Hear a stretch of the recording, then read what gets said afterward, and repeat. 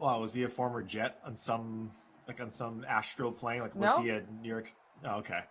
Because I know you Just have a an very infatuation solid of, running back for the Washington football team. right, of Jets. Like, if there was a Jet that was played for your team at any point, even practice squad, then Mike you have Pettin. an I just said infatuation. nice things Yeah, about Mike Pettin when we were taping the exactly. segment about the NFL playoffs. Todd Former Bowles. Jet D Yeah, coordinator. Yeah, yeah. sure. But enough Anthony about Lynn, those I guys. won't say nice things about. Okay. But yeah, I think Chris Thompson is good. At 14, he's averaging 14 per. That dollar per point average, it's like right on the money there, right? At one, the ratio is 1-to-1 there. So you do like that. I think it's going to be hard to go away from Panthers stacks in this one just because the Jags defense is bad. You can go completely, a Panthers and then bring it back with Gardner Minshew. With him just being able to distribute the ball. But like I mentioned earlier, I think this is going to be running back centric. I think Christian McCaffrey is a fine play. It's weird saying that Christian McCaffrey's going to play because he hasn't played at all in regular football. We've only seen him for 2 or 3 games, but he's someone that I think you have to find a way to get in. And then the way you do that, right, is you start going down. You see guys like Robbie Anderson at averaging 7.8. He's a captain at 78, right? He's cheap. It's extremely cheap at $5,200. And I think that's the way you do it, right? Is you go after these higher priced running backs and Thompson and Christian McCaffrey, and you find savings somewhere else. You're not a subscriber to the wide receiver 3 theory. Go roster Curtis Samuel, $8,200 in the flex to captain. He's cheaper than the other guys, 12.3K. But I think Curtis Samuel is more like an actual solid DFS play. Like simulated is hard. I mean, Curtis Samuel as a wide receiver 3. It could happen, right? Like you mentioned, it could happen with Curtis Samuel. I think 15 catches combined in his last 2 seasons. Yeah. Right, exactly. So, you could definitely go there, but I mean, the deep ball with Robbie Anderson, I know he's only getting 7-8. And look, this Jacksonville defense, even though they're at full health in this game, is still bad. They don't get pressure on the quarterback. Very bad defense, yeah. Miles Jack is fine, but gonna mention Miles Jack. They don't get to the quarterback either. Forgotten man, number 1 linebacker in PFF, not FFF. Yep. PFF. I heard it's a pretty good establishment, Kenny. Number 1 rated linebacker, I think the entire season. Miles Jack's the type of guy that if you were on the Raiders or the Bears or the Titans, be the talk of the league. Be like, oh, how great is Miles Jack? This guy's amazing. If he was in the Rams, imagine if Miles Jack goes back to LA. Well, look at Jalen Ramsey. Right. We've spent weeks talking about Jalen Ramsey. Every single week we're talking about Jalen Ramsey in some form. And never talking about Miles Jack. And I get it because it's a cornerback matchup, but still, I mean, it's a good example of a guy getting out of Jacksonville, getting the recognition that he deserves. And speaking of getting out of Jacksonville, Urban Meyer might be getting himself into Jacksonville. We'll get into that on the sim, or maybe right now if you have a lot of thoughts on it. But that's been kind of the big story in the NFL today, other than the Jets. The Jets were the big story yesterday, fumbling away Robert Saleh. He will assuredly not be the coach of the Jets now that he didn't sign a contract yesterday.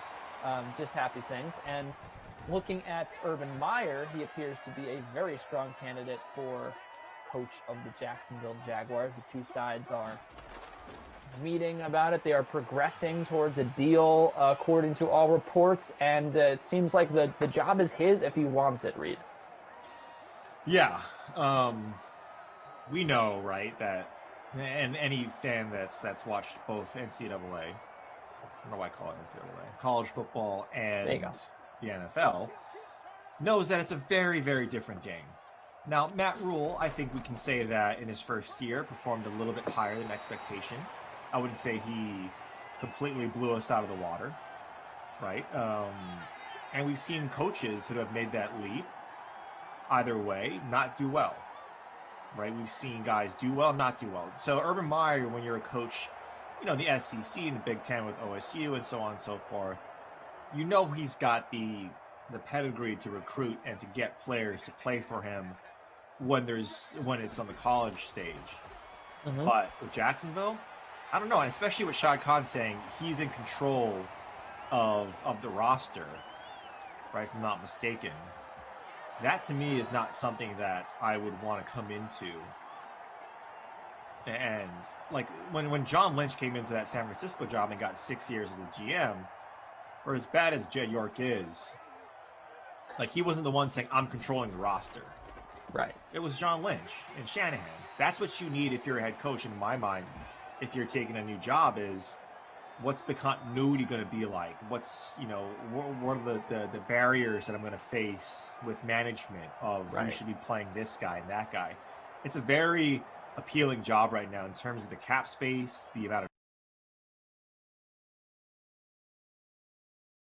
not build a bear, build a team. So I like it, but the other thing about it is that you look at the Jacksonville job and you have, you look at the other coaches that have come from college and gone to the pros. I mean, in college, you make a good point that you have, you're recruiting kids. So essentially you're building the roster out, right? Right. Matt Rule came into the NFL and said, hey, I want command of player personnel.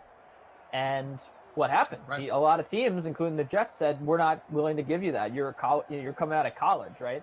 Not a lot of teams had the bravery to say you can control, player personnel, but the Jacksonville Jaguars did, and it obviously remains to be seen how that's going to work out for them. I mean, I think that people thought that they were a decent team this year, had some potential, yet the results just weren't there. They were they were objectively bad, although they maybe if they get a quarterback, as speaking of quarterbacks, nice completion there to I believe Ian Thomas from Teddy Bridgewater, indeed inside the 20.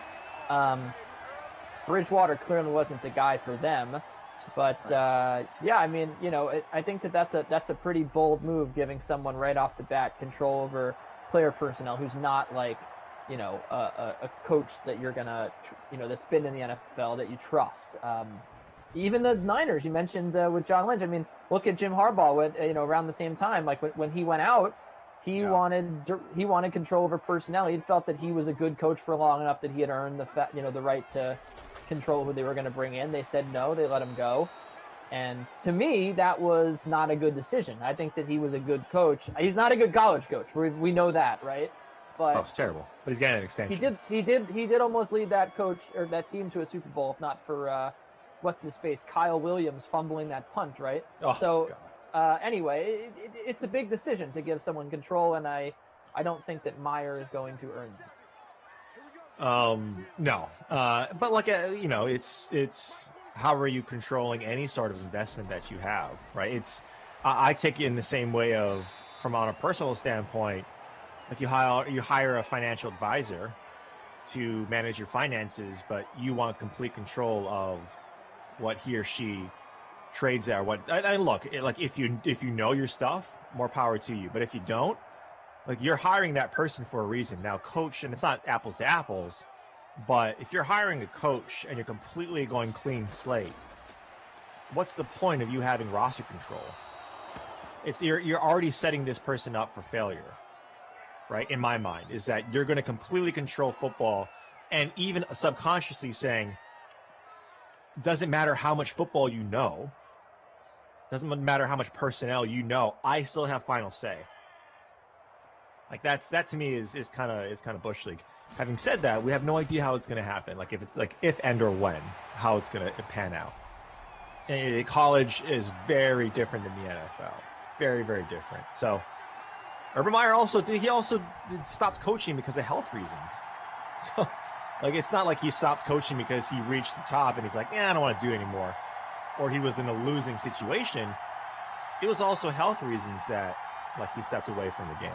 I'm sure he's got that under control, under check. I have no idea. I don't know Urban Meyer personally. Right. Well, that's the other thing is what they've been saying. If he wants the job, I mean, he retired. He retired at 58 or 57, so he'd have to come out of retirement for this. Right. I mean, everyone's got a price. Other news in the NFL: the Chargers, according to Ian Rappaport, are expected to bring in Robert Saleh for a second interview. Oh. Not good. Do they need? Not good for the Jets. Do they need a defensive-minded coach?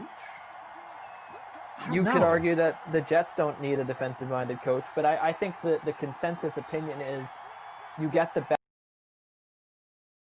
coach that's going. and that's Robert Saleh. I think that he's Yeah. definitely the best candidate out there to me. I will be the first to admit that I did not think so at first.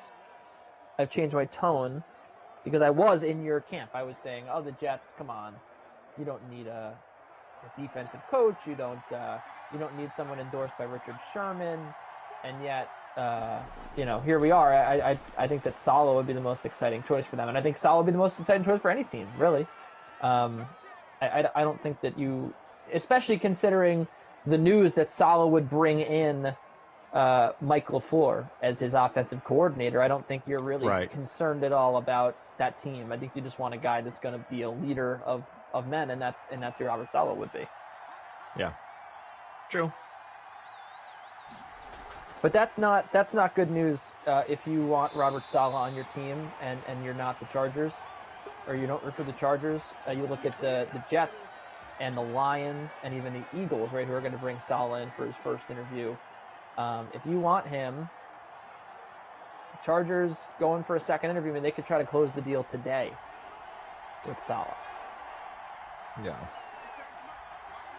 I am curious what happened there, though, because I do think that the Jets were expecting, and this is just completely speculative, but I think the Jets were expecting to have Saleh signed. And another reason, right, while we're talking about the coaching carousel here, the Jets tweeted out at 10:50 this morning they completed their second interview with Arthur Smith. So that means that the interview with Arthur Smith was like a few hours with the Jets. The Jets were interviewing Saleh for 2 days, and had, he went back for a second day of interviews. They had the owner there. So to me, it feels like Saleh might still want another job that the Jets couldn't close. That's my read on this on the situation right now as we're talking about head coaches. So that should give you confidence if you're a Lions fan out there, or a Chargers fan, or an Eagles fan, that I don't think he's going to take the Jets job. I think the Jets missed their chance yesterday. Yeah, I think Jim Caldwell is someone that I wouldn't mind if I were a team that has a coaching vacancy. Whether it's a 3 or 6 year contract or whatever it is, I think Jim Caldwell is someone that deserves more notoriety or respect than he's potentially getting. It's weird, right? Like the NFL just kind of soured on him for some reason. I really don't know why. I mean, he was pretty mediocre. But all the players, but look at I think the last year that he was coaching the Colts, right? It wasn't bad. Yeah, I don't think there's he was some ever bad coaches bad out coach. there that keep on getting jobs. Right. And I don't want to keep. This is not a Jets show, but I mean, Gase was bad in Miami, and then he got a job at the Jets. He's a bad coach. Right. I mean, you could say the same thing about Mike McCarthy's a bad coach. Sure. Oh, I completely agree with that. Jordan Lindenbaum. It's not like they were interviewing Saleh for 2 days straight. No, it was basically. I mean, they flew. He got there. We know because there was a guy hiding in the bushes, taking pictures. If you guys weren't following the Bushman, he was literally in the bushes taking photos of the Jets facility, documenting when Saleh was leaving and arriving. So he was there through the night, really till late at night, and he got there at 6. So already there was a six-hour interview, and then the next day the Jets didn't tweet out that they had completed their interview till 4:00. So all indications were that he was probably there for another 5 to 7 hours. That is a lot of time to be interviewing someone that you just let go, and he's we finished our interview. Yeah. There's some guys in the chat that I want to get to because we've been talking about coach speak, but there is or coach carousel, but there is a game going on right now. Germ on Twitch, shout out Twitch fam, CMC and Didi for Germ's lineup. A+ says CMC 50-point day. Javi. Let's go 2-glove. Teddy Hakeem asks actually a good question. I was thinking about this a little bit on YouTube. Who would make a good coach that is currently playing in the NFL? Alex Smith. Yeah. Yeah. Right? It's a good Probably one. a really humble guy, having literally been told he wasn't play football again. Number 1 draft. He's really done it all. Like he's had everything happen to him. He was the number 1 pick. He was a bust. Then he built up his career. Like he had a good coach in Jim Harbaugh. He basically had a revitalization. He played in the league forever, right? And then he had a lot of success in San Francisco. Went to the NFC Championship game. Played with some big egos. He's seen as a big, great team guy. Mm-hmm. To me, he's like the most immediate guy I would think, yeah, that's going to be a good coach. A lot of people are saying, oh, Larry Fitzgerald, the obvious ones, right? Like Larry Fitz, you could do like any Drew Brees, I don't know. Like to me, Alex Smith is a guy that's like not a big name to the extent that like it's weird. Like I don't know if Larry Fitzgerald wants to really coach, right? He's in his ads right now, right? Like I think he wants to go into like broadcasting. Smith is a guy that I could just feel like he's like a football lifer. I don't know. What about you? Archie agrees, says Larry Fitzgerald will be a good coach. Rich one, Tom Brady, definitely. David says Russ. These are Russell guys Wilson. that just are not going to be a coach, though. Like, that's not... those are obvious answers. I think, and this is what Tate on the ops team also mentioned as well, same as Brad, Ryan Fitzpatrick is someone that... I mean, yeah, you could get everyone knows that he went to Harvard. Sure, I think that's a good one, too. Yeah, I think those backup quarterbacks. I mean, look at Chase Daniels. Like, Chase Daniels has been in the league for like 15 years. Or excuse me, Daniel. Like I always get Josh McDaniels and Chase Daniel. I never know which to put the S on. Right. But I think Chase Daniel is someone that, God, he's played for what, 4 teams over 15 years? Yeah. Like he's got to know some stuff, right? Like it's the other thing is you want to look at a guy that like, he definitely played under good coaches and played in good systems. He played for Andy Reid, so you'd think so. Maybe we're not. Maybe the discussion that maybe I'm losing it. It's like not who will be a coach, but who would be a good coach. Because like Tom Brady obviously is not going to be a coach, but he would be a good coach. Actually, I don't know if he'd be a good coach. He'd just probably spend the whole time yelling at people. That was why I hated Tom Coughlin. I thought Tom Coughlin was a very overrated coach. Yeah, I can see that. Well, because here's the thing. You think Eli Manning's great. The people who think Eli Manning is a Hall of Famer also think that Tom Coughlin's the greatest coach ever. And to me, those things can't possibly both be true.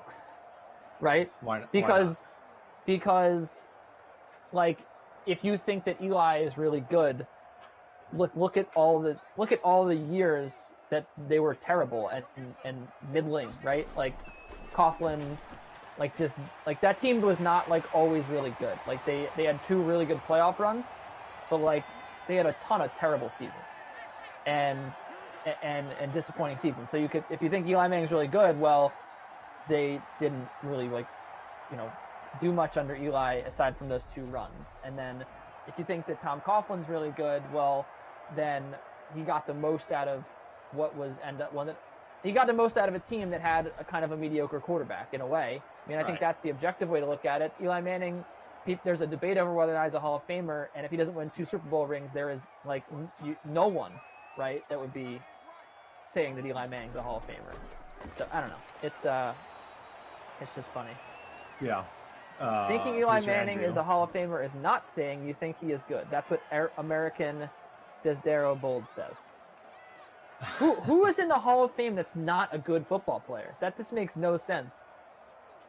Like, have you ever heard anyone say that before? Man, let's not equate being good with being a Hall of Famer. No, I've never heard that. That's. I like that people say things in the chat like so matter-of-factly, like, oh, come on, you know what we're talking about. We're not saying Eli Manning's good. We're just saying he's a Hall of Famer. That's completely different. Eli Manning is good. Like he's rascals, man. He's good. Ike Park Malcolm Jenkins would be a good coach. Producer Andrew says on the 1s and 2s. And Josh McCown seems to come up in these convos. He's been around the league. And then he follows up. This is Il Lindenbaum just said the same thing I did. I retract my statement. And Tate from Ops with the second suggestion. What about Frank Gore? Yeah, a lot of people. He seems like an RB coach, right? Like Frank Gore just seems like someone who knows that position through and through. Yeah, I think. Let's see. I'm trying to think of a good running back here. I think it would be a coach. It's a tough one. I'm distracted here. I'm distracted because of all these Eli Manning comments. The same guy said Eli is not a great QB, but Eli is a Hall of Famer because of his name and 2 Super Bowl wins over Brady.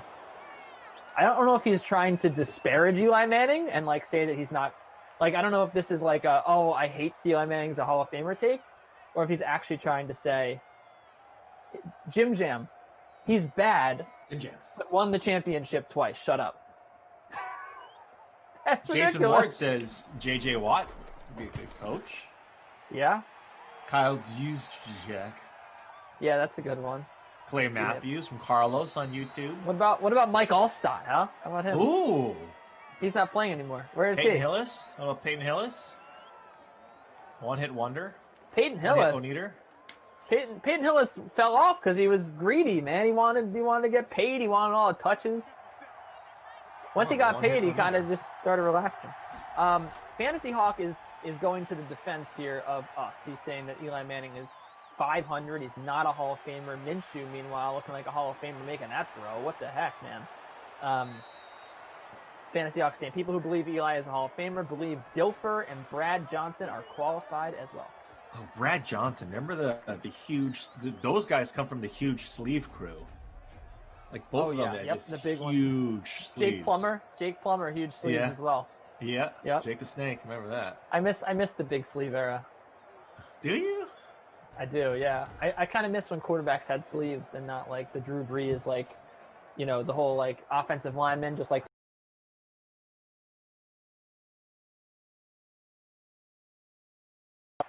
Okay, Boomer. What do these sleeves look good on a quarterback? What are you talking about? I don't want to see that. What do you mean? It looks good. It's the only.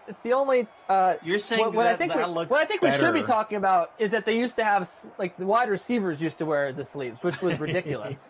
Like you used to have Chris Carter, his jersey sleeve would come down to like his tricep. You know, like that looked ridiculous, right?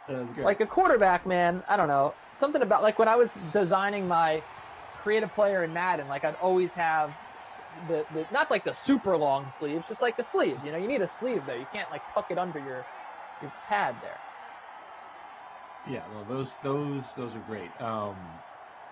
Nina says Nick Foles would be a good coach. Spent a lot of time on the sidelines and then comes in and manages to win. Yeah. Someone in the chat is spamming that Randy Fichtner has been fired, the offensive coordinator for Pittsburgh. I didn't realize that was that big of news that we had to spam it in the chat. But your thoughts on Randy Fichtner being fired? Randy Fichtner was he had a lot to work with. Kurt Warner is an overrated Hall of Fame quarterback. That's what Joker said.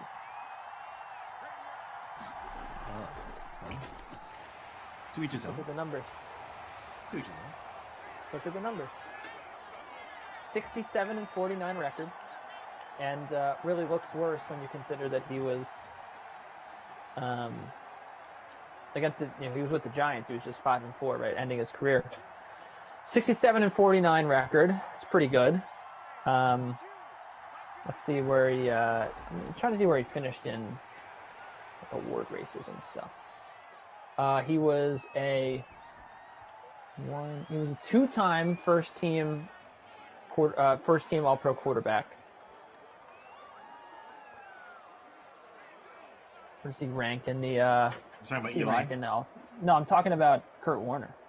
He was the MVP in 1999. He was the Walter Payton Man of the Year, because that counts. Mistaken. Yeah. right? Eli Manning was never a Hall of Famer. Or, excuse me, never the MVP. So there you go. He's already got 2 MVPs on Eli. What are his accolades? Nothing really. He just went to the Pro Bowl 4 times, won 2 Super Bowls. Kurt Warner, meanwhile, like, led the league in touchdowns multiple times. Oh man, I don't know. That's a tough one. Let's look. I'm actually curious to compare Eli and Kurt Warner. As we got a field goal here from Josh Lambo. That was the sound of a Lambo. Eli never led the league in touchdowns. He led the league in interceptions 3 times. An interception rate of 3. I think that Kurt Warner is not an overrated Hall of Famer. 2-time MVP quarterback, won a Super Bowl. Great story. That for 2-time first team All Pro. He's not overrated. That's a little bit of a stretch by Choker there. Fantasy Hawk. Warner's career is way better no matter how you spin it. Kurt Warner is a Hall of Famer. Eli is an absolutely Fantasy Hawk. See, Fantasy Hawk has strong takes just like me. And I like when we agree. He's a sensible guy. Jordan Lindenbaum. He beat the Pats twice. Those are his accolades. 2-time Super Bowl winning quarterback. Worth a mention, but not quite deserving of a Hall of Fame spot.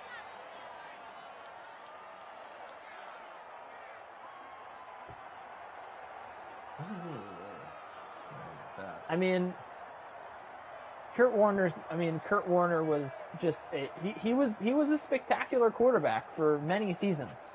He had some great years. He also, of course, went back to the Super Bowl with Larry Fitz. Led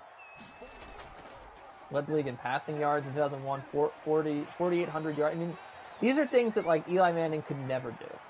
And it's just funny, like if you're gonna set Kurt Warner as the standard of like the worst quarterback in the Pro Football Hall of Fame, which is false, like nowhere near Eli. We got some New England love here from Germ. Devin McCourty would be a good coach.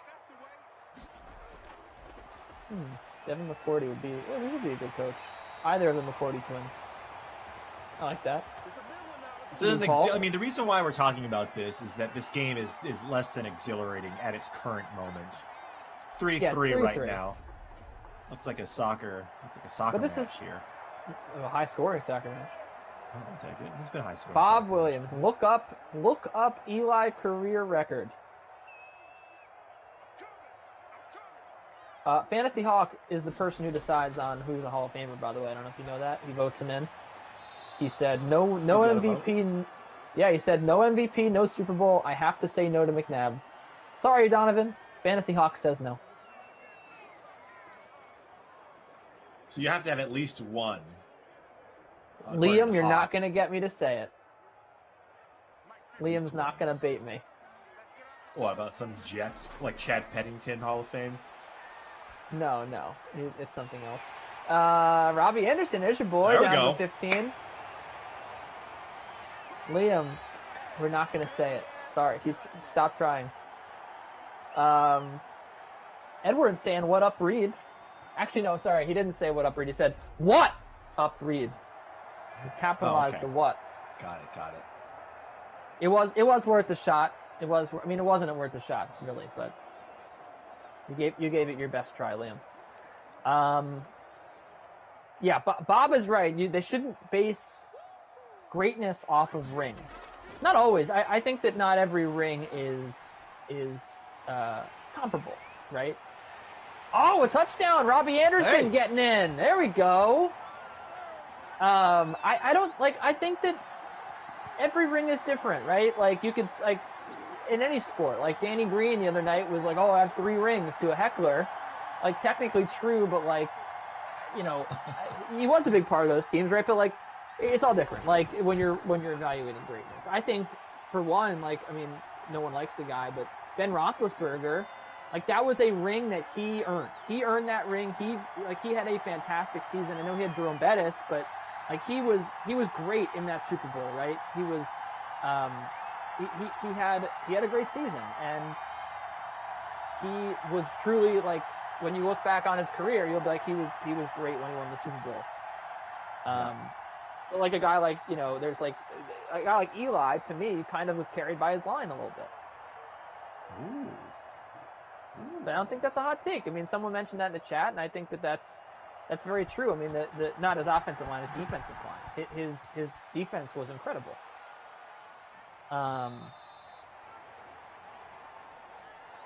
Actually, I should also correct myself, because I was trying to, as soon as I said he was great in that Super Bowl. I remembered that Roethlisberger was not good in the Super Bowl when they won. He had 123 yards. But that whole postseason, he was great. He had big run here. Left side, touchdown, Jacksonville Jaguars. Out of nowhere, we get 2 in a row. It's DJ Chark getting in. Jeez. What is going on? We had 3-3. We're snoozing through this one. Now it's going to be 10-10 half. Who had Chark? Oh, no, Jerem, you said Dede. I thought you had Chark in that. Oh. 6.3% captains in the showdown. 36% owned. Crazy. What a crazy world. So maybe we can get off that all rings are equal thing. All rings are not equal thing. Sean Dale, almost every team that wins the Super Bowl has a defense. So are you of the ilk, Kenny, that you should have starters should get a separate ring than? Oh no. Oh, so a ring is a ring, right? No, when you're measuring greatness, right? That's what he was saying. Like, if we're trying to say like who's a Hall of Famer, like it's not who has the most rings. Okay, good. Marcus, I just walked away. What happens? Jordan Lindenbaum. I didn't even see the beginning of that play. You just are joining us now. In the last 30 seconds, we had Robbie Anderson get into the end zone with the receiving touchdown, and then DJ Chark, a long touchdown down the sideline.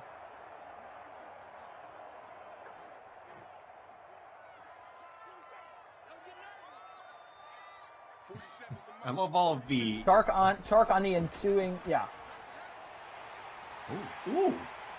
There he is, our guy. Play right there. And a timeout. It was Chark, if you didn't see it, on the first play of the drive, and the Jaguars were working from the 25-yard line, and it was just a little out route to the sideline, and Chark just broke free.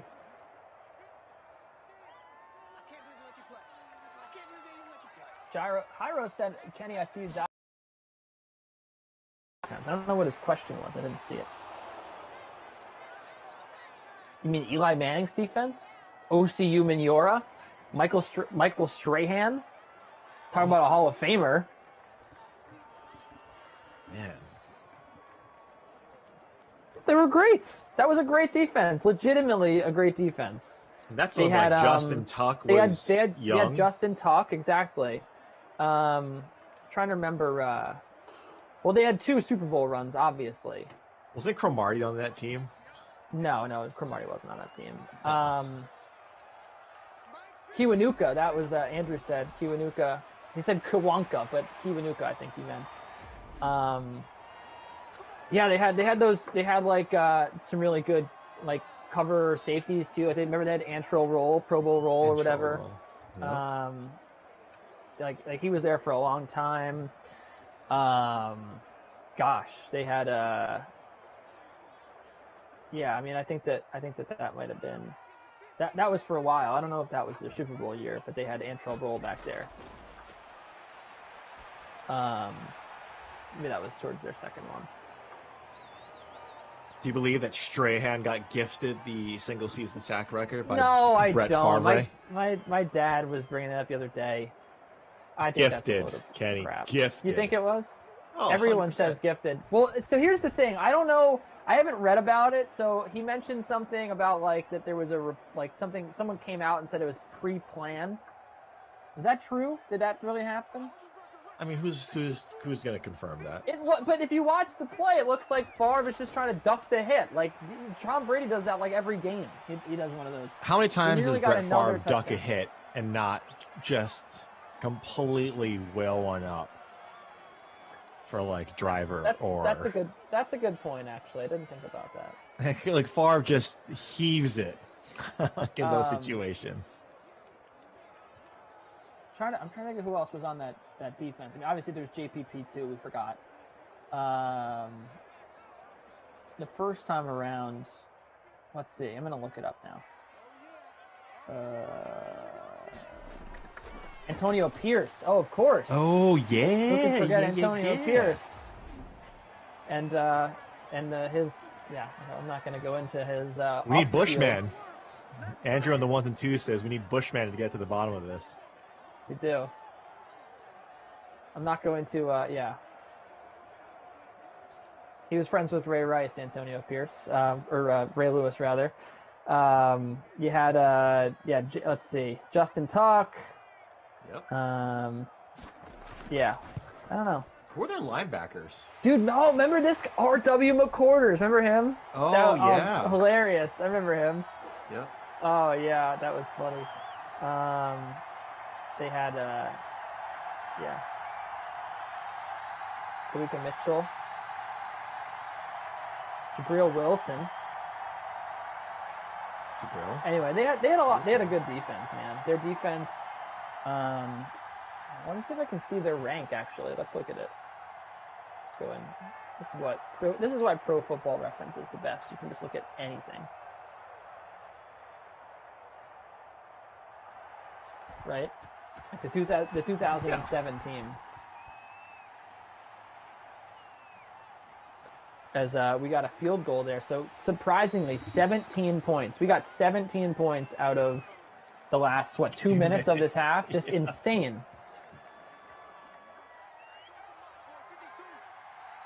I mean, here's a question for next year's season-long fantasy. Where do you draft McCaffrey? And where do you draft James Robinson? So what you want to avoid with McCaffrey is, first of all, you want to avoid like a Ezekiel Elliott situation where you're just like I drafted Elliott, I bought right into it this year, and I think I got unlucky because Dak got hurt, but I was like, oh, well, great value on a guy that like probably would go number one if he was just completely healthy, right, coming off a decent year. Yeah. But I'm telling you, man, I have legitimate concerns about this Panthers team. I do not think the Panthers are good. Right? Like, I think that's not a hot take. Like, okay, let's see. This couldn't possibly be a touchdown, right? No. Okay, the Panthers are not a good team. They were 5-11, and like, even by the most generous estimations, Reid, like, you have to admit that it's going to be difficult to see the Panthers like winning 9 games, right? Like, I think realistically they win like 7. And you want a running back on a 7-win team? I don't care if he catches so many passes and he's so good. Like, that's the reality. It's like It's like people drafting, it's like back in the day, people drafting Le'Veon Bell on the Jets. Like, you're just basically getting a good running back on a bad team. Like, there's no real assurance there. I mean, what do you do with McCaffrey next year? I think you still gotta. I think you got to take him. And not every running back is treated the same. Right? But he's like if I'm like top 3, if I'm top 3, I'm considering it heavily. Like, look, here's an example of how running backs, and Robbie Anderson 6 for 100, so he's got the bonus right now. 1 touchdown. Curtis Samuel 3 for 38. And 36% owned in the free showdown. Chark is 3 for 102, average catch 34 yards and a touchdown. So that's amazing. But look at Austin Eckler. Yeah. Eckler is a guy that you'd want on a 7-win team because of the usage that he gets on the passing game. You're playing a PPR. Right. That's also a good offense. So valuable. No one doubts that that's a good offense. The Panthers' offense is not good. Well, I mean, they need a new quarterback. They got some pieces, yeah. But at the same time, I think Robbie Anderson, DJ Moore, Curtis Samuel. I think there are. Ian Thomas was weird, right? I should have thought like the tight end really should have been more involved in that offense. But you also have Christian McCaffrey. I mean, we know that defenses can tee up on these receivers. Because Mike Davis was nice, and you saw how well he did in that offense. But he's not Christian McCaffrey. If you have a field stretcher like Robbie, you got a possession guy like a DJ who can also stretch the field. You have that gadget guy in Curtis Samuel. You see how things shake out. And you bring in Christian McCaffrey, and you got Teddy for another year, like a year under his belt. I don't. And look at that division. That's the other thing too. That division is just like those defenses. Sure, Tampa Bay and the Saints are strong, but you got Atlanta twice. That's beautiful from a pass catching standpoint. If you're a running back, that's beautiful. It's definitely a good defense to go up against. I'm not going to argue you there, but still at the end of the day, this is. It's not a great offense. It's not a very good offense, and I think that the problem is they have a quarterback that turns the football over too much. In Teddy Bridgewater, he's not a good quarterback. I think that we all were hopeful because he was really special at Louisville, and he showed some signs in Minnesota, and then he got hurt. We were all rooting for him, and of course he went to the Saints, and he had a couple appearances there. But I think that now we know after watching him this year that he is not the solution at quarterback. And to me, if I'm gonna, you're obviously gonna pick McCaffrey, Rick, because he's super talented. He's gonna get all the usage in the world, but he's not gonna be my number one pick because of that. Someone saying Mo said Teddy B wasn't bad, or let me make sure I quote him correctly. No, it wasn't bad. It was good. Wasn't that bad either, right? You saw some big games from Robbie in the beginning half of the season. You saw some big games towards the end of the season with DJ Moore, and I think that's where it really affects, right? Is there's no target funnel outside of Christian McCaffrey that you can really pinpoint on this Carolina team. It was Robbie Anderson as a wide receiver 1 for the first half of the year, and then DJ Moore came back towards the end of the season. It's true. And Curtis Samuel was mixed in. That's the one part that always kind of, screwed me up when I was playing DFS or season long is which one is it going to be this week? Is it going to be DJ or is it going to be Robbie? And every time I chose one, it was the other. So yeah, the good old. Remember we had a conversation about Lockett and Metcalf.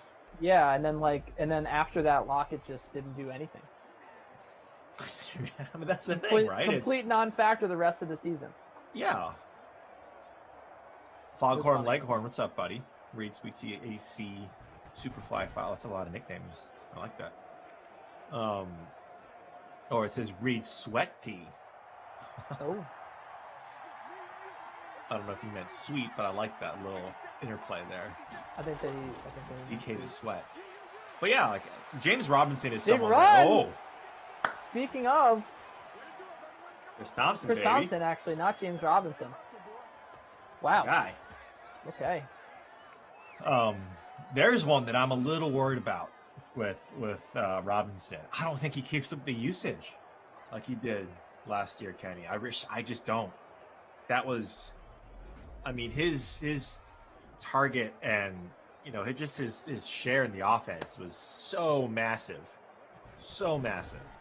Yeah. I don't know if he can keep that up this coming up year. It's but yeah, I don't know. Looking at big run again.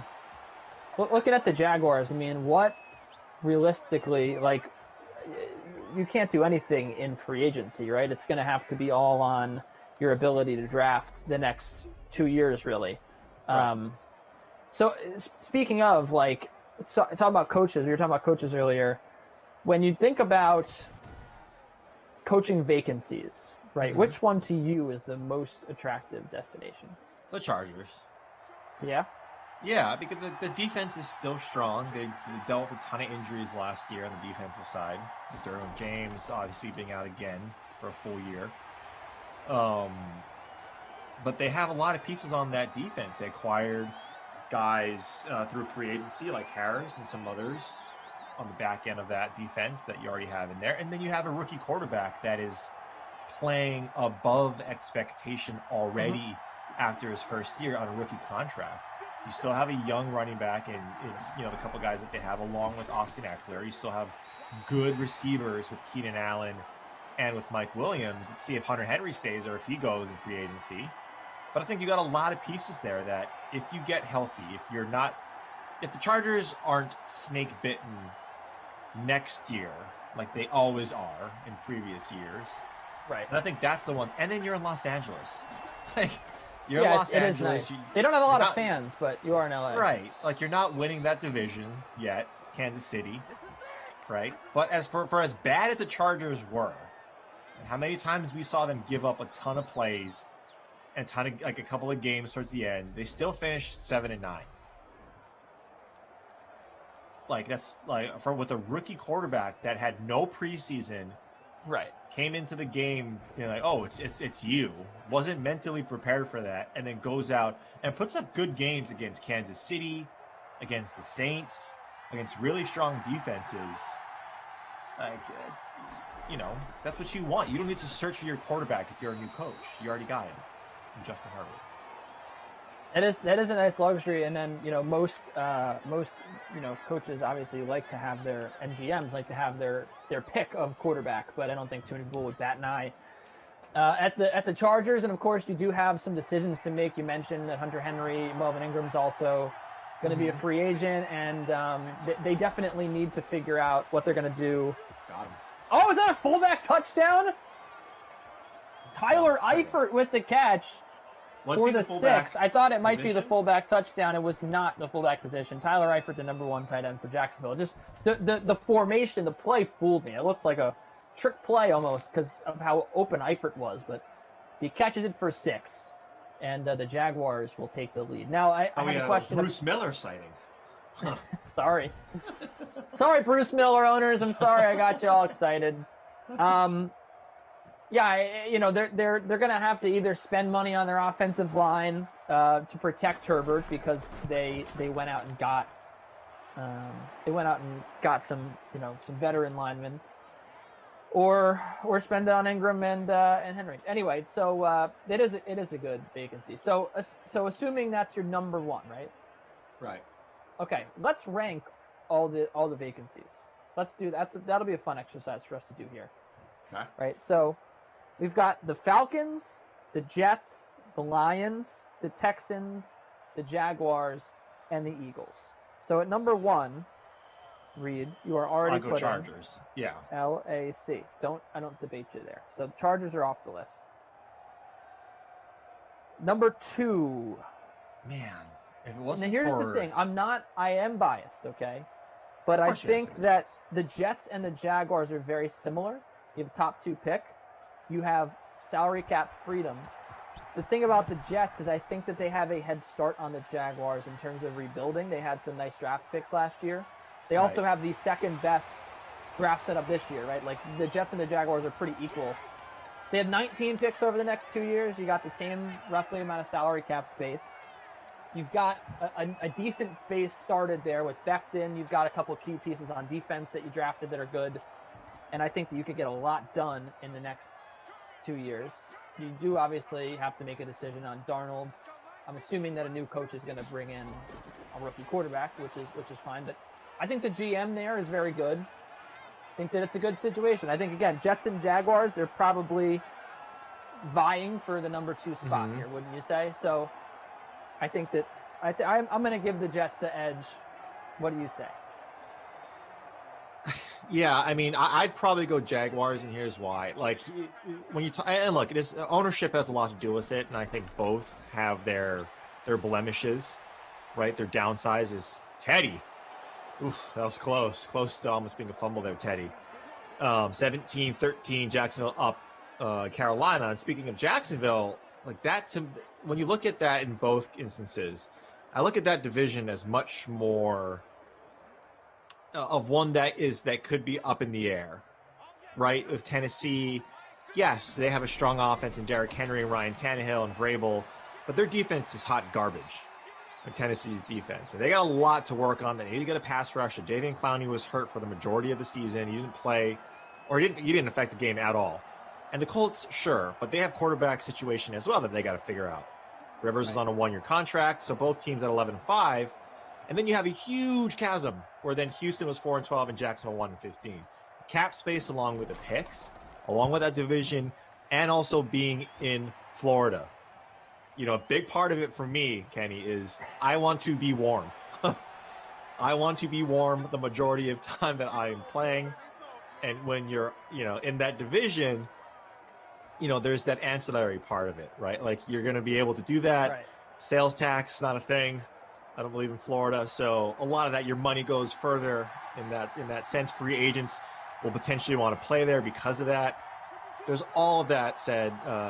If all things remain equal in terms of salary cap and draft picks, I'm going to go Jacksonville over the Jets.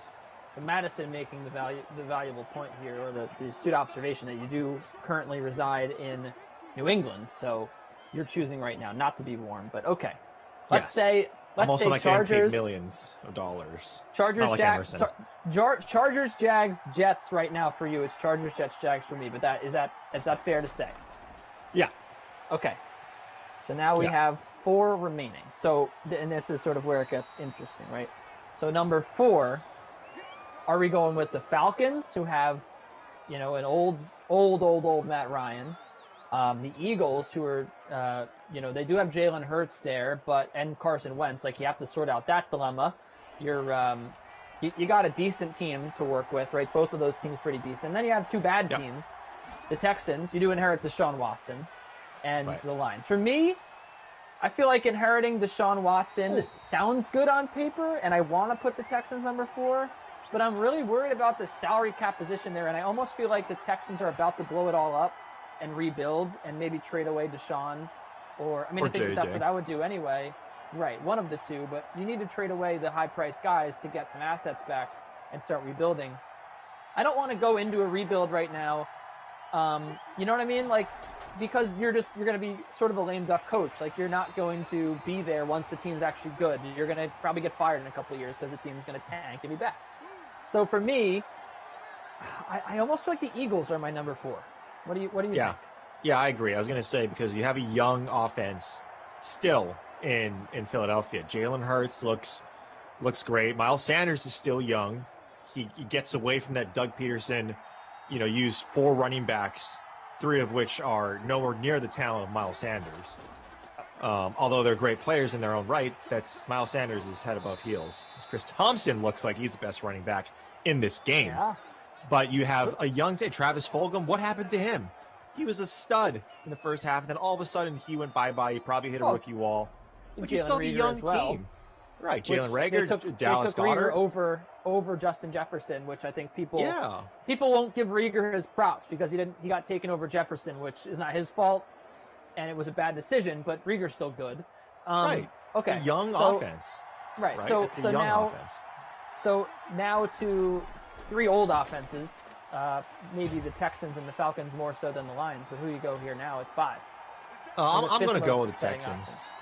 Yeah, I mean, Deshaun Watson, if he's still there, he's still got a couple of years left, right? If I can make Deshaun Watson into an elite quarterback over the next 3 years as a coach, right? Like, you know, or as an OC, or be having a hand in that offense, and he performs well, maybe that gets me to my next job to say, well, look, your hands are tied behind your back a little bit in terms of your salary cap issues, trying to rebuild, so on and so forth.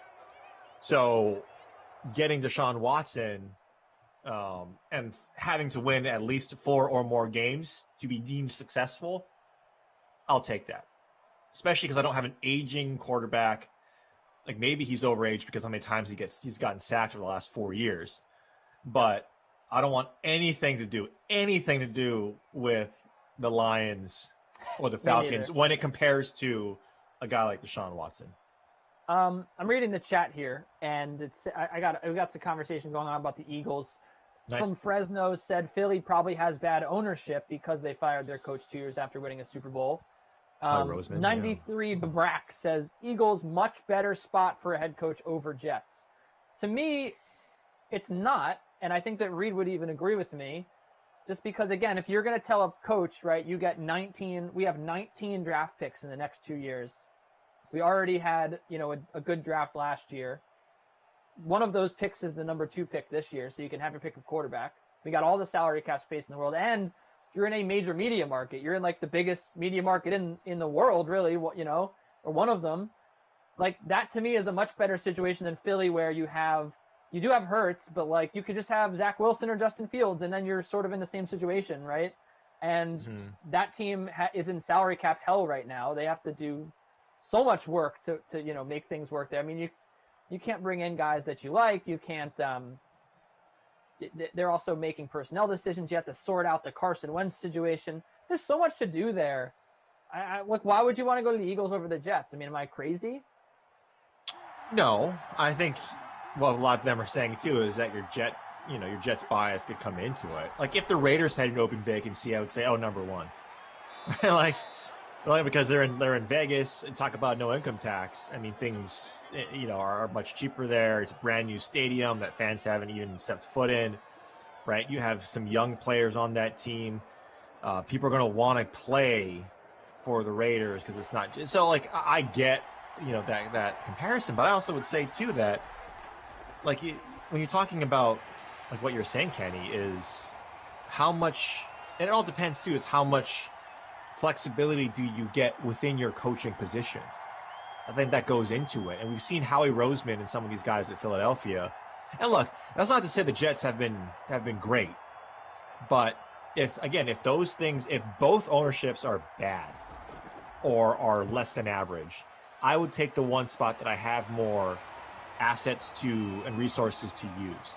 Let's also remember too, a lot of the Jets players opted out on defense. CJ Mosley wasn't there the entire season. That's a huge part of that offense, the defense. He's very good. That was missing, like in terms of salary and everything, right? In terms of captain, in terms of run stopping, and the run defense was fine, but that's a huge part of it. He's always hurt, but still, like he's a prominent figure in that position overall, and him not being there, along with Jamal Adams and some of these guys on offense who were hurt the entire season, I think played a part in it. Give me those 19 picks though, baby. That's just too enticing. And that's salary cap man. space. And like Jordan Lindenbaum, you know, who is a Jets fan too, but he's making the point that like I think that people would say no to the Jets because they almost went, you know, they almost had a winless season. They were the laughing stock of the league this year. But that wasn't because of their GM. That wasn't because of their ownership. I mean, I do think that their ownership is not as strong as some of the other places. But like if you take away like the emotions behind it, like everyone laughs at the Jets, they have an amazing amount of picks. Okay, and first of all, the Jets have never been this bad. It's not like the Cleveland Browns. Okay, it's not like this is a team that's perennially 1-15. They're a team that just went to back-to-back AFC Championship games like a decade ago, and it can easily be done, right? And that was a widely recognized good team. It was a fun team. People liked the Jets back then. As Teddy Bridgewater's going just running everywhere. Where's CMC? It's this fooligan. Come on. Right, but yeah, I mean it also, like, in the Darnold thing I threw away because I'm done sticking up for him because whatever, but there also is the chance, right? Like you could go in if you're a Robert Saleh bringing in a Mike McFleur. You go into that situation. You say, look, a lot of people do still think that he has talent, right? You could say, look, we can get this guy to be really good. He's got good arm talent. We just put a good line together, and we have 1 million draft picks. You could trade away 2. You could get another first this year. You could get a first next year, another first next year. You get another first this year. You could have 6 first-round picks in the next 2 years if you're the new coach of the Jets, if you decide you want to keep Darnold, or even just take, like, Trask later in the first round. Right. And in that situation, like, who wouldn't want that? Who wouldn't want, like, $1 gazillion to spend and literally 6 first-round picks? It's just ridiculously hard to turn down, and I don't care about the income tax situation. But I agree with you. Like, I'd much rather have the Chargers job just because it's as good a market, it's warmer, and you also have a lot of you have a quarterback already and a lot of work done for you already. Right. The Jets and the Browns are very comparable. They have been near the bottom of the standings the last almost 3 decades, sprinkling in 2 or 3 winning seasons, Jimmy B says. Well, he's just inviting me now to challenge him on this. So let's take a look here as Reid says something to fill the time. But I'm going to look I'm going to look at this because it absolutely is unequivocally not true that the Jets and the Browns are comparable. It's about recency bias as always, and like people are just romanticizing the Browns because they're good this year, and being like, oh, it's never been that bad, right? Like it's people just think that the Jets are this like perennially bad team because they were like bad this year, and they had a bad coach the last 2 years. But the Jets, like, were a win away from the postseason just in 2015. They like, again, they went to those back-to-back AFC Championship games. Let's see about the winning seasons. So they were, I can't believe they were 7-9 under Adam Gase last year. Like, that's just insane. But yeah, just going to the chat here while you look up some stats here. Jimmy B and Fooligan need CMC, so right now would be an opportunity. And hit 6. Matt Russo needs DJ Moore. Says, please, DJ Moore is all I need at this point. So that is Matt Russo. I want to know where you're at in the standings. Let us know. The Browns have had nine winning seasons since 1980. That's not great. No, it's not. Out of 30 years. No, 40 years. Excuse me. Yeah. Nothing like it's 2010, Kenny. Oh, there goes your Christian McCaffrey for points. Teddy B. Teddy B, doing his best Christian McCaffrey impression of that commercial. What is it? The Next Gen commercial, whatever it is, the Amazon, where he's all the metrics of Christian McCaffrey jumping over. The Jets have had 14 in that span. Like, the Jets have not been a like perennially great franchise, but like since 1980, if that's going to be the barometer. At least since 2000, right? The Jets, or like 1990, the Jets have had a bunch of winning seasons. And here's a theory of mine, Kenny, that I just thought of. So there's no factual basis or anything behind it at all. I'm just going to say it, and I want your reaction and the chats as well. Okay. Is it better for the New York market that the Jets are bad? No, and I don't think so. I think that I've talked to a lot of reporters about covering good teams, covering bad teams. I don't know if it necessarily translates to what's good or what's bad for the market, but like, you don't want an 8-8 team, right? Like, an 8-8 team in a market like New York is the worst. But I think that that's the thing, right? I think that what's good is the intrigue of like, the team is going to be good sometimes, can be bad sometimes. That is what kind of sells. That's what people like to see. So it's definitely like not a bad thing to have an 8-8 team. I mean, if it was 8-8 every year, I would say yeah, but like, you want a team that's good and bad. That's why I think the Jets are good for the market, because I think that like they are good enough and they are bad enough. And again, I know that I'm super like optimistic and hopeful for a team that's just been ripping my heart out for years, but this time, like, they could build a good team that could last for like 10 years, I think, with all of these picks, Right. Cairo saying, Reid, stop asking Kenny about the Jets. We all know you don't care. I actually do care about the Jets, and the reason why I do care about the Jets, not so much the team, it's the thought process behind it. Because as a Raiders fan, it's been perpetually like, it's like my self-loathing as a Raiders fan is at an all-time high. It's just because, like, in every situation where good things could potentially happen, they don't. Right? Like, yeah. It's like misery loves company. So as a Raiders fan, sure.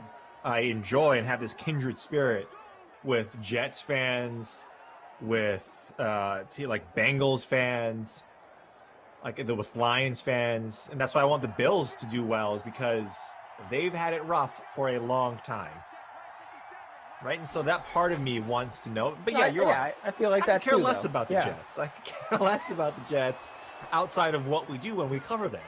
It's not like I'm gonna go out of my way to see what the Jets beat like Bushman, like Kenny here. But I will go out of my way to see, how's training camp going in Alameda, California. How's it going? What's Gruden talking about this week? What crazy talk is he spewing right now? I'm more interested in that Less now because we, with what we do, you got to cover every single team. You can't just stick with one, and your biases have to go out of the way. But yeah, I'm always interested to see what the silver and black is doing. Yeah, me too. I mean, Gruden is crazy.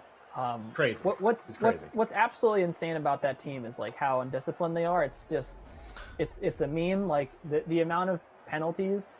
I'll tell you the amount of times like, having a prediction riding on the Raiders has been incredibly painful because like that defense is so bad. Like the minute the offense does something good, the defense just erases it. Like look at perfect example was obviously that Dolphins game, right? When like the everything was set up for like Derek Carr, like great drive, right? Like they did it. They were gonna win that game, and then like the defense in 2 plays blows it. Like blown coverage, or like who's the guy Arnett, the cornerback Arnett? Oh, don't get me started. He has a pass interference on every single play. Like I could never imagine rooting for that team. It's just so painful. So it is like fascinating to like see what's happening with them because no, it's not a touchdown of what you're talking about. Like there's sometimes it's like a plane crash or like a bus crash. Just like you can't look away, and yeah, I feel like that's sort of the situation with the Raiders. But I agree. I mean, aside from us, like no one really cares about every team in the league, and so that's why like people don't necessarily go into in-depth analysis about the like people don't think anything more about the Jaguars than they're just a team that stinks, So right. But that's the same thing with the Jets. Like Jets they suck. Like Jaguars they suck. Lions they suck. No one's like peeling back the layers and seeing like if there's any redeeming qualities about these teams. So I sympathize with the chat not wanting to hear about bad teams, but at the same time, what do we want? Like, what do you want to hear about? Like, how good the Chiefs are? Like, everyone knows they're great. The thing I want to know more about, Kenny, is that this is a tie ball game late in the fourth. Yeah, 2020 it sure is. Yeah, like it's interesting. Like this is why we have not to get too meta here. This is why we all have jobs. Talk about these teams, talk about these players. 2020. Do you think Carolina's got it in them to win this game? Carolina have what in them? A win? A win? Joey Sly coming in for the win, 3-pointer. I think Joey Sly hits it through, knocks it down. I rostered Joey Sly a couple of weeks when my kicker was on bye last year. Why can't we say like things? Why can't we like have like basketball, calls for a kicker? Like we should be able to be like, and Sly knocks it down. You can do whatever you want, buddy. No one's telling you can't. You can't say like behind the arc, right? You can't say from 3 because every position on the field is from 3 for them, unless it's a PAT. But I think Sly's got it. Sly for 3. I mean that would be accurate. Oh, Bridgewater taken down. Andrew Connolly saying we should producer saying we should say bang. Oh, like bang. What's his name? Mike Green. Mike Green, yeah. Fordham grad, friend of mine, good guy. Oh, friend of yours? Friend of the pod? If I had a pod, it would be on. This is a pod. I've been trying to start a pod for like years now. What's stopping you? Like you mentioned it. We talked before we came on that we might need to have a little session for you to vent here. That's true. How come you haven't started a pod? What's up, man? I've wanted to start with a bang, literally with a good guest. So maybe I should just. I want to start with the perfect guest and get the ball rolling. So maybe, I don't know. Maybe I'll ask Mike Green. I was gonna ask. I had set up for like my Jesus and Miro are friends of mine too to be on my podcast, but then I think they got too famous. It's like hard to get them. Who is this? Jesus and Miro, of course. Oh yeah. New York legends. Yeah. I interviewed them. So I know them through Nick's Twitter. Since like Jesus had like 40,000 followers, now he's got like 1 million. But we used to talk about the Knicks, and like I went into their back when they were doing an MTV show.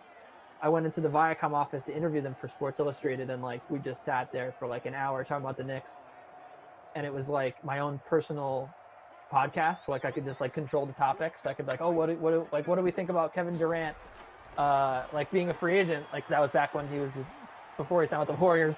Ooh. Big catch! Oh, the Panthers might do this thing. Roberts, Anderson. There we go, baby. Yeah, Robbie, former Jet, baby. That was a tough one to see. Joe Douglas letting Robbie walk. Although I will say, like, happy for Robbie. Like he deserves a team that he can shine on. The other thing is like,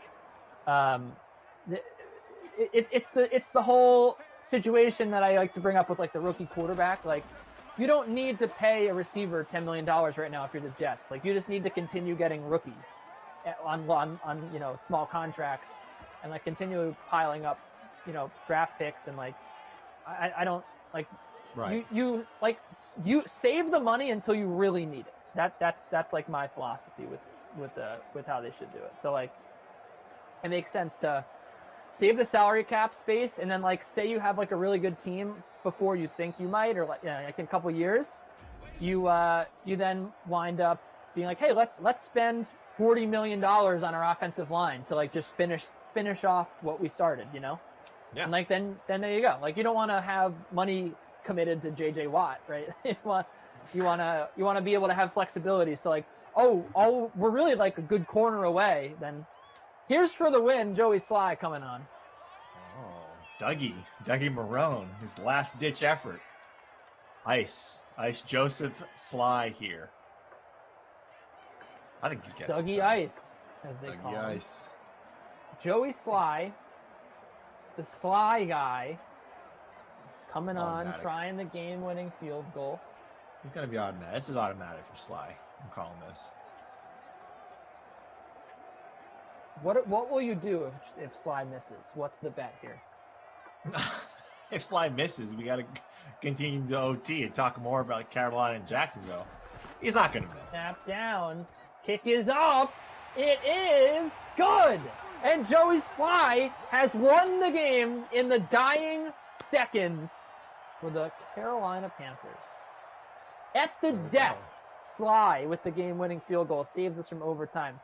Speaking of Sly, there is a kicker in the leading lineup in the free showdown. Madison, our producer, of course, telling us Joey Sly over 22% owned. But I'm looking right at Josh Lambo. 2 extra points, 2 field goals. He had a 50-plus yarder, which never happens in Madden.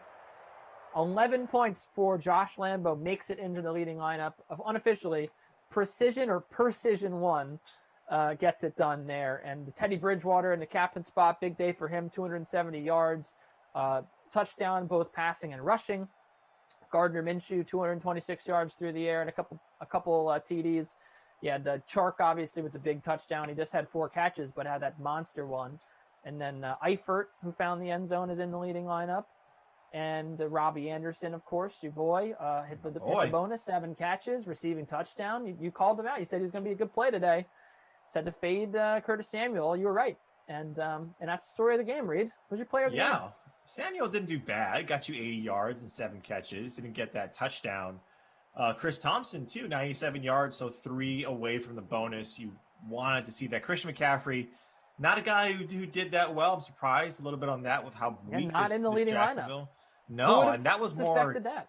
Yeah, that was more Teddy Bridgewater, right? He took control of that rushing game a little bit more, especially in the red area. But yeah, I mean, my crusty cough's got to go to Robbie Anderson. Called him pregame. He hit that bonus and a touchdown. I'll stick with him.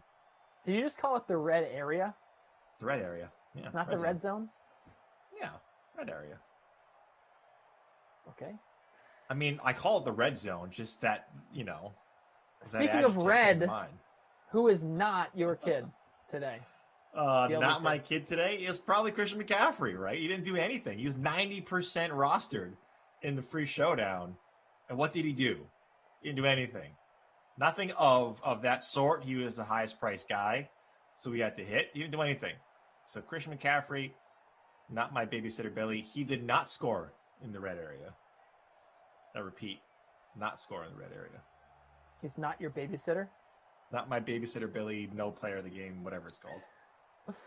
All right, well, we've been spending a lot of time today together, Reid. We had we taped an NFL hit, which of course will air here on the Dream Stream.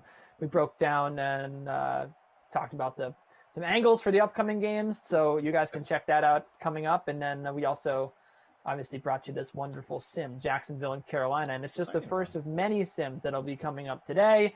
We've got Emerson and Reid on the call at 2 p.m. You'll be sticking around for Chargers Cardinals. I'm sure you can talk much more about that attractive coaching vacancy in LA. You can talk about why Jacksonville is number 2 to LA's number 1 with Emerson and Latzia. And then Seahawks Raiders at 4 p.m. Koff and Zach. You got at 6 p.m. Rams Texans, Koff and Christian DeAndrea bringing his headband back. And then at Madden After Dark, you got Glash and Tommy Freeze Pops. Mr. Madden After Dark, Tommy Freeze Pops, I feel like. 8 p.m. Falcons Browns, 10 p.m. Patriots Vikings. There you go. There you go.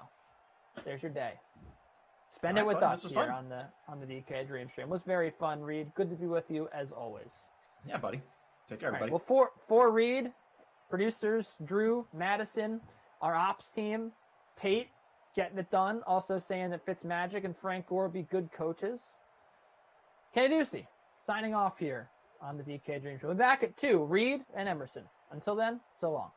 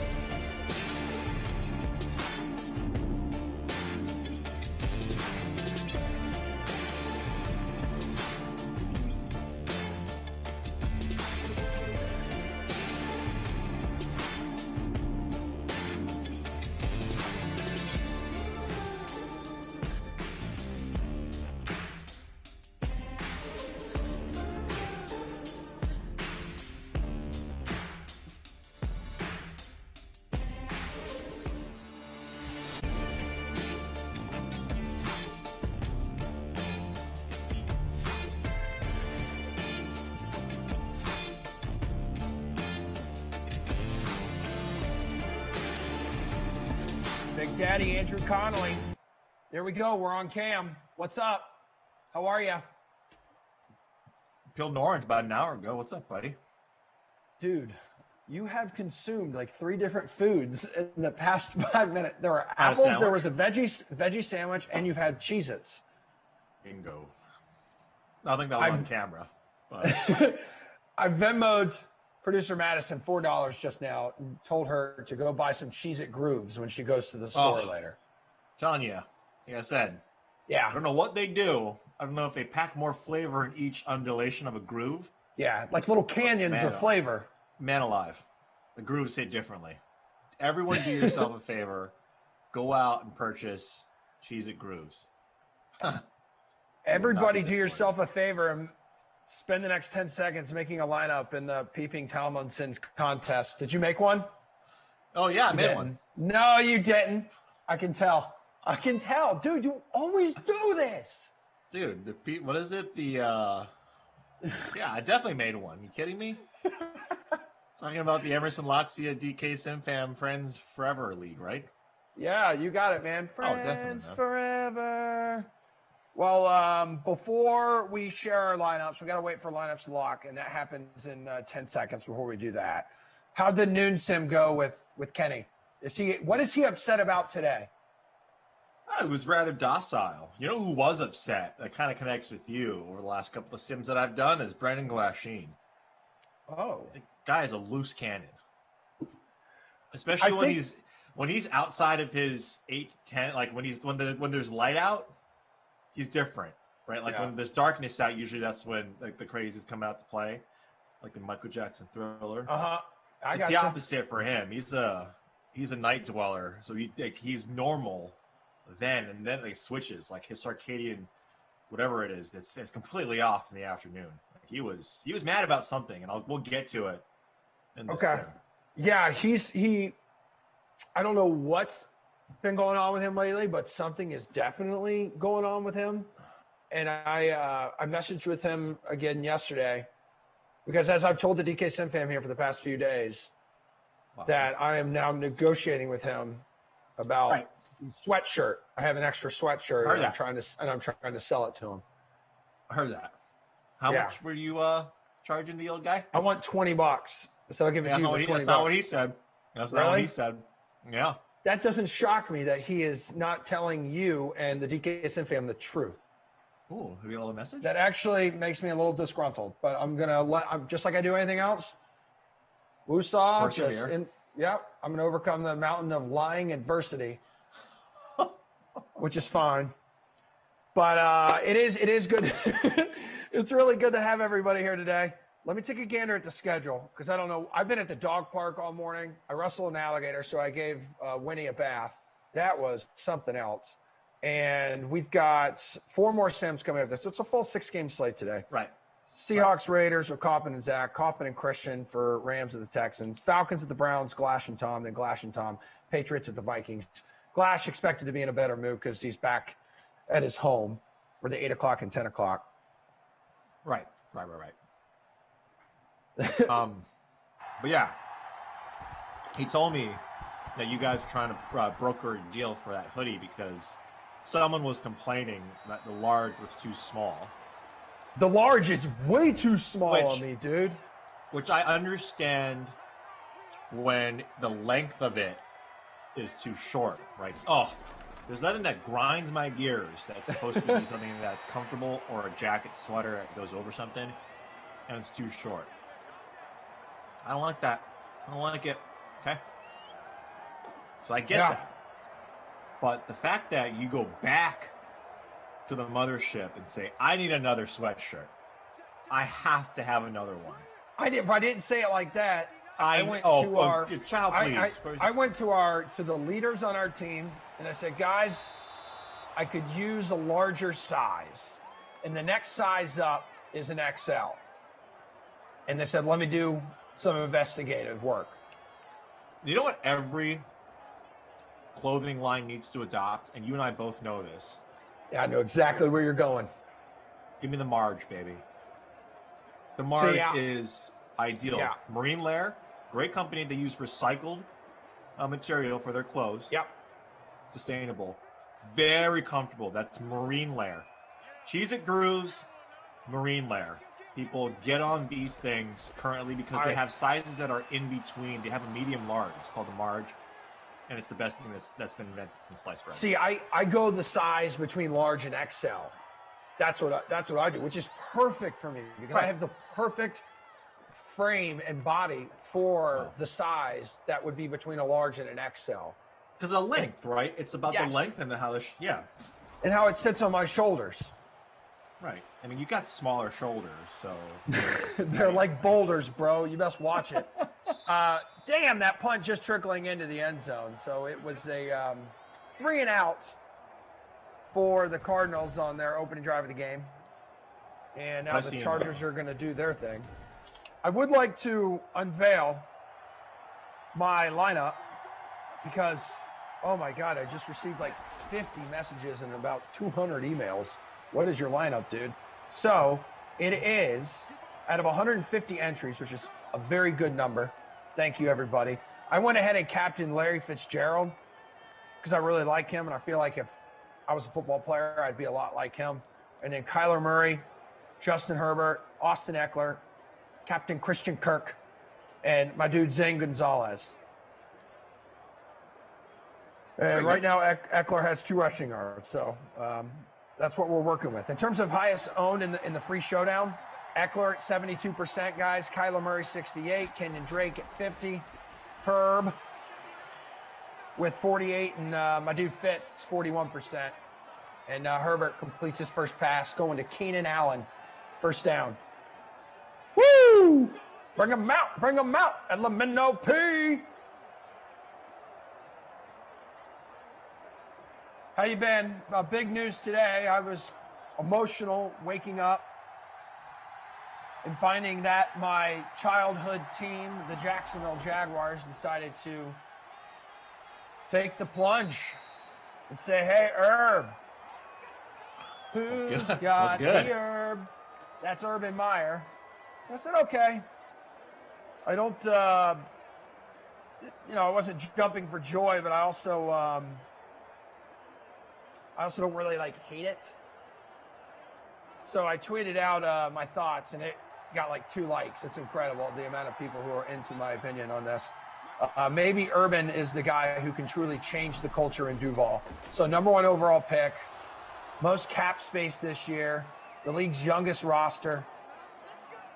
But Urban, you can't out-recruit the competition in the NFL. And if the Jags fail, it's solely on him. And I already have seen pictures. He has touchdown in his PJ and his private jet. They're at Cecil Field in Jacksonville. But a boom or bust hire. And after failing forever, I get it. Jacksonville is desperate. Jacksonville wants to find someone, just like Herbert finding Mike Williams for the biggest gain of the day. 57 yards now passing for Justin Herbert. Jacksonville is desperate to find someone who could lead them from the bottom to the mountaintop. I'll be interested to see how he handles going 6-10 or 8-8 in his first 2 years. A lot of baggage, everyone knows that. Plus the on again, off again, health issues. But the good news is, Urban, you can lose 6, 7, 8 games in the NFL and you can still make the playoffs. So let's see what happens. I don't have a crystal ball. I do act like I do from time to time as Herbert scrambling, gets knocked down hard at the 5. His first carry for 12 yards, 1st and goal coming up for a team who reportedly also was interested in Urban Meyer's services. These are the top 2 jobs on the market, the ones that I would want, ReidTFowler. I know I'm talking a lot, but it's also because I'm giving you an opportunity to finish your lunch. Sure. I appreciate that. I got 3 apple slices, so, and they're a substantial size. So it takes me a while, but I would agree. I put the hello, Eckler. Hello. Absolute pleasure to have you here. Oh, hello. Dude, I just love hearing you crunch your apples. It's making me hungry. Ooh, apples are great. I love apples. Put a little PB on that. Oh man, don't get me started. But this team, this organization is probably my favorite, the LA Chargers. You're in California. I get it. Very expensive. And so if you're thinking about income tax, producer Matt knows. Jacksonville is the same as LA. Get out of here. And you're paying less on taxes, man. And you got Publix. We've been through this before. You got Publix. You got all the good stuff. You got the Florida man. There won't be a day that goes by that you don't have an interesting headline in your local paper. Dudes marrying alligators. All sorts of fun stuff. Yeah, I'll probably side a little bit with Los Angeles, but the defense is still there, right? You still got solid players on defense. They were riddled with injuries the last couple of years. I'm surprised that my chewing is this loud. I apologize, everybody. No. But here's the deal. People can't really hear at home because they got the crowd noise. Right, I can hear you clearly. So I want you to be you and be comfortable with your chewing. Yeah, man. That's it, man. There's nothing you can do when you eat a fruit that is that crunchy. Yeah. Standalone, baby. Standalone fruit. Talk about standalone fruits that can go the distance. Even the apple. Rich in nutrient and hydration with water. Okay, go back to Urban. Finish your Urban thought. Please, because I like this. And so Los Angeles, when you have that defense and you have a quarterback on a rookie contract who plays as good as Kyler. As Justin Herbert, I like that a lot more than Jacksonville. They got pieces. If you want to win and be successful and maybe get that second contract as coach, it's probably the Jacksonville Jaguars. Yeah, good point, producer Mads. Real good point. I'm sorry, the Jaguars. I just wanted Reid to finish the point because he's smart, and I like to hear it. And I wanted to hear why he prefers LA over Jacksonville, and all of them are great points. So I try to go back. 19. But you have like 20 draft picks in the next 2 years. Yes, it's unbelievable. Well, that's why I said him coming in.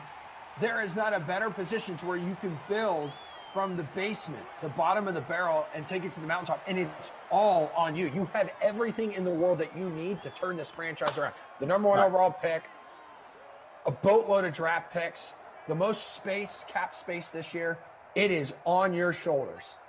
Now I'll be interested to see who he puts around him on the coaching staff. Like if I'm a guy, as I do here, as the highest paid employee at DraftKings, and what I do and with our team here behind the scenes on the Dream Stream, I surround myself with people who are smarter than me. So if I'm Urban Meyer, I surround myself with coaches who have a boatload of NFL experience. If I can get some guys on there who have head coaching experience as well, sure, bring it on. That's what you need.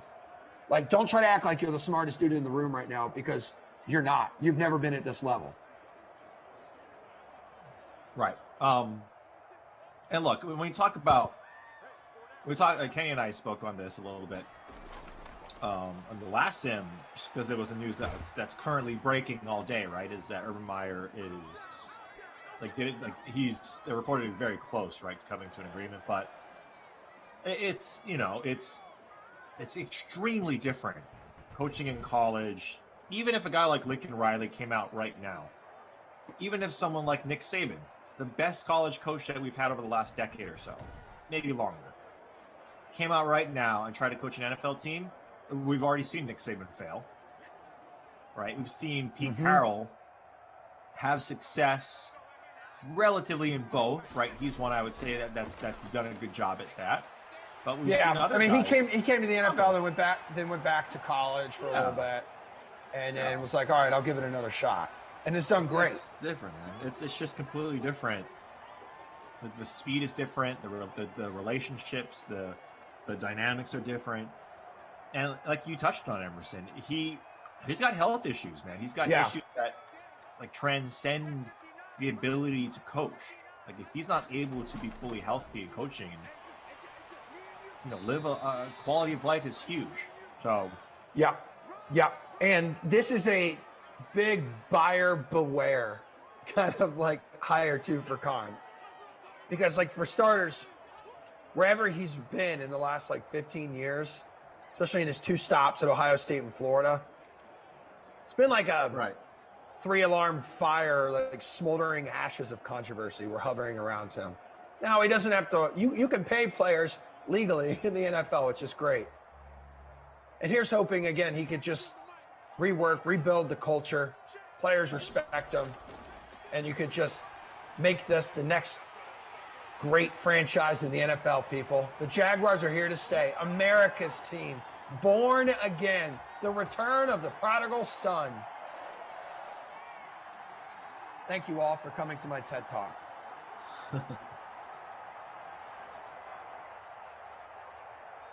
If any of you want to know my thoughts and feelings on returning to the Dream Stream with ReidTFowler, I suggest you go to my Twitter account right now at Emerson Latzia. One of the cutest videos you have ever seen. Oh, jeez.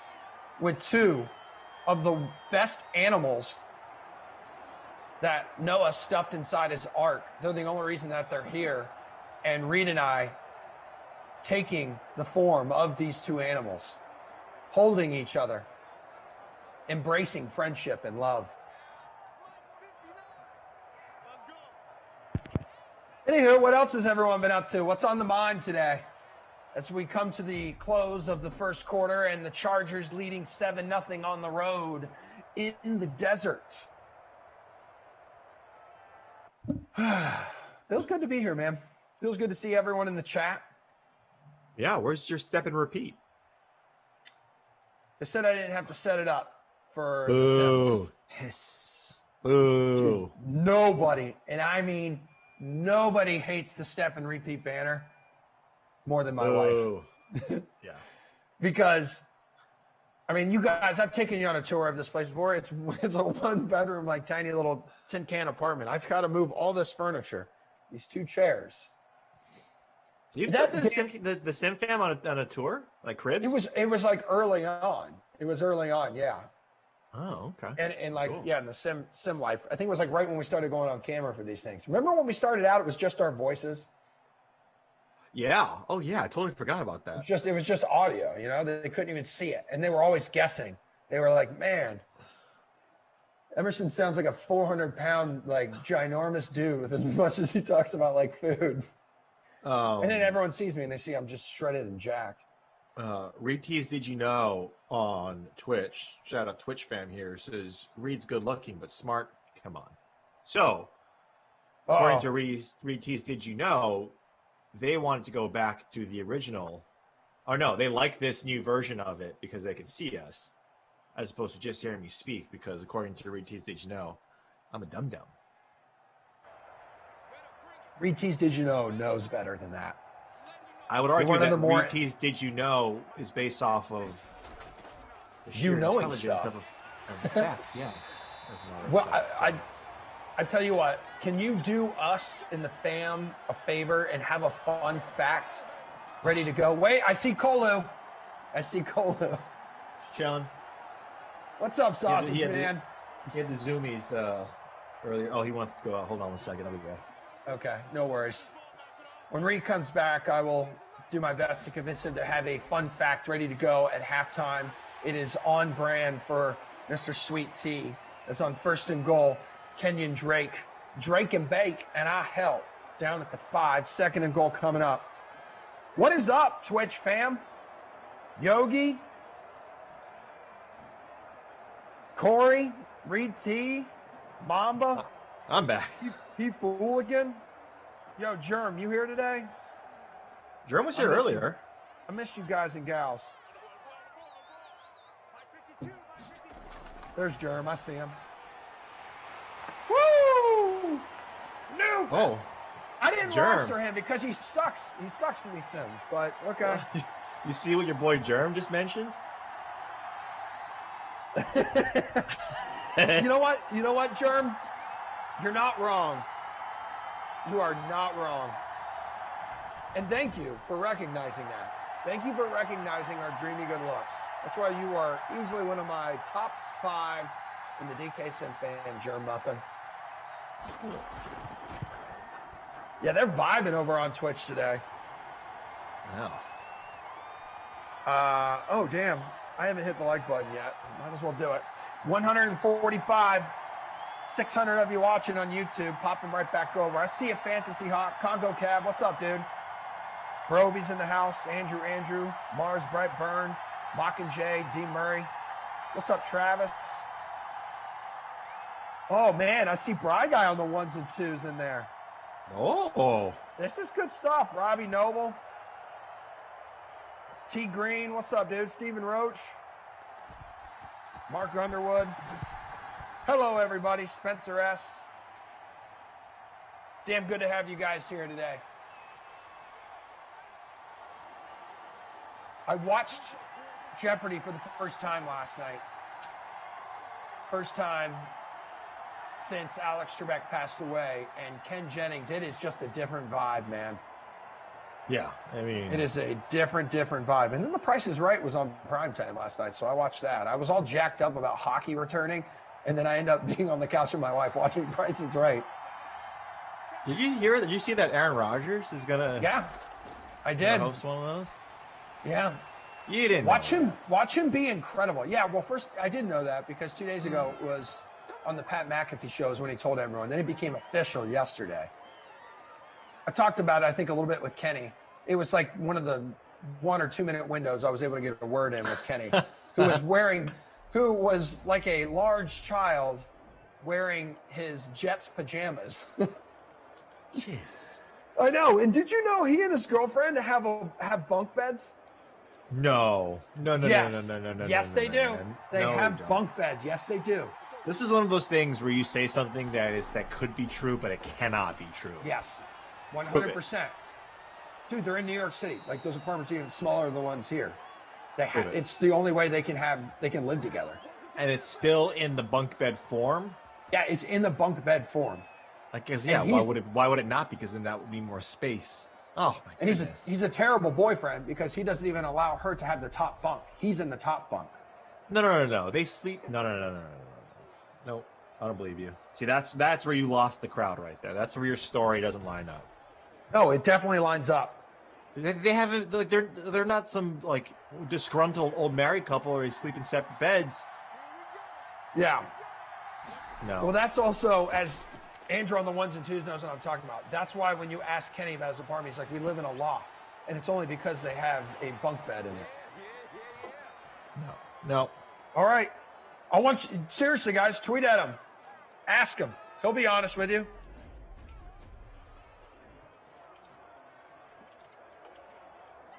I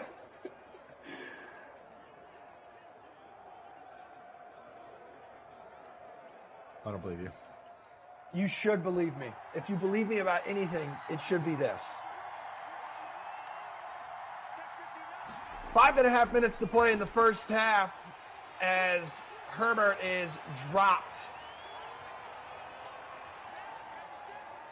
by Patrick Peterson on the corner blitz.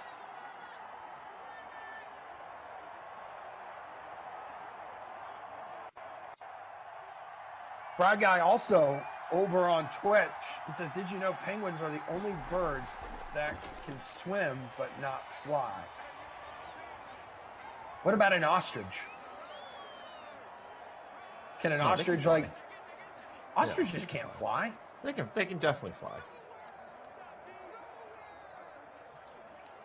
Hold on a second. I've seen them in V formation fly high. Just like Kenny Ducey and his girlfriend have a bunk bed.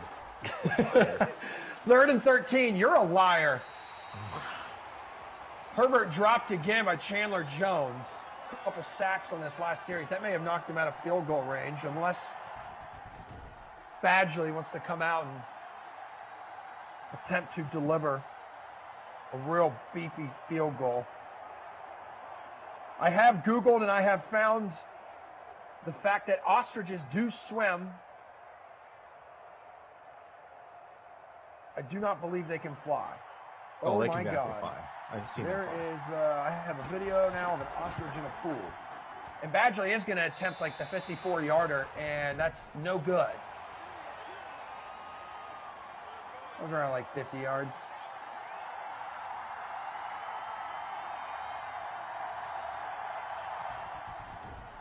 Producer Madison, please double check my work, but I almost guarantee you that what I just found on the internet is true, and ostriches do swim.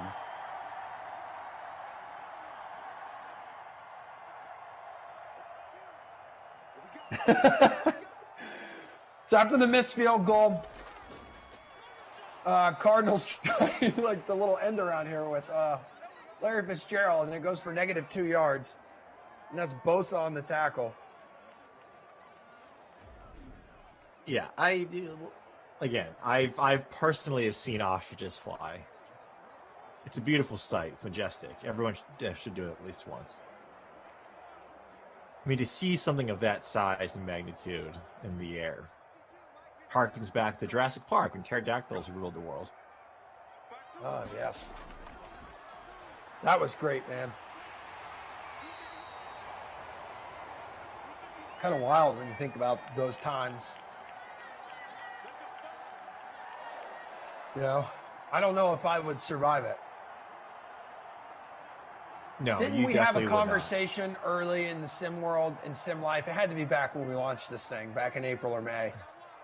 You and I debated, like, what would you, right? Like, what do you think you could survive? What would be easier to survive? Like, living back, like, with the dinosaurs, like, in that Jurassic Park, all hell breaking loose environment, or like a zombie apocalypse?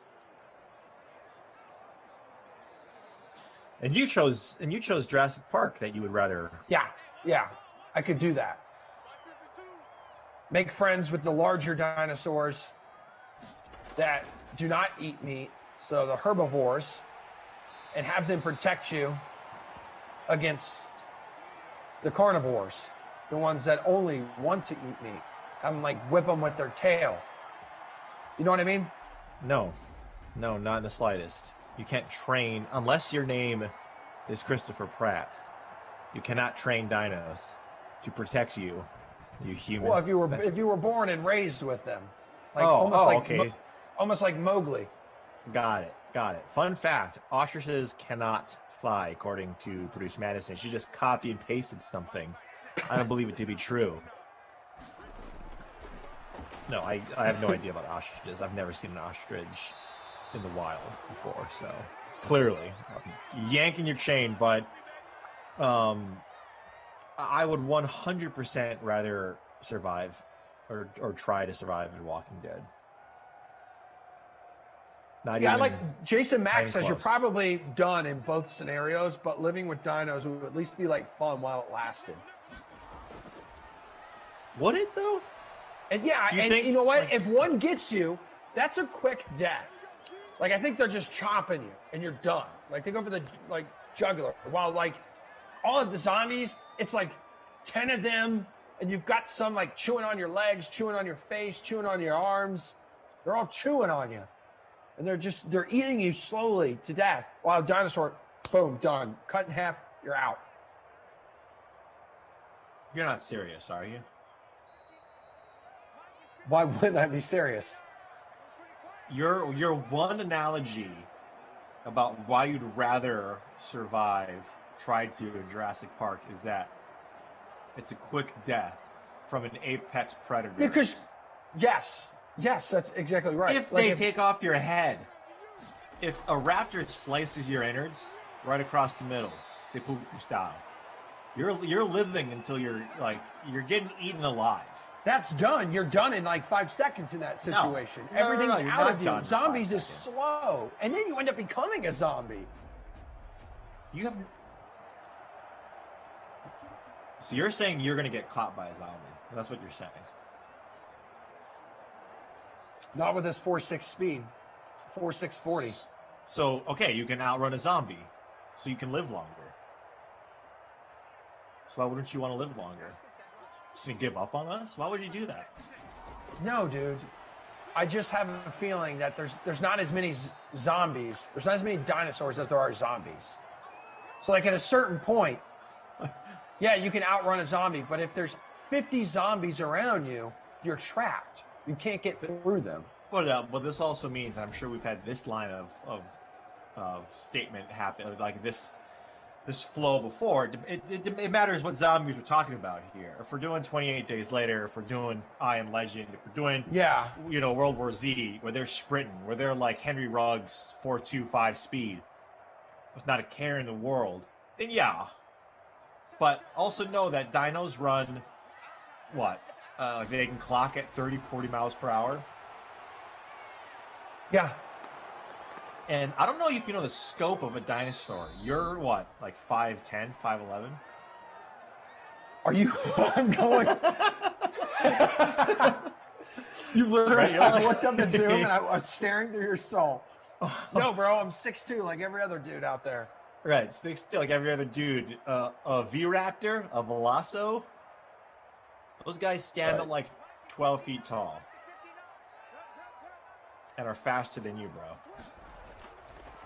And thank you, Germ. Same concept about being in the ocean and shark attack. You just gotta swim faster than the slowest person. You just gotta run faster than the slowest person. All right, so you've all seen Jurassic Park. And that's Samir. You've also... Oh my God, I see us all running and like all of us just sprinting past Samir and he's like, no! And we're like, later, dude. I'm just kidding. Samir's probably super fast. Yeah, right, dude. That's like when we were like, yeah, Samir's probably like a secret like killer on the golf course. And we learned quickly. Fooled ourselves. Zane Gonzalez, baby. That's why you earned a roster spot on Big Daddy's lineup. So the tie has been broken. It is 10-7, 50 seconds to go here in the first half. But if you've seen, I think it was Jurassic Park 2 or 3. I think, oh, no, because 2 was in, like, the city. That was weird. 3, the kid gets lost. It's the opening scene. He's out there parasailing, having a good time. He looks over, his parasailing partner, done, had his face eaten off. Kid floats to the ground. If a 10-year-old kid can live on the island with dinosaurs, chilling out, makes his own home in like an abandoned plane, I 100%, with my instinct for survival and my ability to make friends with nature, I could 100% survive and have allies. You have no allies against all of the other zombies. You're scared of the ocean. But I'm not in the ocean. I'm on the land. Right. So what I'm saying is you're scared of the ocean because of what? Because you have no idea. You don't can't know what see anything. Yes. I can see a big ass dinosaur coming, dude. I can hear them. They think they're quiet through the trees. I can hear the branches breaking. Clever girl. You can't see a dino. Like you're not gonna see the Velociraptor coming at you from the corner. I mean, that was clear in J Park 1. Okay, like you're like the zombie. There's no flying zombies. Let's get one thing straight. That want to eat you. They're land sharks. That's it. There's no flying zombies. At least not yet. Unless it's Tremors and all of a sudden they morph into little things with feet when they're originally a worm. And what can you break down what you mean by, and Broby's like dino zombies, you're done. Yeah, Broby. If it's the dino zombie, you're completely done. But can you break down what you mean by I make friends with nature? Yeah, like I easily make friends with animals.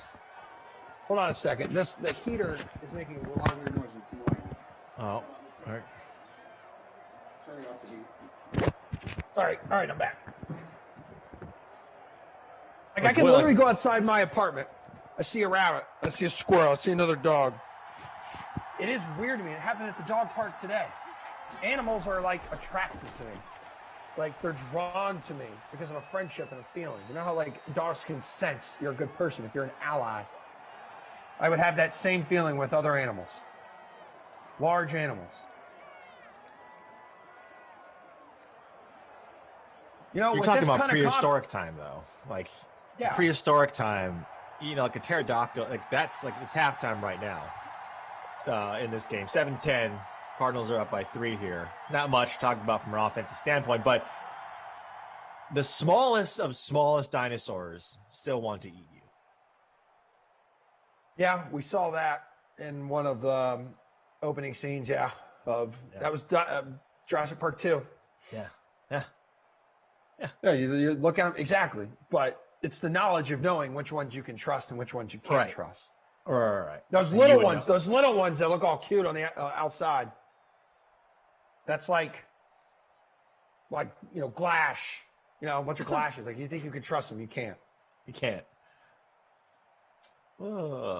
Justin Herbert, by the way, is 9 for 9. Emerson, did you know that? Yeah, it's perfect.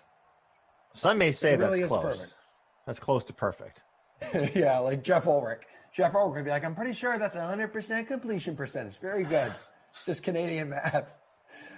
Kenyon Drake's got 10 carries for 55 yards. Eckler has the only touchdown of the day for the Chargers. And then Nuke's got the only touchdown of the day for Arizona through a couple quarters here. My lineup looks like garbage, 100 out of $150. If I want to poke over here to the, almost 14,000 entries in the free showdown, looks like Clint Gone Mad currently leading the way with just under 52 points. So yeah, scores aren't like jumping out at you because there's just not a whole lot of offense to choose from. Anywho. You want to know an interesting fact, Emerson? Please hit me with it, kid. This is less of a trivia fact, more of a cool story, I think. As we had the second half coming through just a little bit, former coach Anthony Lynn looking at his laminated play sheet. Not going to get you a job on that sheet there, Anthony Lynn. Whoop. A New Orleans hotel, Emerson, did you know? A New Orleans hotel offered a $15,000 stay to whoever stole the most outrageous item from them. One more time. A New Orleans hotel offered a $15,000 stay to whoever stole the most outrageous item from them. So in March of 2019, so fairly recent, the Roosevelt Hotel in New Orleans decided to celebrate its 125th anniversary by offering a free 7-night stay in the Drake Hotel, in its presidential suite, along with complimentary private dinners, spa treatments worth a whopping $15K. But the prize was only available to the person who returned the most outrageous item ever stolen from the hotel. That is cool. What do you think would be the most outrageous item stolen from there? Do you have that answer? No, but I would guess it'd be like a prosthetic leg from like a chef. I don't know. Like, what would be the most outrageous thing to steal in a hotel? I would think like you're trying to walk out with like the TV that was mounted on the wall or something. TV? Who are you? Well, what else? I'm thinking like you never watched Ocean's 11? You never watched any heist movie? If you want to combine like the hotel with the casino, TV. Okay. Shit, TV. Who are you? You wouldn't be getting that 7-night stay. Wouldn't be teaming up with you. Your idea stops at TV. Could you steal the hotel itself? Ooh, that would be good. What about like the pink slip, the quote unquote pink slip for the hotel, like the ownership rights? So you've stolen the entire hotel. I got this article here on USA Today. Got it. The German-based website Wellness Heaven, which publishes reviews of luxury hotels and spas in Europe and Asia, hold more than 1,000 luxury hoteliers. Is that? Oh, what the hell? I've never heard that word. Hoteliers? Hoteliers. Yeah, sure. Exactly. Hoteliers? That's what I'm saying. That's why wouldn't you say guests? Like, stop trying to not be conversational. All right, so more than 1,000 guests to find the most common and most brazen, how about bizarre, acts of theft by their guests. And there are some doozies. Among the most bizarre items stolen, a shower head, a toilet, an entire sink, which went missing from a Berlin hotel, a grand piano, that was liberated from an Italian hotel lobby, pine sauna benches from a hotel in Austria, and a set of room numbers taken from a hotel room door in England. Okay, but here we go. Wellness Heaven even broke down what items people of various nationalities were most likely to take home with them. Americans and the Dutch were practical, with a tendency to make off with items like pillows, batteries, toilet paper, and light bulbs. Germans and Brits were similarly sensible, helping themselves to towels, bathrobes, cosmetics, and toiletries. Now, here we go. It's a different story on the continent where Italians made off with wine glasses and Swiss hotel guests were into hair dryers. And Austrians were known to say, mine, when it came to coffee makers. The French seemed to like flat screens, making off with TVs and remote controls. That's right. I would be French. Yeah, and just to interject here, everybody please note, DraftKings does not encourage nor support thievery, a theft of any kind. No, so I'm reading an article from USA Today. Yeah, about a study. No, don't be an idiot. God, have a brain, for crying out loud. You're stealing stuff from a hotel. That's the thing, though. Like, these aren't outrageous because you're saying these are the most common things that people, like, they take the shampoo. I'm talking about, like, if you want a $15,000 night stay and it's, being endorsed by the hotel, what would be that thing that would get you that 7-night stay in the presidential suite? Yeah.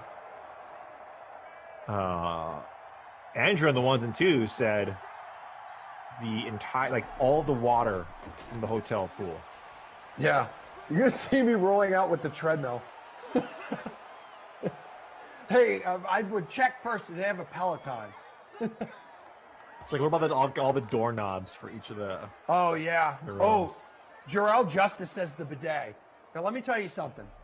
Oh, here we go. When we went to Buffalo for Christmas, and we had to stay in a hotel for like 3 days, this was the first time I've ever used a bidet. Extremely refreshing. That's all I'm going to say about that, and highly recommend. A little bizarre at first, but you grow used to it. It grows on you. And you can buy them on Amazon. Continue. So I'm looking forward to going back and returning the guest here in the next few months. Second and goal. Let me dial into this thing for just a second. As Herbert's going to hand it off to Eckler, who picks up his second touchdown of the game.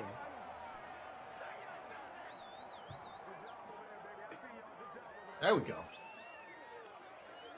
There we go.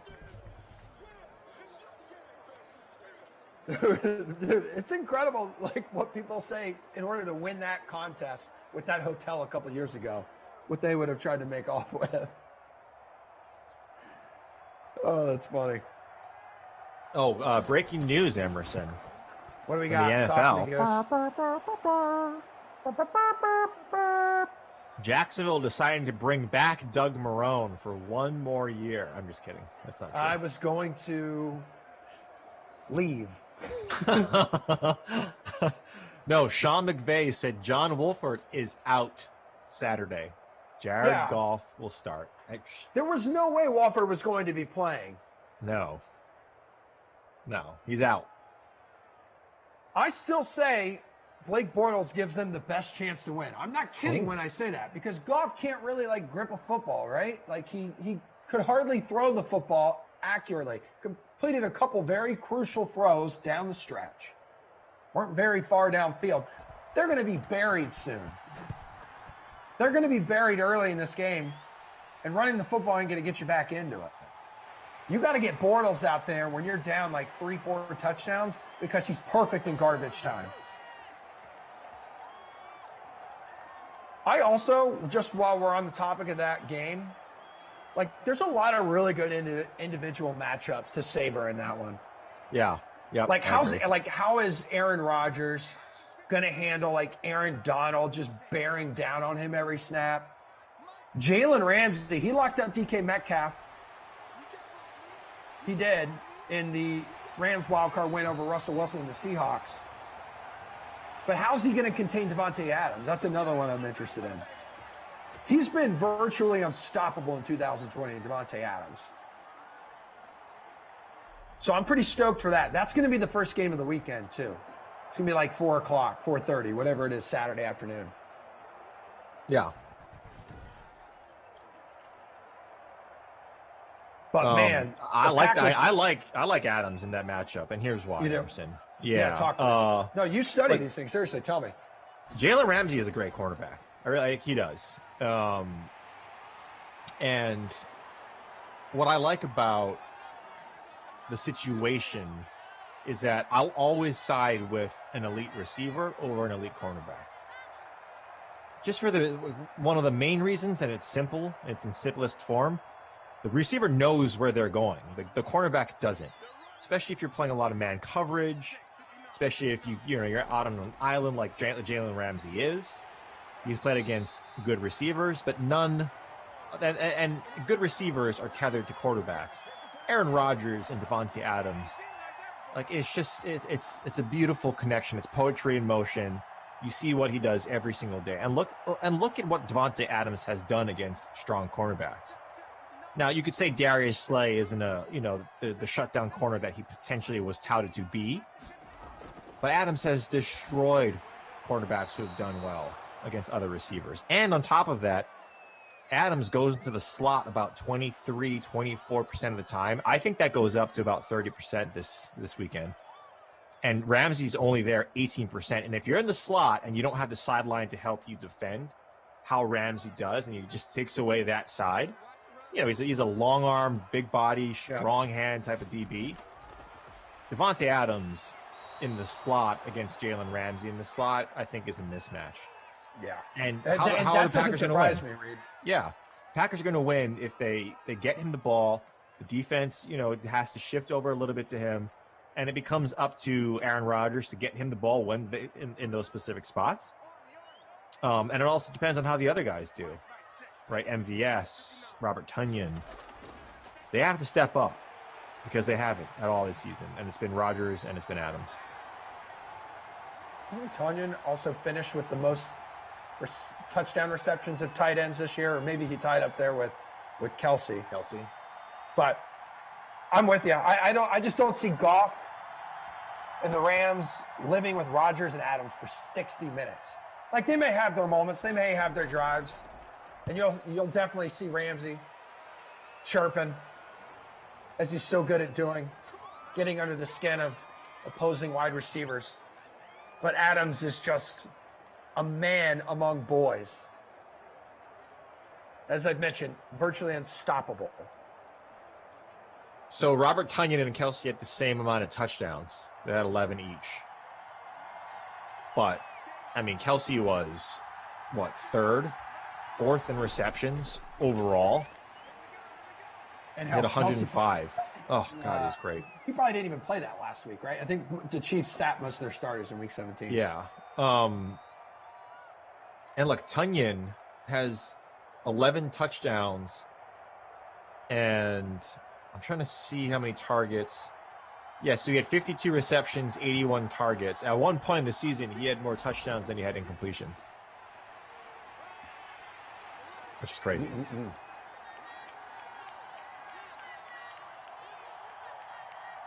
Who has the upper hand with Bucks and Saints? The first time I've done a game with you this week. That's why I wanted to get your opinion on it. I think the Bucks do. Yeah, I think the Bucks have the slight advantage. I think the Saints being at home is nice. I just when you watch that when you watch the Saints defense, it's hard to go against them. That defense is so strong, especially against the run. That pass rush is strong. Brady is terrible when it comes to pass rush. We know that he's under pressure. He's not. Yep. He's just one of the worst quarterbacks in the NFL in completion percentage. That's a fact. But I think when you look at their receivers against New Orleans secondary, I think there's a slight edge there. From three facets of the ball, I think the Saints have them there. But I would give a slight lean to Tampa Bay right now. But I think it's going to be a great game. I mean, they've already met each other twice. Can Brady lose 3 times to this team? Yeah, that would be so wild to me. And they only managed like 3 points, was like a field goal, I think, the last game. But the offense for Tampa Bay has looked significantly better since then. I think Brady only played like 2.5, 3 quarters in that one. Right. Their offense has been pretty crazy. So that you don't have to worry about weather in that one. But because someone was asking, I think it was Andrew, what's the weather looking like for that Green Bay game? Right. I heard on like NBC Sports this morning. I think there is some snow expected that day, Ooh. But most of it may be before kickoff. Like, I would love for there to be snow during the game, but I don't want there to be so much that it like impacts it being a good product on the field. I love snow games. I just want the Bills. I want the Bills in the Super Bowl. I just want to see the Bills. You want the Bills in the Super Bowl? Yeah. Is that what you said? Kansas City is great. It's going to be a tough out if they win this week, which I think they will.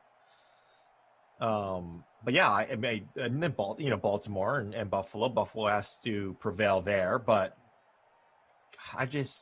that city deserves it. You can speak more to that than I can, but they've been through a lot of hurt, man. They've been through a lot of hurt, so I want to see them win. I want to see them do well. They're hurting again too. A lot of Bills Mafia members after the past couple weekends of allowing fans. Or is it just last weekend, and they'll allow them this weekend too? Yeah. But the videos filling up my social media feed of the tables on fire. Oh God. And and like people just jumping through them again. It was good to have that content back.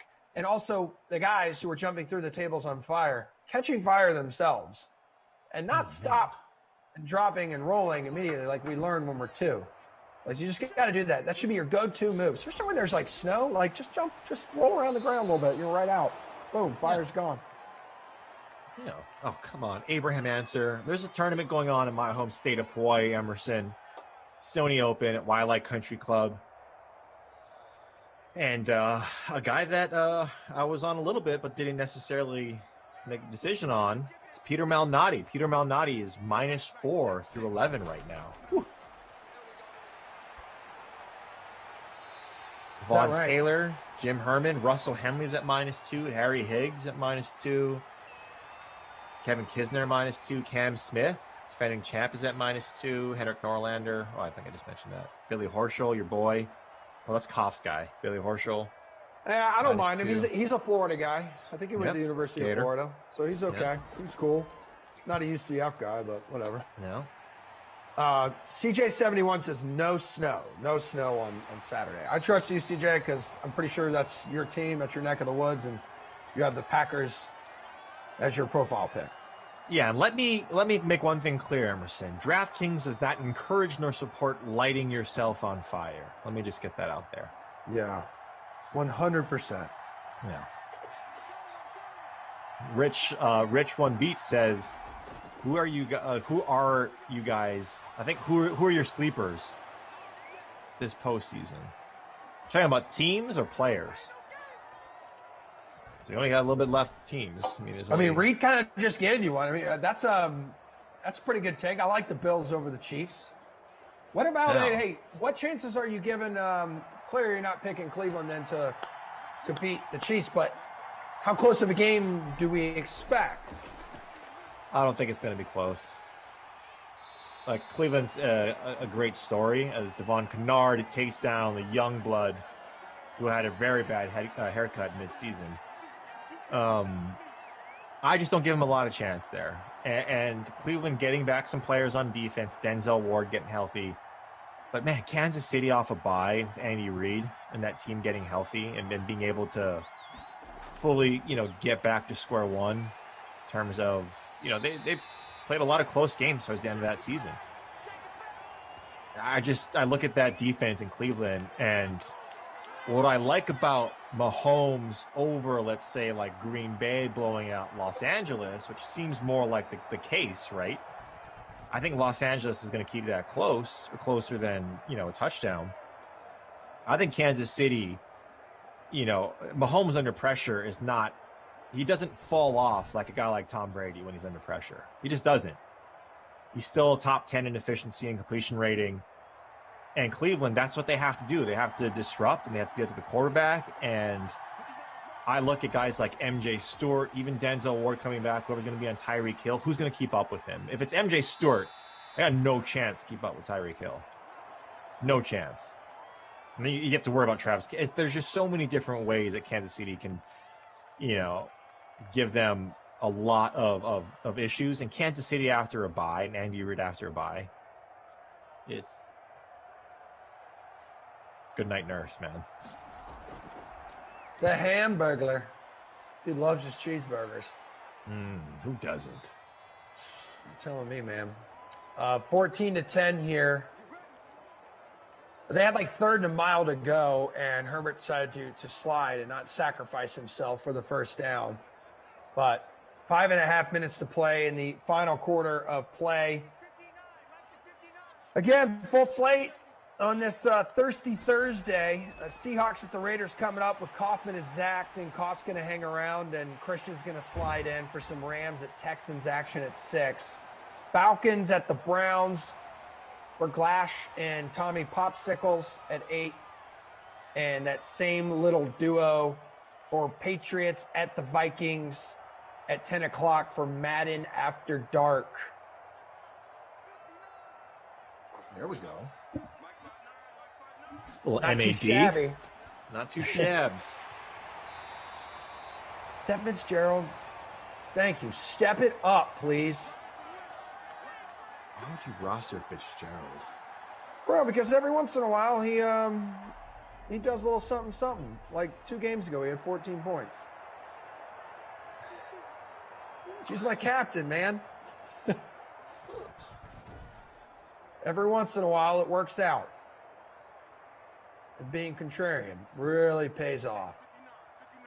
And then sometimes it doesn't work out. Kyler Murray over the middle to Max Williams.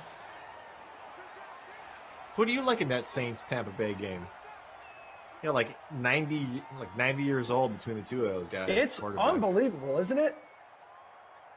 I think it's going to end up being Drew Brees' last game. Ooh. I think, because I do think Drew Brees is going to lose. I think he's already got one foot out the door. I think the Saints are kind of over it and ready to go and turn the page. Although I don't know if Taysom Hill really showed me he could be the guy under center. But maybe if you're like, you are going to be the guy under center moving forward, maybe that's a little full off season of that kind of jazz. It's just such like a one-man band.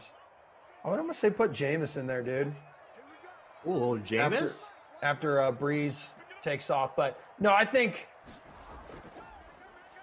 Tom Brady and the Buccaneers offense with the way that they've been playing, although it's a little,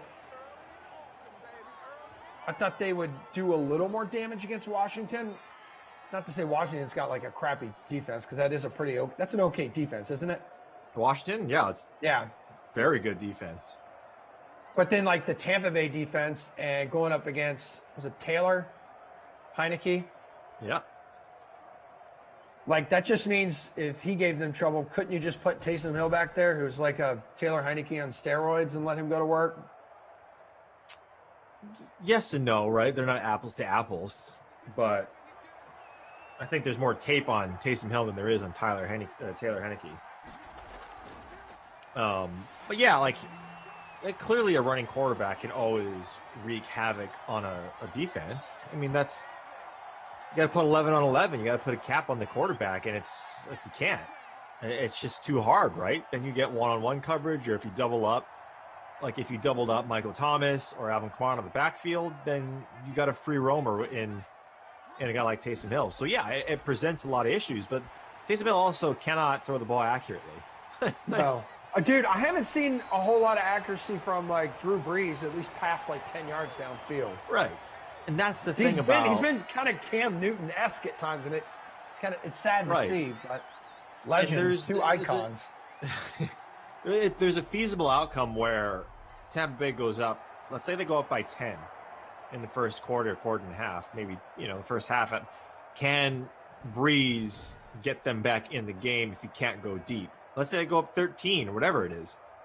Can the Saints come back with Breeze at quarterback and not go through their methodical? And so why I say that is because I think they try to control the clock.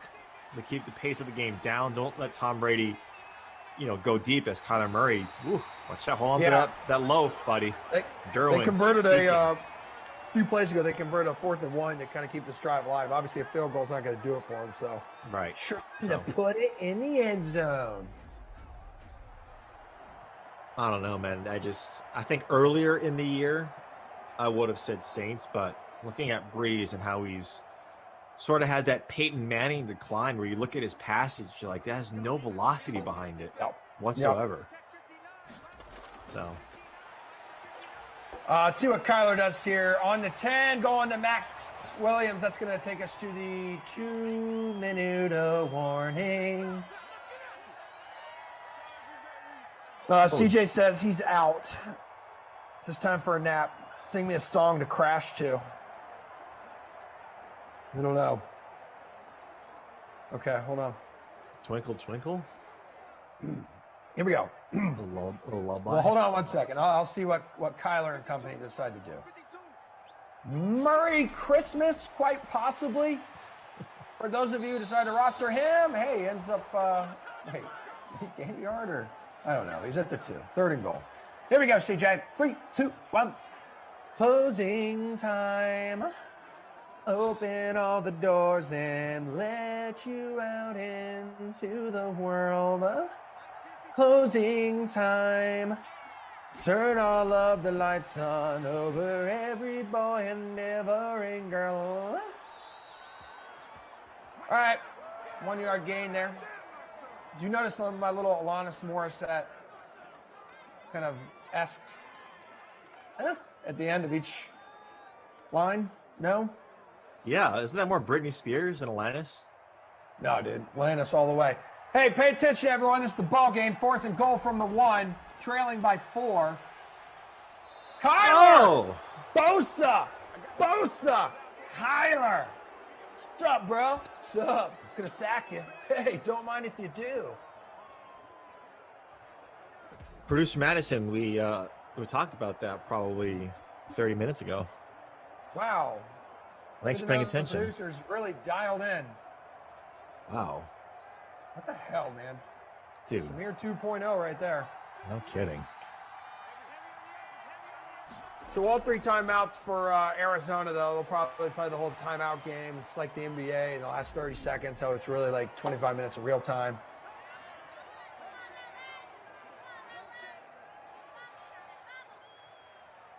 What do you got going the rest of the day? I got a hit with WEEI, sort of a weekly hit. Go, bro. Yeah, we talk. So we do that every week on Thursday with Mike. When did that start? Like beginning of the season. Dude, where have you been, man? Do you ever tweet it out? Yeah. I don't. Okay, well, I don't really know, man. I don't really know what to tell you. We know. I mean, we talk about like DFS. You do it with Mutt? Yeah. Is that what you do? You do? Oh, dude, great dude. I like that guy. So we got that for all of you New England fans out there. Be on tonight, and then like watching all the golf, and then getting ready for next week's tournament. Where do they go next week? Cali. The Farmers? No. Why did I say the Farmers? Isn't that in Cali though? I think it's the American Express is next week. It's the one in Palm Springs. La Quinta.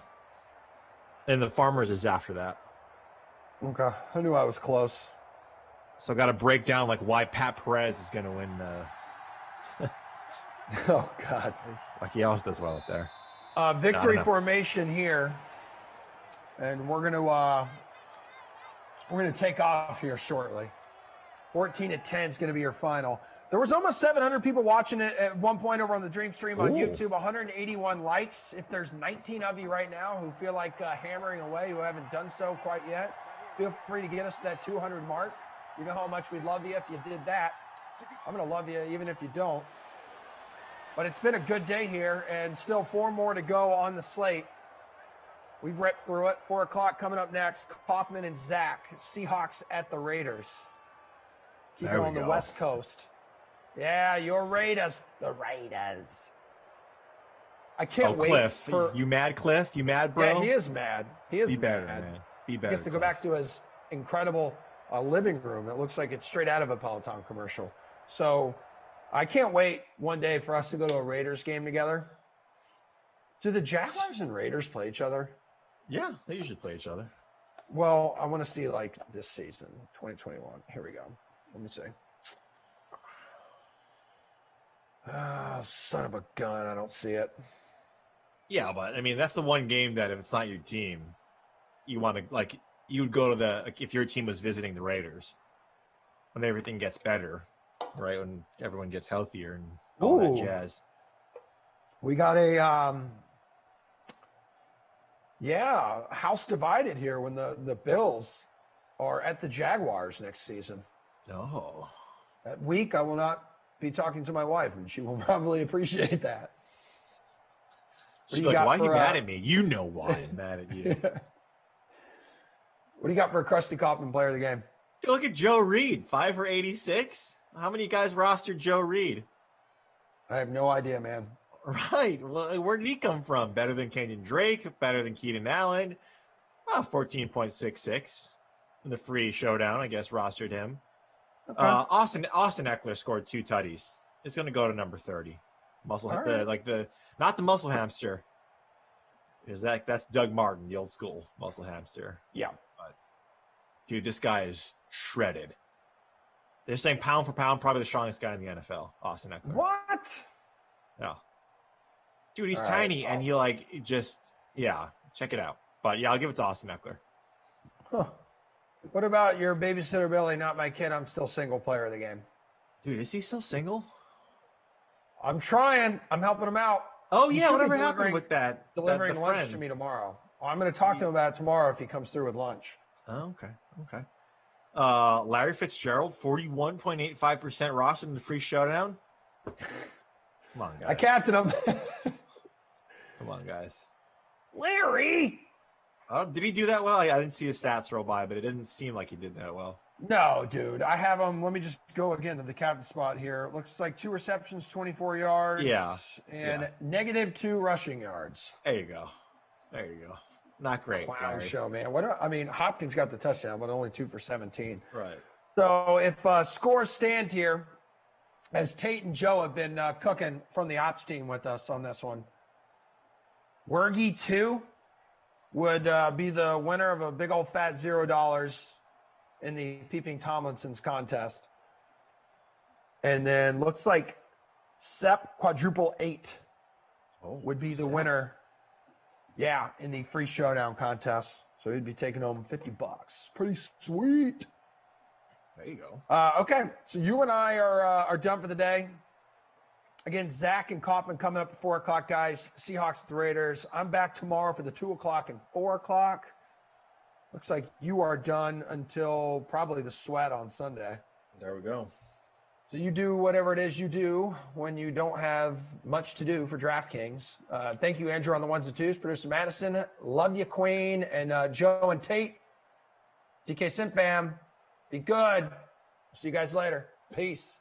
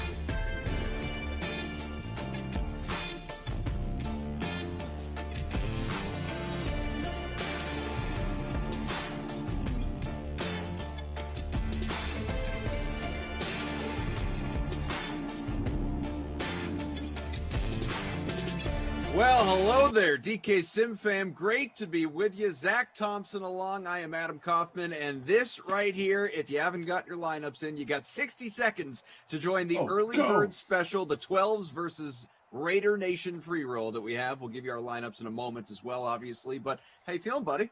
Doing good. How are you? I'm great. I'm feeling a little bit of pressure. I was just telling you off air. I'm on the heels of winning one of these yesterday. Congratulations. It's not about that. It's about wanting to represent. I feel like I can't finish like 150th now. I need to really be in the mix. I mean, at least like a top 20 finish to hold my head high. You know what I mean?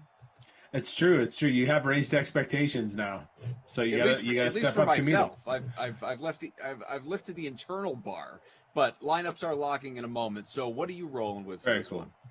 So I went with something I don't normally do. I went with both quarterbacks in my lineup. I actually think that both quarterbacks are going to have a solid game in this one. So I captained the Seahawks defense, which is actually one of my go-to moves with the Seahawks defense. Okay.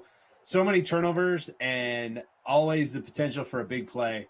So definitely went with them in my captain spot, even without weather. Normally I save that strategy for Wild Weather Wednesday, but going to do that. Going to bring that energy to the Thursday stream here.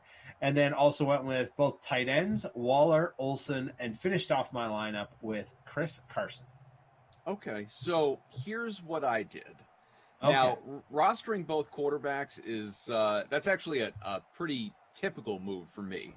That is not unusual. But what I did today for this one and the next sim that I'm sticking around for with Christian, the old happy hour special, I made my lineups for both of these. Okay. And just spoiler alert, I really dug down deep for value. I wanted to really return. I wanted some serious ROI. I wanted some return on my investment, man. So here is what I've got.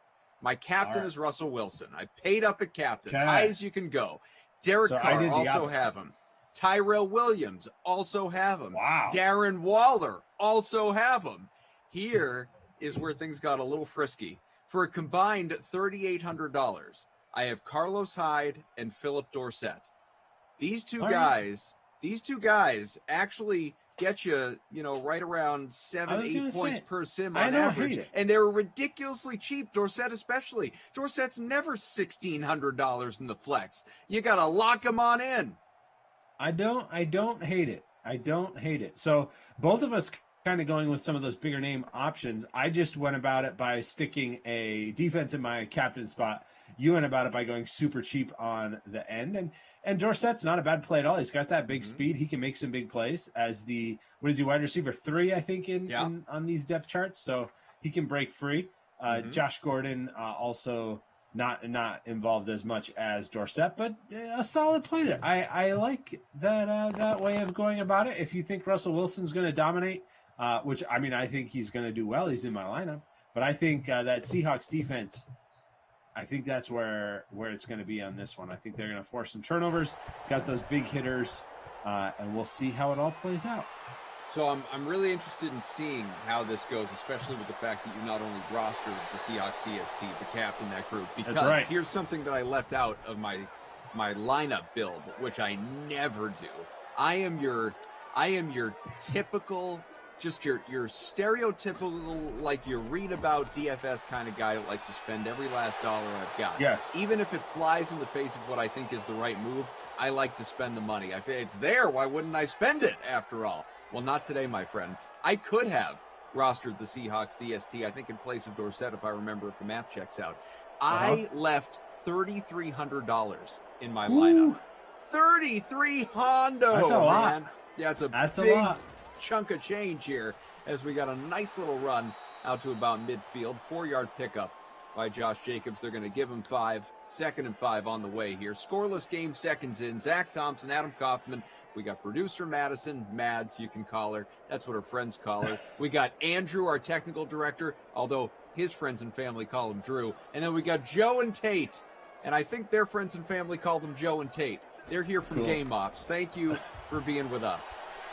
Highest owned in the free showdown is Russell Wilson. Both of our lineups as well. 88% flex ownership there. Darren Waller in just under 60% of lineups. DK Metcalf just over 50%. Those are the top 3.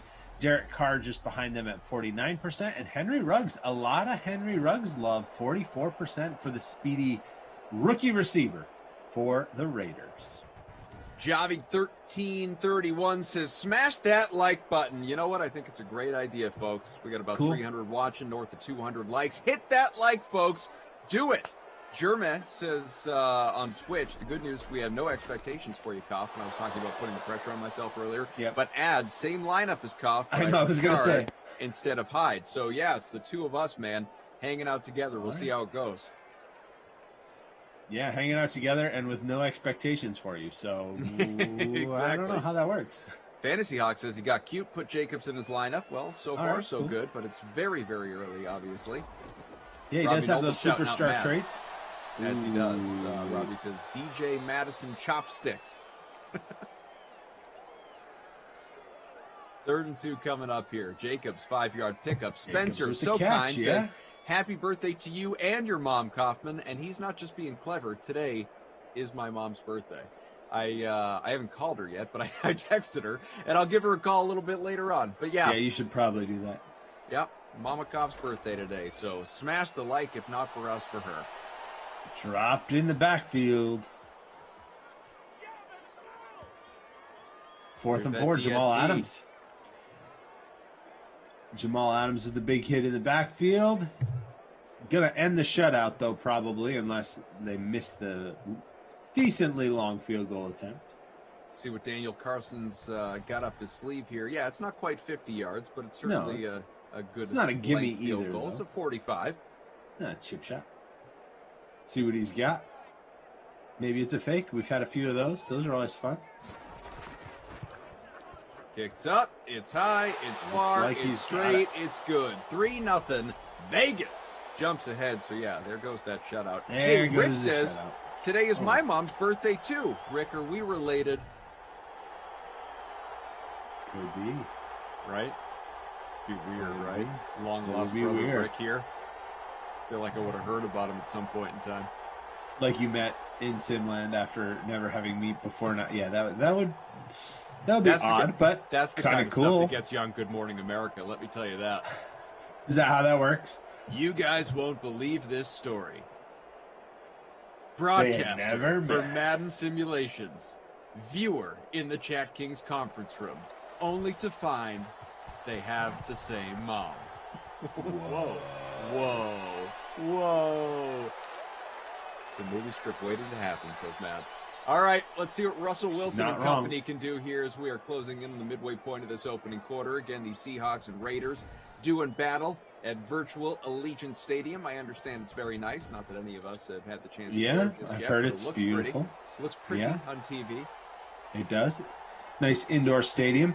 The lights of the strip are visible as you look out the open end there where they have all the glass. You can look right down the Vegas Strip. It's supposed to be very, very cool, right past the largest 3D printed object in the world.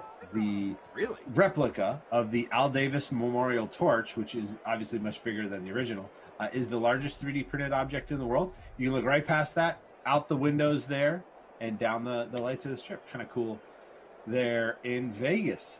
When's the last time you were in Vegas? I have actually never been to Vegas. I've been to tons of places, traveled, pretty widely, but have never hit Vegas.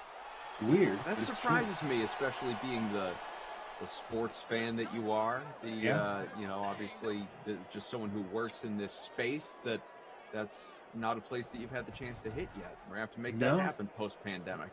Sounds good to me. I'm in. So my wife's family is in LA, which is not that far, and she has some extended family that's in the Vegas area. So, yeah, I mean, we could go there. We just never have made the trip.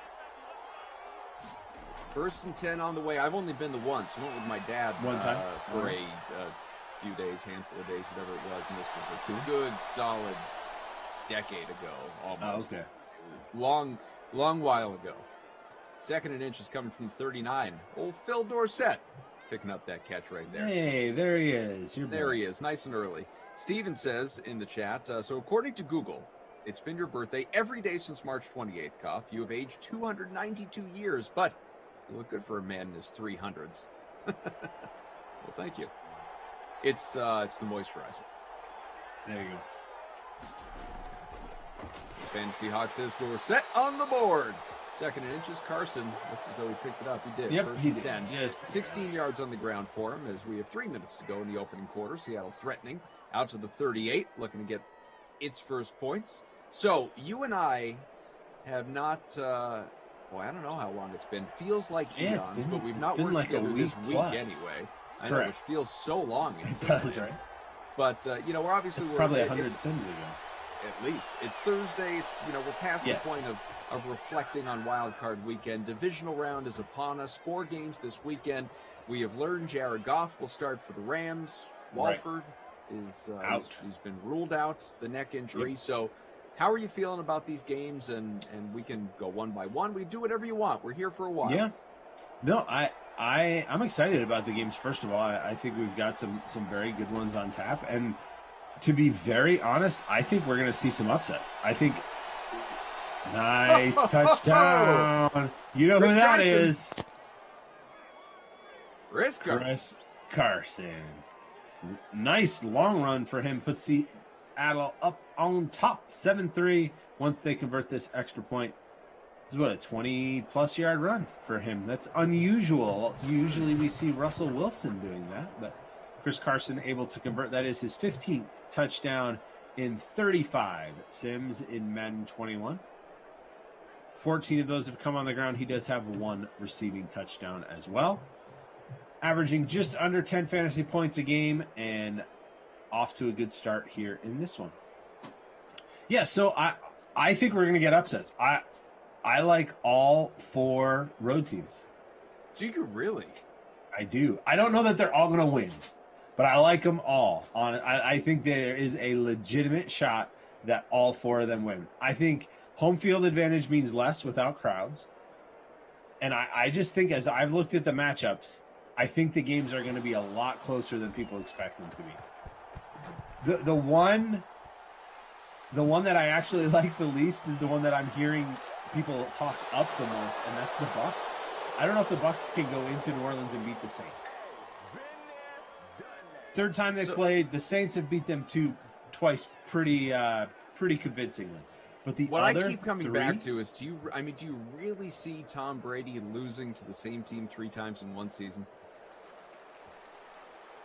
Have you seen the first 2 times he's faced the Saints? Well, the first one was his first game with the Bucs, working with all those guys. The second one obviously was incredibly lopsided and ugly. Right. So I'm certainly with you on that one. The Saints have been the better team. They have put up 72 points in those 2 games. They've been better. But now we're in the playoffs. This is a different defense. Time of year, different stratosphere for Tom Brady, historically speaking. Understand. The Saints went all in for this year. This is their last run, I think, with Drew Brees. I think he's done at the end of the year. I think they know that. I think this is their last ride with him, and I think that defense is legit. I understand what you're saying about Brady. They looked okay last week. I mean, they didn't crush Washington by any stretch of the imagination. What was it? A single-score game by the time it ended. So, and they let a guy named Heineke go off. Exactly. And the Saints, while it wasn't the prettiest win against the Bears, except for the slime cannons, let's get that out of the way. Those were beautiful. But it wasn't the prettiest. But Kamara looked good, looked healthy. Mike Thomas looked good, looked healthy. I think that's what they needed. They needed a game to kind of get themselves up to full speed. Honestly, I think the Saints might win the Super Bowl. I think they would be my pick at this point. Wow. Yep. It's a little bit of a hot take. I get that, but I think they've got the storyline in place that I think they could pull it off. I think at the end of this, we might look back and be like, the Broncos with Peyton Manning, they had a great defense, carried him to his 2nd Super Bowl. I think we have the potential for the same thing with the Saints defense and Drew Brees. I think it's there. I'm not saying I don't even know if I haven't picked the games yet. I haven't gone official on the record with my game picks. That's the one home team that I feel most confident in this week. Are you holding your official game picks for a certain point? Do you not feel comfortable revealing those until Saturday? What are we looking at? Usually I wait until Saturday, but yeah. I mean, it's close for me. That one's the one I can't decide. I think I would take the Saints, but I could definitely. It wouldn't shock me if the Bucs went in and after all I just said about the Saints, the Bucs with Brady are a fun team on the road in Tampa Bay. You couldn't have asked for a better game. I mean, like that matchup. The matchups we get are awesome. I can't wait for this weekend. I'm more hyped for this weekend than last weekend, which was awesome, with 6 games on the slate, which was great, right? Like to be able to watch all those 6 games, full weekend of football, beautiful. But the games, I mean, they weren't that good. There wasn't any like super close, last minute heroics. That it lacked individual drama. I get that watching the games, six games, 2 days, 3 games, those were great. Yeah. Except for, and some of them got close, right? Like Bills Colts got close. Yeah, there was some decent fourth quarter drama Tampa in Bay. a couple of games. Yeah, but was there any like storming comeback win? There really wasn't. It didn't really happen. There were some opportunities, right, with the Colts, with Washington. Steelers. I think had the ball. Steelers had the ball late, and some questionable coaching decisions, which definitely turned those games late. It wasn't that there was no drama, but there wasn't a great back and forth. It lacked a little bit in the individual games. There wasn't a game that you can be like, that was the best game of the year. In those that's matches, for sure. At least For me, we definitely. No, of those 6 games, there were some decent, entertaining games of the 6, but we definitely didn't get oh my God, that was the game of the year from any of them. I certainly agree with that. You know, Steelers and Browns could have been that game. Could have been. You know, but it fell short of it. You never would have said that with the Browns going up 28-0, but obviously Pittsburgh was able to make it a game. Right, and that was the thing. By the end, it was interesting, but at the beginning, it was like for a while there, it's over. This is done, which is exactly how I felt, and I never wavered on that. But Pittsburgh did make you sweat at least a little bit. I want to go back to. So I've said this before for anyone that has already heard me say it, but looking at the 4 games this weekend, you know, Bills Ravens, I could see it going either way. Bucs Saints, I could see it going either way. There is no part of me that believes the Packers are going to lose to the Rams or that the Chiefs are going to lose to the Browns. No part of me at all. And yet, going back to what you said, where you like all the road teams, I can make the case for those two if you want. Well, let's. We're here, right? We're here. We're 1 quarter in the books. We got plenty of time. Let's really drill down, especially on the defending Super Bowl champs, who are 10-point favorites against Cleveland, coming off of that wild game against Pittsburgh. Make the case for the Browns to win this game. No problem. How many times have you seen an Andy Reid team come out of their bye and struggle in the playoffs? Before last year, that was normally what we expected from Andy Reid teams. I get last year, they were great. But even though they were great, they had lapses. They fell behind big to the Texans. They fell behind big to the Titans. Or no, who's the other team in the playoffs? The Titans were up big on them too, right?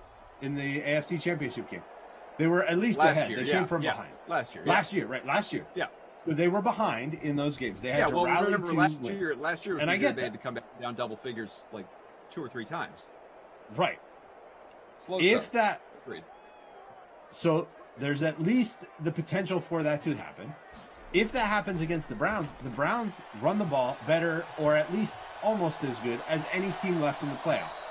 They don't have Derrick Henry, but they have Nick Chubb. They have Kareem Hunt. They have a very strong running game. They can lean on that running game, and I think they could run the ball against the Chiefs. So if they're able to get a lead, let's see. Have we ever seen the Browns take a big lead early? Yep, that was last week too. So it could happen. If that happens again, the Chiefs obviously have all the offensive firepower that they need to come back. But the Browns could be able to run the ball, burn the clock. They've got the momentum coming off their big road win last week. The Chiefs took a week off. They've actually had really 2 weeks off for most of their guys because they didn't play against the Chargers, a game they lost. The week before that, they only beat the Falcons by 3 on a field goal attempt at the buzzer that would have tied it. The week before that, they only beat the Saints by 3. And the week before that, they only beat the Dolphins by 6. They won those games, but those are all one-possession games against teams that Miami, Saints, Drew Brees' first game back. Falcons, nah. I mean, they haven't. When was the last time the Chiefs had a convincing win that you were like, that's why they're the best team in the NFL? Was it against the Raiders when they gave up 31 points to these Raiders? Was it against the Panthers when they won by 2 points? Was it against the Jets? I mean, I'm not saying the Chiefs aren't good, but I'm saying we give them a ton of credit for their run last year, which they deserve, but they were behind in those games. We make them into this dynasty team because they have a great quarterback, they have the weapons, and I don't mean to belittle any of that, but I think we're making them a lock when I see them as far from a lock. To the last game that they won by more than one possession was week 8 against the Jets. I don't know if this is true. I'm trusting the numbers that I see in front of me from Steven in the chat. Says regular season and playoffs, Reid is 23-5 after buys. So let's not get into silly season here. Okay. But you think so it's interesting. I was expecting you to make more of a case for the Browns than against the Chiefs. And I'm not saying that, you did anything wrong in what you said, obviously. Mm-hmm. I just, I feel like anytime that I talked to, we did a segment earlier that you'll probably see on the Dream Stream at some point with Reid and Kenny and Jeff, and we were talking all about these games coming up in the divisional round, and that conversation was more centered on, not so much who is going to win, but how much will they win by and that sort of thing, obviously. Yeah. But a lot of it was basically more making the compelling case for the Browns versus against the Chiefs. Are you about to ask me if it was Kenny making the case? Yeah. As opposed to the other two? Yeah, because if I'm with Kenny, then I'm gonna switch my mind here. I'm gonna go back. You might want to consider it. I am trying to remember, because I have the memory of a dog that saw you 5 minutes ago and then goes nuts when you walk back in the room. But Kenny was certainly on board with the Browns, but he was on board with the Browns against Pittsburgh too. He's been on that bandwagon. He tends to take the underdogs regularly. Yeah, Kenny ended up, because Kenny himself is an underdog, and I appreciate it. There you go. The case for the Browns, and again, like I kind of tried to punch holes in the Chiefs are unbeatable, but the Browns beat the Steelers, jumped out to a huge lead, held on. They beat the Titans, jumped out to a big lead early in that game as well in Tennessee.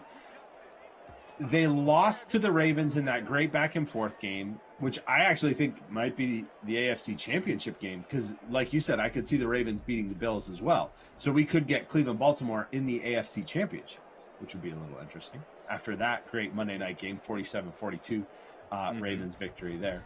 But they lost to the Jets. I get that. I understand, right? They barely beat the Steelers the last week when the Steelers were playing their scrubs. I understand, but their offense, they have this tendency to get a bunch of points in a hurry. If they're able to do that against the Chiefs, then they do have a team that's difficult to come back against, because they can run the ball and control the clock. And I think that's how you can limit anyway what Mahomes can do to you is by jumping out to that big lead and then relying on the running game, like they did against Dallas early in the season, like they did against Pittsburgh last week. Although I know Pittsburgh did try and rally and come back, and they did get close. They made it a close game there for a little bit.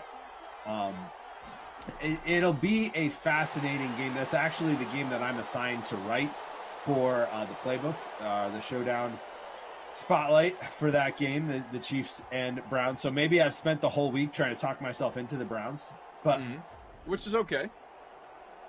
I definitely, when I got the assignment, I'm like, oh, well, Chiefs, easy. And as I've looked at the numbers and kind of dove into both teams, I will say I think it's going to be a close game, and I could see the Browns winning it. Do I think that's the most likely scenario? No. If you play the game 10 times, the Chiefs probably win more than half. But that's why it's the playoffs. You play it once, and winner goes on. If you lost to the Jets, you don't deserve to win any more games in the playoffs. Well, the Jets beat two teams that won in the playoffs. Third and goal coming up from the 3. We'll see if Chris Carson gets another opportunity for a second touchdown. If Russell Wilson hangs on to this himself, maybe Carlos Hyde, who had a chance earlier on inside the red zone. It's a handoff, a run, and no, it was Carlos Hyde. 4th for 21. Bidding for the vulture, didn't get it, and so we're going to get a 19-yard field goal try, I'm assuming, to make this a 4-point game. Daniel Carlson, a couple of successful field goals on the other side. So it's a nice little stack them kickers game early on as Jason Myers is going to come on out as we are a little more than midway through the second quarter. For this. Well, that'd be fun. Let's see. Littleton, Crosby having a quick word on the Raiders sideline. Yeah, they're going to take it. Yeah. Nice and safe. Well, let me ask you this then. And we can go back to these games in general because we've really only scratched the surface. But producer Mads brought this up in our internal chat a little while ago. Said it'd be nice for Breeze to go out a champ, but otherwise I think this will be Breeze last weekend. Do you think, let's say you're, I don't know, I was going to say Roger Goodell, but whatever. Just you're the league. You're the league office. Yes. You don't necessarily have to be the head of the snake, the commissioner. You are, what if you're the NFL? Yes. And you got to just pick your champ, and that's how it's going to play out. You can make arguments in a lot of different ways, obviously, whether it's, seeing the extension of a budding dynasty. If the KC Chiefs were to repeat, Breeze going out a champ because, some all-time greats, which he certainly is, you'd like to, you feel like if deserve is the right word, you feel like guys like that, like Breeze, like Rodgers, they deserve multiple championships, as obviously Brady had and then some, Manning had multiple. Browns, what a story that would be for the league and for the city of Cleveland, obviously. The Bills, after the 4 straight Super Bowl losses with Jim Kelly. Imagine if Josh Allen took them there. The Packers in what could be a swan song, not for his career, but in Green Bay for Aaron Rodgers after Jordan Love was drafted in the first round. And I don't think it's going to happen, but it's possible. He's riding out his last season with the Packers right now. Lamar Jackson, the reigning MVP, if he were to win. If you're the NFL, and obviously, Tampa Bay and Brady winning with not Belichick, winning somewhere else, you can make a compelling case for any team. But if you're the league, who do you most want to win? I mean, you just laid it all out. I mean, you can literally make a case for just about any of them. I think if you're the league, you want the best story going forward.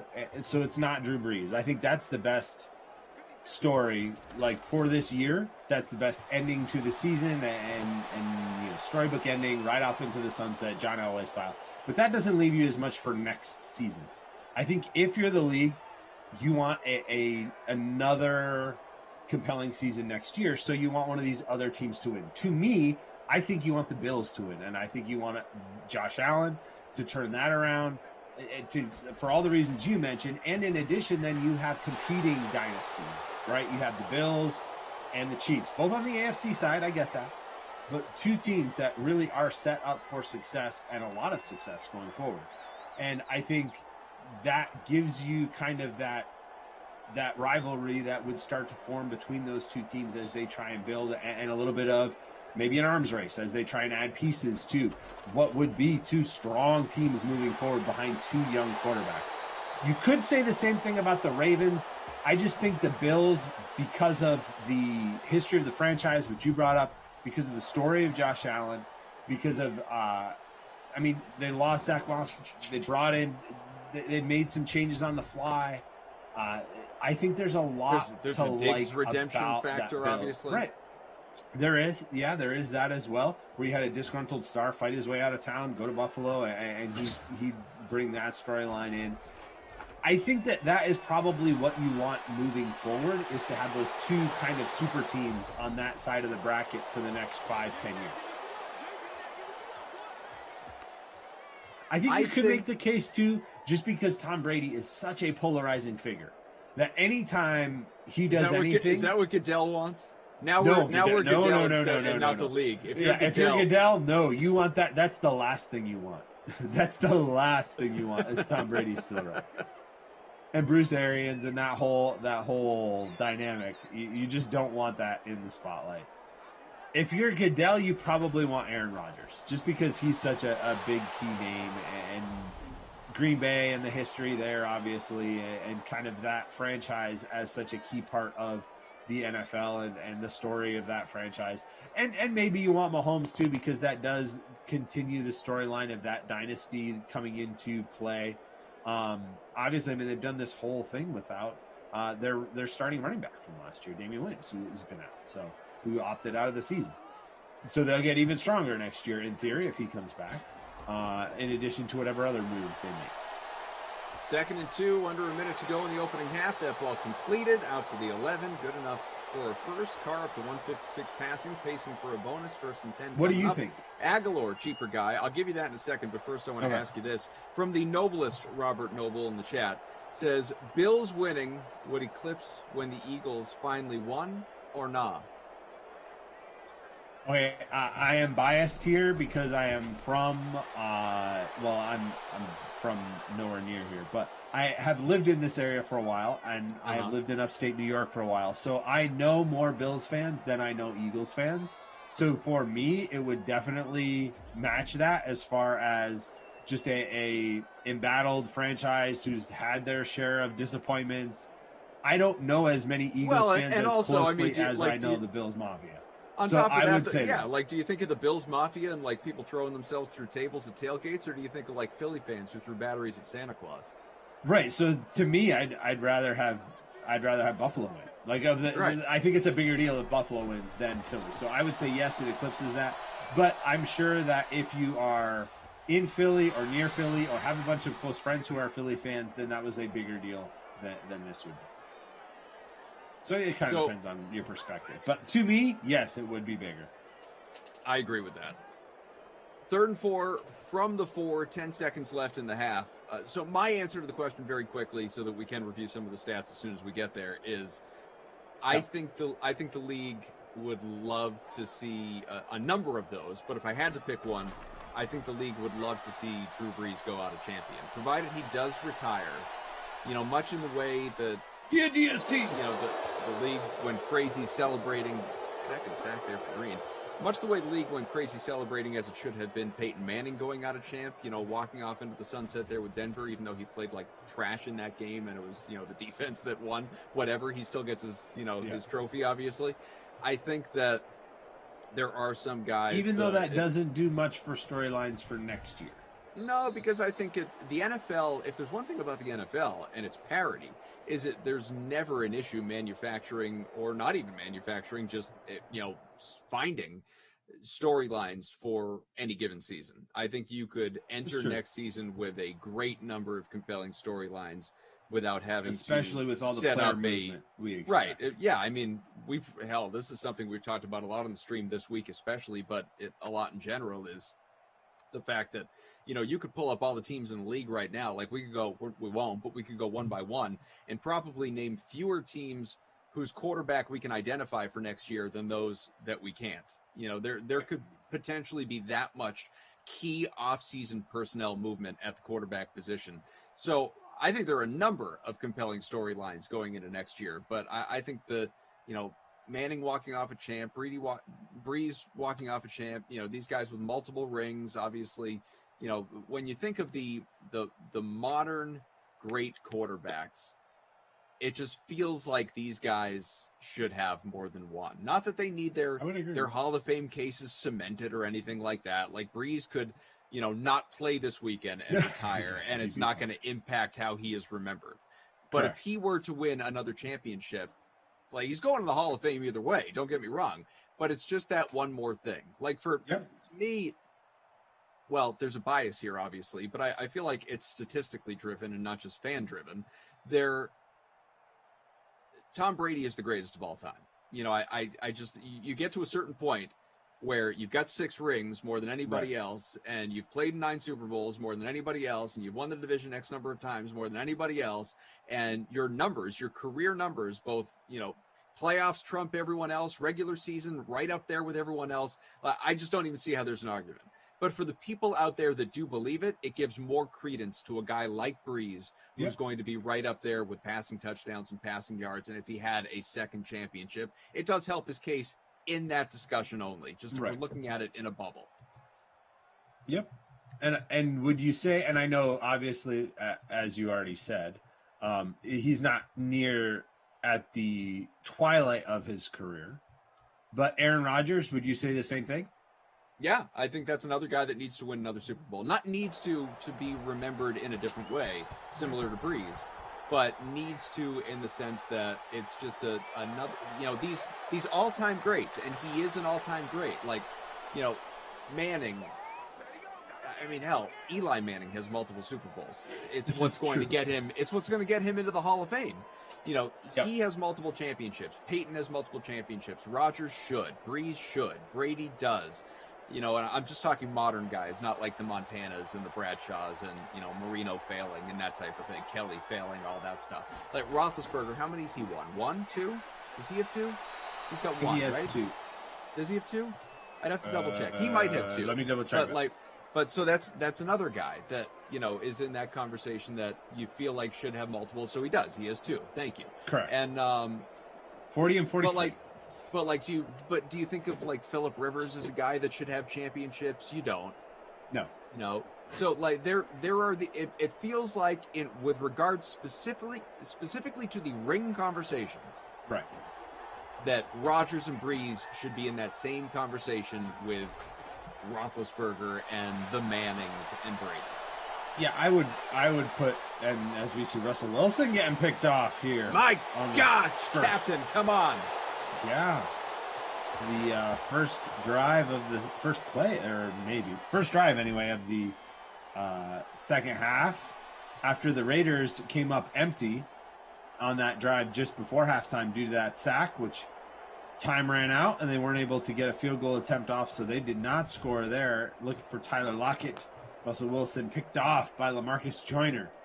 So the Raiders will take back over in prime field position, looking to get the points they left on the field at the end of the second quarter. Bobby Wagner, though, with the stop there on Jalen Richard.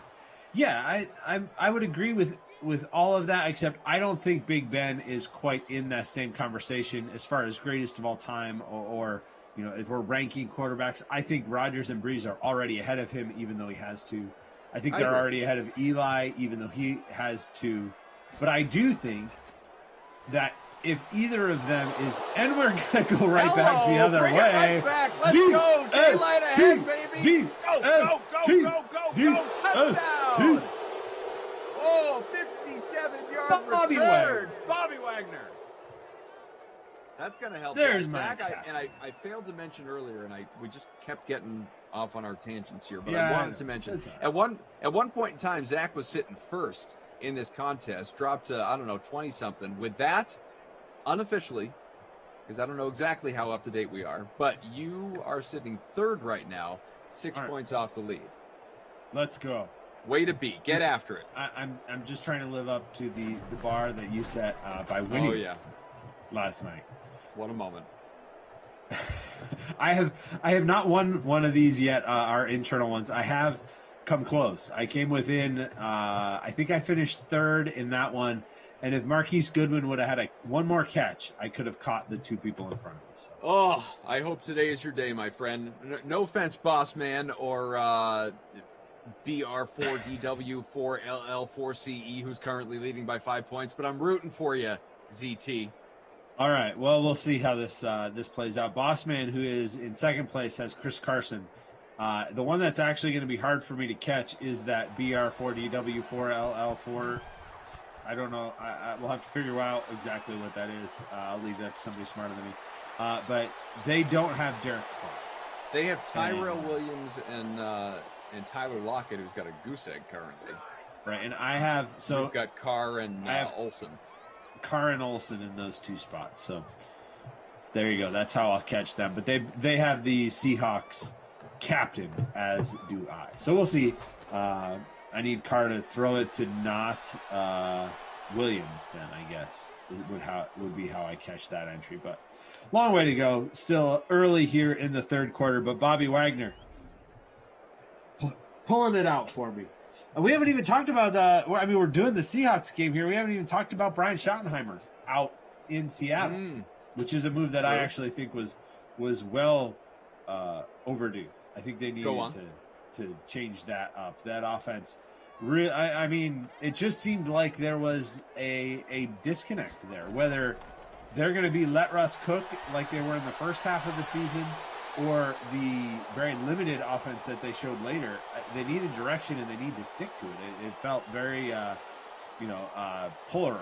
They could go either direction, and they needed to pick one and stick with that. And when they couldn't, they've got such great weapons there. I think depending on who they bring in, that's going to be a very interesting new look offense with Russell Wilson. And we know how dynamic those playmakers can be when given the opportunity. But then you got Pete Carroll, who his one thing that he took away from their loss was we need to recommit to the run, which is not what I thought coming out of that game as the defense continues to pour it on here. And another sack for Reid on that one. You would think he would have learned that lesson back when Marshawn Lynch was there. You would think, right? Like, let's commit to the run. What? Let's commit to the run? Like, that's where, okay. All right. That comment from him made no on the sense way, by the way. I don't think the problem with their team is they need to commit to the run. I think the problem there were lots of issues with that team, but I didn't think committing to the run was high on the list of things that they needed to do better. And maybe that's just something he said at the time, and as he evaluates, they'll get it right. But I think they've got to get the ball into DK Metcalf's hands more often. I mean, as somebody who had him in some DFS weeks where he didn't show up, it was like, hey, remember you've got this really good all NFL receiver, get him the ball. And they didn't do it consistently. So he's up at the top of the screen right now with that superstar trait that he got in the December update. Said Russell Wilson going to take off. Right back to the line of scrimmage. Yeah, not much. 2nd and 10 coming up. 5 minutes left here in the third quarter with Z.Thompson. I'm Adam Kaufman. We got producer Madison, Drew, our technical director, Joe Tate, our Game Ops crew. Thank you all for hanging out. Folks, smash that button, huh? We got about 600 people watching, 230 likes on the Dream Stream day so far. We can do better than that. Let's get to 250. One little push, one little tiny push. Let's get to 250. Hit There's that DK. like. There's DK. Old DraftKings Metcalf getting the ball to 37. I would love to see him featured like the Cardinals featured DeAndre Hopkins, quite honestly. Sure. Like that kind of volume going his way. I think he could be the top receiver. Can you do that when you have a Tyler Lockett there? I mean, you got to remember, like, Arizona's kind of a one-man show. True. Well, you no Fitz love? Well, hey, look, it's working here. Listen, no, I know what you're saying. Not at this stage of his career. I mean, I love Fitzgerald. Fair enough. Obviously, great, but he's an aging NFL receiver at this point in time. Metcalf and Metcalf and Lockett. That's your Cup and Woods, right? It's you don't know which one's going to show out any given week. It should be, yeah. It should be. There's definitely, if you're an offensive coordinator, that's got to be an attractive job, right? With those guys plus Russ in place already. I would think. 1st and 10 from the 14. It's a handoff, committing to the run. Chris Carson gets close to a first, gets up to 44 yards for Carson now to go with his touchdown. 8. Cam, who wondered if I'm any good at these things. Cam, I won yesterday. Cam also wondered if I still say woof from time to time. I do. I'll tweet it too. It says, you get my like today, Koff. Well, thank you, Cam. Appreciate you being back with us. Travis says, no way, DK, 2 catches in a row now. And look, they're going back to him again. To the 2. Oh. 1st and goal on the way. And this is where us Russ captain owners, he's owned 42% in the captain spot in our smaller free roll here. This is where we get boinked because it's going to be Carson or Hyde running in. If it's Hyde, I have Carson, so I'm good with that. And you're Hyde, so yeah. Imagine getting a fullback vulture here. Where's Nick Ballore? He's in there. Handoff, it's Carson, and no, actually lost 3 yards. Yeah, you're going the wrong direction there, Chris.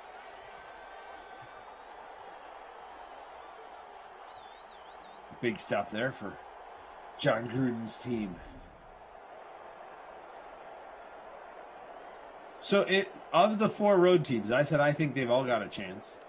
You said you didn't think the Rams had a chance, which I honestly I liked it better when Wolford was starting. But all right, let the Wolf out. Right, I actually thought he was a little more fun. But Carson stretching to the outside, going to lose more. Yeah, lost another one. Lose more yards. Which road team do you think has the best chance of winning? Is it the Ravens in Buffalo? Or is it no, I think it's the Bucs. I think the Bucs. I give the Okay. Bucs the best chance of winning among the road teams. And then it would be the Ravens. So it's close between the two of them, but it would be the Bucs. 3rd and goal, Russ just saying, you know what? I'm going to do this myself. I'll see you later, There we go. Whoa. Touchdown. In. Wide open. That wasn't even contested, barely. Tons of space there, and he makes this a 24-6, which is 18 points and 3 scores.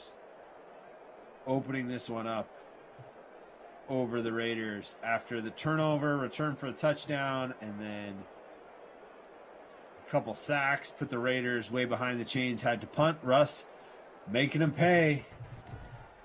Drops me down to about 15th in our contest, since I have Russ, but not in my captain spot.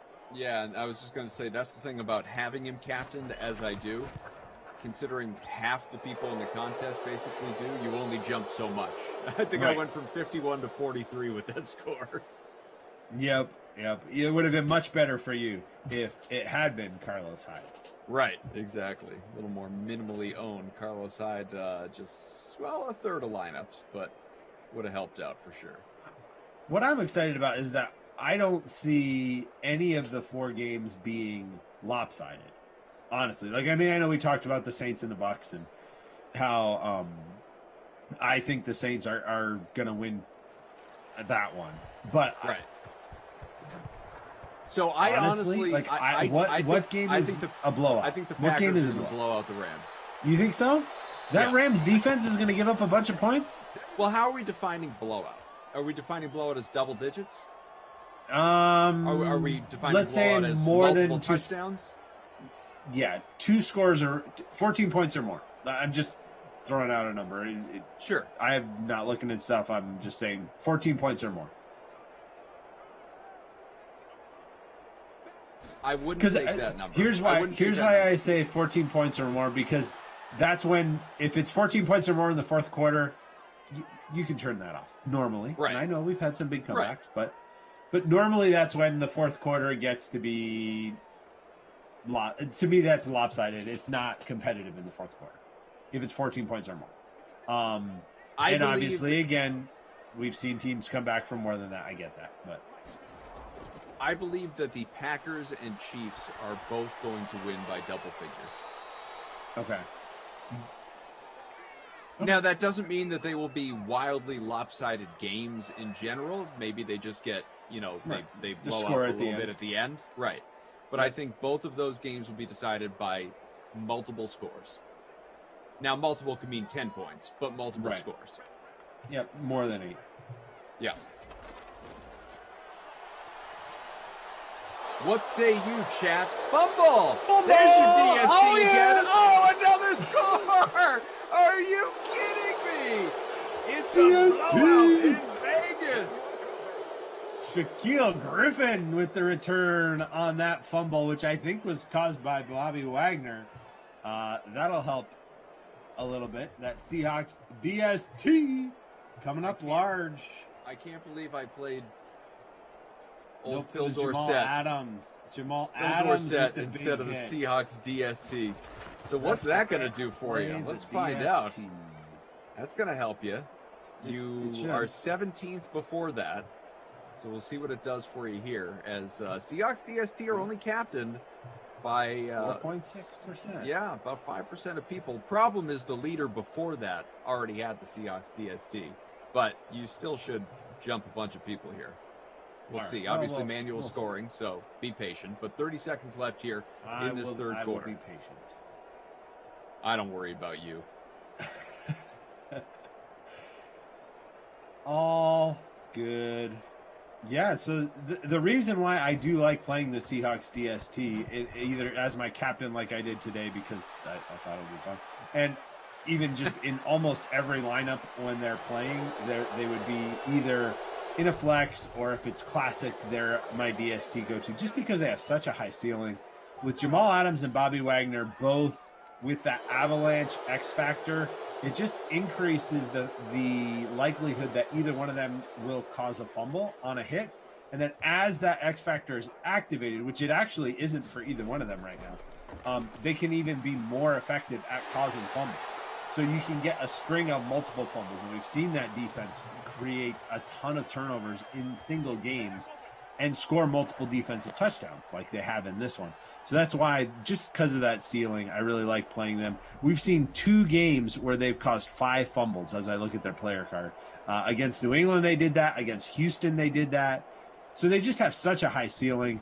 And it's kind of fun to watch Bobby Wagner and Jamal Adams blow people up and cause fumbles. Jimmy B says, and here I faded the Seahawks because I didn't want to eat the chalk.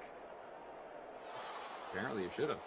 Not really that chalky, at least in our contest. Only 20% owned, 4.6 in the captain. So not sure if that's wildly different in the main contest. I know Madison put that in here earlier. 36% owned in early classic. In the showdown, 25% owned and 3% captain. So pretty low overall numbers. Bruce Malcolm in the chat. We see you, friend. We see you. You're getting a little spammy with your comments during this third quarter. Let's dial it back just a little bit as we got the fourth quarter on the way here.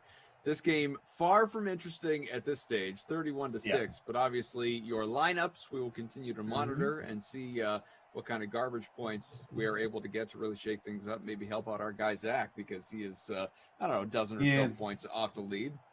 Going to be tough for you. Yeah, we'll see. I don't love. I need Darren Waller to not be the one fumbling moving forward. I need Greg Olsen to do a little bit more than he's doing as well. So my tight ends need to pick it up. David, David, you've asked me this question a number of times before, so I hope you're listening. What's my favorite movie? Are you listening, David? David, you there? David.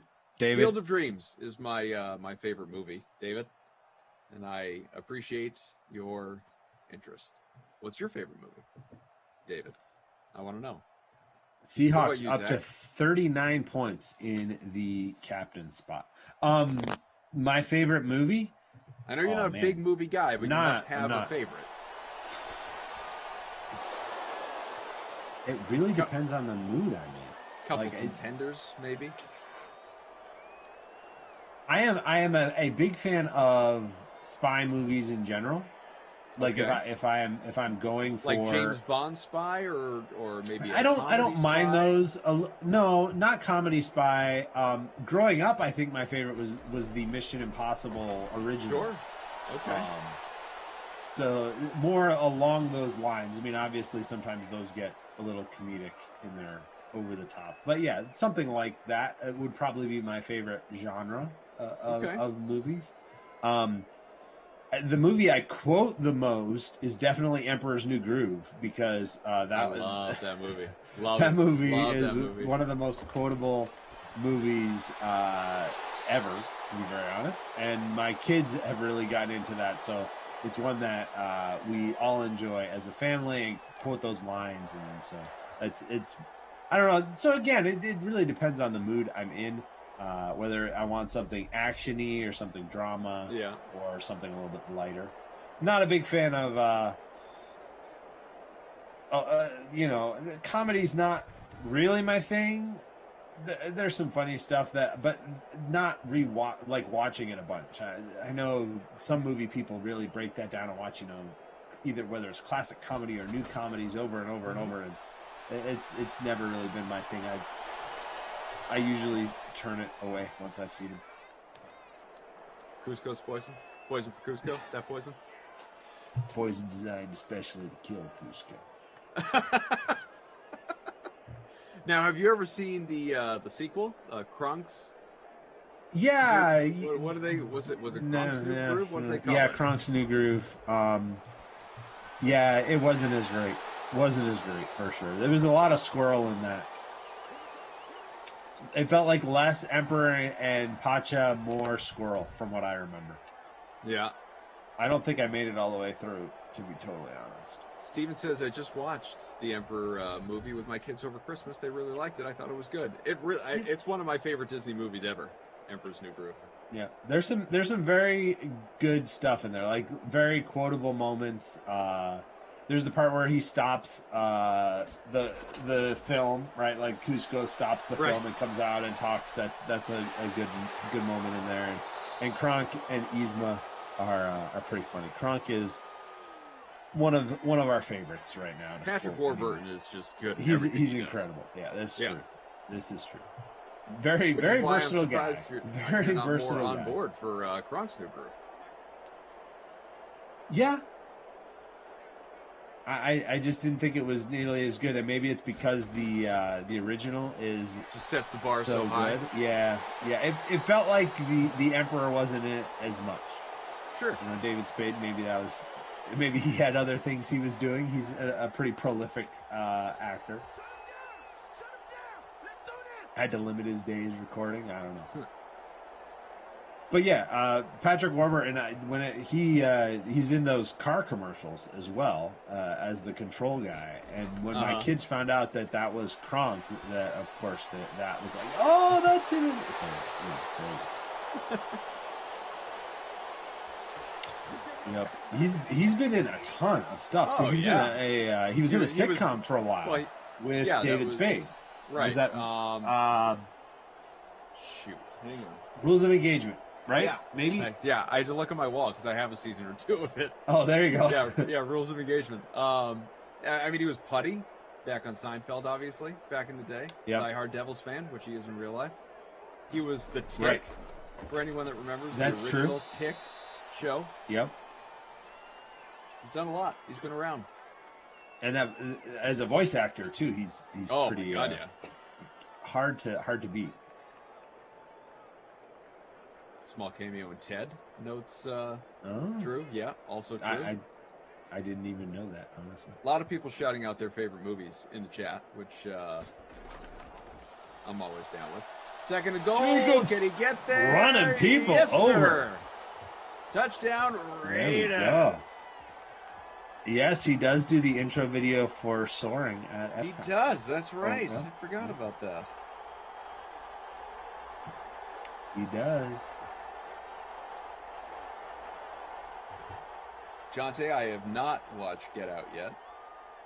You can inform the family, but in time it will come. Are you waiting for something specific, or? No, just I'll get there. I keep going from TV show to TV show. I've started a new binge now. Oh, what's the new binge? Psych. Okay. All right. Psych. Yeah. Dulé Hill and what's that guy's name? I don't remember his name. I feel like I've unintentionally been binging Dulé Hill's entire career during the there pandemic. You started with West Wing, and Suits. Okay, on the last couple seasons. Yep, you've got the whole thing. What is that guy's name? Hey! Warburton, also Joe on Family Guy. There you go. Reminded in the chat. Also very true. James Rode, James Jason back. Yeah, Rode. And then it's very funny, by the way. Yeah, and he goes by James Rodriguez sometimes too. Now he's kind of added that back in. Yeah. Apparently he ditched it when he was getting into acting because basically he was told to, and once he got a little success, he brought it back. Yeah, he was like, "Oh yeah, I can go by my real name, and people will still come watch my stuff." Imagine that. I think didn't they just come out with another? I know they've done several psych movies. Well, didn't they just two. recently? They're coming out with another one? There were 8 seasons. They did a movie in 2017. They did another movie in 2020. Yeah. And I think there might be another one. Yeah, I think that's there's on a the third way. one It's not out in yet. production. Oh, okay. Right. There you go. Yeah, it was around for a while. It was a good show. It's a good show. I've never seen it, but I was told all throughout its run that I was going to like it, and I just kind of never got around to it. And the thing about a pandemic is, you not commuting and driving, create a couple extra hours in a day, and so I'm still on season 1. I'm only like 5 or 6 episodes in, but I'm enjoying it. Yeah. Cool. Always yeah. like So a laugh. you did West 745. Wing, Suits, and what Cobra else? Kai. Okay. Mythic Quest. Ted Lasso recently. How was that? I've heard that's good. I haven't had time for that one yet. It's so good, and it's and it's only 10 episodes, so it's like a quick one. 5 or 6 hour commitment. It won't take you long. Very funny.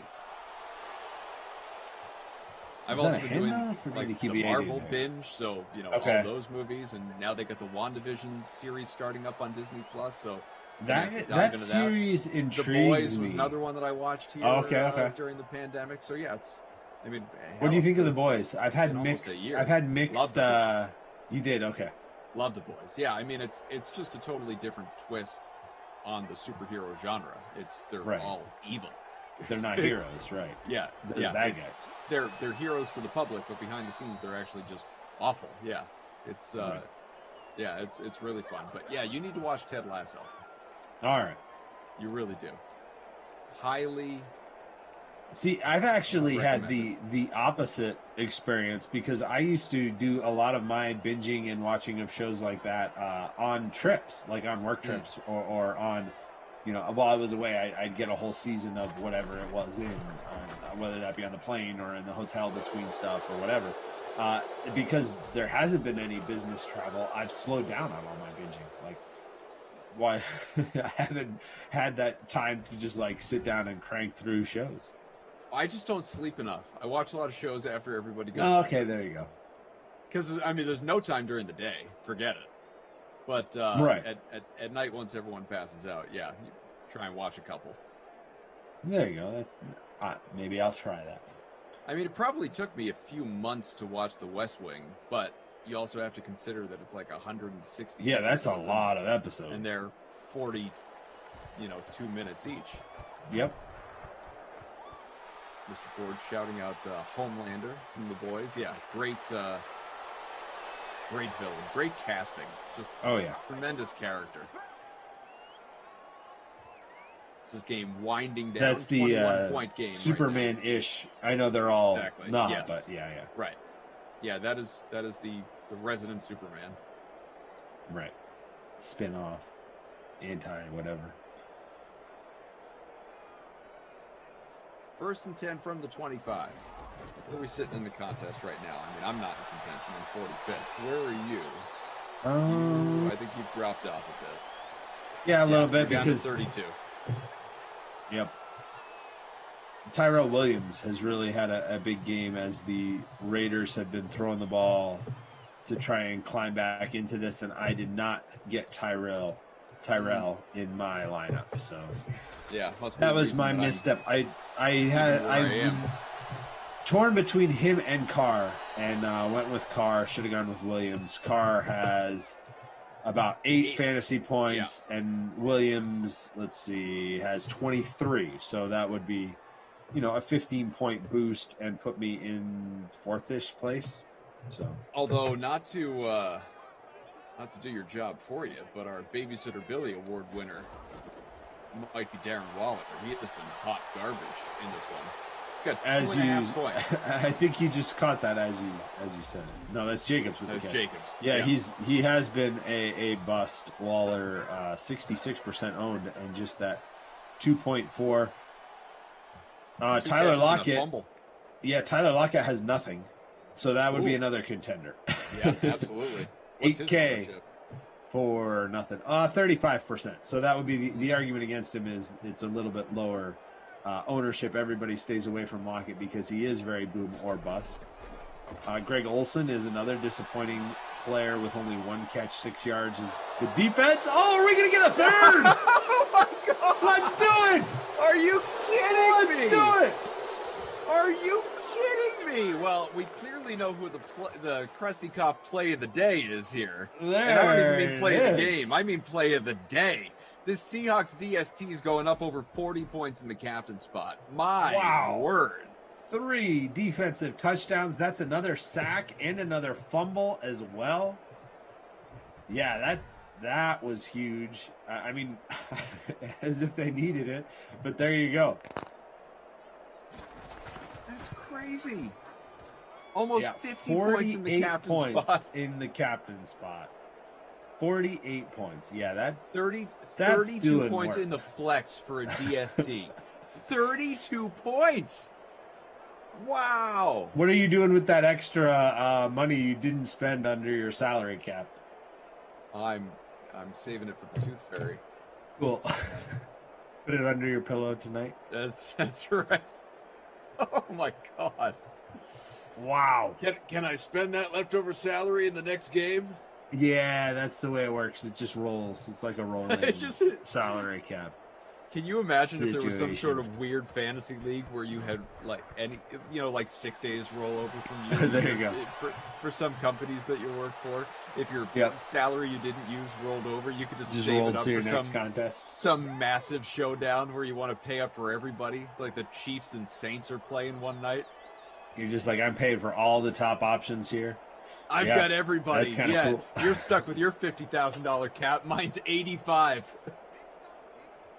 I like it. Let's design it. We'll tell the bosses. Yeah. There we go. Is that another catch for Tyrell Williams, who is building up a nice little fantasy day on no, that was Ruggs on that catch. But Williams has up over 20, but he'd probably be the play of the day if not for the Seahawks DST. Yeah, right. 9 catches, 115 yards, doesn't have a touchdown, but a very solid play in a flex spot. But yeah, this Seahawks DST, this has to be one of the best games by a DST. 3 defensive touchdowns. I've never seen that before.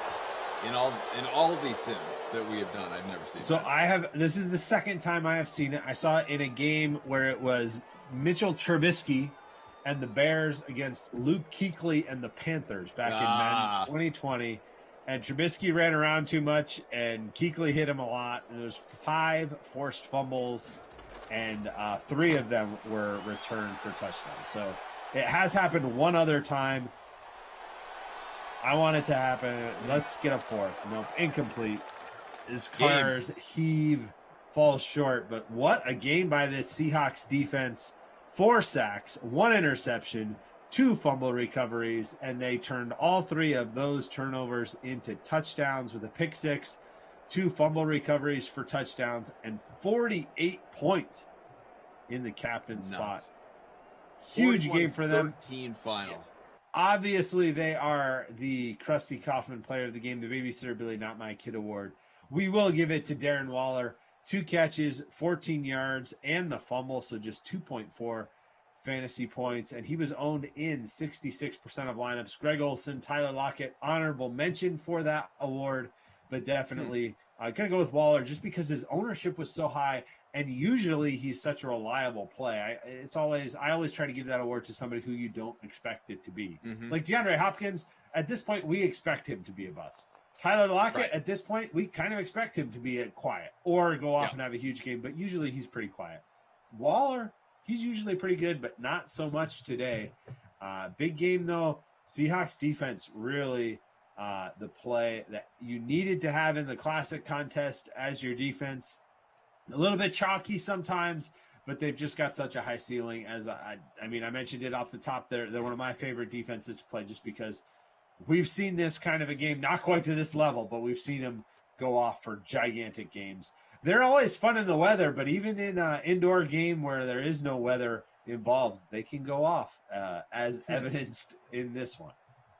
Hey, Mads, I asked because you have the spreadsheet handy, I'm sure. When is the last time, or maybe you've got it in front of you, Zach, when's the last time that we saw a team score 40-plus in these sims? That doesn't happen all the time. I realize this one was very much defensively influenced, but nevertheless, Nice little yeah. I output mean, 21 points from your defense will help you get to 41.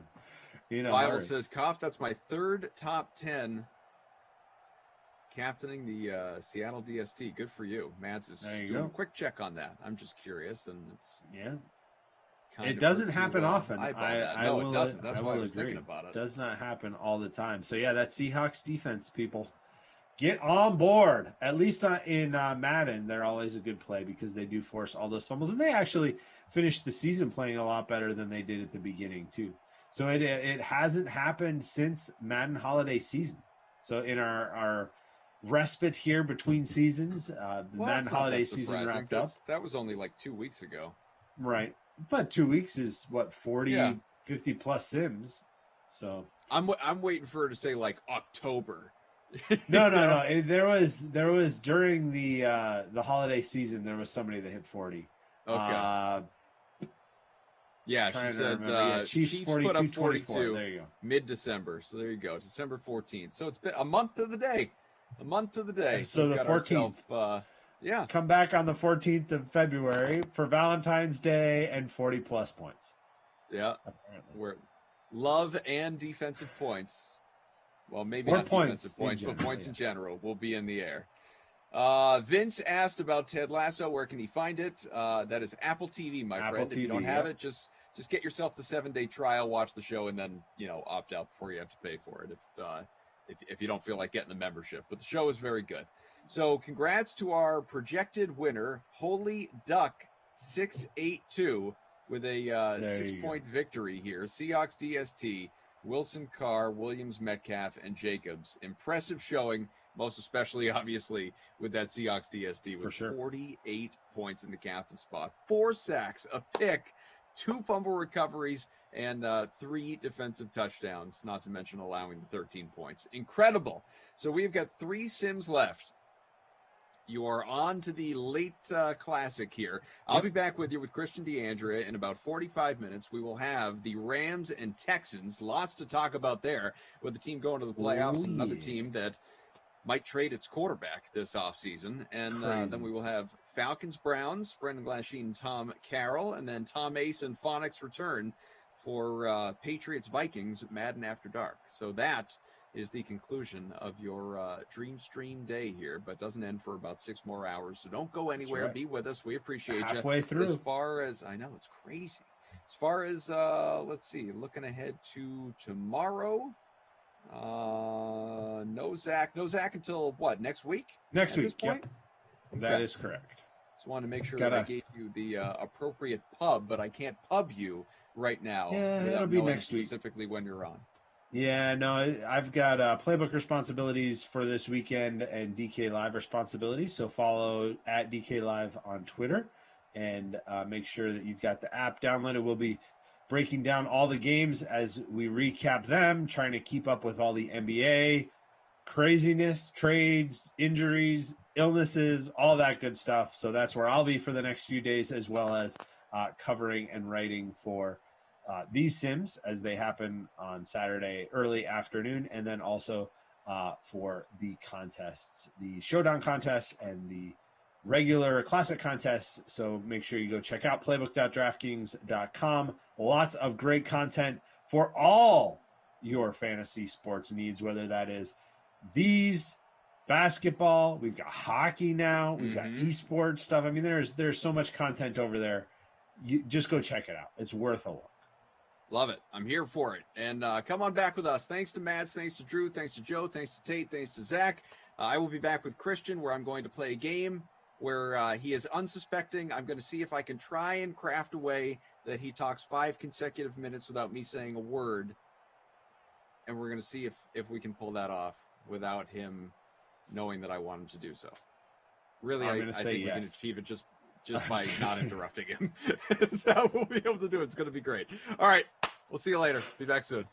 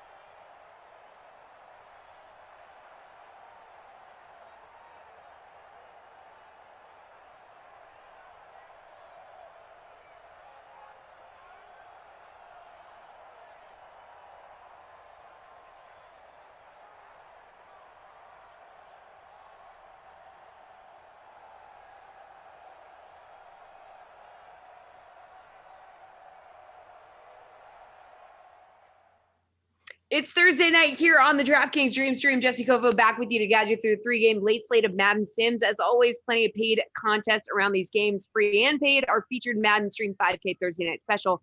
That classic contest is $10 to enter. Features $5K in prizes, including $1,000 going to first place. So starting at 6, Rams, Texans, Christian Giandria, and Adam Kaufman will be on the call. Then at 8, we got Brandon Glasheen and Tom Carroll.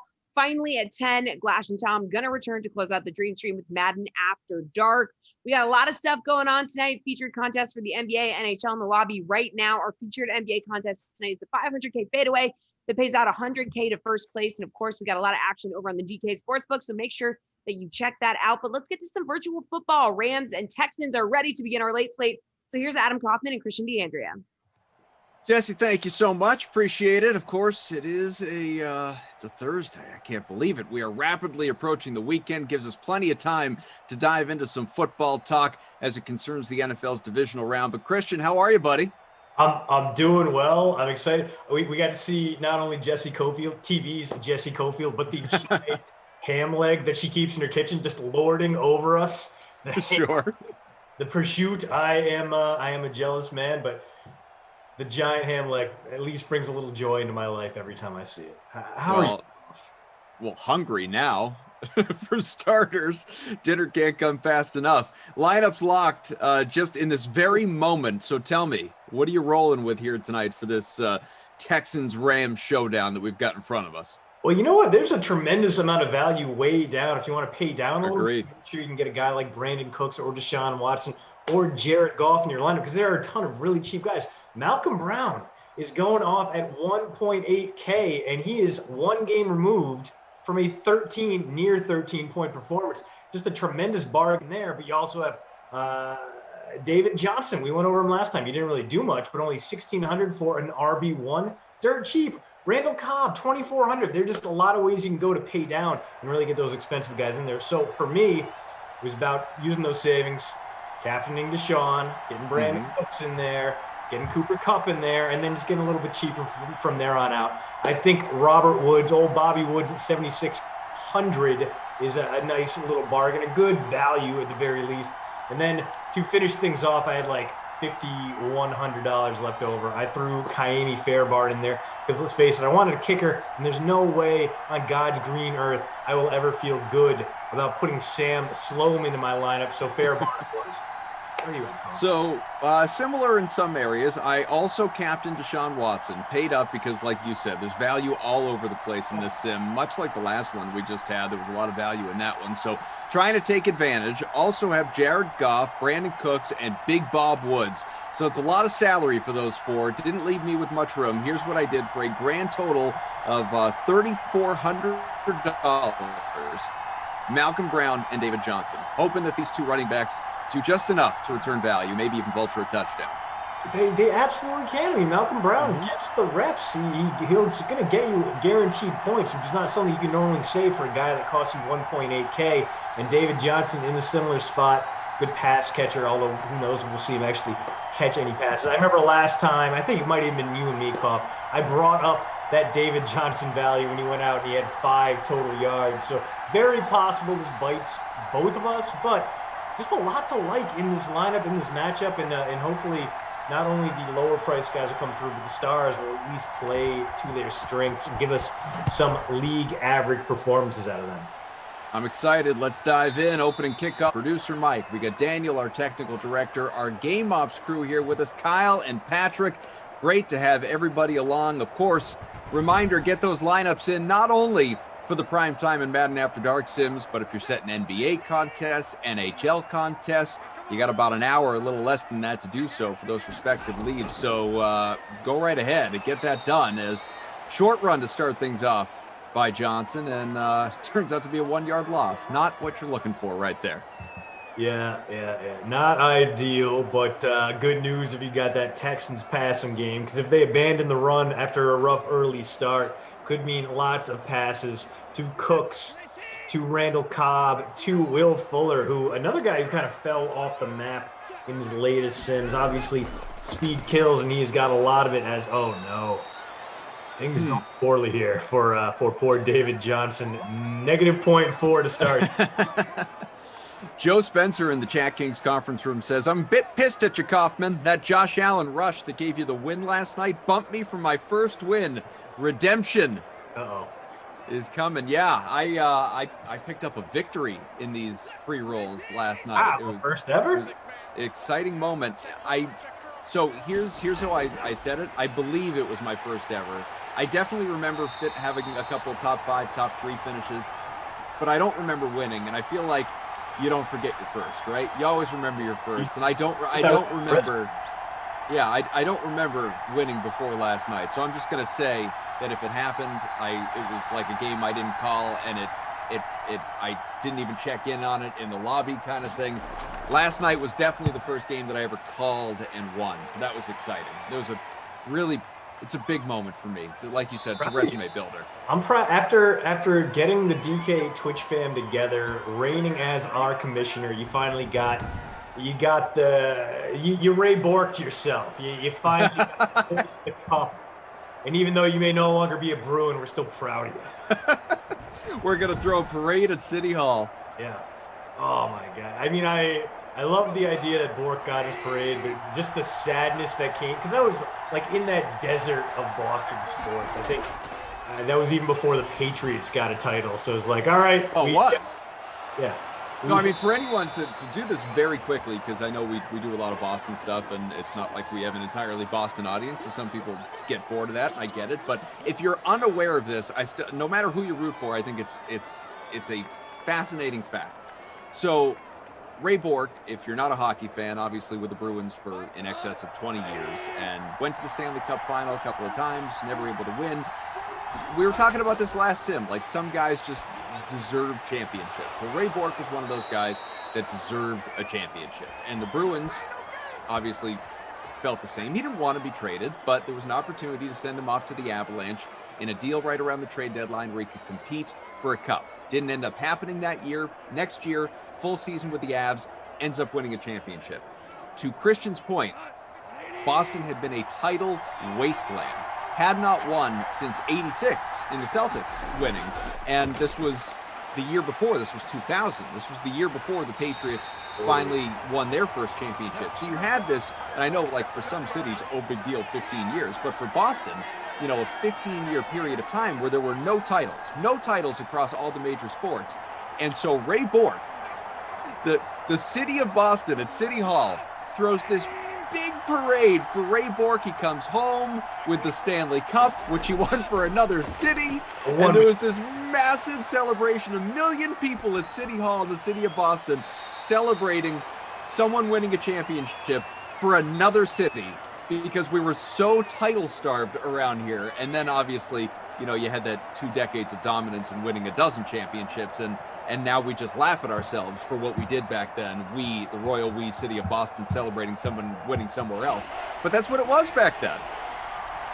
Dude, it was such a wasteland. I mean, especially, I was too young to remember any of the Celtics 80s titles. You know, I had just been born when the Patriots made it to Super Bowl 20 and were promptly crushed into a pile of dust by the Bears. So, until I was 18 the first time. And then again by the Packers in the mid-90s.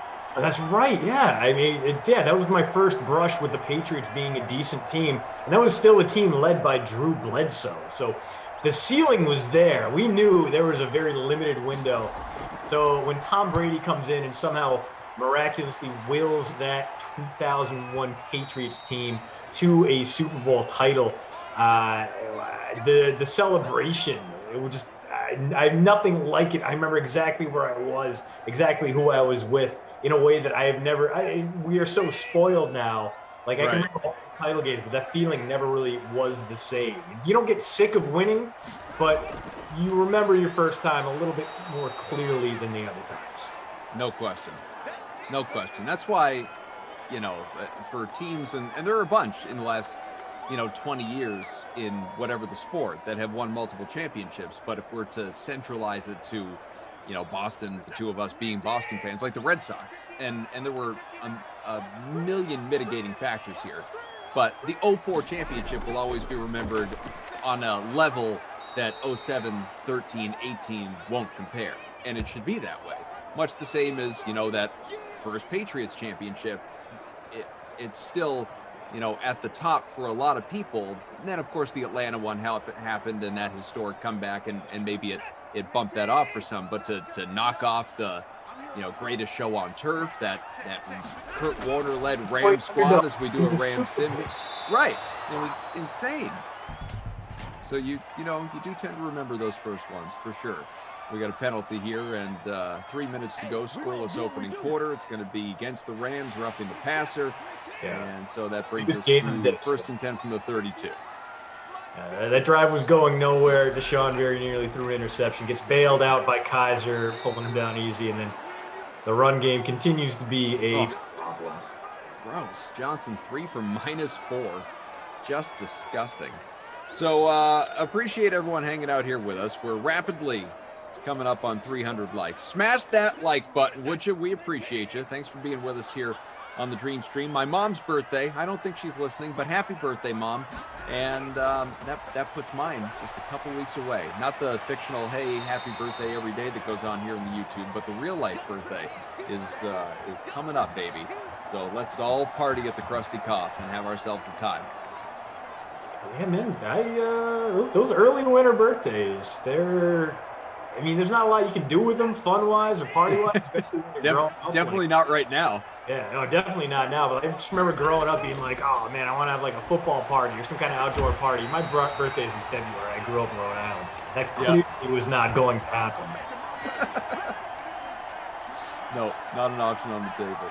Let's talk about these Rams a little bit here. We learned today Jared Goff will start against Green Bay. Walford unable to go, the neck injury, it's just kind of amazing that like your starter all year and for the last few years, Jared Goff, it's like, well, Goff starting, which is actually the second preference against Green Bay in the divisional round of the playoffs. But that's what it's come to, however. And, it's funny. So I was with Z.Thompson for the previous sim, and he is of the mind that he can make a compelling case, and he did, that any and all of the 4 road teams, despite the home teams being favorites, any of the 4 road teams could win this weekend. And what I said to him, I will say to you, which is Ravens, Bills, I think Buffalo, but I could see that one going either way. Bucs, Saints, I actually think the Bucs, I could see it going either way. But I will be floored if either the Chiefs or Packers lose this weekend. I really will. I agree. The Browns, I think they're gonna do some work to keep it close. I think they're gonna put up a fighting chance. I think they're gonna build a little more optimism in northeastern Ohio.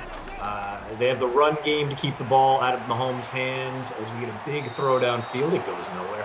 And Kevin Stefanski back at head coach, back on the sideline. I think he's going to be able to unlock Baker Mayfield. They're going to be able to do a little bit of magic together. I think they'll keep it closer than expected, but I do think ultimately they're playing the Chiefs, and they don't have the secondary to hang with Patrick Mahomes' passing game.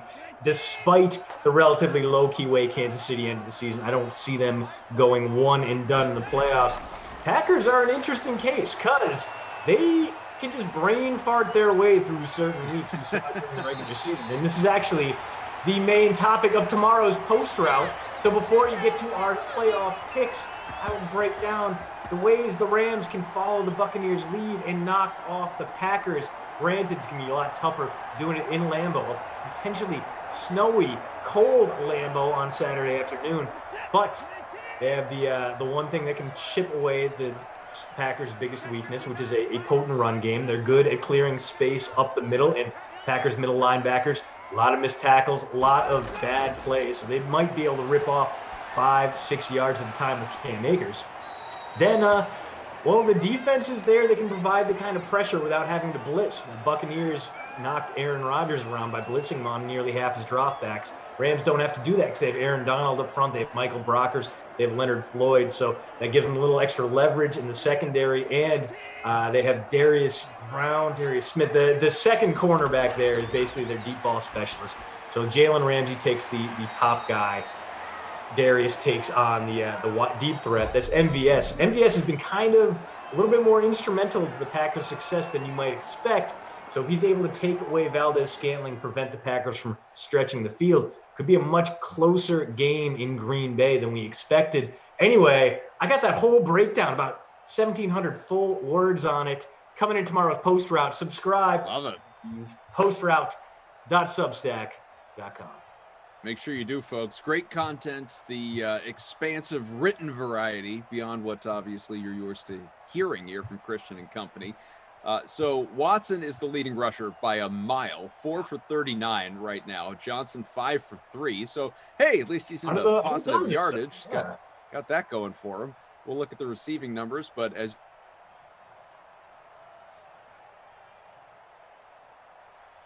and a 3rd and 6 from the 10 when we start off the second. So maybe that offense or lack thereof changes in a moment. But Henderson, 3 for 23, Fells 2 for 3, Fuller 1 for 13, and that is it. Neither QB has done all that much so far. So, expand, my friend. What are you expecting this weekend? Well, this weekend, I do think the Pack are going to hold on. I think Aaron Rodgers is too motivated, too angry to get knocked out of the divisional round. But we've seen this, it's kind of that Achilles heel for this Packers team. Last year is Raheem Mostert running all over him. This year it could be Cam Akers. And then in the next round, you had to deal with either Alvin Kamara or that 6-headed running back room the Buccaneers throw at you. So as much as I want to say the Packers are going to make it all the way to the Super Bowl, I would love to believe that. I think they got like a 60% chance right now, maybe a little bit less. There are 4 teams left, but still, I think they got a great chance to do it, but I could definitely see them imploding. Whereas on the other side of the ball, I don't see even a hot Bills team being able to trample the Chiefs, but we got to see what they have in store against the Browns. If they struggle even like half as much as the Steelers struggled in Cleveland, then I might be able to buy in on Cleveland as Believeland and Darren Fells, the tight end, crashing into the end zone, getting us on the board after a nothing first quarter. Houston takes a 6-0 lead. We'll get the extra point from Fairbairn in just a moment here. 5th touchdown of these Sims for David Fells, the big man. Look at that, the basketball player. Just getting it done inside there. First touchdown, first points of this game. Here's a fun question. We'll get back to the playoffs in a second, but a fun question from Jeff Guy Gaming in the chat. Koff, just started a Texans rebuild in Madden. I got an offer from the Eagles to trade Deshaun Watson for Jalen Hurts and 2 first-round picks. What are your thoughts? Ooh, I'd make that's a tough one, but given how bad Houston's cap space situation is right now, if they were to trade Deshaun Watson for a young, cheap, cost-controlled passer like Jalen Hurts while picking up extra draft capital, it would afford them a lot of opportunities to keep some of the guys they already have that they want to keep around, namely J.J. Watt. So that kind of move, it's not just Deshaun for Jalen and 2 picks. It's basically Deshaun for Jalen, 2 picks, and the ability to keep J.J. Watt on the roster, maybe a few other guys. So you know what? If you're starting a rebuild down there, go for it, man. Be risky. Go wild. I mean, you're trying to exorcise the demons of the last regime.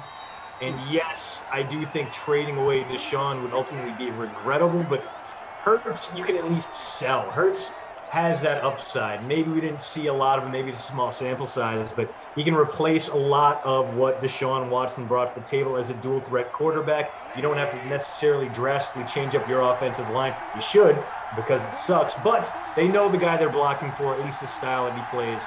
That wouldn't change too much. You brought in Jalen Hurts. So yeah, man, go for it. See, Jeff, there's no way you were anticipating an in-depth breakdown like that where you're trying to even appease the AI fans. I love it. I love it. You got the good stuff right there. 2nd and 11 coming up. Again, 7-0 Texans are on top. So let's go back to this Rams and Packers game. We both believe Green Bay is going to win, but what needs to go right for the Rams to emerge with a victory with a not fully healthy Jared Goff, nor a team that is fully confident in him, but you still have weapons on offense between Woods and Kupp and company. Yeah. I don't know. To me, this is and Zach didn't agree with me on this, but to me, this is a double-digit game. I think Green Bay wins this thing rather handedly. I feel the same way about the Chiefs and the Browns, but specific to this game here, what needs to go right specifically for the Rams to win this game? They need to generate pressure consistently, and the good news is from a source of a source, so take it with a grain of salt. Okay, I like that. But I know a guy who knows Aaron Donald and says that it's not a cartilage problem, it's just bruised ribs. He'll get the cortisone shot. He should be good to go for Saturday without feeling too many ill effects. So that's a big deal. If he can, he's going up against the strength of that Packers line, which is on the interior. He's got to deal with Corey Linsley, my first-team All-Pro center, but he should still be able to, even if he's not getting in the backfield, even if he's not racking up sacks and QB hits, he creates the gaps that the guys behind him know how to fill. That's how you get a guy like Leonard Floyd breaking double-digit sacks for, I think, the first time in his career. Don't quote me on that. He had a very good year regardless because of the presence of Donald up front. Those guys can harass Aaron Rodgers consistently the way the Buccaneers did back in Week 6. It's going to go a long way, especially when you have a very good secondary that can take care of him, erase some of his bad throws downfield. Big deal right there. On offense, you need to get Cam Akers going, and you need to kind of spam as we get a nice deep downfield. No, Josh Reynolds. Big throw. Reynolds using himself some of that speed. 22-yard rack, got down to the 8. See, I don't know how it's going to play out, but this is a man that deserves to finish the job. First and goal after that 45-yard pickup. Give it to him again. Let him get that touchdown. Even this thing up. See, what these Rams need to do on Saturday, however, Goff, is avoid plays like that. I mean, obviously they don't want to take their shots downfield, but Goff, we saw what he could do against the Seattle Seahawks. He couldn't really take advantage of their bad secondary. His throws weren't on target, but he can throw a lot of shorter drag routes, screens, things like that. We already talked about how the Packers inside linebackers are a liability.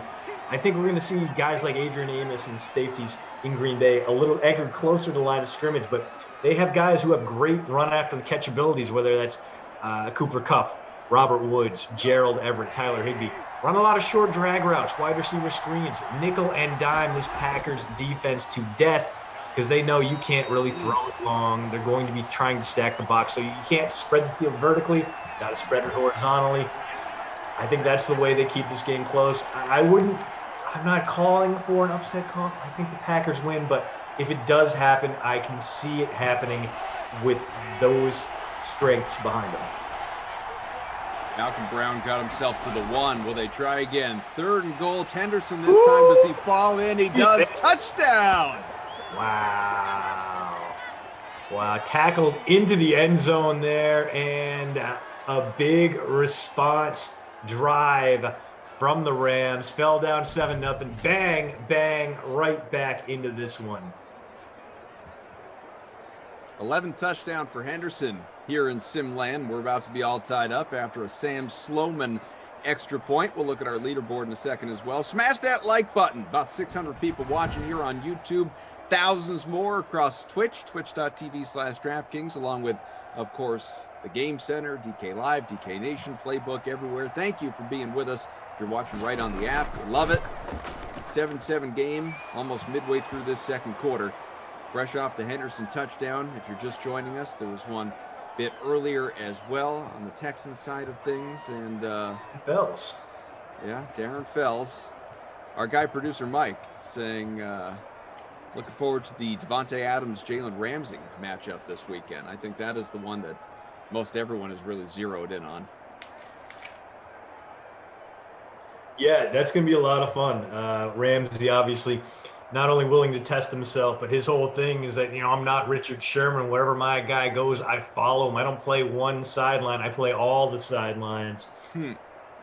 Big showdown. Again, Devontae Adams was not only my first-team All-Pro pick, he was my Offensive Player of the Year selection. I don't think there was a wideout more valuable than he was. I think he was just so uncoverable at times. And without him, this is maybe a wild card team for the Packers, maybe 9-10 wins, definitely not 13-3. He has been so instrumental to Green Bay's success that I think he's going to get the better of Jalen Ramsey. As good as Jalen Ramsey is and can be, I don't think he's quite playing at the level he was back when he kind of helped push the Jags to the AFC title game. I think Devontae is going to get the better of him 3 out of 5 times, let's say.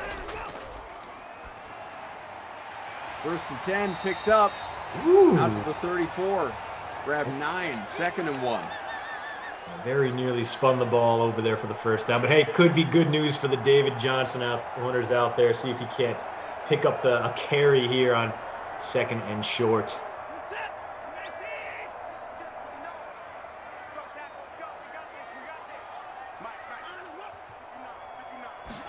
About halfway through the second here, and handoff, but it's not enough. Of course it's not.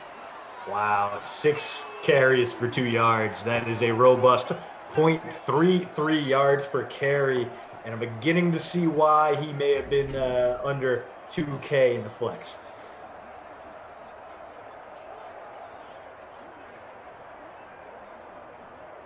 Man, oh man. So which game are you most looking forward to of the 4 this weekend? And we can circle back to this one, obviously, but yeah. Which one's the best? I mean, obviously, I'm excited for Rams-Packers, but I'm in Wisconsin. I just like seeing a game at Lambeau with cold and snow, and it's always going to be exciting to me. And I'm going to be very, very sad that we don't have local bars here, because when the Packers win, all of Wisconsin gets in a better mood, and I very much miss the camaraderie there. So it's going to make me happy and a little bit depressed, but that 8:15 primetime game after it, that one's just going to make me happy altogether. Ravens, Bills. At Bills Stadium. They lost the naming rights. Mm-hmm.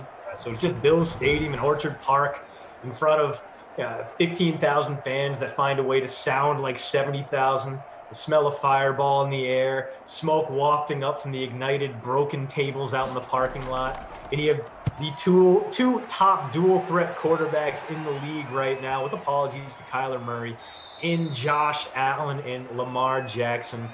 Very excited for that one. I think the Bills will be able to withstand the Ravens' attack, but based on the momentum, Bills kind of trending downward after really allowing the Colts to do a little bit too much to them, whereas the Ravens trending upwards after finally getting a win over the Titans. That's another one I think is going to have some advantages for the away team. That is the most likely upset game to me. I would take the Ravens winning that upset than I would the Buccaneers upsetting the Saints in New Orleans. That makes sense. 2nd and 9 from the 21. About 3 minutes left here in the opening half. We are tied. 7-7 game. Rams with the ball. Stuck deep in their own territory for now anyway. See if Goff has anything to say about that. Not there. Incomplete pass, 6 of 8, has 89 yards. We talked about this during the last sim. I'm curious as to your thoughts. If you're the NFL, if you are the league, what Super Bowl champion, never mind the matchup, just the champion, are you rooting for most? Because you can make a compelling case for any of the teams that are remaining as to why you'd love to see them win a championship if you are the league. But which one would you like to see most? Ooh, well, I mean, I kind of like the State Farm Bowl idea, because you get the 2 hottest quarterbacks in the league. Well, sure, excepting Josh Allen. But, I kind of like that Chiefs-Packers idea, Mahomes versus Rodgers. Let these 2 teams air it out, see what happens. I wouldn't mind seeing the Bills return. If you're going to get anyone other than the Chiefs coming out of the AFC side of things, you know what? Let's give the Bills their chance to be insufferable, but hateable for a good reason, because they're winning, rather than kind of pitiable because they're giant goofballs backing a 5-11 team. They have earned it. They deserve it. They belong there. The team is built the right way, and they proved us all wrong about Josh Allen. So yeah, my rankings from the AFC side: Chiefs, then Bills, and then the NFC side.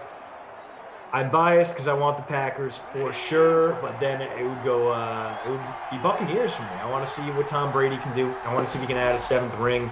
I don't think it necessarily reflects poorly on the Patriots if Tom Brady goes out there and wins the Super Bowl with the Buccaneers, because they are a team really built for him to thrive behind, whereas the Patriots kind of thrived despite him for several years. So, so my rankings call from the AFC: Chiefs, Bills, Browns, Ravens, and then from the NFC: Packers, Buccaneers, Saints, Rams. So those are your rankings. Super Bowl before, it was not fun. Those are your rankings, but what would the league rankings be? If you're if you're the league, you're thinking about maybe it's marketing, or maybe you're thinking about storylines, you're thinking about the Hall of Fame. I'll give you an example. I said earlier that I think, and again, you can make a case across the board. You can make a case for any of them. But I think if the league were to choose, just could put its fingerprints all over it, which one do we want best? I think the league would love to see Drew Brees be one of those guys that retires with multiple championships. Right now he's got one. We all assume this is the final year. Certainly it's been hinted he intends to retire whenever this season does come to an end for New Orleans. I think the league would love to see him walk off into the sunset a champion the same way it did Peyton Manning to give him his second ring. Yeah, tough to argue with that logic. And Brees is one of those guys that doesn't he doesn't really have a lot of haters out there. I mean, not too many people dislike Drew Brees, and if they do, it's typically related to his pyramid schemes and Amway scams and various other off-field things. But on-field, he's been a great leader. He's meant a lot to the city of New Orleans. He definitely comes across as one of the more bankable stars. So I'm sure the NFL would like to continue that legacy. That makes a lot of sense there. And then I think they would prefer a team other than Chiefs to make the Super Bowl to really kind of build that built-in AFC rivalry. Mahomes, we know, is going to be very good. The Chiefs are going to be at the top of the AFC for years to come. But, Batman needs a Bane. Who can come up there and actually challenge them right now? The rest of the AFC looks like, Mr. Mondays and, the Danny DeVito Penguin, or not even the Danny DeVito Penguin, like someone lesser than that. I'm not well-versed in Batman villainy to really give you the lesser Guild of Calamitous Intent characters, but they need someone that can be built up as a true challenger year in, year out to Patrick Mahomes, the way Tom Brady was early on. So I think the league would actually probably go Ravens, although you get a little bit bigger medium market than Western New York with Buffalo. So I'll go with Saints-Ravens would be the most league-friendly Super Bowl matchup. Well, I can tell you, I've never heard the sentence "lesser build with calamitous content" before, so that's a first. And I liked it. Rolled right off the tongue. It just feels good to say it. You are a wordsmith, my friend. I stole that. That is stolen from the Venture Brothers, my friend. Is that right? The bad guys in the Venture Brothers, which and here I was giving you credit, but Zach was saying to your very point about seeing someone other than the Chiefs and creating an in-conference rival for Kansas City, flirting, dueling dynasties potentially. Zach was making that same point for Buffalo, saying, I had brought up, obviously, because I was making the case for every team, which I won't rehash with you because I'm sure there's plenty of people in the chat that already heard me say it in the last sim, but abbreviated with Buffalo anyway. How great would it be to see them finally win a title after losing 4 straight, and Jim Kelly in this redemption, and obviously Josh Allen in the MVP talk, a redemptive year for Stephon Diggs, Bills Mafia, a fan base that is starving for that title. You can make a lot of different cases, but one that I did leave out that Zach brought up and you just alluded to is, having there be that rival to the Chiefs within the conference, that true, bona fide, legitimate rival where you can say, well, you won the title last year. Well, guess what? We did it this year. What is next year going to look like from a marketing perspective? Yeah. And they want that opening night game, that first Thursday night of the season. They want it to be Chiefs versus a rival. That's what they do with the Patriots all the time. You win the Super Bowl, you get to open up the next week, and you get a good primetime game. They want to have a bankable week 1. Tune in. We need 20 million people watching on terrestrial TV every week. That kind of situation. So that's what they're looking for. And Allen could definitely be the guy for sure. The way he's looked this season. But Lamar has seemed handpicked there as we get. Yes, we do have another touchdown.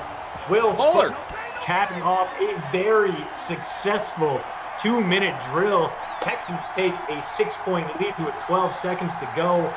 Slung to the corner of the end zone. Touchdown Deshaun Watson. Touchdown Will Fuller. That's going to help some folks, that Will Fuller touchdown, no question about it. Matter of fact, we've got J. Hills, IXX7 in front by about 7 points right now. I'm sitting 139th, ugly, out of the 178 in our happy hour sim, the Where Will Deshaun Watson Play Next free roll, and we haven't even gotten into that topic yet. We can do that. 14-7 here. Houston leads late in the opening half. Where's Train Island sitting right now? We got our guy Tate from Game Ops. Isn't even working this game, and he's sitting in 11th playing the contest. Tate, come on, man. I'm at 138th because I have gotten, let's see, I flexed 5 guys, and between them they have fewer than 10 points. So feeling good about the Sherman captain spot. Feeling less good about Brandon Cooks, Cooper Kupp, Bobby Woods, Kaimi Fairbairn, and Malcolm Brown. Still relatively early. Yeah, time. We'll do the Watson stuff in the second half, which, again, is seconds away at this point. Yeah, I think there are a lot of different fun storylines. I mean, Daniel brings up Bucks-Chiefs probably gets the best ratings. True. It probably does. You know, people would be, love Tom Brady or hate him, people would be tuning in to see if he could get that 7th ring. And obviously, Chiefs and Mahomes, I mean, there's an incredible media and fan support for that franchise, as there should be, by the way. I mean, you're talking about one of, if not the face of the NFL right now. And the last time Mahomes and Brady faced off in the playoffs, it was an absolute banger. The AFC title game in Arrowhead. Patriots won in overtime, but Patrick Mahomes never got to touch the ball. There's unfinished business there. The narratives would just spin off the rail. It would be, you'd get 2 weeks of just nothing but hype, unlike any other Super Bowl, I can imagine. Final play of the half. Will Goff air it out? Nope. Just looking for some short yardage. That's okay. Helps. That helps. Goff up to 121 passing. Higbee gets the catch. And that'll take us into halftime here. 14-7. Higbee's first grab for 15. Houston in front at the moment. Yeah, Higbee as mercurial in the sim as he was in the real world. Looked like a great fantasy addition early in the season long, and really just never panned out. Same with Gerald Everett.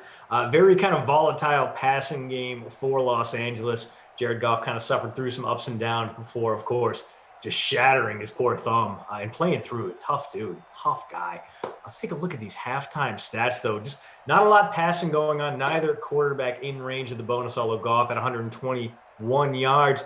Outside shot at it. Deshaun, not nearly as much through the air, but he does have the 2 passing touchdowns to go with 95 yards. And those 2 touchdowns, Will Fuller, Darren Fells. Watson 62 on the ground right now, so bonus could happen. Henderson just the 3 for 5, but he's got to score. Yeah, the vulture touchdown from Malcolm Brown, who has had the bulk of the Rams carries in this one. So if you thought Brown was going to be the bargain like I did, you got to be hoping for him to get those red zone touches. He got 1, didn't punch it in. That's when they turned to Darrell Henderson and made us all feel foolish. How about our dude Big Saxy? Matt LaMarca hopping in the chat says, mercurial, what a word. Freeze frame that for a screenshot. Yeah, you are just getting commended left and right for your artistry with the language of words. Listen, man, I majored in words. That is a sentence. That's how we do things. Rams will get the ball first to begin half number 2. And thank you all for hanging out. LaMarca included, of course. Hit that like, folks. Just a few away from 300. Appreciate you. Apparently, I'm told we got LaMarca and Garion Thorne. Yeah, the Thornado. Those 2 are going to get together to join Jesse live for an NBA segment after this sim. Looking ahead to tonight's slate, which, of course, tips off if you're playing classic contests in 23 minutes. So get those lineups in, folks. But something to look forward to. Maybe looking ahead to the late games this evening. Big Gritter shouting us out. CDA and Cough. Well, hey, Big Gritter. Thank you for hanging out as well. So, yeah, let's getting lost in the chat. Love all you people. Let's go back to the Deshaun Watson stuff, as the free roll is aptly dedicated to him in name. How does all this unfold? We know he's unhappy. He's not, at last report anyway, not really in touch with the organization. They still need a head coach. Will he get his guy? He is, supposedly wants Eric Bieniemy. I know he's on the interview list. How does this all play out? Eric Bieniemy. Eric Bieniemy is a tremendous creative mind, and the idea, just the the possibilities of what he could do with Deshaun Watson after what he helped mold Patrick Mahomes into are endless. That's the highest upside hiring Texans could make, and it would keep Deshaun happy. Do that absolutely. So I think if Bieniemy comes in, Bieniemy talks to him, all of a sudden they're on the same page. This doesn't have to be a Broncos Jay Cutler situation where Josh McDaniels just immediately alienates him. Yes, he's mad at the management. Yes, Jack Easterby is a train wreck of an NFL executive. I don't know why he's employed by anyone, let alone an NFL franchise. And yet, Houston seems intent on making him happy rather than the star quarterback they have locked up for $39 million per year. Not a lot of stuff has made sense in the Texans franchise for a while now. Can't be too surprised, but I think they need to buckle down, make Deshaun happy, make a move that would be generally lauded by bringing in Bieniemy, and really make sure Deshaun Watson doesn't go anywhere, because I can't imagine they're going to get a deal that really allows them any kind of fair return on one of the top 5 quarterbacks in the league. You never see guys like this on the move. The only comparable comparisons are Jay Cutler going to Chicago, and we already know Jay Cutler, even at his best, was not nearly as good as Deshaun Watson. And Kirk Cousins being allowed to leave Washington, which is a different situation, and again, an inferior quarterback. If Watson gets put on the market, you're going to get offers from every team with cap space. And, well, there are a few places I think he would fit really well. Dolphins came up earlier. They said they're all in on Tua. They're not going to be taking a quarterback in this draft. But if they were to move him, I think he'd be a good fit there, especially if they use that number 3 overall pick on a guy like Devontae Smith. I don't want to think about how dangerous a Devontae Parker, Devontae Smith, Deshaun Watson lineup would be, the 3 Ds. Phenomenal. But one team I don't think he'll be traded to. I don't think the Texans would want to see him here in perpetuity, but the Colts would be a great plug-and-play option for him. They have the cap space. They have a needed quarterback. They have a revitalized T.Y. Hilton and Michael Pittman. They have the best young running back room in the league and a tremendous offensive line, light years ahead of what he had in Houston. For Deshaun, I think that's the best fit. We were talking about in the Twitch chat earlier, first time playing Fortnite throughout the Steelers is a good example. Yeah, it'd be a great fit there. There's no way they could fit him under the cap. And similar situation in San Francisco, where I don't think they would be able to massage the numbers down to fit a guy like Deshaun Watson in there. The Colts, however, plenty of spending room, be a nice little fit for him. Otherwise, you got teams like the Bengals, the Jets, the Washington football team that could theoretically do it, but probably wouldn't. I mean, the Bengals definitely wouldn't. They have Joe Burrow. Producer Mike asking about the Niners. Obviously, there's been talk that Jimmy Garoppolo could be on the move, and Kyle Shanahan has more or less said, I'm paraphrasing here, but we're not going to make a move like that unless we're upgrading. Yeah. Deshaun Watson's certainly an upgrade on Jimmy Garoppolo. So, what do you think? Any possibility to it? Definitely possible. I mean, they would have to get out from underneath the rest of Garoppolo's contract to make it work salary cap-wise. They would have to shed a few deals. Right now, they're about to go into free agency with a little bit less than $15 million to spend. And there's a pretty big disparity, even just what you're paying Jimmy Garoppolo and what you're paying Deshaun Watson. But, I mean, Garoppolo is, if you look at the odds, the prop bets went out, and for every team who their starting quarterback will be in 2021. The Patriots, no other team in the league had more options listed than the Patriots, who had 11 of them, which is bonkers. But the number 1 guy on that list, the shortest odds, went to Jimmy G, even though he's going to be eating up $26 million in cap space next year because the Patriots could absorb his contract. So I could see a musical chairs kind of situation going. Jimmy G goes to the Patriots. The 49ers clear enough space to bring in Deshaun Watson. It gets the quarterback who is disgruntled with you not only out of the division but out of the conference. You won't have to worry about him in the playoffs until you saw him in potential Super Bowl if you're the Texans. But again, I don't think they're going to trade him away. I think there's just too much value in keeping a guy like that around. Letting him leave would set you back so much that I think there were fans that would turn on the Texans and never come back, especially after what we saw this season with guys giving up. I think if they were like, you know what, our guys gave up at the end of the season and then we got rid of Deshaun Watson, I'm out. I guess it depends on ultimately ownership, and maybe more so because he was the man hired to manage this crisis. Nick Caserio, the former longtime director of player personnel for the Patriots, was the general manager there for the Texans, as they seek out a new coach and obviously have that really one, excluding J.J. Watt, I'm thinking about the offense, that one superstar talent still there. How are you trying to make the move to the next level? And if you believe that moving a Deshaun for a lesser but still good young talented quarterback and draft capital gives you a better chance after they, Bill O'Brien had traded away all their picks, gives you a better chance of rebuilding in a hurry versus keeping Deshaun and not a whole lot around him. It's a tough debate. I think the argument with Deshaun is that no matter what, when he's in the lineup, you're only a few moves away from competing for a playoff spot, especially now that each conference gets 7 playoff berths. If you get rid of him, you're still in rough cap shape. I mean, right now, the Houston Texans are projected to have negative $21 million in cap space, thanks to both the shrinking cap and the fact that they've spent like sailors recently. There's just not a lot of easy ways to improve this team with or without Deshaun Watson. So yes, I guess the benefit to getting rid of Watson is that you can replenish the draft picks that were traded away in stupid deals like the Laramie Tunsil deal, which Laramie Tunsil was great, but he's only one part of the offensive line, and then you waited way too long to re-sign him, and now he's getting paid like 20% more than the next closest left tackle. You stupid man, Bill O'Brien. It just everything is a mess for the Texans right now, except left tackle and quarterback. They have 2 real strengths right now, Cobb.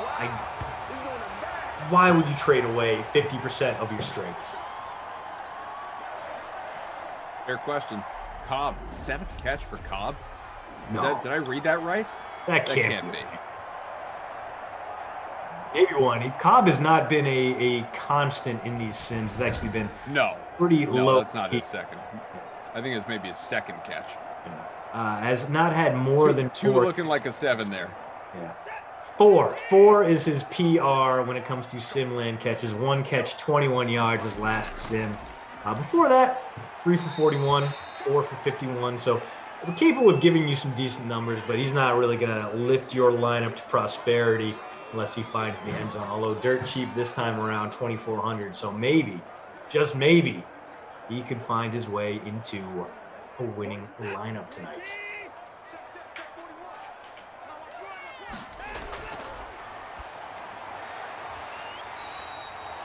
Out to the 28, Watson another completion. First down pickup for the Texans. Midway through the third here, Cooks, 2nd grab for 27. Cook's very, very slow going for him, and he has been a baller as of late. He's really put together some very nice games, 21 plus in each of his last 3 sims, but he's not even approaching that.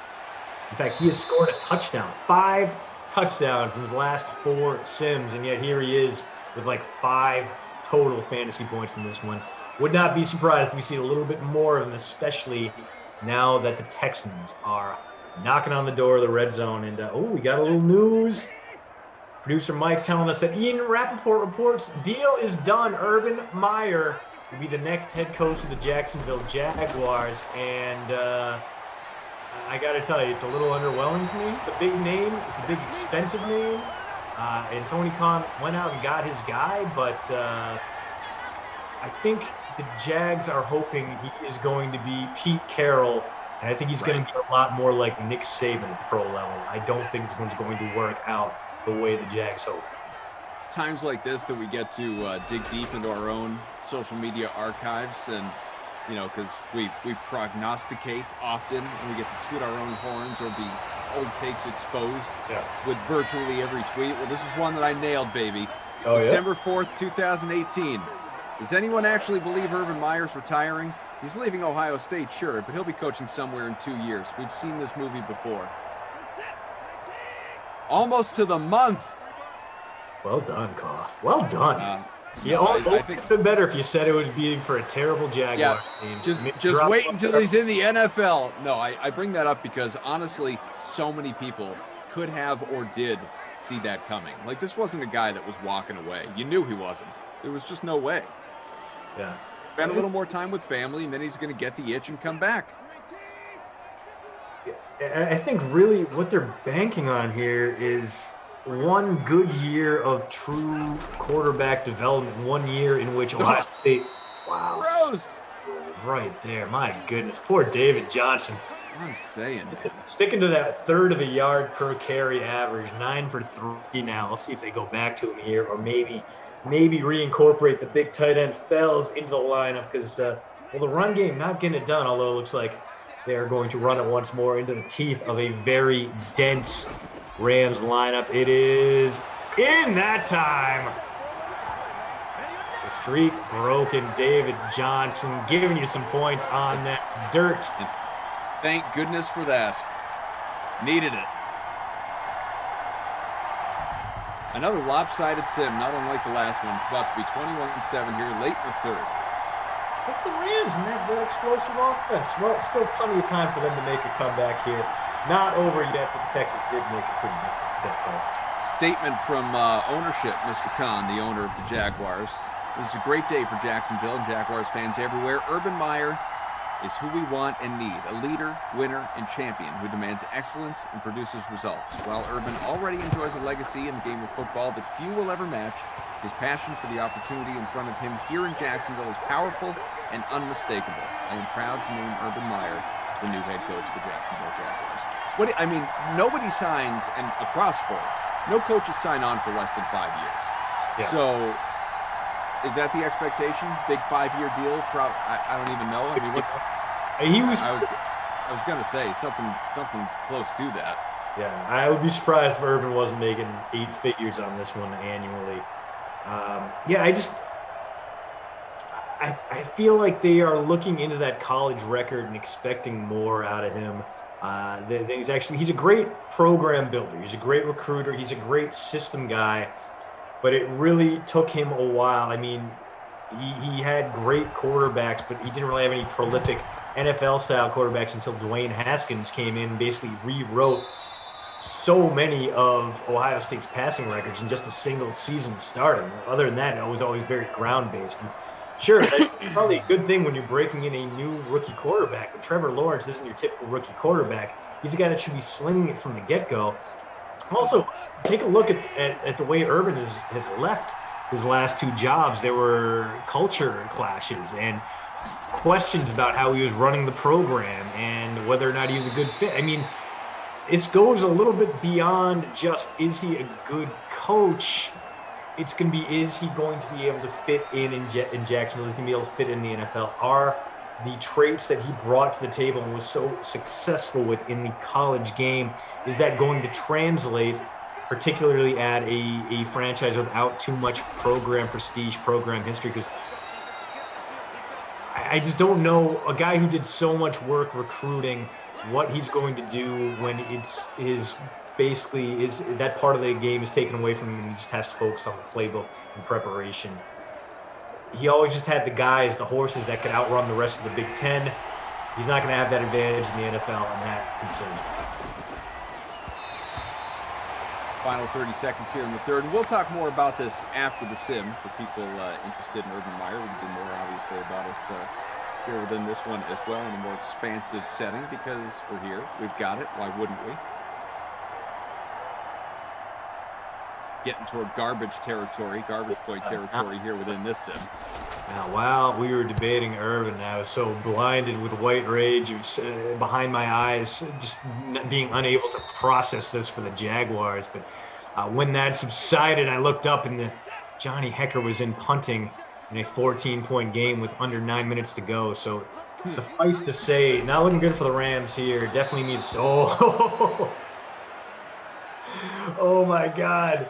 David just got exploded. Now he is up to 1 net rushing yard on 11 carries. Yikes. That's amazing. Yikes. Look at this. Oh. So mean. So mean.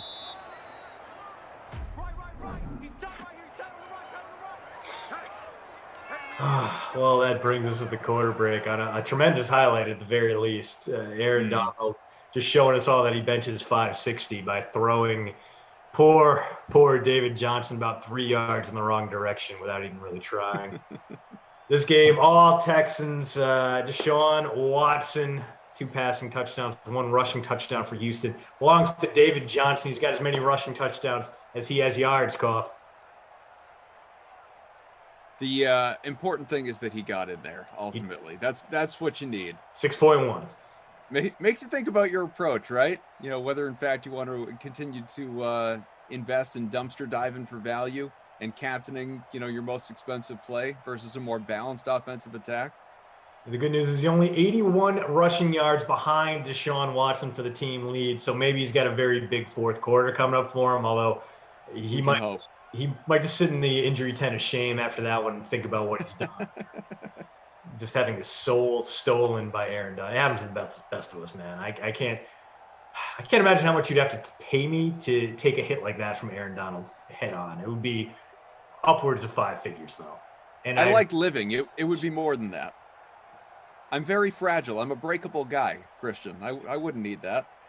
I wouldn't need that to happen. It would be very painful, very uncomfortable, very not how I want to live my life. I don't want to. How much money would you take for a hospital stay? Could you full pad up, I think is the question. I think you'd have to be able to. Otherwise, that's manslaughter. They would send Aaron Donald to jail. He would be committing an actual crime at that point. I'm thinking not only full pads, but like maybe double, triple flak jackets and some bubble wrap around. Naturally. Yeah, the more exposed areas. I feel like if I could walk out there looking like the Michelin Man, then I might survive. But even then, I'm very fragile, Koff. I'm an old man. My bones. I've heard that about you. Yeah, it's not good. It's not good. Just a few minutes away, by the way, folks, of needing to get those NBA and NHL Classic lineups in. So go right ahead and do so, obviously, because you are running thin on time as we get ready for quarter number 4. Good question from producer Mike. Any chance Urban Meyer bypasses Trevor Lawrence and picks Justin Fields, someone he recruited at Ohio State? What do you think? I don't think that's going to happen. I don't think Urban, if that was the first move he did, he came in and did that, I would be very surprised. Right now, obviously, Jags have a little bit of a void when it comes to the GM. Shad Khan said he was going to take more of an active role in that, but you got to imagine if Shad decided Urban was his guy, he was going to pay him $12 million or however much per year. He's willing to listen to Urban's draft suggestions, but it's not a situation where Fields even really picked Urban Meyer in the first place. He liked him, but everyone liked Justin Fields. He was a 5-star quarterback. Guy was a monster, a beast. He didn't start at Ohio State, though. He started at Georgia. He had the chance to go play for Urban Meyer and said no, decided to go back on that. But Fields' first season in Columbus was the first season without Urban Meyer on the sideline, so I don't think there's necessarily that much of a connection there. And I think if you're staring down quarterback prospects just based on mechanics, based on collegiate success, based on what they can do through the air, you're going to take Trevor Lawrence 10 times out of 10 there. Jaguars don't want to be a laughingstock. They don't want to get immediately dragged through the mud. I think they're going to make the safe bet there, go with Trevor Lawrence, even though there is a tenuous connection between Fields and his head coach. Well, former-ish head coach, guy who recruited him a little. Hard to say, right?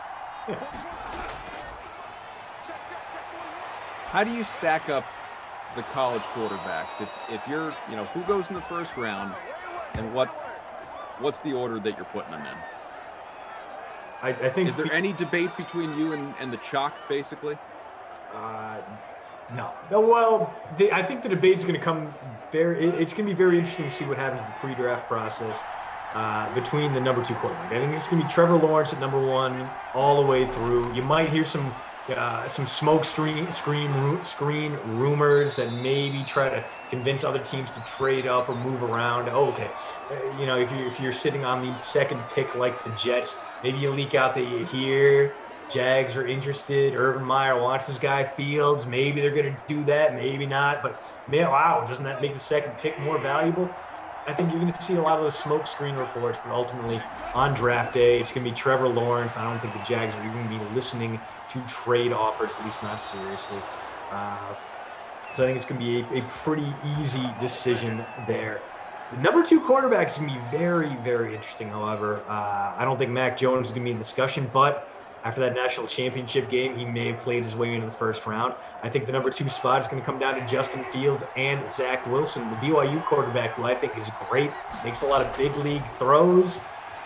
I would have put Wilson 2, Fields 3 before that national semifinal game against Clemson, and now they're basically 2A and 2B for me, and I flip-flop between each one back and forth all the time.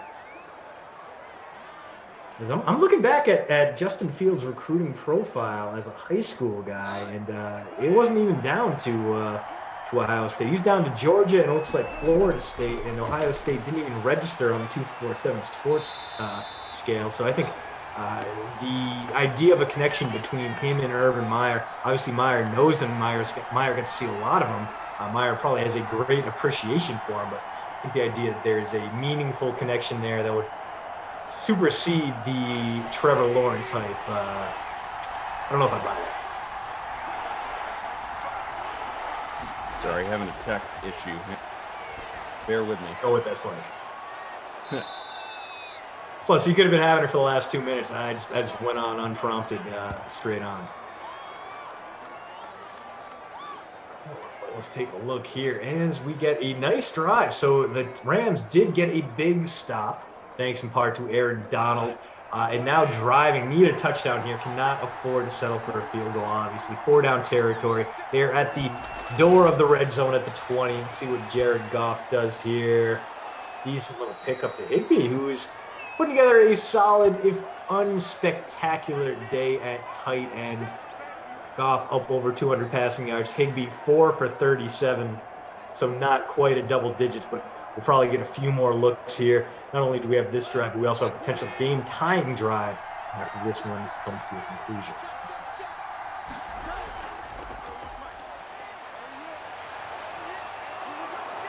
Oh my, Darrell Henderson, the juke and in. Not worried about the time on the clock. Rams go against the grain, and Henderson barges into the end zone to make it a one-possession game. He has been the MVP of this Rams squad. 2 touchdowns now for him.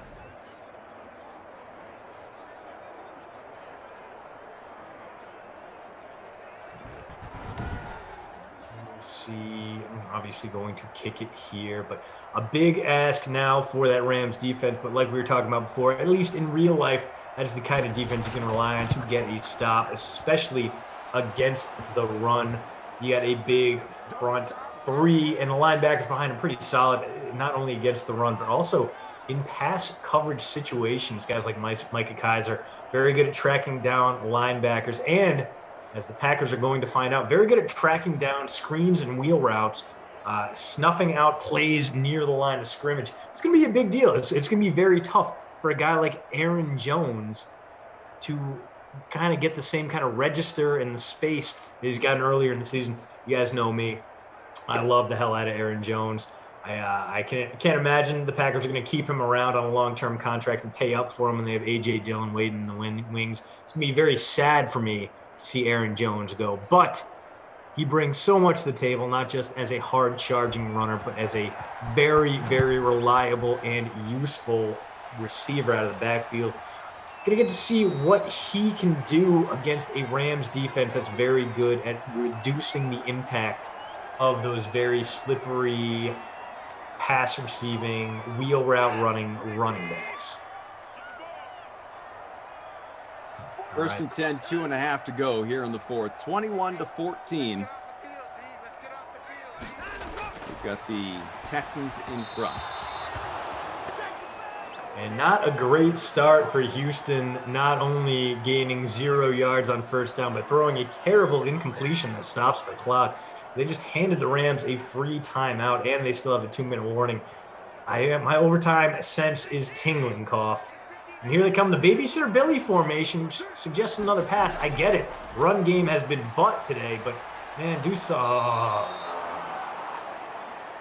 Sean Robinson gets the sack when Deshaun Watson gifts him a freebie there, runs right into him. 3rd and long coming up, at the very least, clock running.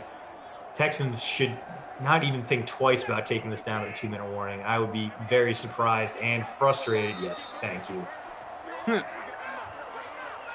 As we've hit the 2-minute warning.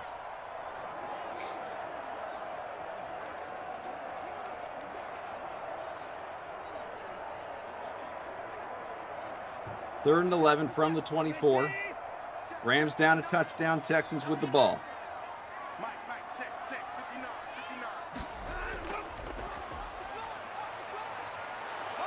Yeah, they decide they are okay with just forcing the Rams to burn a timeout and trusting that defense, hoping that J.J. Watt can disrupt things up front, because that run play is a white flag. Good news is it does get David Johnson up to 5 net rushing yards, so there's that. Congrats. I'll sleep better tonight. He got you a touchdown. He did what you asked him to do. At under 2K, anything over 2 points is a win. And I can tell you right now, Koff, he's outplaying Robert Woods. He's outplaying Brandon Cooks. He's outplaying Cooper Kupp. He's outplaying Malcolm Brown. He is a better play than 86% of my lineup.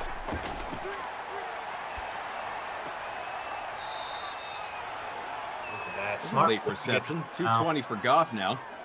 Yeah, not a lot of yards there in our first Gerald Everett sighting of the night, but does stop the clock. Time of the essence here. Minute 43, 2 timeouts left for the Rams, who trail 21-14.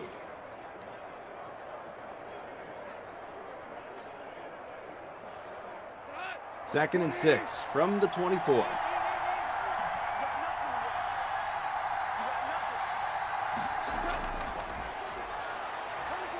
Plenty of time for Goff. Now we want to see. Ooh, incomplete.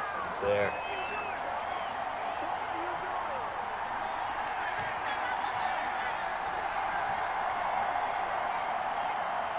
Big 3rd down coming, of course. 4-down territory for LA here, so they don't have to pick up the big whole chunk of the 6 yards. Not exactly too far to go. Seems like a real nice spot for a slant or drag route, but the Texans all over it. Robert Woods was open instead. Goff throws to no one. Is this going to be a hold or is this going to be a roughing penalty? It's going to be interference. Wow. Wow. Big mistake. Free set of downs in Texans territory, and it stops the clock. Goff, disaster for the Houston secondary. Josh Reynolds gets it on. So Reynolds, not always a reliable target, but coming through today. Giving you 11 on average per game, but it's been very trick or treat in his last 5 sims. 3 games with fewer than 7 points and 2 with 13 or more. There's Goff. Oh no, you hate to see this. Yeah. You knew as soon as he started doing the electric slide backwards that was going to be a sack. Big loss there, 14 yards in the hole. 2nd and 24 coming up. Clock is running, too. I'm surprised the Rams didn't take a timeout there.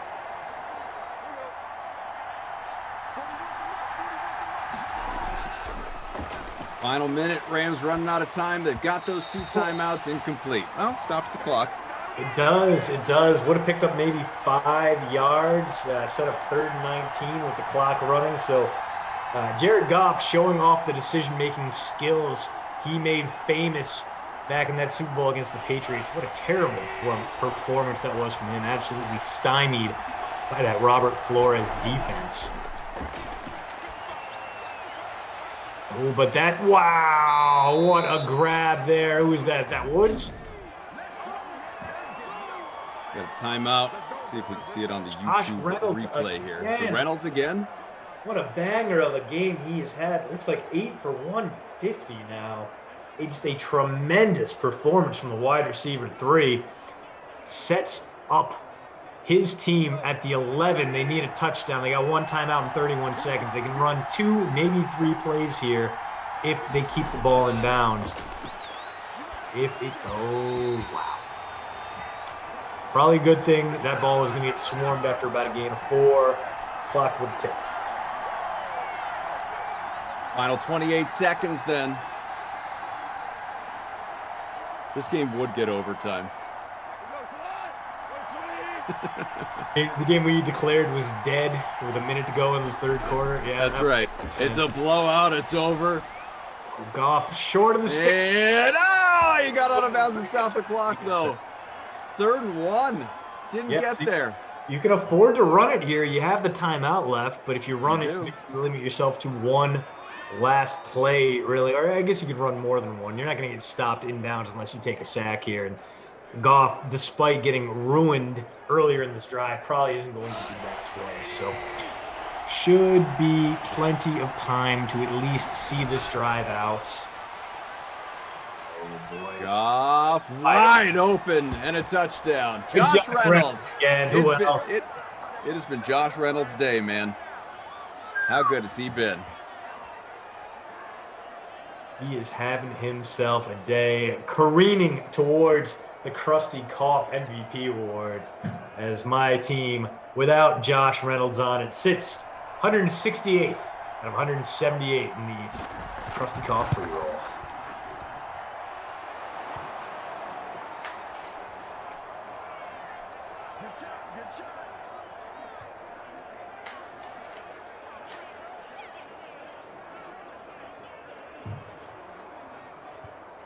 $21 all, 18 seconds left, pardon me, and overtime looming. Yeah, 3 timeouts for the Texans, so they might be able to get in range for a Hail Mary here. Seems unlikely. We've seen similar situations fail to pan out in the past. Got to say we're like 95% overtime right now, Koff. How's this one play out? Who wins after that 14th touchdown from Reynolds? I mean, the Rams got all this momentum, but the Texans are the home team. I think if the Texans win the toss, they win it with a walk-off to Deshaun Watson QB sneak touchdown.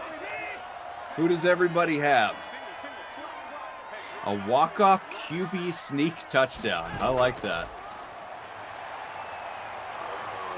Deshaun, what? Oh, come on, buddy. Come on, buddy. I'm going to take a David Johnson winning touchdown just for posterity's sake. That one was painful right there. It looked like if Deshaun had just cut to his left, he could have even gotten to the sideline, gotten out of bounds after picking up 10 yards. Instead, stopped for no gain. They need about 15 more yards to get into reasonable, feasible Hail Mary range. They need about 30 to feel good about a field goal. We're not gonna have time. What? Okay, good enough. Good enough. Oh no! He tried to slide. Instead, he got stacked up. The good news is Deshaun gets the bonus. The bad news is he does not get a chance at the Hail Mary because time expires. Don't need to look at our mugs again, folks. We're gonna go straight to overtime here for this one. Remember, we play until we have a winner. There are no ties in Simland. We'll see who winds up starting off here.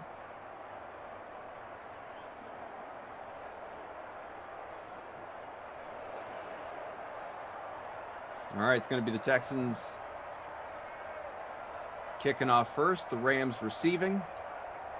If the Rams score a field goal, we play on, an opportunity to tie or go ahead for the Texans. If it's a touchdown, this thing ends. Yeah, and well, the way things have been going, we're probably just going to get a 75-yard Josh Reynolds touchdown on the first play and be done with it because that man has been on absolute fire.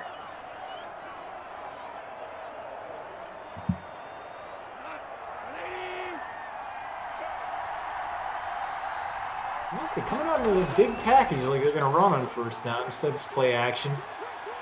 Goff taking his time and, ooh. Nice little pickup there, 13 yards on first down. Goff 5 away from the bonus now.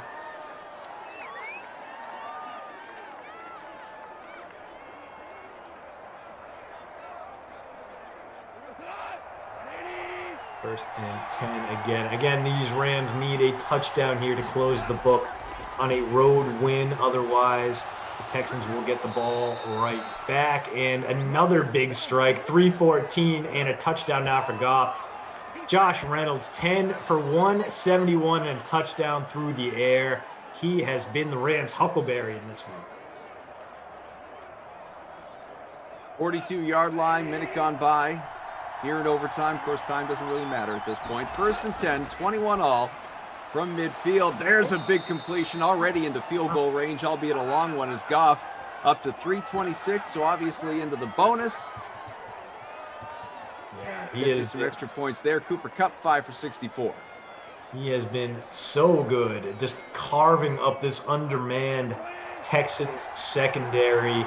About a 47-yarder for Sam Sloman from here. There's no guarantee on that one. Sam Sloman, one of the less capable kickers out there, let's say. And there is a end around to Cooper Kupp, rather a jet sweep. Picks up 6, so not a bad. I mean, moving the ball at will here are the Rams, and just 24 yards from ending this one without giving Deshaun Watson a chance in the extra frame. 2nd and 4 on the way from the 24. Goff marching orders, a handoff here, and quick run up into first down range. Picks up 6, Henderson. 5 for 22 with a couple of touchdowns to his credit. And we got a 1st and 10 coming up here. Again, Texans powerless to stop this drive. We'll see if maybe something changes here. Maybe they start sending the blitz because nothing else is working right now. We have seen Goff is vulnerable to folding under pressure. He threw some terrible passes in the 4th quarter and did take that one 14-yard sack. Instead, it holds up, and Woods down to the 3-yard line. 1st and goal coming up. 3 yards, and this one's all over. Who's it going to be? Henderson for his 3rd touchdown? Any Malcolm Brown love? Jumbo formation, so I don't know if Josh Reynolds is even out there. And instead, is he going to get upfield? Oh, Higbee! And touchdown! Tyler Higbee. Are you kidding me? Higbee goes down in the end zone, 27-21. We got ourselves a Ram walk-off victory. And those Texans, once up 21-7 in the 4th quarter, continue a trend of disappointment. It doesn't just apply to the real world. It's here in Simland too. Poor Deshaun Watson, branded with another L from against the playoff team. What a monster lineup for Shadow Man 10-12, who projects to have about a 9-point win. Reynolds in the captain spot with north of 50 points. Watson went for almost 30. Goff almost 25. Kupp a dozen. Henderson 24. And Brown is a punt play with 3. I mean, Reynolds obviously has to be our Krusty Koff player of the game, but by the same token, I mean, respect. Watson, Goff especially. Goff very low owned, only in a quarter of lineups, and had about 25 points as mentioned, and Henderson a big day as well. Yeah, a few eye-openers there, and a few guys we expected to come out and play really didn't. Cooper Kupp didn't really turn anything on until late in the 4th quarter and overtime. Brandon Cooks, he's going to be the babysitter Billy, not my kid award winner today, because he had fewer than 5 points. He's coming 3 straight games with at least 21, and he couldn't even get a quarter of the way to that in this one. Very disappointing to see there. Maybe he just got completely erased by Jalen Ramsey. Maybe that's on me for not realizing how good Madden Ramsey is. But, clear-cut Krusty Koff player of the game here. Like you said, Watson was great. He got the rushing bonus. Goff was great. He got the passing bonus. But Josh Reynolds, kind of out of nowhere, a useful option, but kind of a trick-or-treat option. Then he goes out and puts together 30-plus points. Got to give it to the man, the former Texas A&M star, former 4th-round pick, making good on his potential in this one. The difference between a win and a loss for the Rams today. Before we go, let's quickly just hit on again. Urban Meyer, the new head coach for the Jacksonville Jaguars, announced by ownership. The team at this point, everyone is very excited. Naturally, obviously, coming out of retirement, Meyer, a 3-time national champ in college, 182-32, his college coaching record, stints at Bowling Green, Utah, Florida, most recently, Ohio State. How is this going to work out? Are you at all surprised by the hire? It's not that surprising. We knew Shad Khan wanted to make a splash. We knew that the connection was there. It's just one of those things where I don't know if it's going to work out as well as Shad thinks it will. The one good thing going for Urban in this situation is that he's always been a builder. He's been a great recruiter. He brings his guys in and then he wins with them. And he's coming to a team with a lot of young talent, sure, but also like 11 draft picks, tons of draft capital, tons of cap space. He can bring his own guys. He can win with them. But the Jags are kind of expecting to keep Pete Carroll. And I think this is going to be more like a Bobby Petrino or a Nick Saban NFL end run, where it just doesn't work out, because I don't think Urban Meyer is necessarily built to compete in this level of the NFL. I think he would have been great 10 years ago in the NFL, but with spread offenses really rising up, Urban's offenses at Ohio State and before that at Florida weren't necessarily prolific through the air. They were more ground-based. And it really wasn't until Dwayne Haskins came in that the Buckeyes were anything to really crow about through the air. I mean, Haskins had one season as a starter, and he basically rewrote 50% of the team's passing record book right there. So I think there are some definite concerns. And I think we kind of overinflate Meyer's ability to coach because he recruited so well that he was kind of able to boat race teams with less talent. He's not going to have that advantage in the NFL. Personally, for me, I would have rather gone off with an established coordinator, get an Eric Bieniemy, get a Brian Daboll, get an Arthur Smith. But you know what? Urban Meyer is a splashy hire. He's a big name. He's a big get. He's someone that's going to generate some excitement for a franchise in dire need of it. So you know what? Good luck to you. I don't hate the hire, but I think it's a solid C in my book rather than A or B. Plenty of big decisions to make this offseason for the Jaguars. The head coach, just one of them. Now Meyer has to come in, decide who he's going to pick at number one. Obviously, certainly most people assume it'll be Trevor Lawrence, but maybe there's actually a decision for him there, and rebuilding a defense that was historically bad last season, among the things on the docket. As for the Dream Stream, that continues on. We have still got 2 more Sims tonight on the way, Primetime and Madden After Dark. Brendan Glasheen and Tom Carroll will be around for both of those. Christian and I done for the day. We're going to quickly kick it over to Jesse Cofield, who has Matt LaMarca and Gary Thorne standing by, give you a little NBA talk as you obviously are underway with the regular classic, but you got some late games to think about later on as well. So Christian, thanks, buddy. Always a pleasure, Coff. I think it's you and I tomorrow on the Eye Opener. Is that correct? I'm not sure, but any opportunity I get to work with you, I'm in. Buddy. Well, I'll be here 12 and 2 tomorrow. Looking forward to it. Now looking forward to see what Jesse has to say. TV's Jesse Cofield. Here I am, TV's Jesse Cofield. Gary and LaMarca will be joining us shortly. Our next Madden Sim coming your way at 8 p.m. As Kaufman mentioned, Falcons, Browns, Brendan Glasheen, and Tom Carroll going to take over the Dream Stream for that one. That game's featured in the Madden Stream, 1.5K flea flicker, 1.5K prize pool, $200 for first place. Plus, the free contest for that showdown has a $500 prize pool with $50 going in first place. Head over to the DraftKings lobby and get those lineups in now. But before that, we have real-life playoff football to talk about. We're also going to get advice on the rest of tonight's NBA slate coming up with Gary and Matt. Plus, we're going to discuss the blockbuster trade that went down yesterday. You may have seen it. But first, it's time to talk sportsbook. Adam Kaufman caught up with some of your favorite DK contributors to break down all the betting angles for Saturday's divisional round games. Watch and learn. NFL's divisional round is upon us. Should be a fun weekend. Let's get into it with some betting angles brought to you by the DK Sportsbook with ReidTFowler, Kenny Ducey, and Jeff Ulrich. You can see all these gentlemen. I'm Adam Kaufman. And guys, let us begin with how about the Rams and Packers? LA, obviously the quarterback position still a question mark as we chat right now. 6.5 point spread in favor of Green Bay, which I don't think should surprise anybody. Jeff, how do you view this one? I view this one pretty simply. I think the Packers are the bet of the week here. So I'm going to take Green Bay. Again, I mean, obviously you'd rather get them at 6.5, minus 6.5 than minus 7. But I would take them here. I mean, this is a team that has allowed 16 points or less on defense over the last 3 games. This is a team that's playing very well on D. They obviously have Aaron Rodgers coming in, playing the best of his career. And then you've just got the QB situation with Jared Goff. Probably should have thrown a couple of INTs last week. I think it's probably going to happen this week. There's just too much going up. There's just too much going against the Rams here. And there's too much going for the Packers with the rest and stuff. Yeah, give me Green Bay. I think they win big. Reid, Rodgers is on a mission this season. I find it very hard to believe coming off a bye that it ends against a Rams team that might be starting Wolford or even Goff, obviously, is the other option. How's this play out?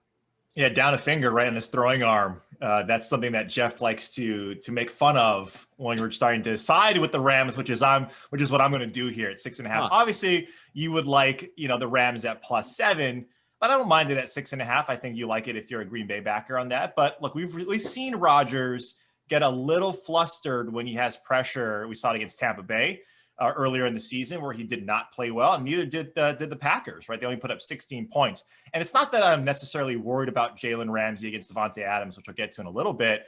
I think Davante Adams is a stud. I just look at this number one defense by all metrics against, yes, the number one offense, but it's the ancillary parts. You start going down that pecking order now of receivers and skill players, and while Aaron Jones is a nice play, I'm a little bit worried about those other receivers in MVS. Can he catch a ball, Jeff? I don't know. I would hope so, but I like this Rams defense. They got their own Aaron to contend with as well, putting a little pressure on the original Aaron. So give me the Rams with the points there. Is this going to be close, Kenny, or no? Look, it's going to be a good game. I think it's going to be close. And I would like to remind everybody out there that we do live in the world now of sports wagering online. So you can just click a button. If you don't like 6.5, you don't have to take 6.5. You could pay a little more juice, get 7 points, -120. I love that move here on the DK Sportsbook. Look, I think that you want to take the Rams here for the simple reason that their defense is just so good. Jalen Ramsey has shown time and time again that when he is faced up against some of the best receivers in football, he will shut them down. And you can look at games against DK Metcalf and say, oh, well, Metcalf's stats, they weren't bad. But when you look at when Jalen Ramsey was on him, Jalen Ramsey has never allowed over 80 yards to a receiver when he's been facing him this season. And even that was sort of an outlier statistically. So I think that he does a good job shutting down Davante Adams here. You know that this Rams defense is just so stalwart against the run and the pass. So when you think about a low-scoring game, you're going to want to take the team with +7 points. And when you think about the Rams offense as well, this is a mediocre defense by all standards. Jeff did mention they've made some improvements, and I think Mike Pettin does get a bad rap a lot of times. But look, if they start John Wolford here, this is my favorite player, obviously, but he can move the football with his legs, and that's shown to be a little bit of a problem for the Packers defense at times this season. Getting in close games with teams they shouldn't because they have quarterbacks that can get outside of the pocket. Look, Wolford just has been doing everything just fine. If you liked what you saw out of Taylor Heineke, John Wolford will do the same exact thing. He'll take some smart risks. He won't be afraid to throw the football down the field, and he will move the football with his legs. If Goff starts, I'm a little more hesitant on it, but I'm betting on the defense 100%. Reid, looking at the other game that we have on Saturday here, when I hear the Bills and Ravens, my first thought is, yeah, this one could go either way. You know what? Odds makers agree. Buffalo favored by 2.5 points. So who do you like here? Yeah, I'm going to go with Buffalo. And you're right, Koff. This is a tough. I would not tell anyone to not bet the points of Baltimore if you look at what they're doing, and especially their run game against Buffalo's run defense. I think that's a position of strength for the Ravens. They run the most. The success rate is one of the highest over the last couple of years.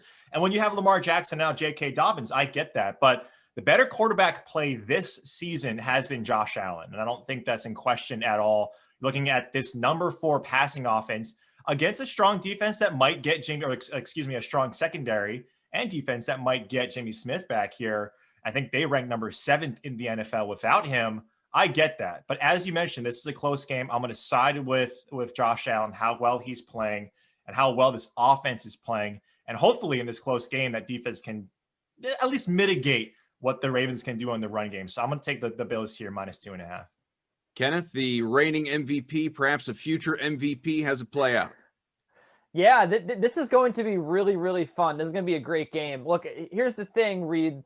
The Bills, what do? They make their money on third downs. They make their money through the air. And this plays exactly into the Ravens' hands. The Bills are the fourth best team on third downs. The Ravens are the second best team on defense on third downs. They also have one of the top passing defenses in the league with 217 yards allowed per game. This is going to be a daunting task for the Bills. And while I do think that they will score in this game, I mean, they've shown that they can score against good defenses. Josh Allen has just carved up some really good secondaries this year. So I'm not going to put it past him to have a good game. But, this rushing attack, what it comes down to for the Ravens is just going to be too strong for this Bills defense. You have three really good units. You have a really good Ravens offense, a really good Ravens defense, and a really good Bills offense. And the weak link here is the Bills defense. I think ultimately you bet against the weak link here. I think the Ravens money line, I think you get a really good price on it. And Lamar Jackson should have a field day against one of the worst rushing defenses in football. So should J.K. Dobbins. They ranked 20th all season long. So I'm going to have to side with the Ravens. The momentum is simply unstoppable at this point. And that when Lamar Jackson's playing well, he's a really tough guy to fade. They have been starting out very strongly, although albeit not last week in games. And I think that could also be a factor here. So, yeah, give me the Ravens money line. Jeff, this is a great opportunity for you to talk about which way this is going to go, and also come at Kenny for bringing up weak links. Yeah, well, I was just going to talk about John Wolford, who probably isn't even going to play a snap for another 10 minutes, if that's okay with everyone. No, just kidding.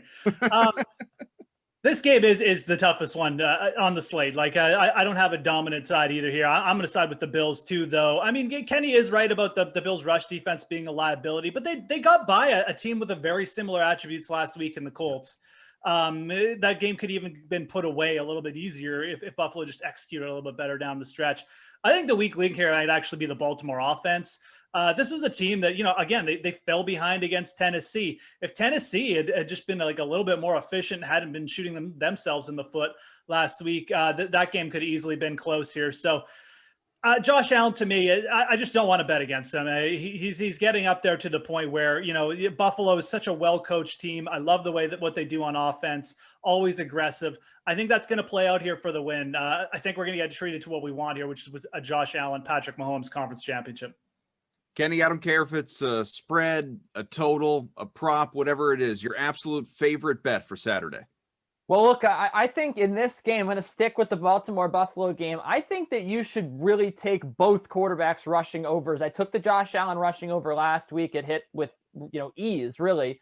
And again, it's because in the playoffs, you have guys that are just rushing the football more as quarterbacks because, every yard counts, right? So you're not just playing into your game plan. You're going to take the 5 yards in front of you whenever you can because that's sort of what's acceptable. Lamar Jackson's over. It's 74.5 rushing yards. I know that seems astronomical, but I'm still taking it. This guy ran for 80 yards 2 weeks ago, 100 yards last week. Again, the Bills' rush defense is suspect. They did stop the Colts, but it's easy when you don't have to defend the read option, right? This is a whole nother animal here with a really good running back, J.K. Dobbins, probably right below Jonathan Taylor, and then Lamar Jackson running the football. I mean, that's the number one rushing offense in football. They've just been tormenting defenses. And I think that ultimately you have to take Lamar's over here. I think he'll go for 100 yards. And the other thing to think about is he's gone for double-digit carries in almost every game in the last 8, so all but 1. So I think that that's a big reason, too, why you take Lamar Jackson's over, because the volume of rushes is going to be there. He's going to run the ball 12, 13 times. And if you look at this game and say, hey, Lamar Jackson's going to run the football 12, 13 times, it's really hard to see him not getting 74.5 yards just because he's going to break one for like 30, right? So he's really just going to have to do a nominal job the rest of the times he's carrying the football. So I like Lamar's rushing over here. I also like Josh Allen's rushing over. Both are still a little bit low. Couple mobile quarterbacks. We're used to seeing them fleet of foot, obviously. Jeff, favorite Saturday bet on the DK Sportsbook? Yeah, I'll continue on the same thing. I'm going to go to the other Russian quarterback, Josh Allen, over 6.5 rushes. No Zach Moss.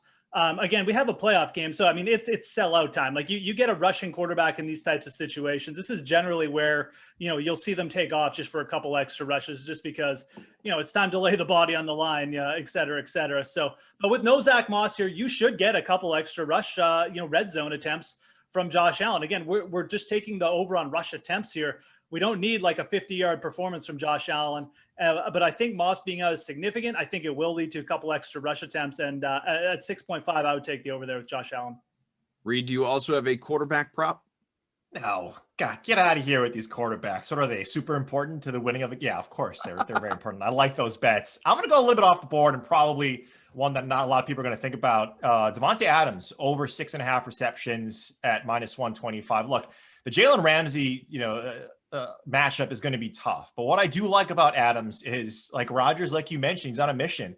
And if he doesn't find faith in guys like Robert Tonyan, MVS, and of the sort, you know who he goes to every single time he gets an opportunity to. 5 of the last 7 games, he's hit this over. And I'm not worried, again, like I mentioned about Ramsey, especially if they put Adams in the slot where he's spent 23% of his routes running over the season. And Ramsey doesn't necessarily go a ton in the slot. I believe he's less than 20% covering the slot. And again, I'm not worried about when like a really good and elite wide receiver goes up against an elite cornerback.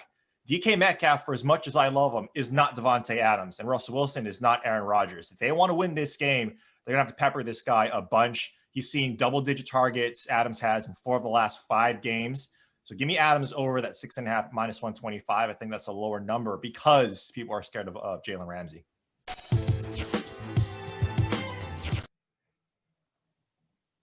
We'll dive into Sunday's games with those guys coming up after our 8 p.m. sim. And now is a perfect time to tell you about our play of the day here on the Dream Stream. I've already mentioned the NFL 3.5 million divisional millionaire contest with the top prize of $1 million. But if that isn't incentive enough, DraftKings is also offering the following bonus in that contest. If you draft a lineup with the running back, wide receiver, tight end that scored the longest touchdowns on both Saturday and Sunday, you'll win a share of $100,000. Pretty cool. All right, let's turn our attention to the hardwood. And for that, we welcome in DraftKings contributors Gary and Thorne and Matt LaMarca. Guys, the NBA slate is underway, but we do have 2 games coming up at 10 p.m. Eastern that we can dive into. First, though, we got to get your take on the James Harden trade. He's heading to Brooklyn. Victor Oladipo is reportedly going to Houston. Caris LeVert to Indiana. A whole bunch of draft picks factor into this deal as well. We're going to start by simply asking, Matt, who won the deal? First off, just how great is basketball, right? Like we get one of these a year now. It's just so great. I really think that this trade is a win for all parties involved. Houston had to get rid of James Harden. He didn't want to be there. He wasn't playing well this season. They were 10 points worse with him on the court per 100 possessions. And for a guy that they had to get rid of, they got a decent haul. I don't know if I agree with the part of shipping LeVert to the Pacers for Victor Oladipo, but you know what? Getting the 4 picks and 4 pick swaps, that's pretty good. Brooklyn, this obviously raises their ceiling for this season.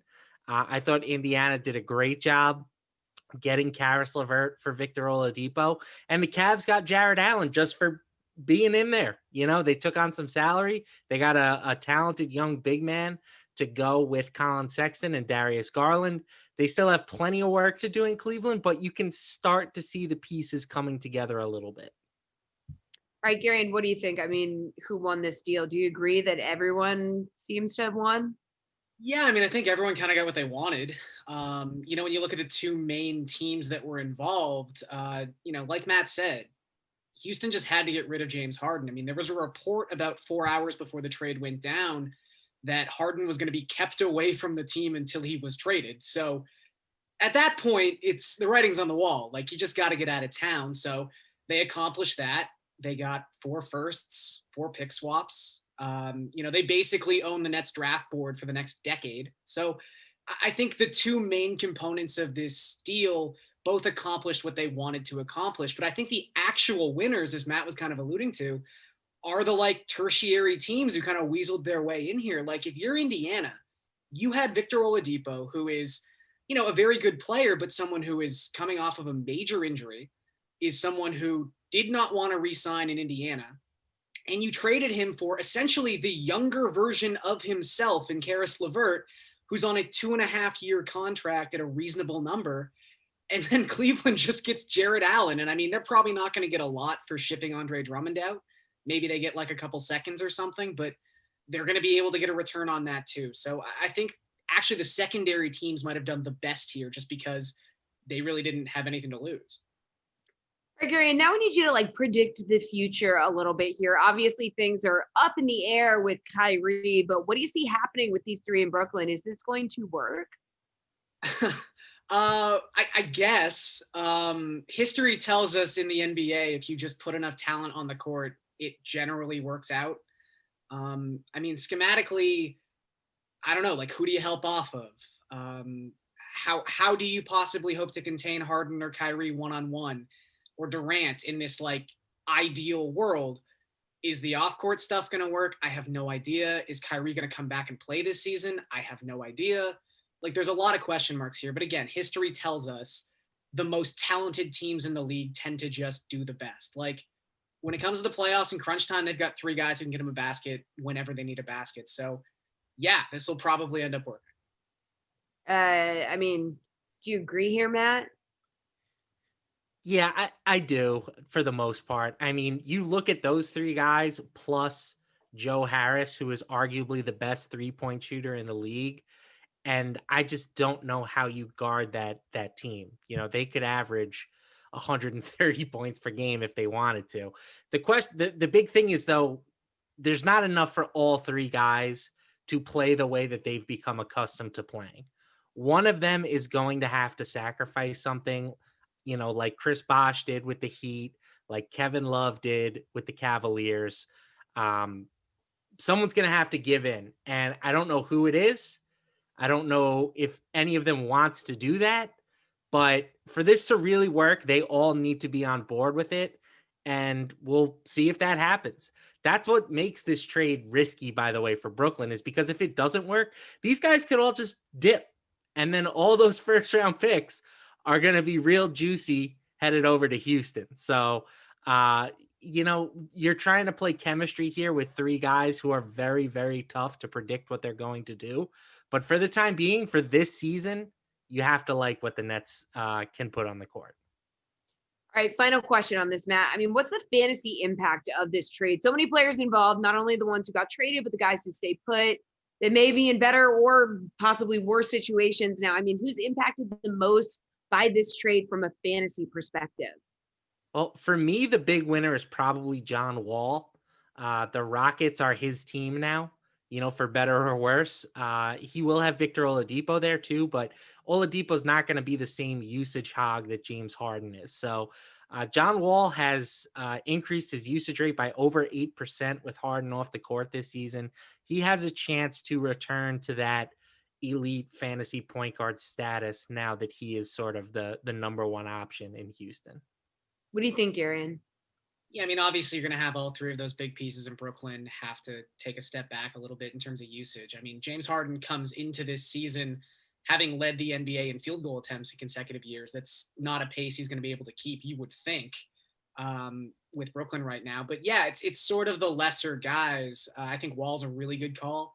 I mean, he won just by not having to share a backcourt with Ben Simmons even. Like, the return on this deal could have been so different for Houston. But even just like DeAndre Jordan, like I don't necessarily like having to pick up or look at DeAndre Jordan because I don't know if he can physically handle playing 30 minutes a night, but there's no more of this splitting 48 minutes with Jared Allen thing. It's his job. And if he's physically able, he's going to play a ton of minutes. And like we said, there's going to be so many people looking at the other options on the court. I mean, DeAndre Jordan might just be standing alone by the rim every single game. Okay, well, we do have 2 games left on the NBA slate tonight, including a showdown between Golden State and Denver at 10 p.m. Eastern time. So, Garion, can you give us a captain's pick for that contest? Yeah, I mean, it's not overly complex. I think you just go with Jokic. I mean, he's got 6 games this season where he's scored at least 60 DraftKings points. The Warriors just don't have someone on their roster that's capable of guarding this guy. And, you know, it's evident in the numbers. They come into this game with the second worst total rebounding rate in the entirety of basketball. I think we're really just looking at a situation where Jokic has to get the assists because the points and the rebounds are there for a triple-double pretty much guaranteed. So I just wouldn't get too complicated with it. Just stick Jokic in there and find some value elsewhere. Matt, your captain. I agree. It's Jokic. You know, he's expensive, but he's been arguably the best player in fantasy so far this season. He is just stuffing the stat sheet on a nightly basis. I think he has a legitimate chance to win the MVP this year. So I'm paying up for him. The question then becomes, like what value players do you put in your lineup to surround him with? I like Damian Lee down at 3,400. I think that's a pretty cheap way to get Jokic in the captain spot, and that's what I'm looking to do. All right, Matt, let's wrap up with a look at the DK Sportsbook. Can you give us your favorite bet from the 2 late games tonight? We got Warriors, Nuggets, and Pacers Trailblazers. Yeah, I'm going to take the Pacers here, getting 3 points on the road against the Blazers. It feels like the Pacers never get the respect that they deserve. They are one of the better teams in the league. They're 5th in net rating. They're 7-4 to start the season. Yes, they will be without Victor Oladipo tonight, but they really haven't been that much better with Oladipo on the court. We're talking less than 1 point per 100 possessions this season. So they'll still have Malcolm Brogdon. They'll still have Domantas Sabonis, who for my money is the most underrated player in the league. I think they're better than the Blazers, so I will take the 3 points with them. All right, Gary, and what's your favorite bet from the 2 late games?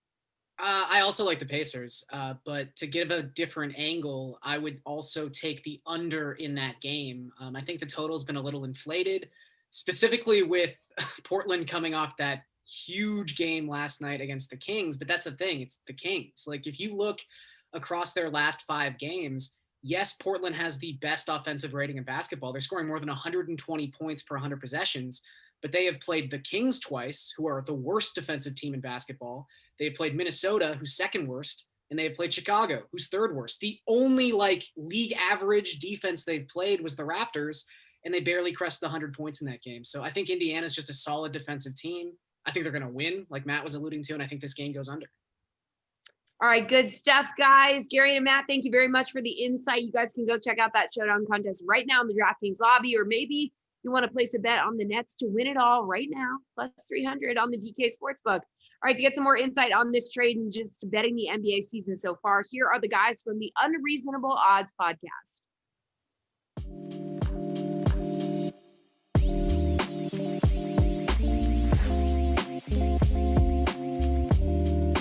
All right, so moving over to the NBA, just want to get some of your quick thoughts on this, Drew. Obviously, with COVID and everything, it's been a pretty difficult year. We've seen some, late scratches, if it's due to injury or guys going on the health protocol list or whatnot. What's been your overall thoughts here with, trying to cap the NBA season, even this early so far? I mean, through the first handful of games here, it's very much felt like the preseason. There's been a lot of blowouts. There's been a lot of unpredictability. There's been some very uninspired play from some teams that we expected to contend. I think things will settle down as we get later into January and into February here. But so far, it's been you had to pick your spots very carefully because motivation has been up and down like crazy. Denver Dallas is a good game last week where you kind of felt going into that game that the stakes were high. These were 2 teams expected to compete for the West, and you felt like you were going to get honest efforts out of both of them, and that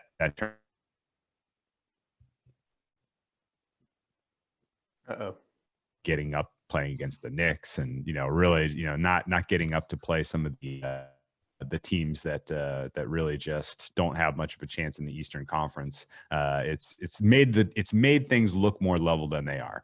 I think as we kind of get into the meat of the season here, I think the cream will rise to the top. I think the trade that the Nets made for James Harden will probably put them into realistic consideration for the Eastern Conference Championship.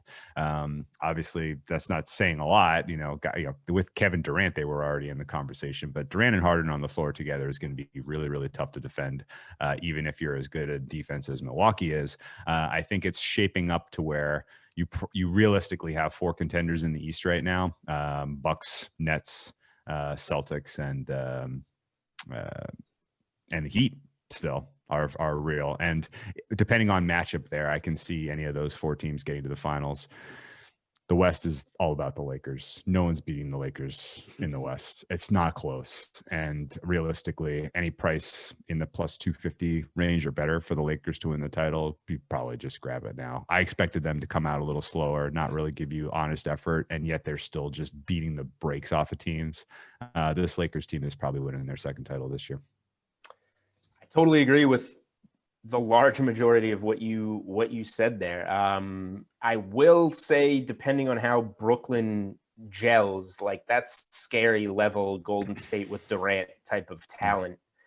That if you said the Nets beat the Lakers, I don't think that would shock anybody. We just have to see the personalities come together. And I'm not worried. I mean, maybe we see the fat James Harden pictures on Twitter. Maybe he needs to run himself into shape in Brooklyn, but that'll only take a few weeks. We know the relationship with Kevin Durant is good. Those are the two guys. Kyrie's the guy that we need to figure out if he's going to be a piece of this or not. The back end of my days on the Celtics beat were Kyrie's first year here, and I did some locker room stuff with him, and he's like, just overthinks everything. Sure. Just he's not I don't know. Nobody likes Kyrie right now. The dude's crazy. So I would not be shocked if they move him by the deadline if it doesn't work out over the next month. And all of a sudden it's Harden and Durant in Brooklyn, which would just be kind of hilarious. But from the COVID,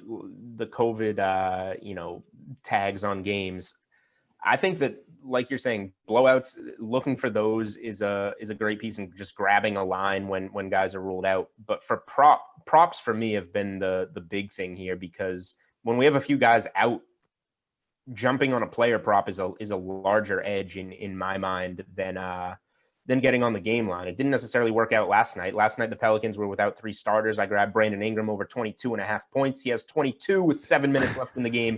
Doesn't get there. Tim Hardaway Jr. with all the Mavericks down, grab him over 18.5 points. He finishes at 18.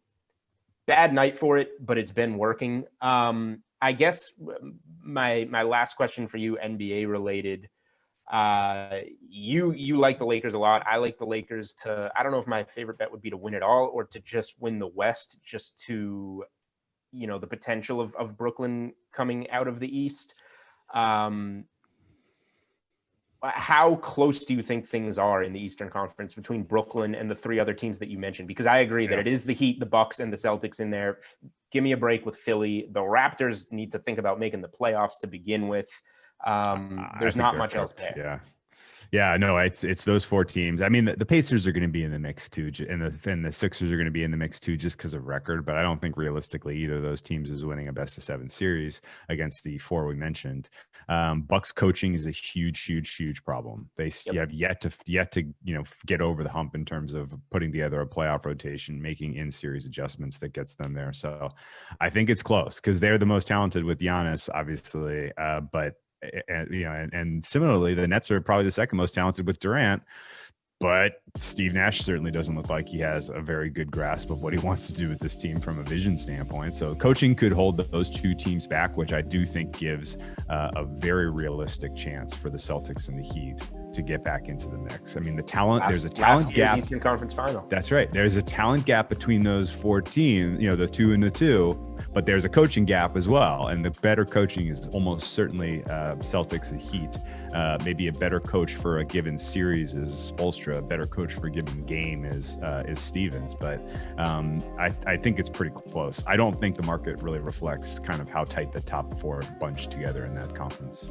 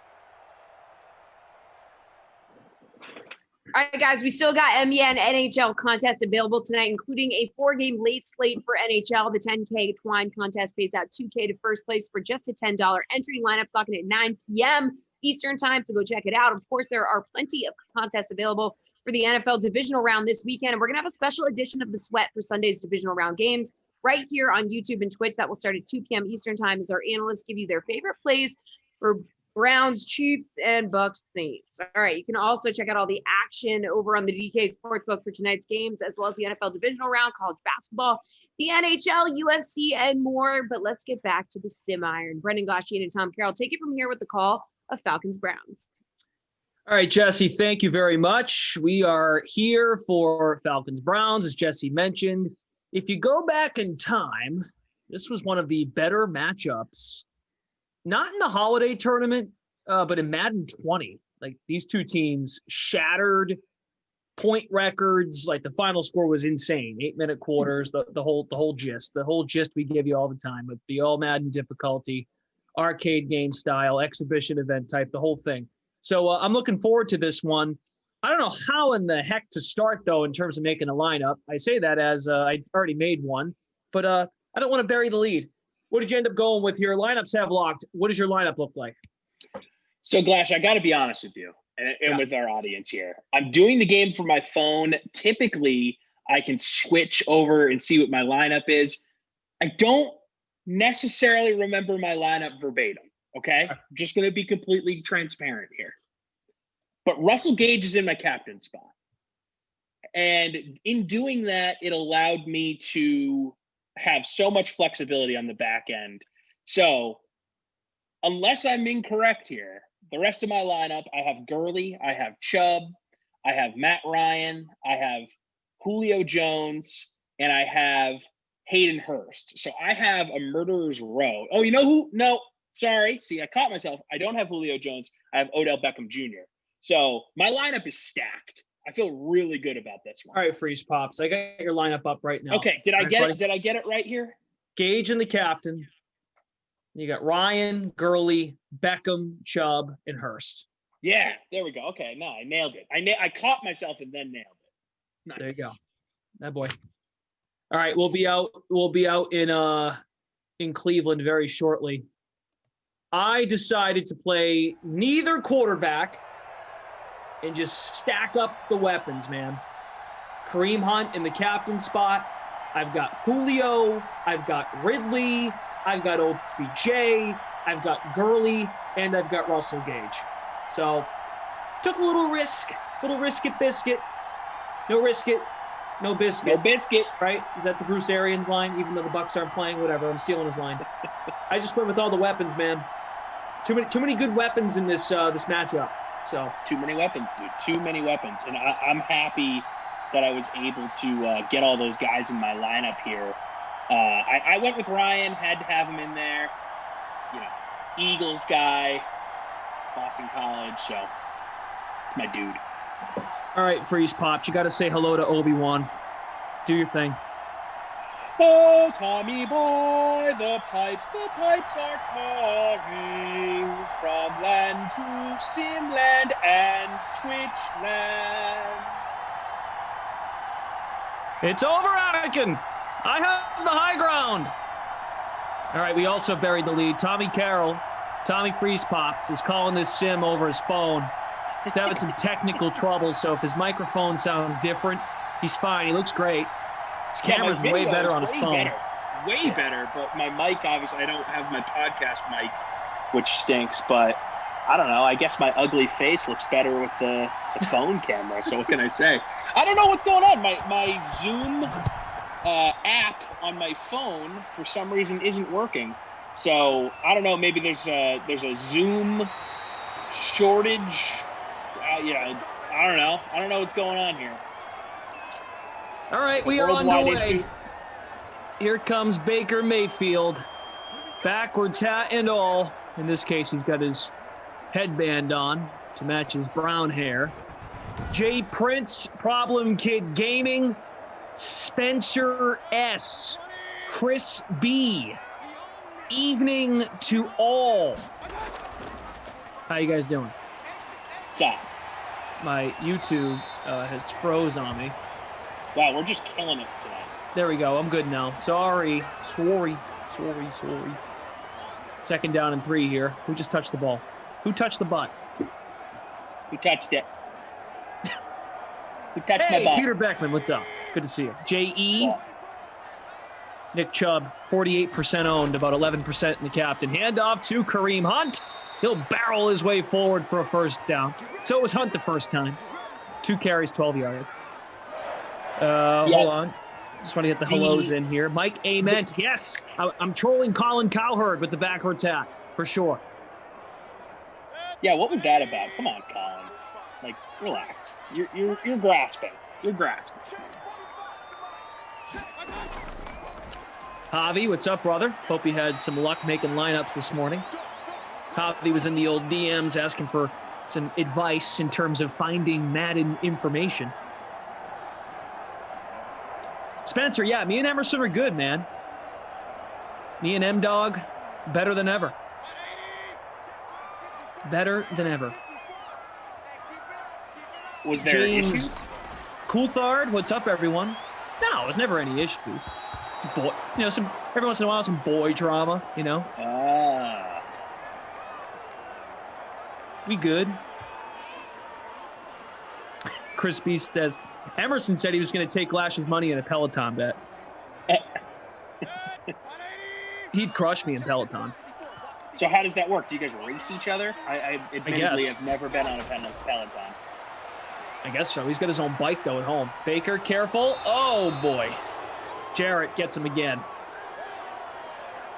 I got to be honest, Flash, this whole phone experience is throwing me for a loop. Yeah, man. Stop shaking. Just sit still. The phone is not, the SIM is not going anywhere. No, well, I'm trying to find a good spot to prop my phone up where I can still read all my screens, and I am frazzled right now, Flash. Oh, anytime, I've done a pretty good job, I think, since March to hide any technical stuff on my end. I've never really, I'm knocking hard here. Never have any internet problems. I am bragging right now. I think of all the hosts, I've had the least amount of problems when it comes to the technical side. But on days where like my computer's locked, I had to get a couple computers fixed. I'm using Sarah's and I'm like, oh my God, I don't know how to use this mouse. Like this, she's got a Mac and I hate Macs. No disrespect to Macs, I'm just not used to it. Yeah, I understand, man. So you take your time to strap on in, okay? Yeah, don't make fun of me. It's okay. I got you. All right. We're working on it. We're working on it here. That's so weird because normally, internet is iffy for me here in the Midwest, but yeah, it wasn't an internet issue. It was my my Zoom app. Yeah. I don't know. Maybe you have to update your software stuff. Hey, Austin Hooper kid. Oh, no, I'm going to get for the other team. Austin Hooper revenge game, actually. Yeah, he used to be on the Falcons. Right. Yeah. I'm going to get crushed for this mic the whole night, though. So just get ready for those comments. Everything's fine. Hayden Hurst and Austin Hooper have the same number. That's what I was thinking. Aha. Silly rabbit. Well, also, and you were correct. Austin Hooper did play for the Falcons last year. Okay. Austin Hooper revenge sim. Potentially. Ooh, Todd. Why is the carpet all wet, Todd? Because I'm running, Margot. Wow. Nicely done. By the way, Glash, I have a surprise for you at the quarter break. I don't want to ruin it here, but my mojo was screwed up, so I couldn't tease it in the pregame. But just know there's good stuff on the way. Oh boy! 1st and 10 from the 47. Gurley, slippery so far in this sim. 24 yards on 2 carries. Let's see, who else is in the chat here? Choker, what's up? Robbie Noble, CEH 1300. Mikey Pierce, you're wrong. I refuse to read your comment. The R word. Stop it. That's Problem Kid Gaming. Glasham first right now in the $1 daily 1K basketball. Sweet! You're having no problems tonight. That's a loss of yards. Now 3rd and 8. Old money. What's good? Who else? Bum-ba-dum-ba-dum. Amen. I'm glad you caught on that. Young Barrymore, what it do? Giggle Pigs. Edge 95. Over the middle. Just shy of the first. Calvin Ridley. The Falcons' offense is stacked, man. It's crazy that they didn't get it together at any point this season. It tells you just how bad that defense is, that the Falcons have that much talent on offense and just couldn't put together a winning season. It's a team game, Blash. They're going for it. Love it. Oh, no. Don't zigzag. Go straight. He missed the hole. Yeah, sure did. Slipped on that carpet again. Turnover on downs. Lewis Daniel, David Litzow, Sean Preston. Would you like me to water the plants for you, Preston? Yes. Mr. You're killing it. You're killing it with these references today. I'm in a great mood, man. Got my workout in, had my dinner, little dessert.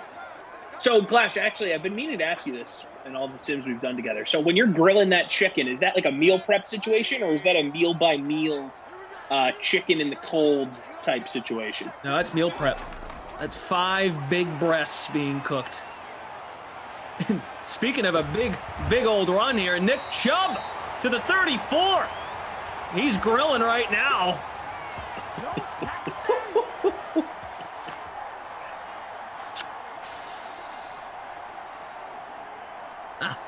Congo Cab. Steve Weber. Weber State. That's where Damian Lillard went. Which is so strange. Yeah. How did he go to Weber? I guess he was like really tiny. That is not Austin Hooper. David Njoku. So yeah, man, that's just it's a meal prep situation. There you go. Got to make some more tomorrow. Is it a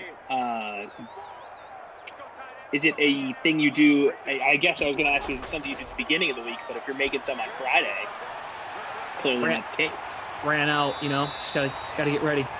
Ate too much chicken. I look at it this way too. Hooper with the catch there to the 10-yard line, first quarter winding down. I look at it this way too, like get it done Friday. I'm doing some college basketball now on Saturdays and Sundays with back-to-backs, plus football being on. I want to stay on my couch. I don't really feel the desire to go outdoors. And as you know, being in the Northeast, weather.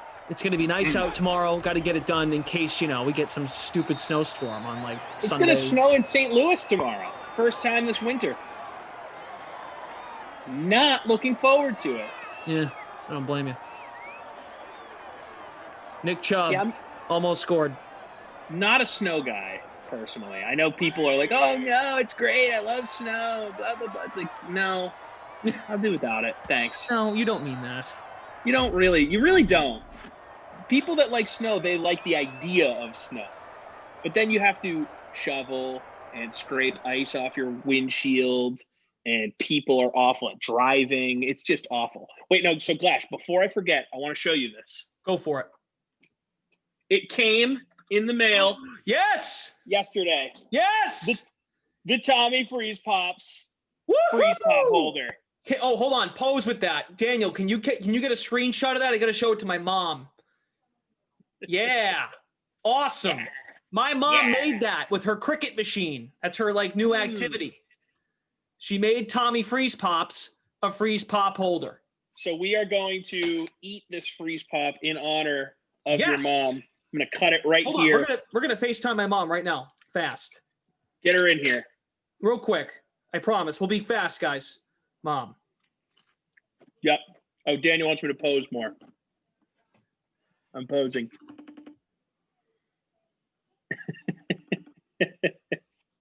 I was so excited. I honestly had... Mother, you're on the air briefly. Okay? Yes. Mother Glash. So be nice. Tommy Freeze Pops he's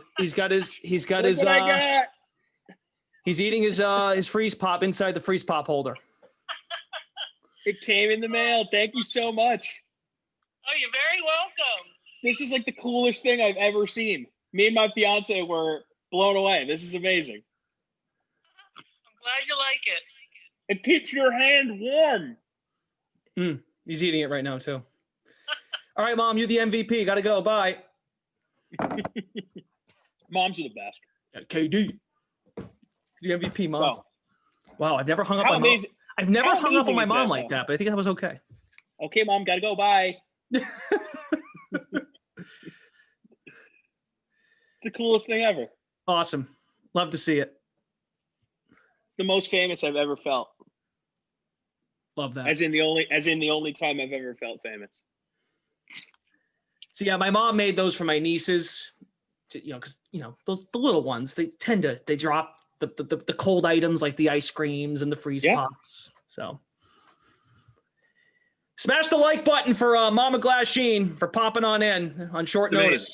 That was great. I'm so happy. I was like, wait, what could he be talking about? And I'm like, oh, did he get the freeze pop holder? And here it is. Awesome. Incredible. Incredible. Love it. Now, I don't know if I can eat this freeze pop the whole time because it's really loud and my mic stinks anyways. So I might just let this melt in my sink. Unless my fiance wants it. Let me text her. I don't know if for folks that I know, and look, some of you don't care. I'm sorry. There's 450 of you watching. If you were there when I told Tom that I mailed this to him, my mom did this on her own. I didn't have to tell her, like, hey, we work with a dude that's Tommy Freeze. She watched, she tuned in, and she's like, oh, I'm going to make him one. Or she saw some tweet with you with the freeze pop in your mouth and was like, oh, I can make him one. It's amazing. It's so awesome. So, love it. That's great. You just made my night. Wow, we're going to have a time. And we're here for the next one, too. Your mom made my week. And this is why I'm so mad that the Slack stupid app on my phone, or whatever, I keep calling it Slack, it's Zoom, didn't work because it threw me off my game. I had this whole thing prepared. Yeah, hate technology. Chris B says, and they say these Sims aren't a family show. I mean, come on. Oh, it's fantastic. Love it. Oh, man, that's great. Also, we're back to the game. I stuffed that thing in an envelope. If people don't know, as Nick Chubb scores a touchdown. I know. I wish I kept the envelope because it. Obviously, I knew what it was when I saw the letter finally in my mailbox. But I was like, "What the heck what does this look like?" Because when you tell me freeze pop holder, I'm like, what could that possibly be? I'm thinking this big plastic contraption. I'm thinking maybe it's like a Lazy Susan that you put all of your freeze pops in and like holes and you spin it. Like, I have no idea. And then, but this obviously makes perfect sense. It's a little mesh freeze pop holder. It's the coolest thing ever. All right. So thank you all for that great family moment. You too, Edge 95. Love you, mean it. Excellent. That's great. Incredible. Herb Dog says good stuff. Steve Weber. That's awesome. Glash Mama. God, that's going to trend.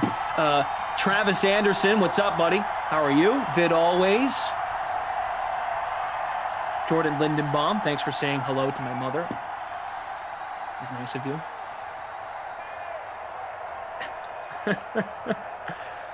Bob Daddy asking, what flavor is the freeze pop that you just ate? Ooh, I grabbed a green apple because I thought it would look the most, it would pop the most in the holder for the viewers at home. But typically I go grape is my go-to for freeze pops. Okay. Fair enough. I respect that. We have got about 500 of you watching. I've got the Twitch fam open up here. CJ71, what's good? CEH, Brooklyn. Cam Murray. Where Brooklyn at? Where Brooklyn at? Where Brooklyn at? Brooklyn, we go hard. Russell Gage, first down. Out to the 36. If you just missed it, Nick Chubb scored a touchdown. We've got the $500 free showdown contest.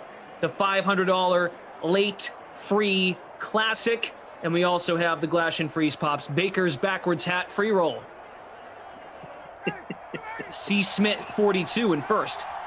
I love that. Colin Cowherd just couldn't find anything else to Rick Mayfield for. So he's like, well, he got his hat on a little different. Maybe we can run with that today.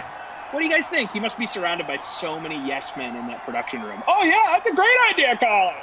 You know who's a great follow on Twitter? His daughter. She is hysterical. Oh, she's so funny. She just roasts him. It's amazing. Yeah, totally trolls Daddy Colin. It's great. Daddy Colin. I like it. 2nd and 9. Get rid of it, Maddie. Come on, Maddie. Oh, Garrett says, I want your lunch money, buddy. Okay, I am in the Zoom on my computer. So I'm going to leave the Zoom on my phone. There's two of you. Oh my God. I'm going to leave that now. I may be out of commission for a second. Stand by. Okay. Take your time. Carter Robinson says, that's awesome. There's nothing like moms. Moms are the greatest thing in this whole wide world. I feel sorry for people that don't have great moms. My mom is the best. Moms are great. They sure are. Oh, Richardson. Your teammate already took his lunch money. The poor guy just wants to go get a Coke from the vending machine. Now hello, can you hear me? Yeah, is this thing better. on? Much better. Okay, thank God. Our great national nightmare is over. So apparently my video will look worse, but it's more important that I sound better for the people.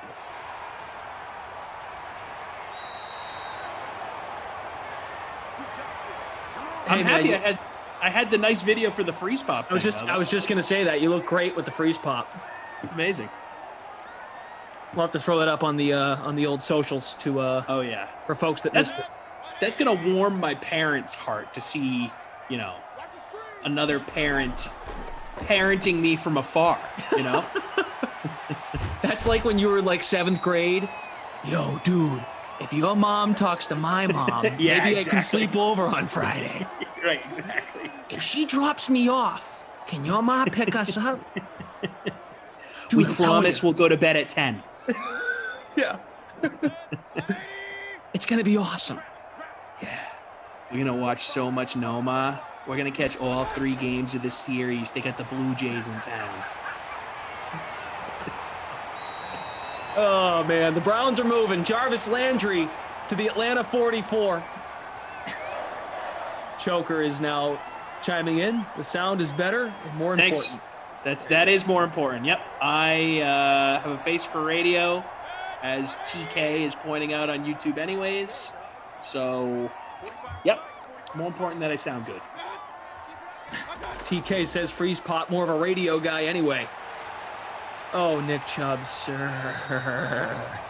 18 yards, up to 50 now total. Man, now I just feel so much more relaxed right now, Glash. You don't understand.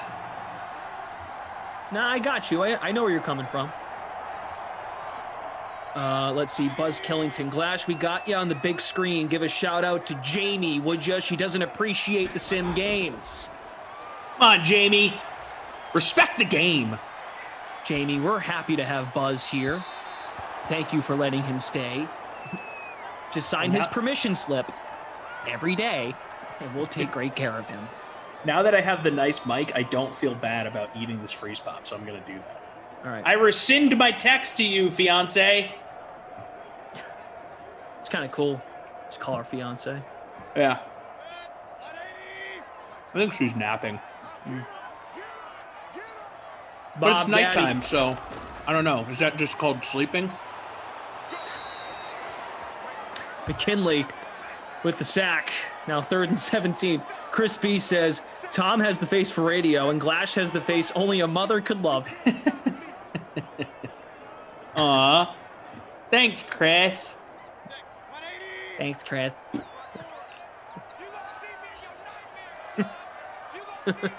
I don't know. I think I'm hot.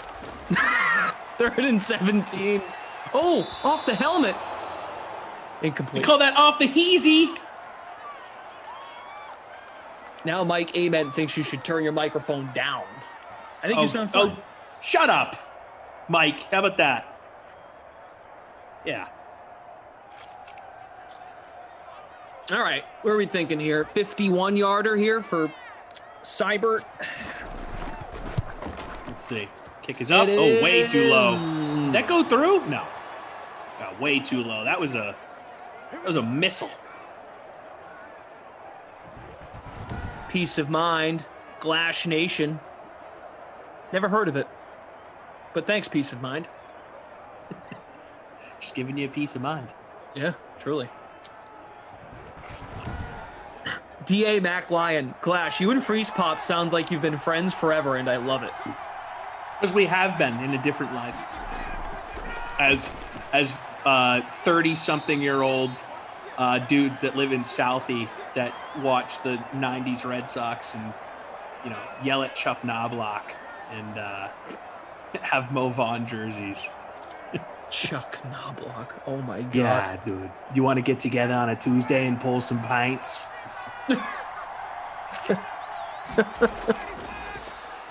Yeah, my cousins used to work for Budweiser. They actually did. I was a young boy, though, at the time. Yeah. I know some girls, they're Red Bull girls. They'll bring a full case over.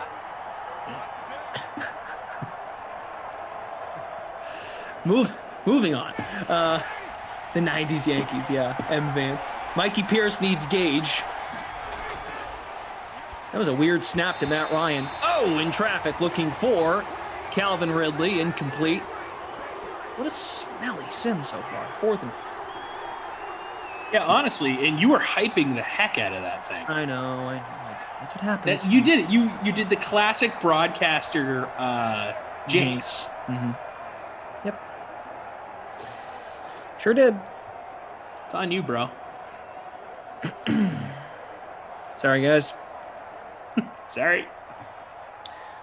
Eero says, let's hope Kenny doesn't find out about freeze pops. He is very sensitive. What is there to find out? Oh, maybe the gift. Oh. Well, I feel like it'd be weird if your mom made Kenny a freeze pop holder, given that he doesn't have a nickname that has the word freeze pop in it. Right. Oh, Nick wow. Chubb Big, is just big going gainer. Off right now. Stiff arm. Damn. 80 yards and a score already. Still 2 and change to go in the half. Nick Chubb straight eating Glash's grilled chicken in the first half. So Spencer asked me earlier about Emerson. So Emerson actually reached out and he sent me a text at, what time was the text at? Let's see, 4:15. He said, did you know Kenny and his girlfriend sleep in bunk beds? What? No way.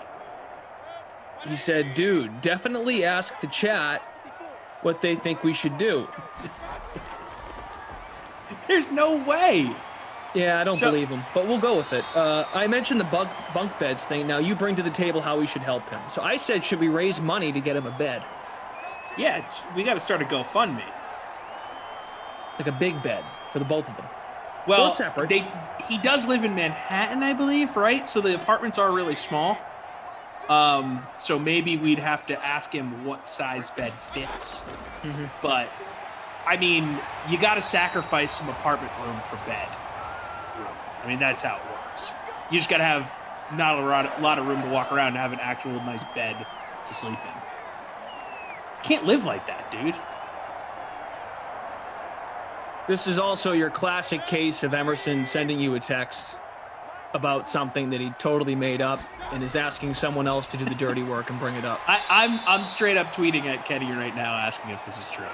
So I might have just walked into that, but I kind of giggled at it, and I kind of hope it's true. Just, if Emerson also thought of that, like, this is dark. Hey, man. You screwed up. Girls sleep in bunk beds. Who has the top bunk? True. Or do they share one bunk? Yeah, the bottom bunks for storage, or the top bunks for storage. Yeah, that's actually a good idea. You know what? Now I'm back in on the bunk bed. Additional storage. Top bunk is for his takes. Bottom bunk is to sleep. I had to do that now. I was like, I'm not waiting to Madden After Dark for this. I just got to get this out there now. Yeah, I really hope that's true. But at the same time, it's sad. if it is. He's a grown man. He should not be sleeping in a bunk bed. Yeah, well, if appropriate, we'll take your suggestions in the chat. As Baker Mayfield is going to take off and decide to run it. Oh, first down. The football, and the Falcons have it.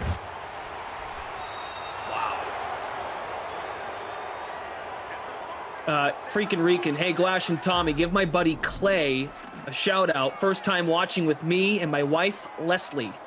Clay, what's up, bro? Clay, how are you? Make a lineup. Get involved. Hop on in. Oh, I can check my lineup now. You should do that.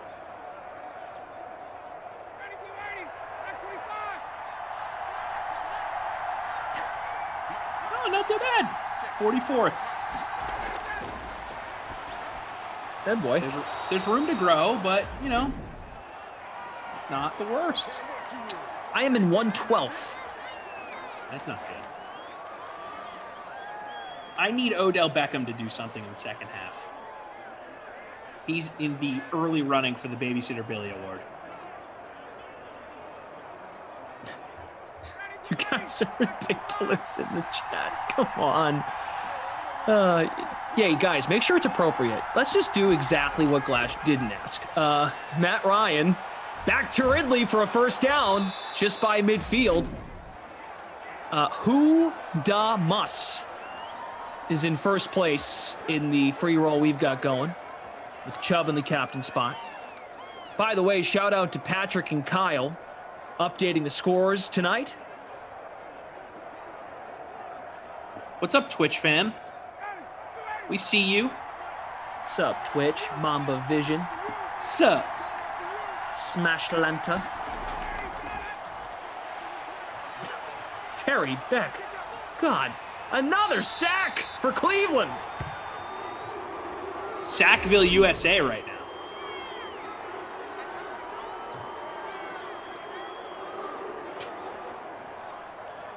Oh, boy. Guys, if you are so inclined and you have not already, smash that like button. We've got about, we're up over 550 folks watching. Love to see it. We're nearing halftime. Let's aim for 400 likes by the end of this broadcast. I think we can do it. Browns D owned in 0.6% of lineups. Yeah, man, I think people wanted the points. They were optimistic about the points. Where's that 0.6 in the captain spot? 9.2 owned. Yeah, I think that's what it is. Yep. Let's see. Still. Sony, good evening. What's up? Thanks for watching. Scotty Too Hottie is wondering, where is Julio Jones? That's a good question. Yeah, where's Russell Gage is what I'm really wondering.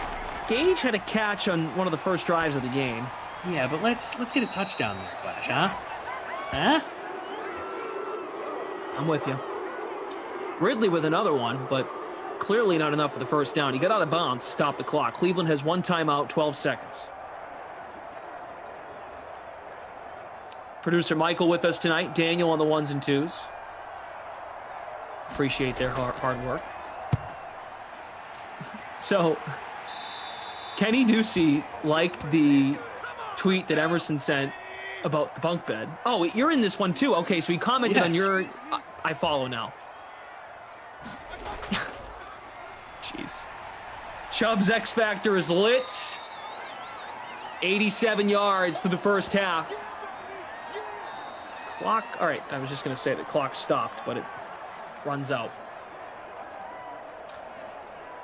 Dante says Troy Aikman and Joe Buck, they're not with us at the moment.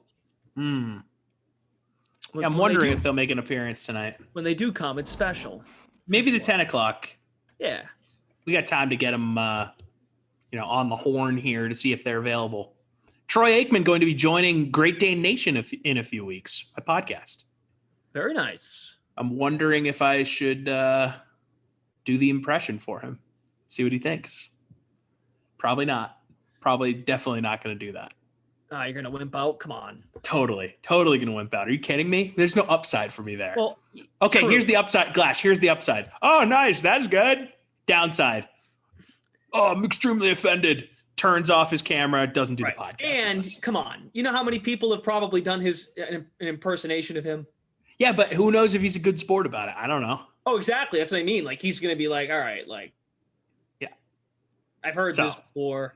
Completely no upside there. And I was telling Morton that I do his impression on these DraftKings sims, and he didn't seem to really think it was all that funny either. So I'm like, okay, yeah, no, I don't. Maybe he didn't get what I was saying, but either way, I was just like, okay, nope, not going to happen.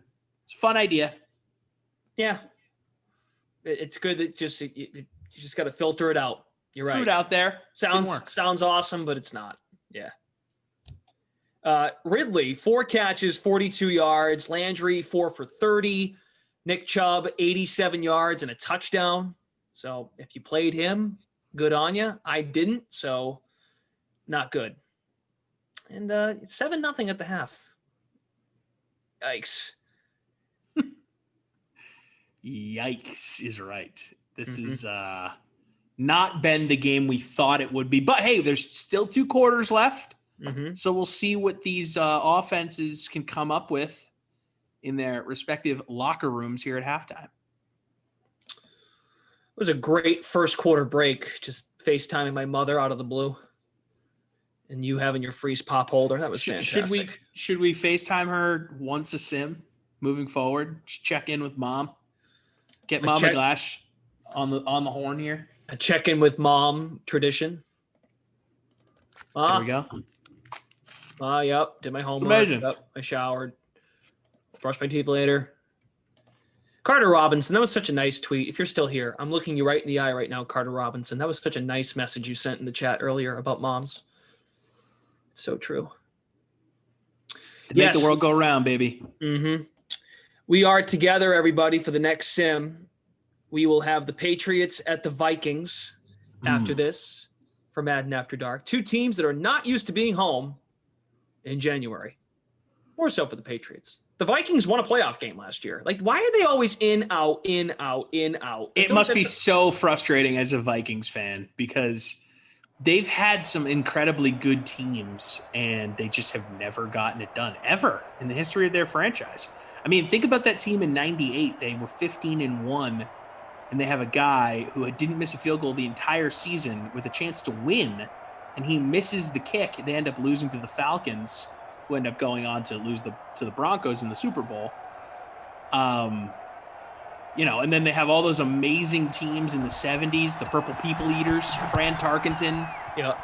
It just never happened for the Minnesota Vikings. Bud Grant, all-time great coach. So, and then, you had the Randy Moss, Dante Culpepper run there where they were in and out of the playoffs a few times. I don't know what it is. Cursed franchise. Brother Phil, come on down. You're the next contestant on The Yikes is Right. Yikes, you're right. Yikes. Yikes. Matt Ryan fires and connects with Hayden Hurst for a gain of 8. Second half underway. I'll take it in my lineup. Bill Hamilton, that is Leafy, not a Boston Christmas palm tree. She has a name. Leafy's been with us before the holidays. Kenny Ducey replied to my tweet. I said, is the bunk bed rumor true? His response, I don't even know what this means. Oh, God. See, we walked right into it. It's my fault. See what Emerson does? There's proof. Very much. I don't even know what this means.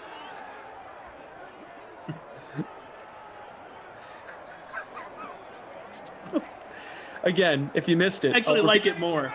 4:15 today. Emerson Latzia. Did you know Kenny and his girlfriend sleep in bunk beds? What? Come on. Matt Ryan completes to Hurst again. Way to be Hayden Hurst. Dante's made 2 plays. That's funny. That's funny. Oh, God. Stephen Roach. Yep, you got me again. That's for sure. I like. So is that a running joke that Emerson will just tell you things that are just completely random and not true. Yeah, he'll just but have like a hint of could be true. Yeah, oh, for sure. He'll throw out something outlandish, and then you're like, wait, he might be right. He goes, I mentioned the bunk beds thing. Now you bring to the table how we should help him. He needs this. Oh, I will say, that's good stuff. It's things like this that do keep the train moving here on these sims sometimes, just to fill a quarter, to chit chat. I know we had a great thing going a few days ago, just rapid fire NFL questions. Oh my God. Go up and get that, kid! Oh, did he get it? Wow! No, incomplete. Oh! Yeah, Glash, I actually had a question like that for you. What do you got? Are you ready for it? In the chat, please weigh in. All right, everybody. We're going to throw out some questions, and we need you guys to respond, just like it were a buzzword, instantaneously. Let's watch the 3rd and 10 play. Okay. Oh, nice gainer. Calvin Ridley, first down. All right, I have two that I wanted to throw by people. I'm trying to decide which one to go first. Okay, we'll do this one first because it's an easier yes/no. Will Urban Meyer and Trevor Lawrence make it to the playoffs together in Jacksonville over the next 3 years? Was it a 3-year deal? I just gave 3 years as a sort of barometer. Usually guys like Urban Meyer get kind of 2 to figure out their situation. I personally think he'll probably get 3. If they're still bad after 3 years, I feel like he'll get the axe. So Urban Meyer, Trevor Lawrence, will they make the playoffs over the next 3 years at any point? I say yes. We're getting a lot of no's. I say yes. That division is no sure thing. I don't believe in. I know we talked about the Titans the other day. I don't think the Titans are bad, but talk to me when you figure out what Indy does at quarterback. They've got a lot of pieces, man, in terms of picks, assets to rebuild that thing. So what Jacksonville has right now is a ton of cap room. They have a guy coming in who is one of the better college football coaches we've seen over the last 25 years, right? For what he did at Utah and Florida and Ohio State. And yes, Ohio State was just a machine. It doesn't really matter who head coach is, right? Your team, they're perpetually amazing. But Urban Meyer has a ton of cachet, right? And then you get Trevor Lawrence, who is one of the most hyped prospects we've seen in probably since Andrew Luck, I want to say. So it's a situation where the expectations should be high, but then we also need to recognize it is Jacksonville. They're starting with nothing. But in the NFL, teams make and miss the playoffs all the time. So I don't know. You made the point. The AFC South, a little bit in flux.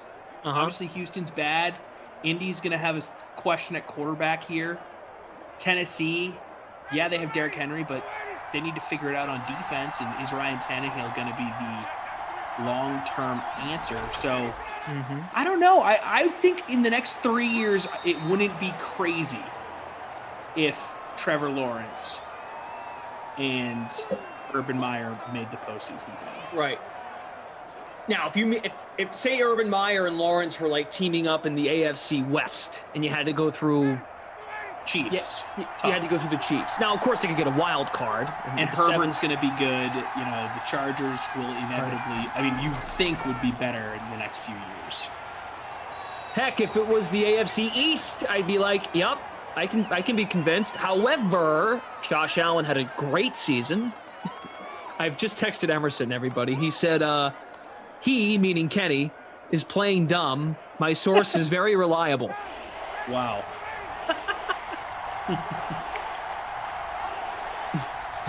Third and 5. Got to get to the 6 for a first down. And Gurley gets there. Oh, he got it. Nice reach there by Gurley. Reach for the stars. Now, the guy they have as the GM there, sort of the player personnel guy, is the same dude who put together the Niners when they had their nice little run with Jim Harbaugh. I'm blanking on his name right now. But if he remains in control, if Urban Meyer isn't given too much power there in Jacksonville, I like their chances, especially with all their cap room, to and again, this is if Trevor Lawrence meets expectations.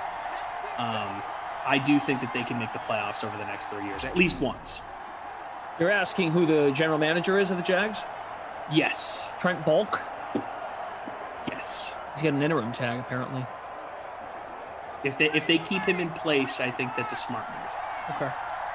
I mean, I hope not for his sake, because he just hired a coach. So I feel like they'd keep him. Well, hey, we're going to bring in this new GM now. We picked your coach. Yeah, Trevor Lawrence is probably the right guy to pick. You don't know this league, things look weird happen all the time, you know? 3rd and goal, 1 yard line. I'm already ready for it. Keith Smith is the fullback. All right, I don't see him. Thank God. Here we go. Julio's in the slot. Ridley's on the outside. Gurley. Todd?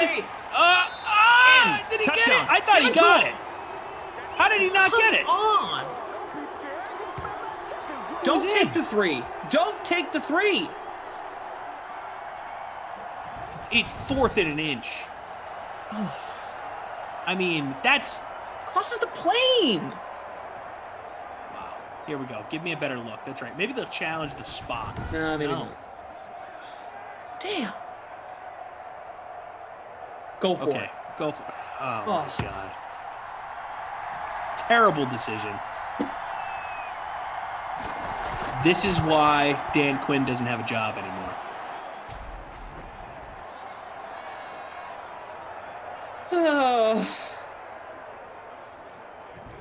What are you going to do?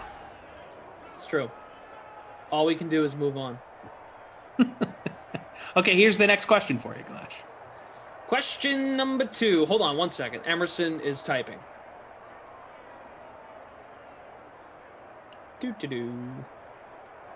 Small Ben 7. I am wowed as well. We all wanted the touchdown, so don't get mad at us.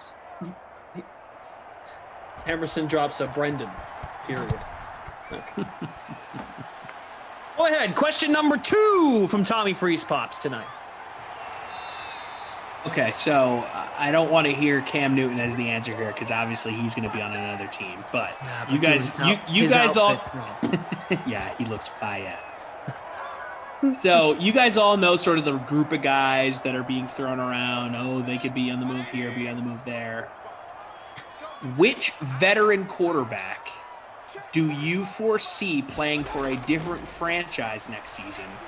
And if you have it, which team do you want it to be, or do you think it will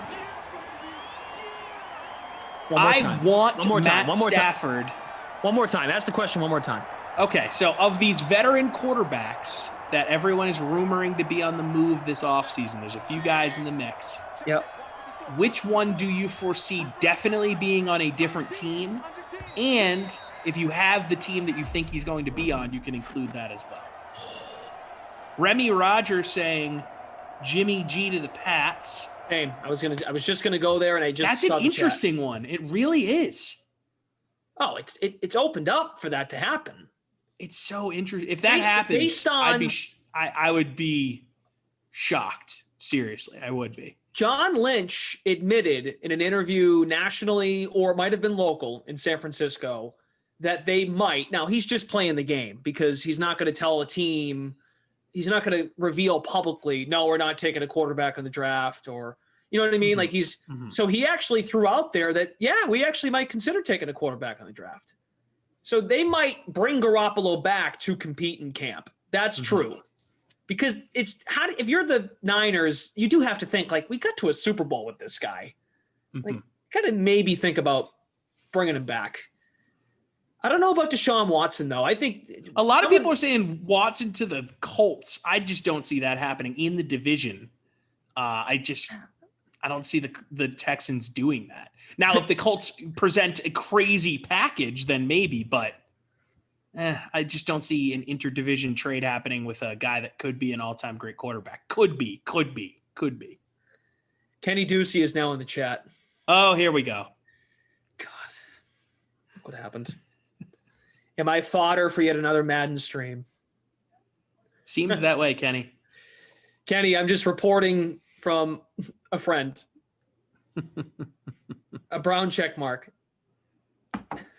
Deshaun to the Niners getting thrown out here. Fitzmagic to the Patriots. He would be completing the AFC East circuit if he was able to do that, which would be amazing. Fitzmagic to the Bears. Fitzmagic screams Bears to me, doesn't it? He's got that grit. He's got the beard. And also, they're never going to have a superstar quarterback for whatever reason. He's sort of that perfect tier B Bears quarterback. I like that. I kind of think that's going to happen. Ducey, you want to go to Twitter and at Emerson Lazia, who shared with me in a text at 4:15, reading, "Did you know Kenny and his girlfriend sleep in bunk beds?" Sonny Black saying Haskins to New England. I don't see that happening. Maybe Rivers in New England. I mean, the Patriots just took a flyer on Cam Newton for the year, so maybe they're just going to do this for a couple of years. Just take flyers on old guys. Who the heck knows? Emerson must need some juice to get through this week. He must be having a tough week. Like he's out walking Winnie, and he's like, all right, what can I stir up to like get me through these next couple of days on the Dream Stream? Just to rile everybody up. You know what? I'm going to throw out bunk beds. And I'm going to pick Kenny. Like, that is truly what goes into it. Incredibly random. That's all it is, Ducey. It's just incredibly random. Kenny, have a good one, pal.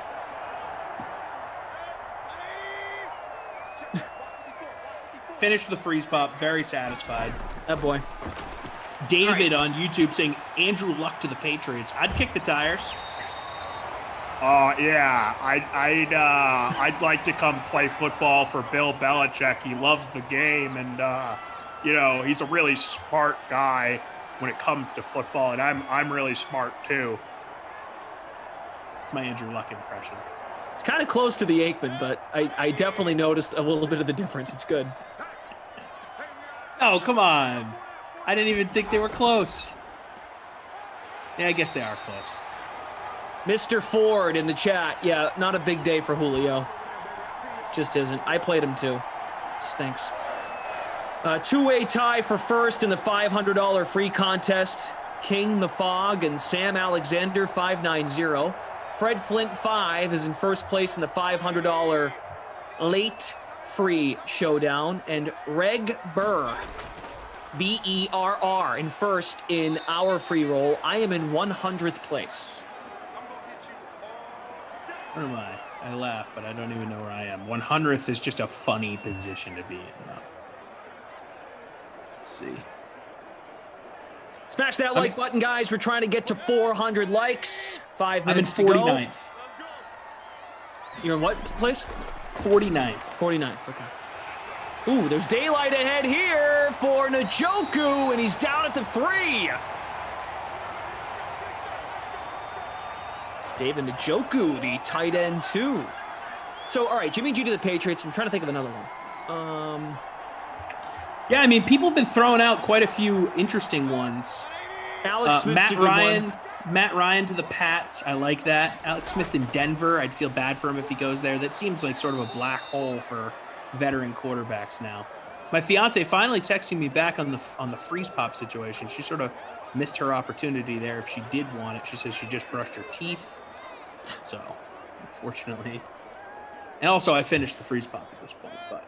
Paul, I respectively disagree. I don't really see the benefit for Denver to have Alex Smith. Like, I mean, he'll be better than Drew Lock. Okay. But what's your ceiling there, you know? Wouldn't you want it to be Lock and then another young guy? Or I guess maybe you bring in Alex Smith thinking that he's going to make Drew Lock a better guy to, from learning from Alex Smith. But yeah, if you're bringing in Alex Smith, it's almost an admission that you think Drew Lock isn't going to be the guy. And you're bringing in a stopgap until you can figure something out in the draft. True. Nick Chubb, another touchdown.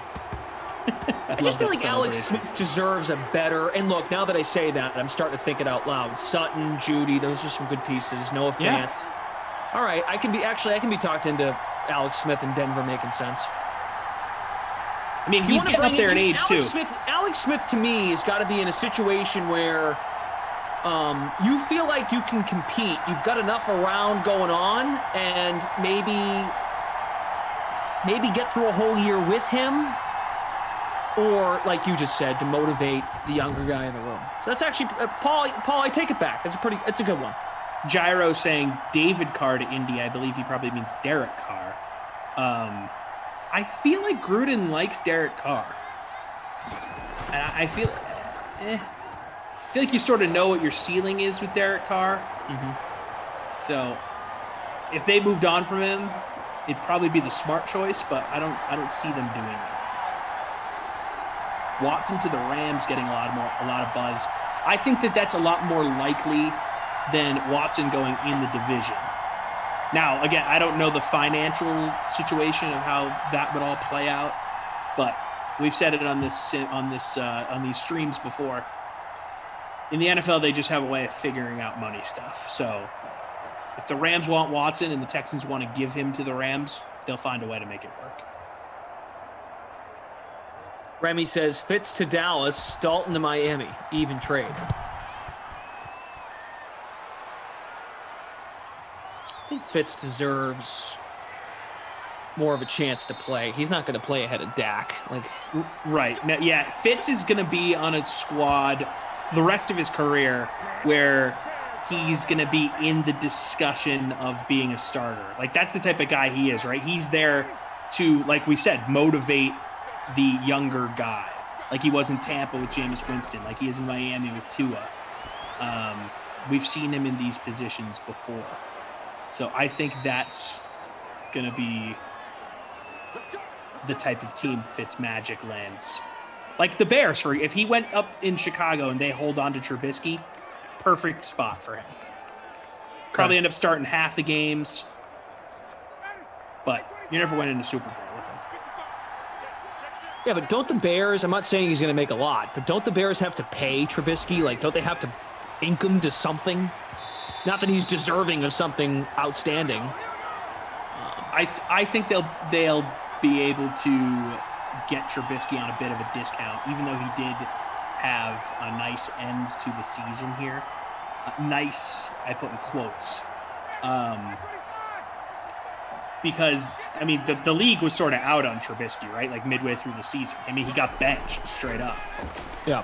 And the bulk of the Bears winning toward down the stretch here has been on the back of David Montgomery.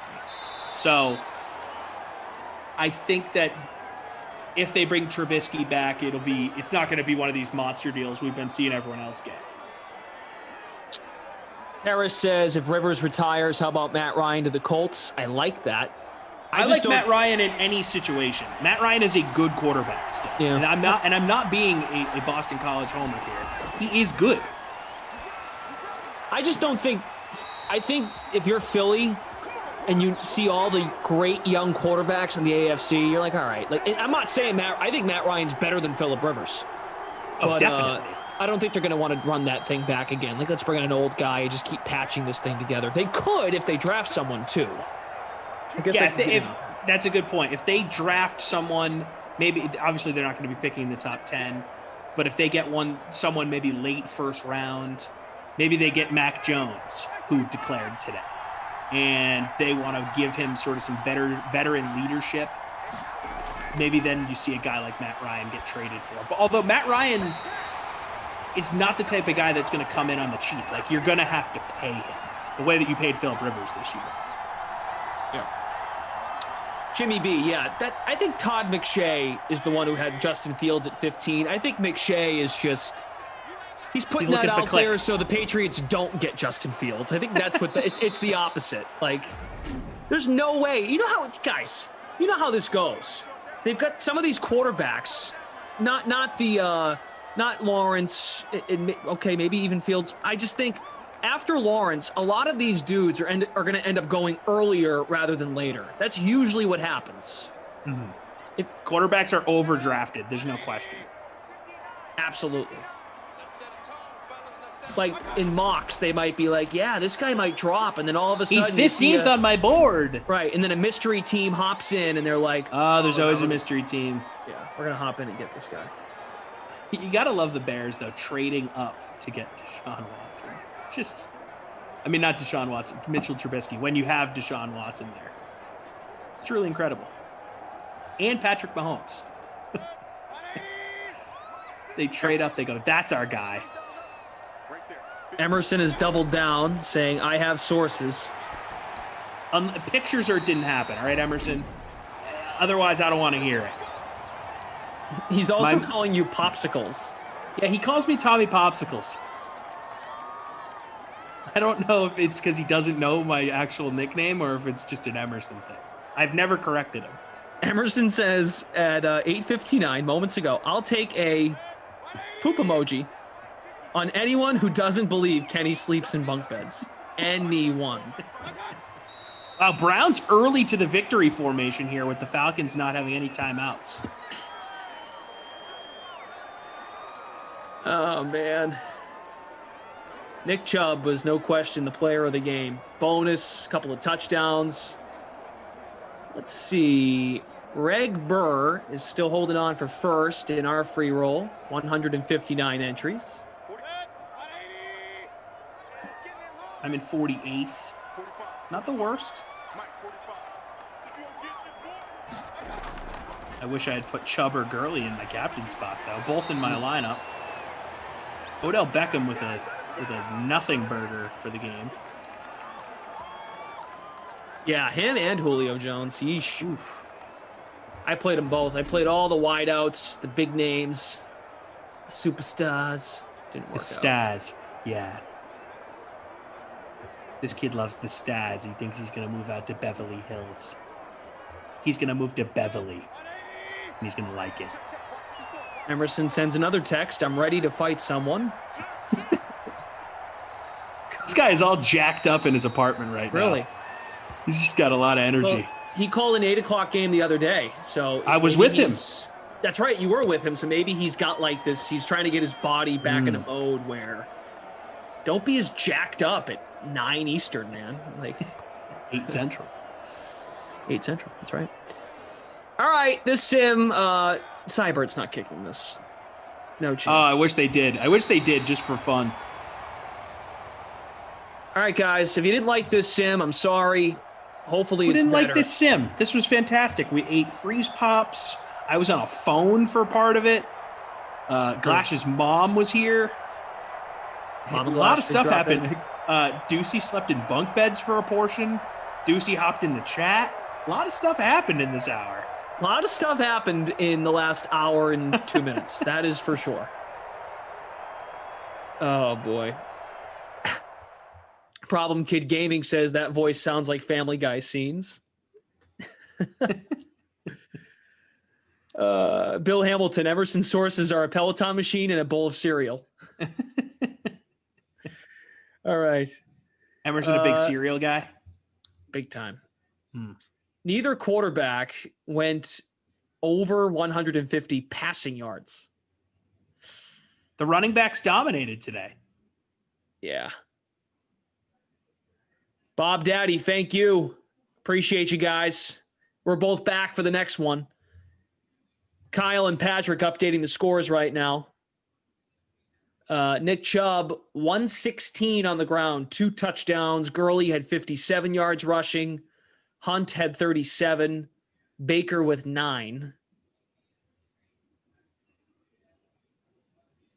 I mean, I'm just going to go ahead and give Chubb the wooden nickel Krusty Kaufman MVP award. He receives 1 free soft serve ice cream cone if he's ever here in the city of St. Louis, courtesy of Lion's Choice Roast Beef. I mean, dominant performance from, for my money, one of the 3 best running backs in the NFL, along with Derrick Henry and Dalvin Cook. And Ridley had 6 for 65, I think it was. Landry 4 for 30. Njoku, 6 for 65. Nice. Thanks, Daniel. Yeah, Julio Jones is going to be the Babysitter Billy Award winner here because, I mean, him or Odell Beckham could win the award, and because the Falcons lost, Julio gets the edge for this anti-honor. Just not a factor. And then Hayden Hurst had 5 for 31, a lot of sacks. Richardson had 3. Garrett and Jarrett had 1 each. McKinley with 1. All righty, that's the deal. Kyle and Patrick are manually updating the scores.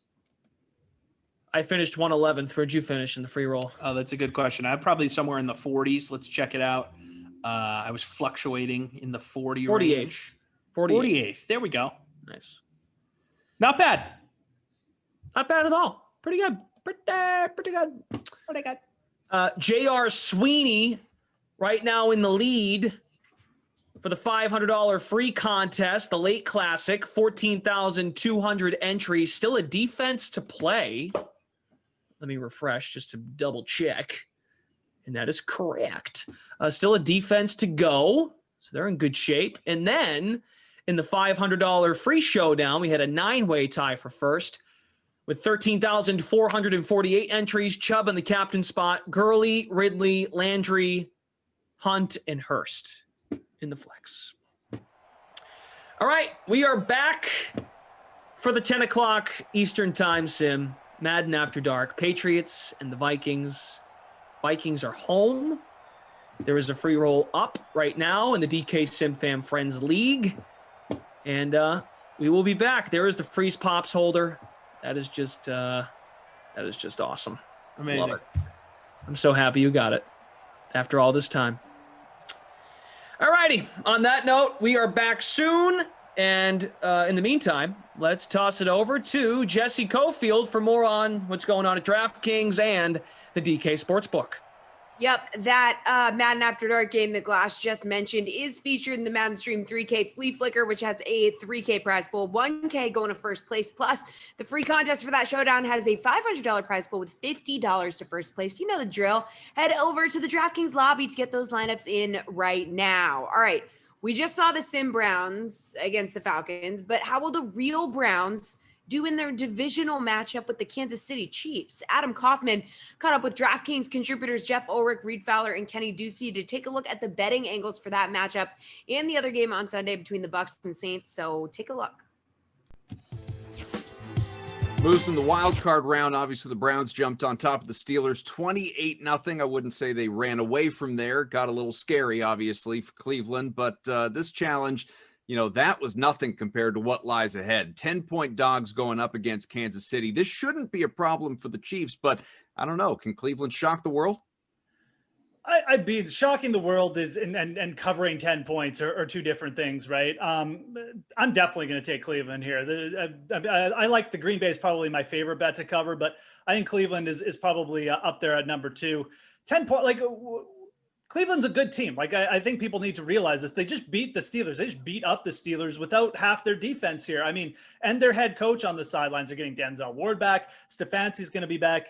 Let's give the Steelers a little bit of respect because this line certainly is. And I also think the matchup here dictates that, you know, Cleveland is probably going to be in really good spots with a couple of their best weapons. I mean, the Kansas City Chiefs aren't a great rush defense.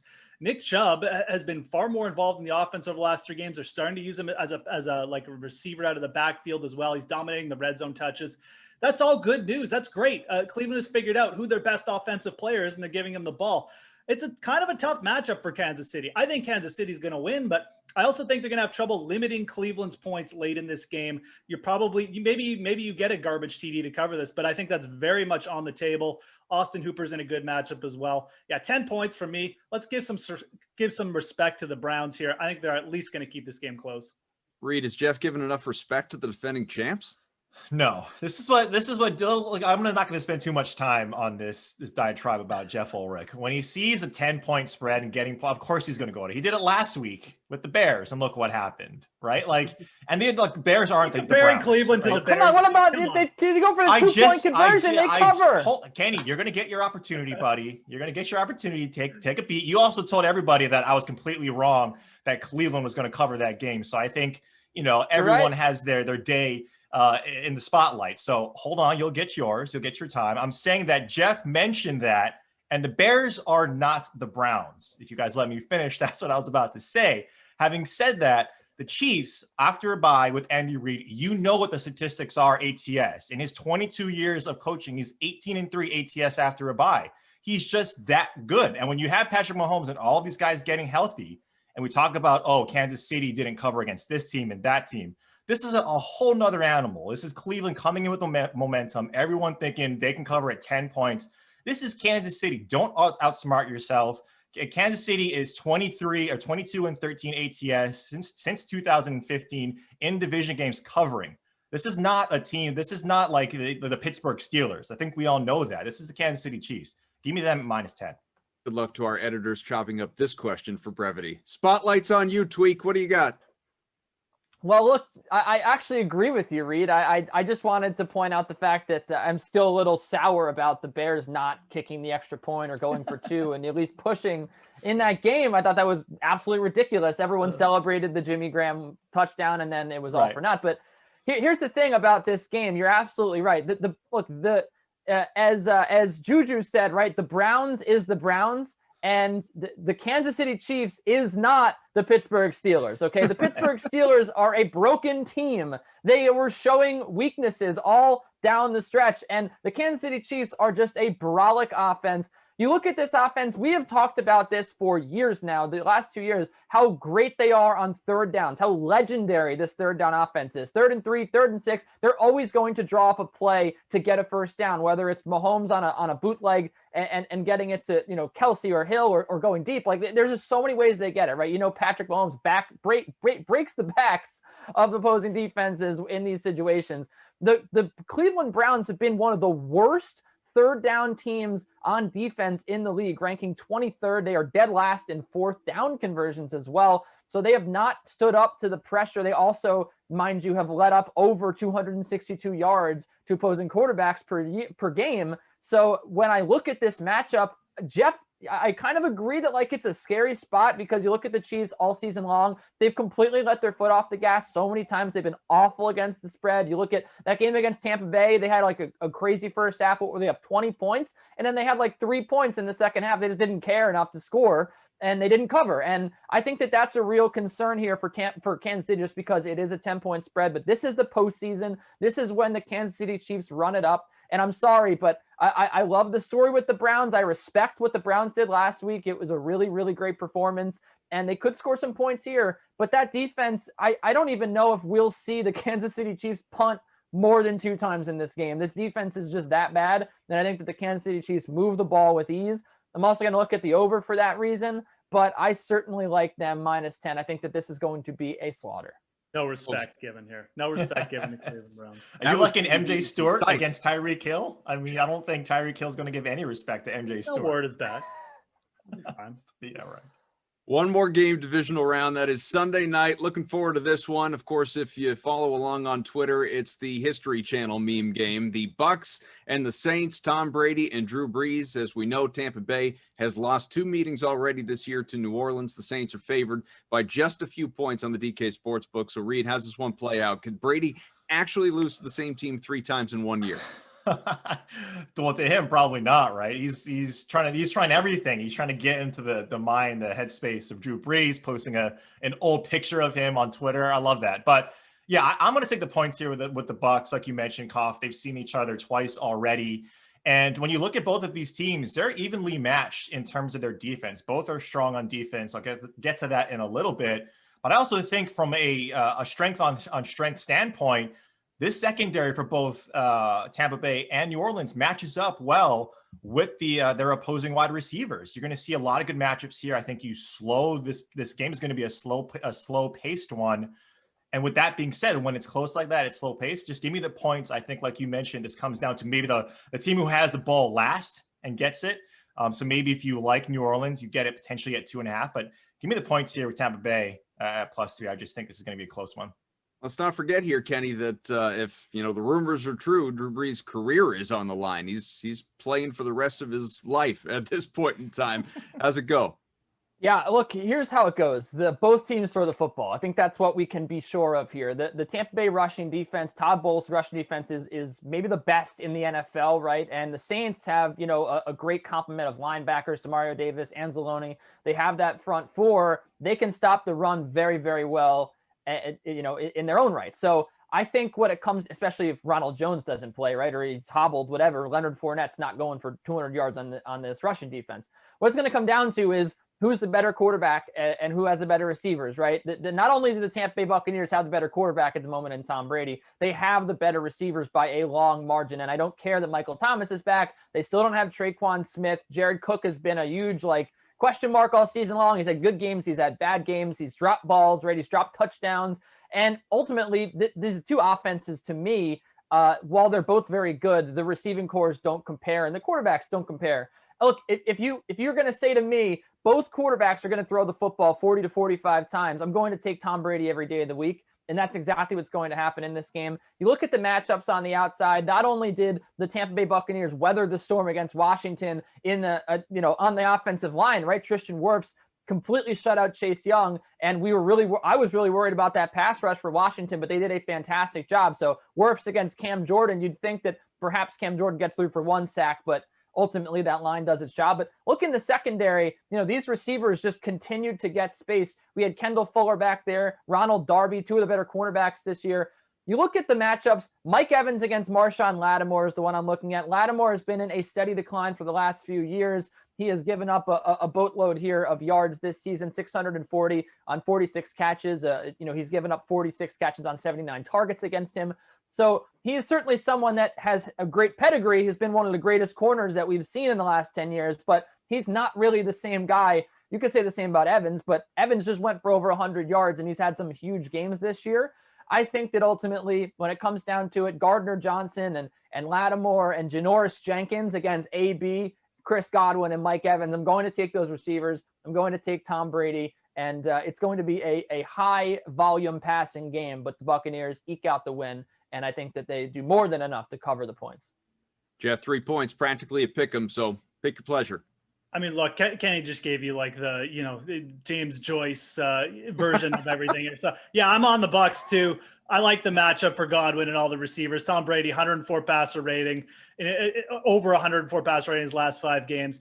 I'm just going to take the points. I do think this game's going to be close, but I basically, like I said, I kind of do agree with Kenny on this one, which is really scary.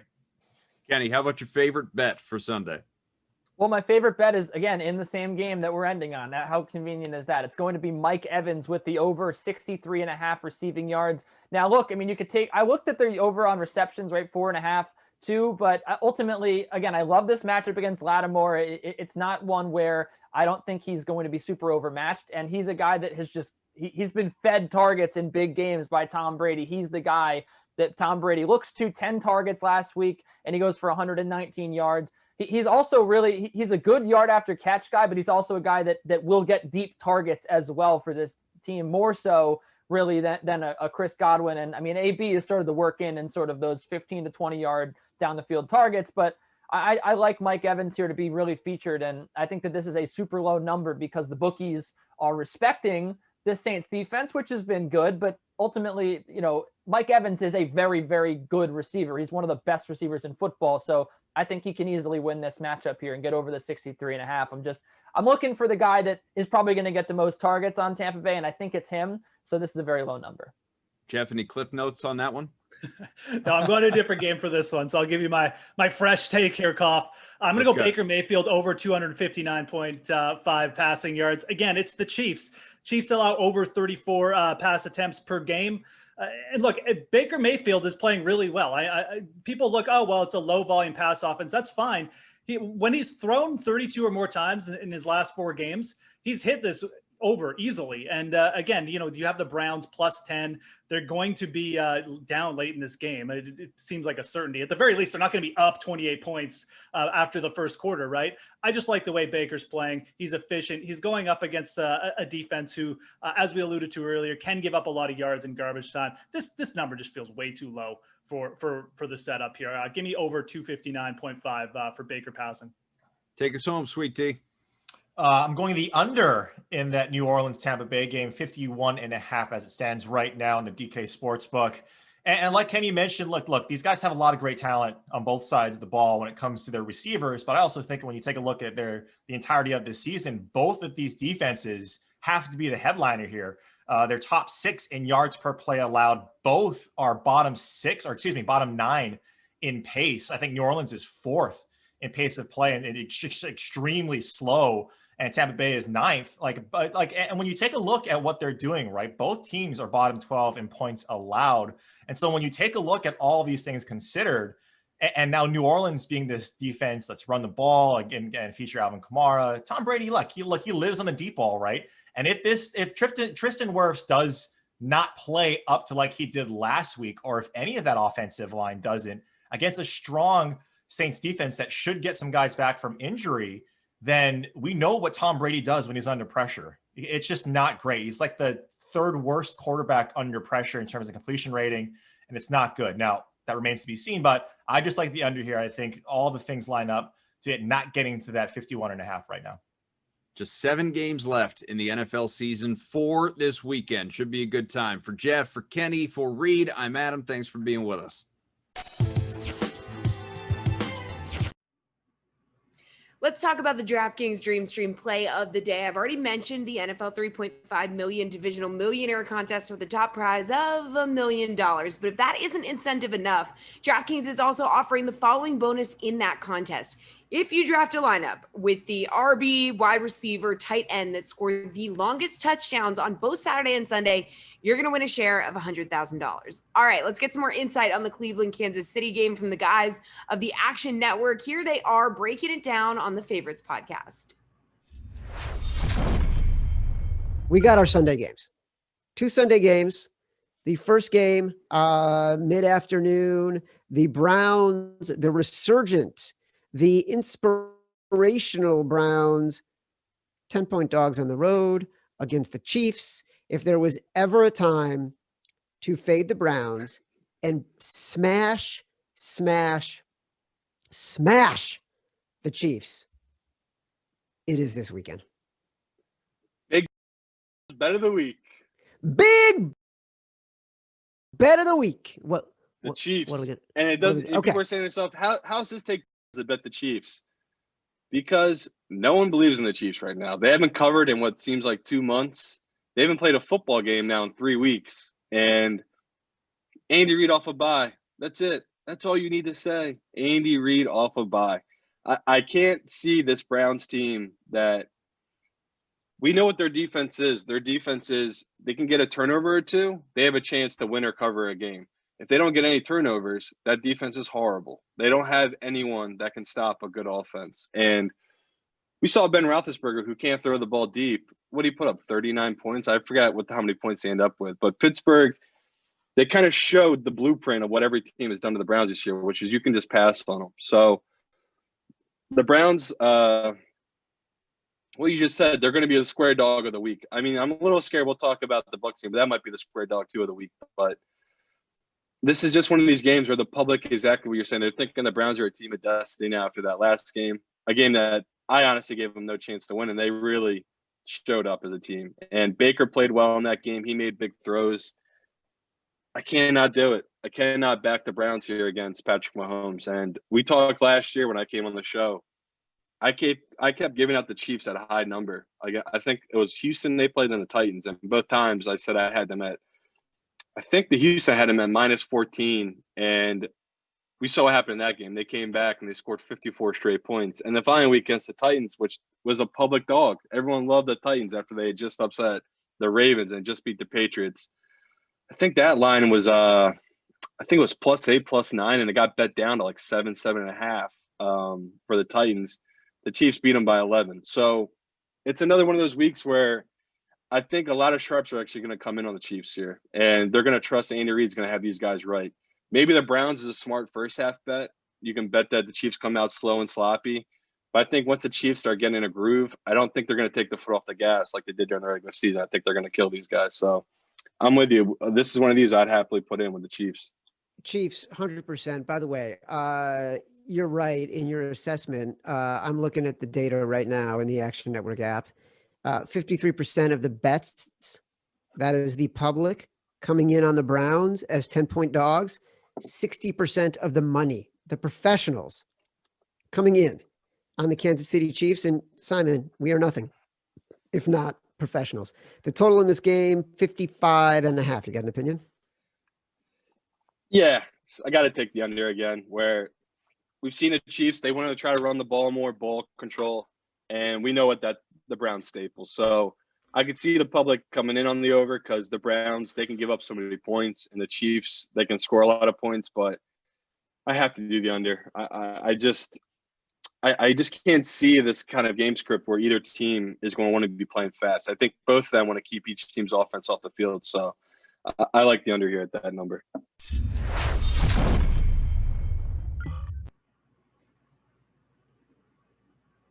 All right, let's get back to basketball because we can't get enough of this Harden trade. Last night on our Pre-Lock Live show, Sherrod Kira and Julian Edlow broke down the trade from a fantasy perspective and went through the impact team by team. Let's break down exactly the entire trade right now, actually. I'm going to go through it. So the Rockets get Victor Oladipo, Dante Exum, Raden Kurucs, 3 Brooklyn first-rounders, 22, 24, and 26. A Milwaukee first-rounder unprotected, so that's probably going to be 4 first-round swaps, 21, 23, 25, and then your 2027. The Nets get James Harden. The Pacers get Karis LeVert and the second-rounder, and the Cavs get Jarrett Allen, Taurean Prince. I think, honestly, the Pacers made out the most with this, and the Cavs, too. I mean, the Rockets, for all the picks that they get, like, they don't really – they're pretty much looking at saving all the picks that they gave away in the, the Russell Westbrook deal. That's how I look at it. That's all they're just making back. Yeah. I mean, Houston gets a ton of picks. Like, I don't want to, like, those could be something, but winding up with winding up with Oladipo instead of, I want to come out of this starting with LeVert and Allen and then go from there if I'm Houston. Yeah. I don't know why they got neither of those pieces. Indy's the short-term winner, because we know LeVert to Oladipo is an upgrade now. It's an upgrade for the future. It's a ridiculous move to favor Oladipo over LeVert. So the Nets obviously have the potential to be the biggest winners because they can win a championship this year, next year. Who knows? The Pacers aren't going to win. Come on, man. The Lakers are still the favorite. You got to give the Lakers still the favorite. They still got 3 guys to guard these 3 guys. I'd say that Brooklyn has the best odds to make it out of the East. You said 3. I can't. Yeah, Schroeder. Schroeder's going to guard Kyrie.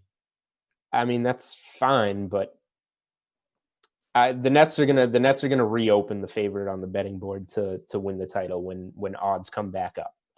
And rightfully so. The Brooklyn Nets should be favored right now to win the championship. They're going to be a mess for a little bit, but they have plenty of time to get Kyrie's head on and to find the pieces that they need to build around what they have.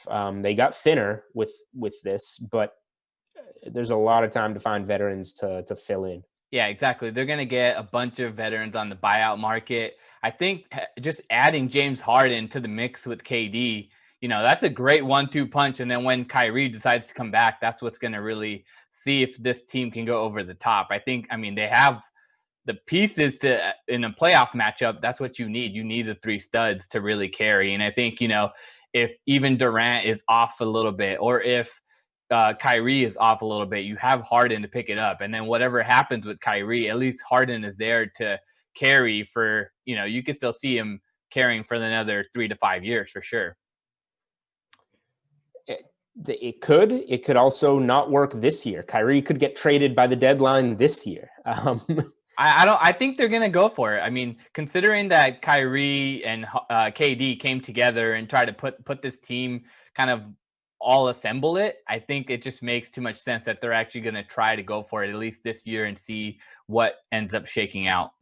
They should go for it, but Kyrie is a complete wild card. Like, he can flip this upside down. There's already reports that he didn't like being involved in the Nash hire. That was obviously a Durant hire. That was definitely Durant hire from his Golden State days. Nash and Durant are close, and if Kyrie doesn't like that, he's been pretty bad to Steve Nash over the last week. I'm not convinced that Kyrie Irving is on the Brooklyn Nets at the end of the season, but we'll see. All right, let's look at it then from the perspective of the Rockets. The Rockets do get Oladipo. Exum, he's the injury-prone guy, so that guy pretty much ruled out for the season, I would say. I wouldn't even consider him anything special. And then Kurucs, he's a fine stretch 4. He's good depth. They still kept PJ Tucker, so they have the depth there. I think that, with these first-round picks, I think the Rockets are going to end up just trying to bottom out, and then they're just going to showcase Victor Oladipo. And then if he has a good enough season, his contract is expiring at the end of the year. So that means that they have to re-sign him. If he plays well, he's probably going to get paid decent. And then if he doesn't play well, then they can end up letting him go and say, well, we got the picks. Yeah, that's fair. Look, Houston got a pile of picks, and having the rights to swap can always prove valuable, as we saw in the Boston-Brooklyn trade. So, again, Houston is banking on mixing too much in one pot, particularly with Kyrie and Harden, and just waiting for that to go bad and then reap all the benefits with those picks. So it's not a bad bet, because we've seen it happen. We've seen it happen before. So Houston did what it had to do. It clearly wanted to move on from Harden today, and it did for what it felt was the best package. I would have taken Simmons in some picks. I would have definitely taken LeVert and Allen in some picks, but it went just the picks route. So, okay. I heard that the reason why, or I saw on Twitter, the reason why that Houston didn't go for the deal with the Sixers is because they weren't including Tyrese Maxey. And it's like, this guy just showed up while he's been playing well. I don't know if that's like a make or break kind of situation for James Harden in the deal. And then you end up with Exum and Kurucs. So Philly should have been more desperate to get Harden than Brooklyn. Brooklyn already showed those first couple games of the season that when everyone's on the floor, it can be a championship caliber team. Even with Dinwiddie down. And this just, Harden just adds to it, but it's not at all necessary. Philly, year after year, lets down, just gets swept by the Celtics. And Simmons off to a horrible start this year. So coming off that knee injury, I think I kind of expected it too. But it's the perfect time to hit the reset button. Package Maxey with Simmons and whatever picks, whatever you need to get that deal done.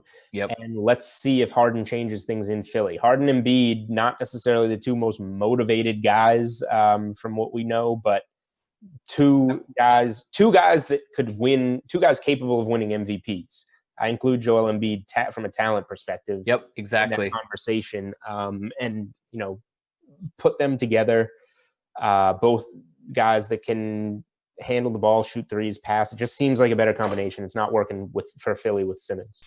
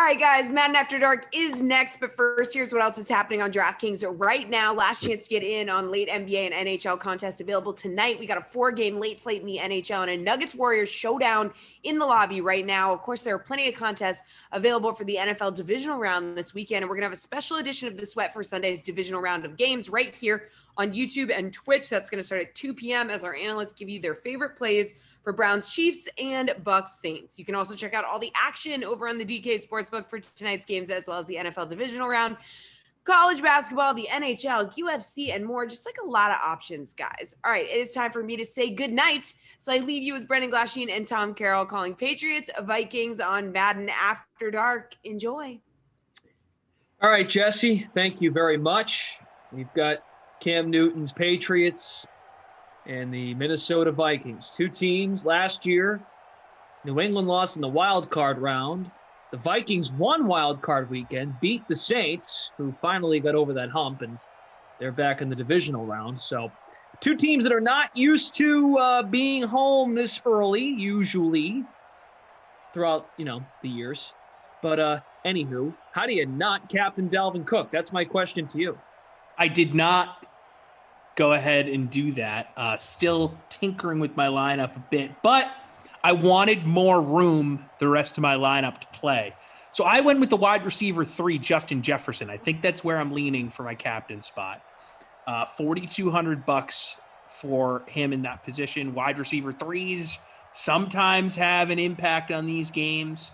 I know Dalvin Cook is the bulk of that offense, but I got him in my lineup. I'm definitely putting Dalvin Cook in there. And then I'm thinking about going Sony Michel, Cam Newton, Kyle Rudolph, Adam Thielen. So as you can see, I have enough room to get as many good guys in my lineup as possible by putting Justin Jefferson in my captain spot. Okay.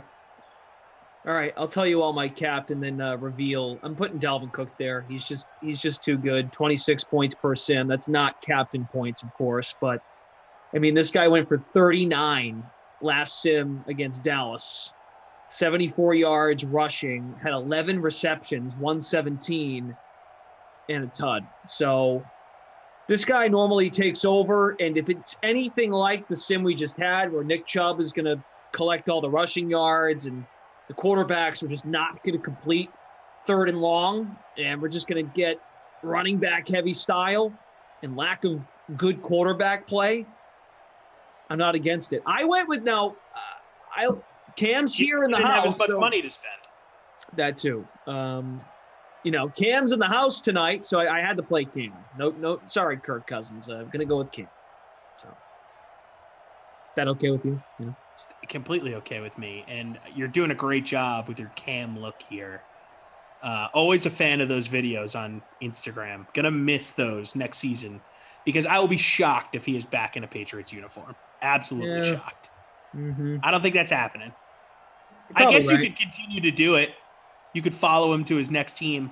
Doesn't probably hit the same though. That's a team.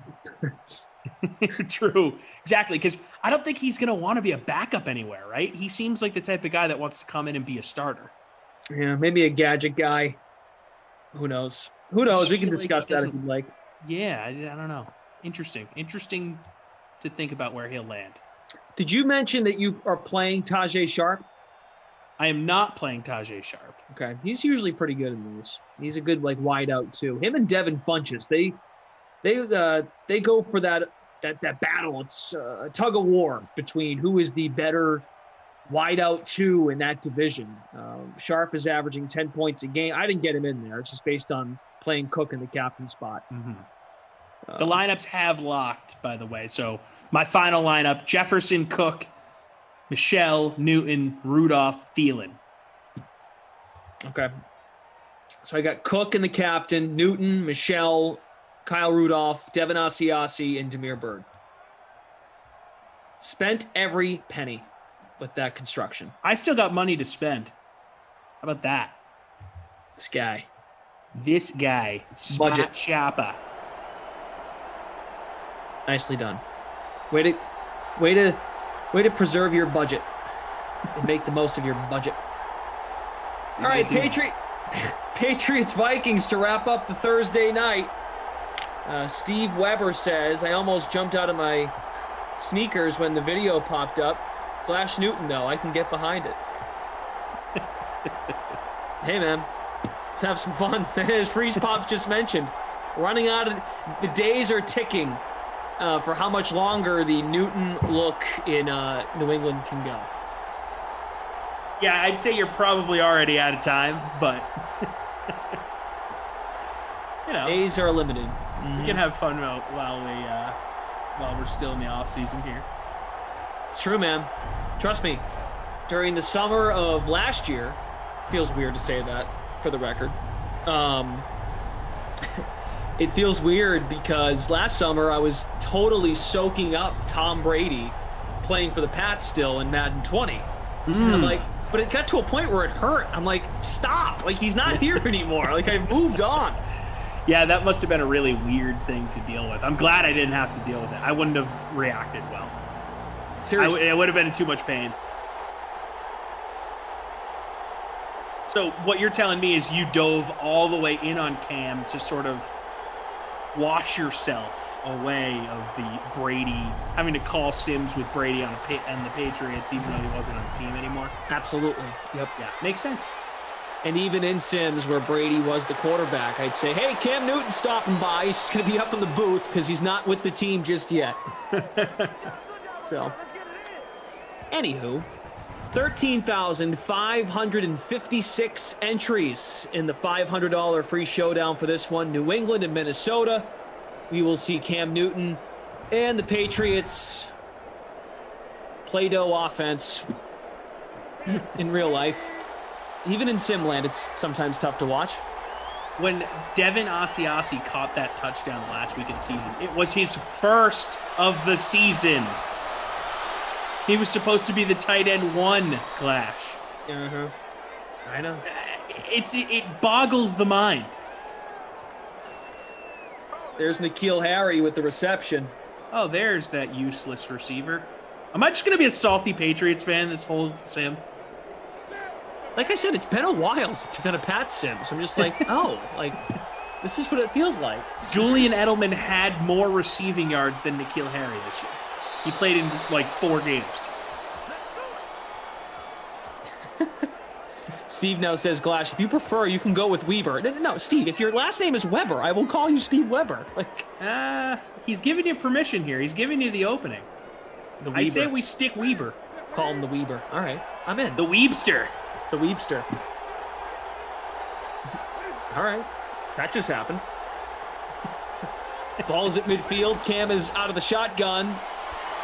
He fires and completes it to Edelman, who no longer has superstar traits. From How about his December cryptic update. tweet the other day? Did you see that? About his social media presence, thanking New England?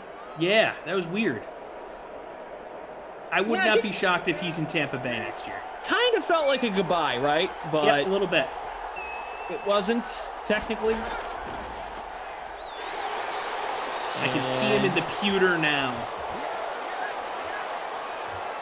James White with the first down. Also, if you missed it last sim, we've got the video up, the video footage of Tommy Freeze Pops in his Freeze Pop holder. Yes, huge hit. So check it out, BJ_Glash, and then ya boy, YABOITC Fresh. What's up? What's up, dude?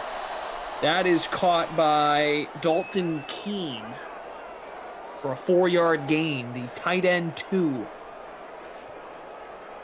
Your mom truly did a great job with that Freeze Pop holder, man. Just great stuff. So cool. I feel like red really fits you as well. Yeah, I like red. It pops. Freeze Pop. Got it. Yeah, you see what I did there. Yep. It's Harrison Smith in coverage, 3rd and 6. Pat's at the Minnesota 37. We have producer Michael with us. Daniel on the 1s and 2s. Kyle and Patrick updating scores. Vid always, Giggle Pigs, Bad Boys of Pop. Giggle Pigs. Every single time I giggled to myself like a little pig. Next time I'm taking a sip of my water. Tell me when you're going to do that. Maybe not. N'Keal Harry again, first down. Fonda, no Keel Harry. Yeah, that's right. Just no production this season. B. Keat at Bob Daddy. Shark Tank from Moglash. I love Shark Tank. My mother walked on the set. What do you think Mark Cuban would say to the freeze pop holder? Well, first we'd need to hear the numbers, right? We always need to hear the numbers. We need to hear the valuation. And then we dig in on if it's an investable idea or not. Oh, what a snap. Oh, I thought he had it. A drop. So what else has your mom made with her little cricket machine? She's made pails and shovels for the beach. Nice. She made me the game Yahtzee, but it's called Yardsea. Oh, nice. It's like big dice. Yeah, that's cool. It's a bucket with a score. I can show it to you guys if you want. I'll grab it at the end of the first quarter. I'll show you guys. Nice.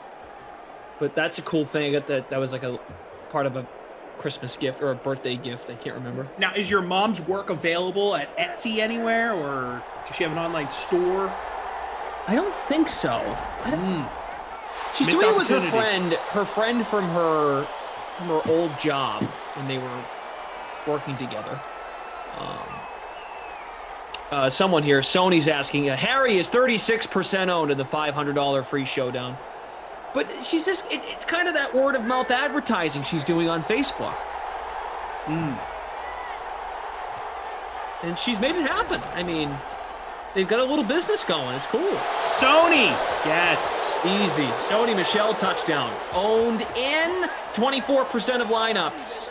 One of those lineups is mine. Let's go. Ooh, virtual Mike Zimmer, not happy. Let's have a look at our free roll. 180 entries. Love it. I am in 50th place. Dallas God 22, off to a good start.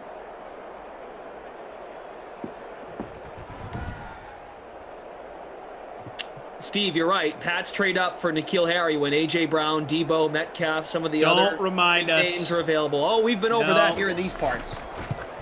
Not happy about it. Just can't evaluate receiver talent for whatever reason. We need to go out and hire Thomas Dimitroff. He's available. Look at all that receiver talent on the Falcons. Yes, I know Julio's a can't miss, but they got Calvin a little later in the first round where a lot of teams passed on him. Russell Gage. So the guy clearly knows how to evaluate receivers when Belichick doesn't. He was already a part of the Pats organization at one point. Go out, get him. Also, just full disclosure, my biggest fear has come true. Koff is playing Sabonis and Jokic as well. Oh, there you go. Darn! He had enough money for both? Jeez. So it's going to come down to Gary Trent Jr. for the Blazers. Yours truly. Can he score 39 DraftKings points? Nice player, but I wouldn't count on it. Okay. That's not fun.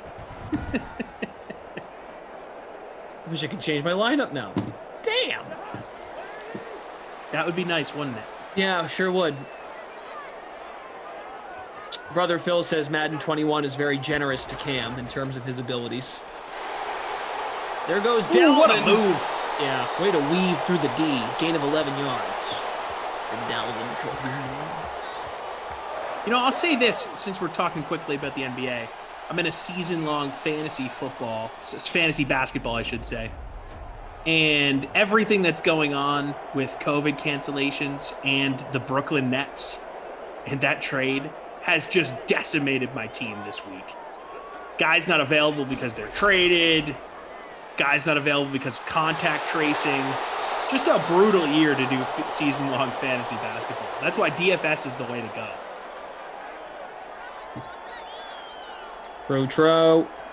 True. Company man. But seriously.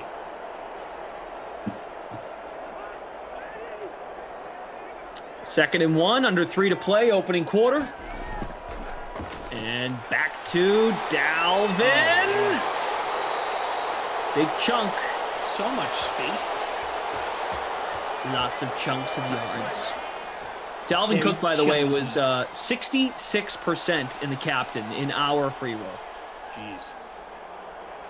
54% in the big free showdown. So that's still a big number. Yep. If Justin Jefferson does anything in this game, it will help me immensely. Just anything.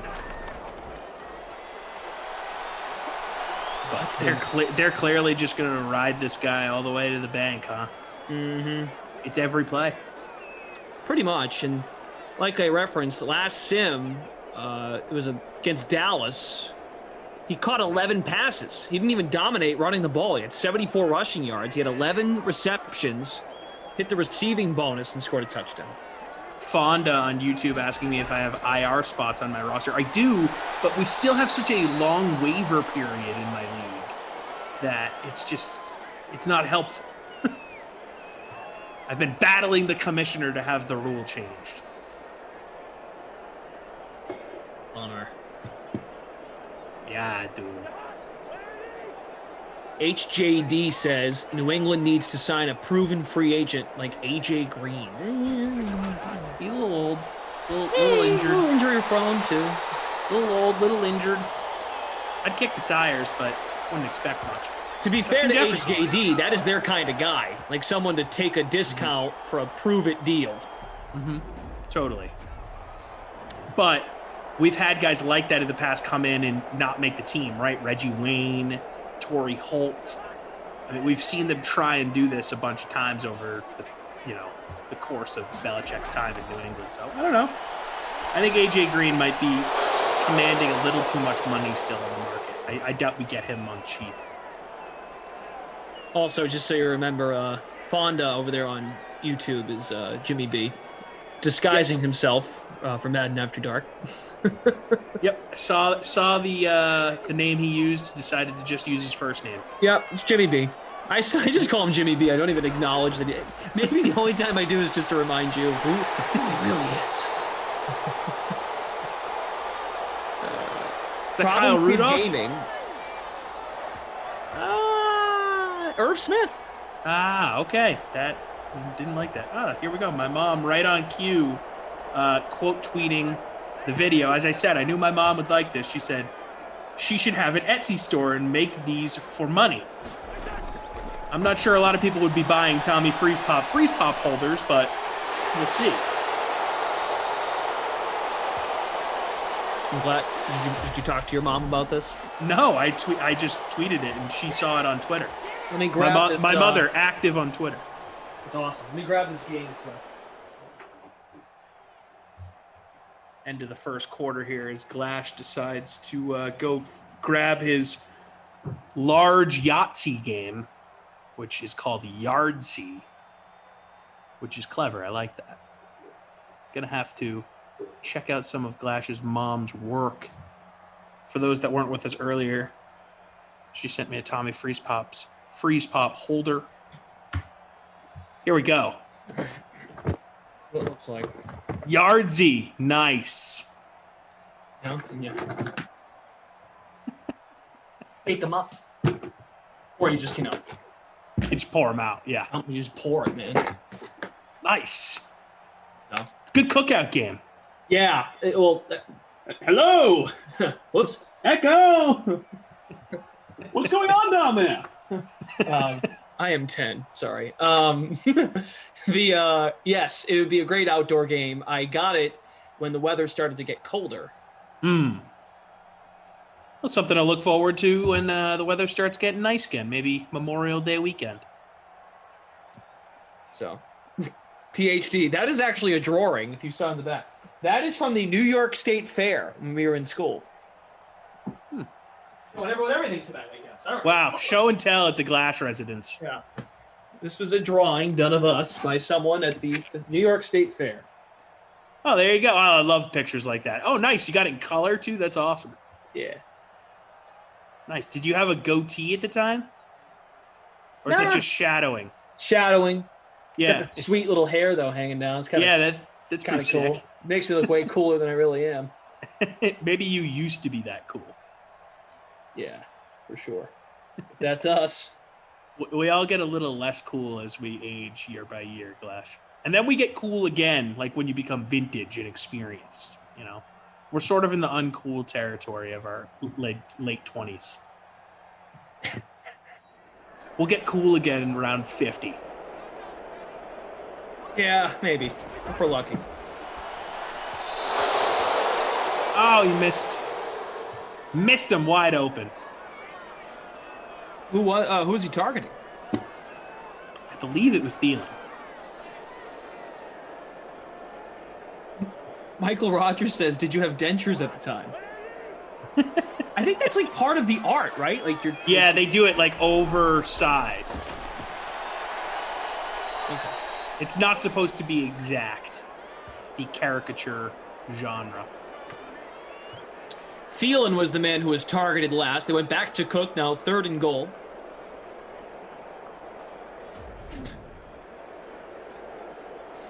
Travis Anderson, give it to Cookie. That's probably what they're going to do here. Does anyone call him Cookie? They have to. They call him the chef, right? They call him Chef Cook. Chef, yep. But that has to be one of his assorted nicknames. Oh, nice goal line stand. Looking like Willie McGinnis. Stopping Edgerrin James.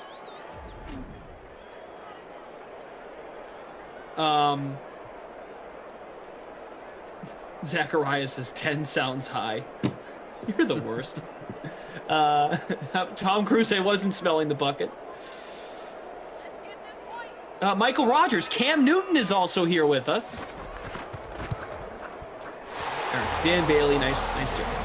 Danny D.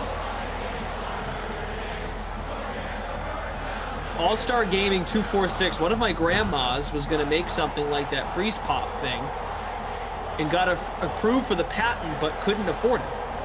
Oh.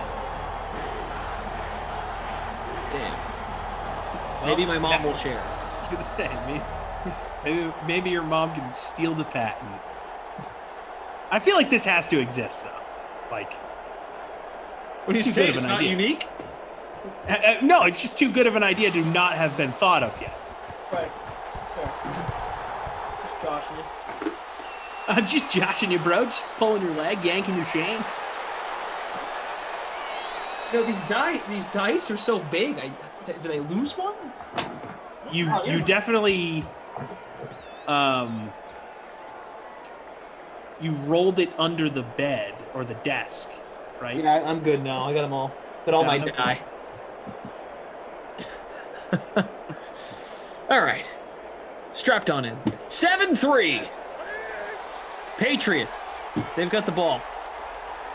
Sony Michel is the lone touchdown. Come on, Cam. Plenty of time there, Cam. Dial it up. That babe. First down. Demir Bird. Demir. Come here. Demir. I used to love rooting for Bird back in the day. Prettiest shot I've ever seen. Do you think they'll go out and actually get a big name though in free agency? No chance, right? No, this is what Belichick does. He tortures us. Oh, that would have been sick. Not expecting anything from the Patriots. They're just going to continue to just do what they do and draft. Maybe bring in like an older guy, like you said, AJ Green, but I doubt we get anyone that good. I'm very pessimistic. I'd love Matthew Stafford, but I just don't think it's going to happen. Chris B, I've always known Glash one die short of a full yard C set. Bill Hamilton, no, you start getting older and everything hurts a lot more than you could ever imagine. Yeah, but then you have all these cool experiences. I remember this one time I was walking uphill 3 miles both ways. Impart wisdom on the Utes of the land. That's what I want to be. I want to be one of those aged, dudes that has all the advice.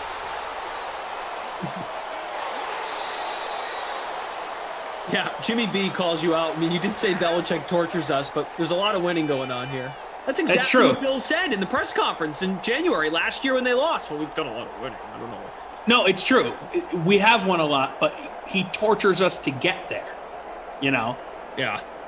Like, he'll put together these rosters on paper, and we're like, what? And then we grind out, you know, these amazing seasons and win Super Bowls. But Patriot fans will tell you, I mean, yeah, there's been some blowout victories here and there, but every Super Bowl win has been a one-score game. The Patriots love to play it right on the edge there, you know. Outside of 07, it's not always easy. Whoa, we have breaking news. The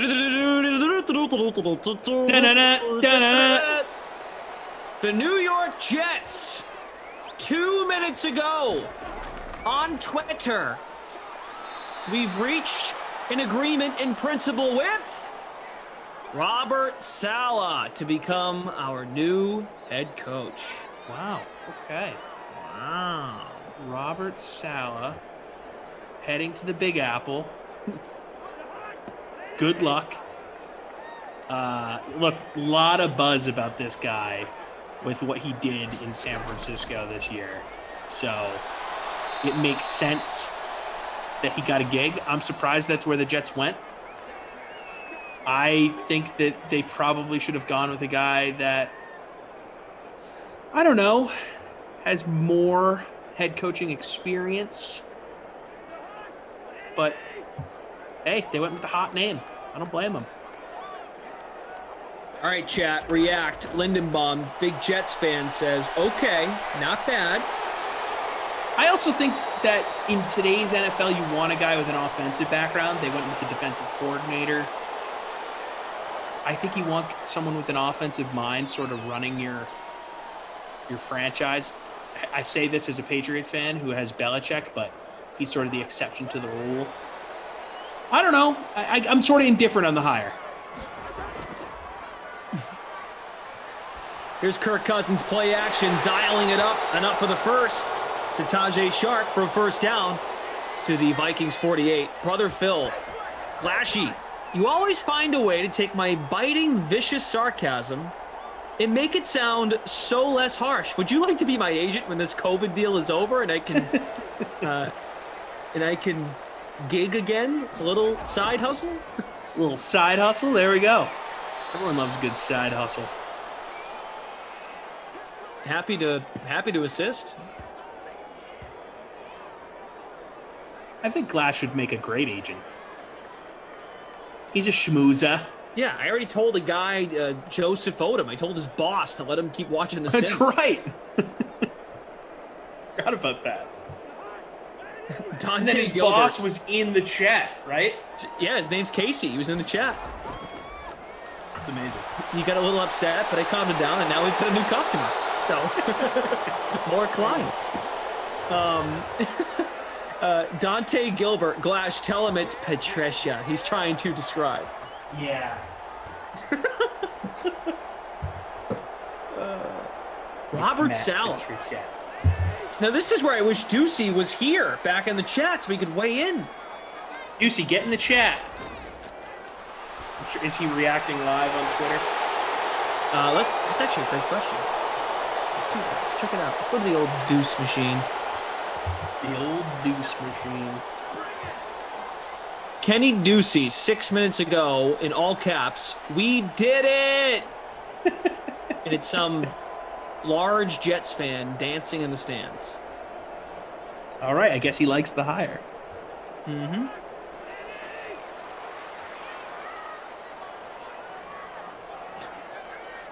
Someone responded to his tweet. Okay, we'll watch Cousins here. From the 17. Got him! Nice snag. Thielen, touchdown. I'm hooked on a feeling. How high I'm believing that you're with me. Michael Rogers, Ducey is replying to Twitter comments. He's busy. Well, someone replied to his tweet and said, Ken, you was so upset the other day, LOL. The Jets heard your cries, LOL. Let's go Jets, baby. First, the Mets got their shortstop, the Nets got Harden, and now the Jets got Rob as head coach. Wow. Unbelievable for New York City.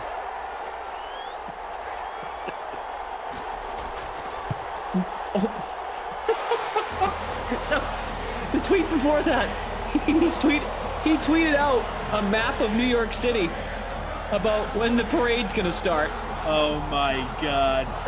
That's pretty good. That's pretty fun. Ducey.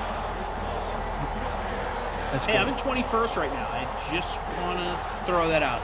Nice. I didn't play Thielen, so I'm in trouble. I have Thielen and Sony Michel, so both have scores. Lindenbaum says Ducey was saying earlier he was disappointed they let him leave New Jersey without a contract. So, meaning Saleh was one of the first guys to interview, and they interviewed other possible candidates, and they brought him. 20 head coaches in the franchise history. Wow. That's a lot. What a bad franchise. What an absolute trash franchise the New York Jets have been. Just, they'll win for 2 or 3 years and then just mediocrity to crappiness for like 10 straight. They torture their fans. They can never get it right. Jets are just an embarrassment. Ooh. This guy is going to have a bad run with the Jets. I feel it. I feel bad for him. They didn't even get the #1 pick. They're not getting Trevor Lawrence. They're going to stick with Darnold. They're probably going to trade this second pick. Darnold stinks. Derwin in the Twitch chat says Jimmy G to the Jets.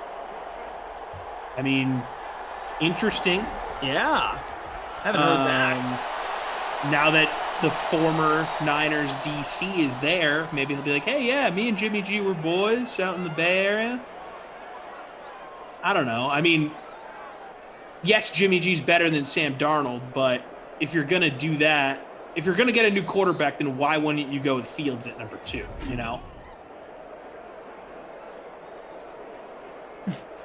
Like, if you have the opportunity to get Justin Fields, wouldn't you rather do that than trade for Jimmy Garoppolo, who has injury problems?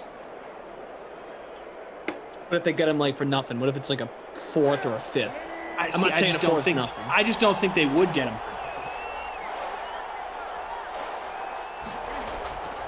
Yeah, that's true. Okay, fair enough. Who's that? Asiasi? Oi, oi, oi! Oh, that's right, yeah. Oh, boy. So, Robert Saleh. I can't read what Ducey just tweeted. That is, come on. That is just foul. He used a bad word. Come on, Ducey. Come on. Represent your organization a little bit better. It's a family app. Oh, nice snag. Captain Blood from the rafters. The thing I'm imagining now is Glash being interviewed by Ducey to be his agent. There's a Kaufman movie in the making there, somewhere starring Jesse Cofield yelling, "Show me the money!" I like it. I'd watch. Yeah, I'm in. Make sure there's a DVD mode too. 10-7. Pats have one timeout. At the Vikings 26, they've got a chance here. That is... Oh, that should have been picked. Should have been picked. Shoulda, woulda, coulda picked. Should have been picked.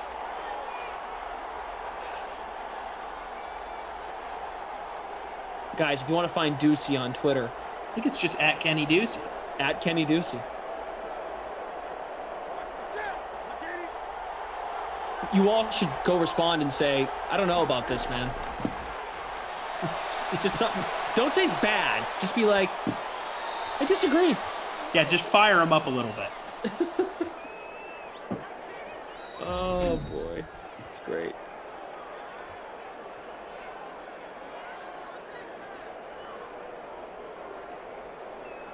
Guys, we're almost at 400 likes. We didn't get there last sim. That's a disappointment.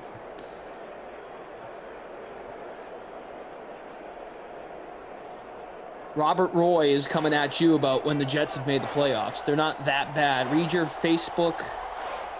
football history microwave. Oh, read your football history. The microwave is getting to your head. I mean, 1, 2, 3, 4, 5, 6, 7, 8, 9, 10, 11, 12. That's 12 times since 1980. That is not that many times. 1980 was a long time ago. Okay? It's the year 2020. That's 40 years, 40 seasons. You gave 12 playoff appearances. Woohoo! That's bad. You're in New York. Be better. Plus, Robert Roy clearly hasn't seen Ted. Remember in Ted when he's like, when you say it's not that bad, it means it's that bad. Yeah, exactly. Oh, so I'm sorry, I didn't read this other part. 49ers passing game coordinator Mike LaFleur is going to be the offensive coordinator. So they're taking two guys from the Niners. Someone from the Shanahan offensive tree. Interesting. Mm-hmm. People love Kyle Shanahan. I do too. I think he's good.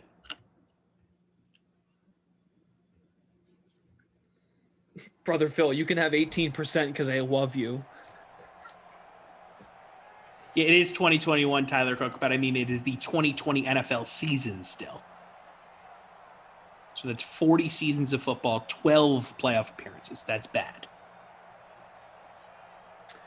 Jordan Lindenbaum says, don't worry, Tommy. The Pats will be there before long. They might. Look, I'm not sitting here making any promises. I know Bill Belichick's a great coach, but you can't do it without the quarterback. Like how they used to be before Brady saved the franchise. Also true. Yes. You know when nobody in Boston actually even liked the team. He's telling me like this. I don't know all of these things. I have many family members that have imparted said wisdom to me many times. Oh my God. My dad, when the Patriots won the Super Bowl in 2004, even in that moment, they had won their third Super Bowl in 4 years. He sat all the kids down. And he said, kids, all glory is fleeting. Okay. Like cherish this moment because it's not going to be like this forever. This doesn't happen. What you're witnessing is extremely rare. And then we got 20 years of it, which is insane. He would joke about it with us all the time. He'd be like, remember when I sat all you guys down and said this wasn't going to keep happening? And then it did for 20 years. So, yes, I'm well aware of the Patriots' history. Thank you. My cousins that are in their early 40s, they're like, oh, Bledsoe was the best. Bledsoe, Bledsoe, Bledsoe. And they always said the same thing, like, it wasn't always like this. Just be ready. Yeah. And I'm like, okay. And like, it's kind of happening. So, yep. Lindenbaum says, at least you have an honest family. Yeah. I would hope most families are honest. Right. They'd be doing me a disservice if they didn't prepare me for life after Brady. And they were trying to tell me that in like when I was in like the 6th grade, you know? Yeah. And now I'm 28, turning 29 in June. I don't mean to be greedy to kind of get like cough and like get into this Patriots thing, but like, are you happy that you're the age you are right now in terms of like you went to a parade? I went to all of the parades. Right. Gosh. Rather it be now in our 20s, right? In our teens than maybe being like 40. Oh, definitely. Yeah. Now, I think the timing of our livelihoods where we hit the jackpot, no doubt. Yeah, I think so too. Totally. Yeah. Was pretty awesome. Yeah. Especially I went to school in New York, so it was like, sup? I was in Boston. The Patriots didn't win the Super Bowl while I was in college, though. So they lost a Super Bowl my sophomore year. Oh, they beat Seattle my junior year. It was sick. They lost to the Giants, though, my freshman year. Yeah, that was my sophomore year. Brutal. Oh, you got 1 year on me. Okay, that's right. The Seattle Super Bowl was my first football season out of college. I was working at WEI, and I produced the show that was from like after the official post-game show until 6 a.m. So it was like a 2 to 6 in the morning reaction show, and some of the phone calls that night were just legendary. I'm not gonna sleep until after the parade. I can't believe they didn't run the ball. This is unbelievable. I never thought Brady was gonna get another ring. Michael Rogers, Tommy Freeze Pops talking about Patriots history equals perfect time to go to the bathroom. Okay, fair. That is a great catch there by Justin Jefferson. My man. To the 42. The captain. Jefferson in the $500 free contest. Check it out real quick. That was a big gain. You have him, you said? He's my captain. Oh, there you go. Oh, boy. I'll find him here. Rudolph with the catch. Rudolph, the red-nosed tight end. Jefferson, 24% in the flex for the $500 free contest. Joe Spencer saying the first Super Bowl he watched on TV was the Dolphins versus the Cowboys. That was a long time ago. Very long time ago. Roger Staubach was the quarterback. It's Bob Greasy. Dalvin Cook, he's been held in check. 35 yards. So, with this news, Mike LaFleur, offensive coordinator, Robert Saleh, head coach. How do we feel about Sam Darnold staying as the quarterback? Do we feel more confident in that? Less confident? They've got some pieces on this roster, and of course they've got great draft position. So if we have Jets fans in the house, what do you think? Yes or no on Darnold? So Ducey convinced me on a sim a few weeks ago that they're going to trade this pick for more picks, continue to build, and try and see more of Darnold, because he is only 23 years old. I sort of liked his pitch to me on that. Now, would it stink for New York if they pass on an opportunity to draft Fields and he ends up being good? Yeah. So I think that if that organization decides, okay, this is our guy, we have to go get him, it doesn't matter if we have this young quarterback in place, kind of do what Arizona did, right? They drafted Rosen 10th, and then the next season they bring in Kingsbury. He says, Kyler's my guy, right? And they traded Rosen. Like, if you believe that's your guy, it doesn't matter what your roster looks like. Yeah, So- I mean, if they stick with Darnold, that buys them time. Right. You see that all the time. You know, I'm not saying that's the right move, but they might keep Darnold because it's like, oh, well, I didn't have my quarterback. I get to pick my guy now. Right. Or I get to have do you lose that leeway if Fields is good right away? I think you did. Oh, yes, for sure. It's honestly not obvious. I'm not saying anything everyone already doesn't know, but it's not an ideal position. No. As weird as that sounds, you get the number 2 pick in the draft, but you have this 23-year-old guy who's shown he has potential. It's a tough spot. All right, so you guys are weighing in. Love it. Appreciate it. And we're only 13 likes from 400, so if you haven't already, smash that like button. Beckham says, I think he will be a good fit for Washington, so that's a no. Edge 95, Darnold is not it. Move on. Lewis Daniel, give him a year with the new coach. Here's 2nd and goal. Cousins. Okay, but let me throw this scenario at you, Glash, and to the chat. You stick with Darnold, right? And let's say he's a little bit better with the new coach. Then you're 6-10, right? 7-9. You're picking mid-first. And then you have Justin Fields go out and have a great rookie season somewhere else. Jets fans are going to hate that, you know? Yeah. So I don't know. Well, there's no right answer. What you just said, Fields going to play really well somewhere else. Right. No, totally. Everything is big what ifs at this point. Yep. Let's see. Let's read some more. Timothy says Darnold 1 more year. Lindenbaum would prefer building around Darnold over Fields, but I am okay with either. Carter Robinson, hell yes, Sam Darnold will thrive in that offense. He's a hell of a quarterback. He was just terrible under that coach. It could be true. We've seen him flash. He's got a huge arm. So Dalvin Cook delivers, by the way. That's good.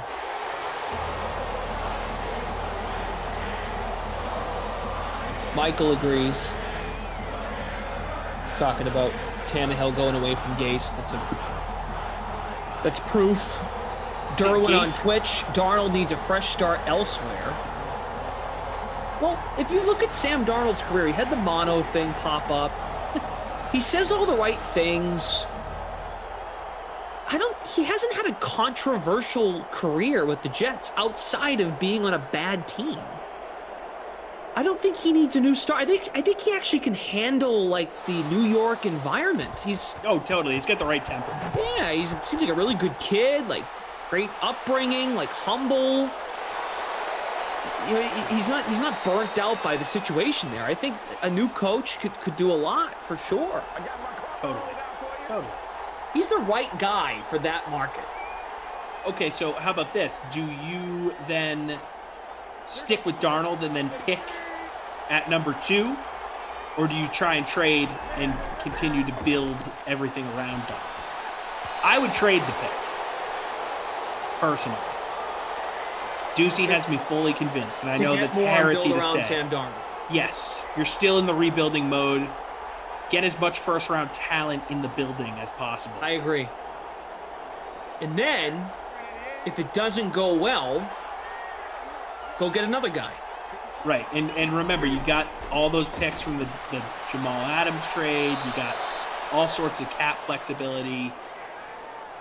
The Jets have the room and the assets to fix this thing. It's just a matter of doing it, and they've never proven to be able to do it for a sustained period of time. Right, and look, some folks are bringing this up. The night that Darnold does the seeing ghosts thing, that might have been the rock bottom night for Sam Darnold. Totally. And like, who cares really at the end of the day? Like, so I'm with you on this. I'm convinced too. Like, go with Darnold. Get a bunch of first-round talent. I think they have some good pieces already. Like, the Jets have a little something there in terms of some. They beat pieces. the Rams and the Browns this year. They clearly have talent. Rams and Browns both won playoff games. Yep. And granted, the Browns game was against a depleted roster with the COVID outbreak, and the Rams were just had a bad day. Wow, big run here for a first down. That's Sony Michel up to, he's in the high 30s now, as we've got about 2 minutes left in the third. Right, and then go get another guy. Because, and like, again, to use your line, I'm not saying something that no one already knows. They're not turning this thing around in a year. No. Your goal is to now get over Buffalo. And honestly, I am such a fan of how Josh Allen has played this year. Let's see if Buffalo can string this together for a few years in a row. And, of course, Miami's got something going down, too. Who knows what they're doing with Tua? I mean, that's a whole other discussion. Okay, but the whole Tua thing is fascinating to me. Why is everyone so quick to give up on this? I know. I'm with you. It seems very premature. Let's relax. Yep. It feels like overnight we decided he was awesome, and then he sucked. It feels very NBA-like because the report, you know why it happened? Because the report came out that Deshaun Watson would play there. So classic case of a star QB. Now, I shouldn't even say classic. It doesn't ever happen. Right, in the NBA, in the NFL it doesn't. No. But that's in the NBA it does. You know, Harden clearly wanted to play with his boys up in Brooklyn, and he whined and complained and ate his way there. That's why that's a thing, man. That's why this Tua thing, because then if that report comes out, it insinuates that, the Dolphins aren't all in on him. To which I would say, no, I think the Dolphins are doing their due diligence. They'll listen for Deshaun Watson. Exactly. If they can get Deshaun Watson, you do it. But in any other scenario, I think you got to see what Tua has still. Yep. Well, this is all like with a real offseason. Having Houston's pick, this is why, in my opinion, they switched to Tua mid-season. We got to figure out if this guy can play. Yeah, they saw how bad Houston was. Like, we're picking high anyways. 100%. First and goal, quick throw. Oh, Ken. Thanks. That was a close one. I'd take a Cam rushing touchdown here. That'd help the old lineup. Same.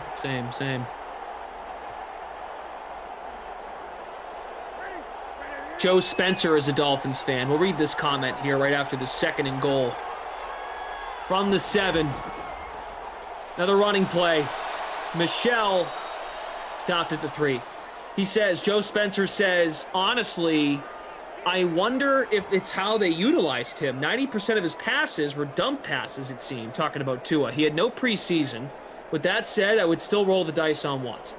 I agree. You got to roll the dice on Watson if you can get him. But you don't give up on Tua yet. You don't. And I know he had a lot of dump passes. I know they didn't put him in a position to fail a lot of times. As the Patriots getting bottled up in the backfield here. 4th and goal as the 3rd quarter winds down. You just got to wait and see what you got. Tua's got amazing accuracy. He's got amazing athleticism. But if his body can hold up, we don't know that yet. But you invested too much draft capital to give up right away.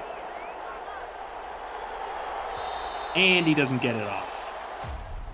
Going to open up the 4th quarter with a field goal attempt? Or do they have time to say, wait a second now, maybe we go for it on 4th and goal?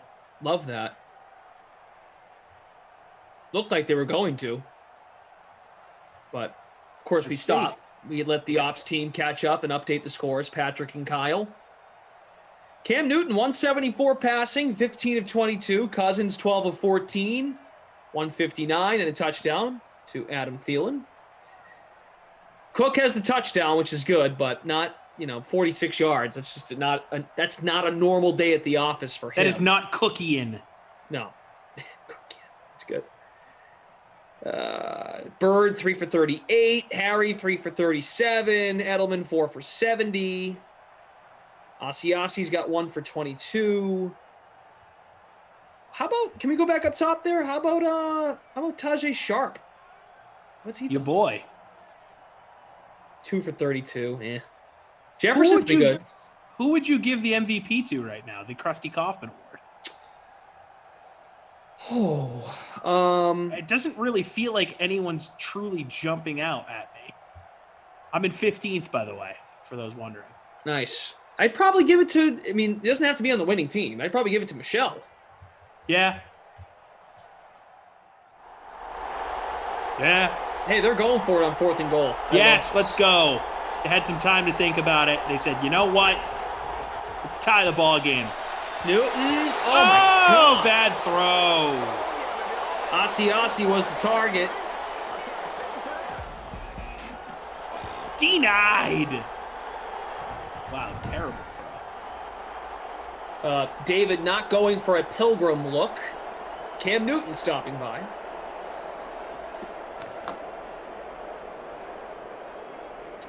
So, the Vikings come out at their own 6. See if they ride Dalvin.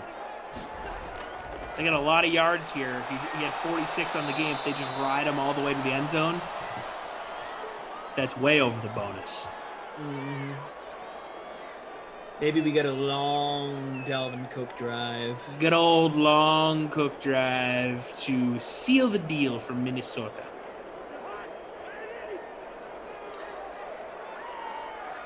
I wouldn't mind a big Justin Jefferson touchdown.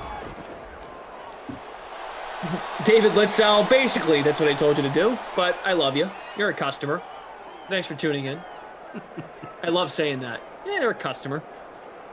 Customer. What are we thinking for a buzzword?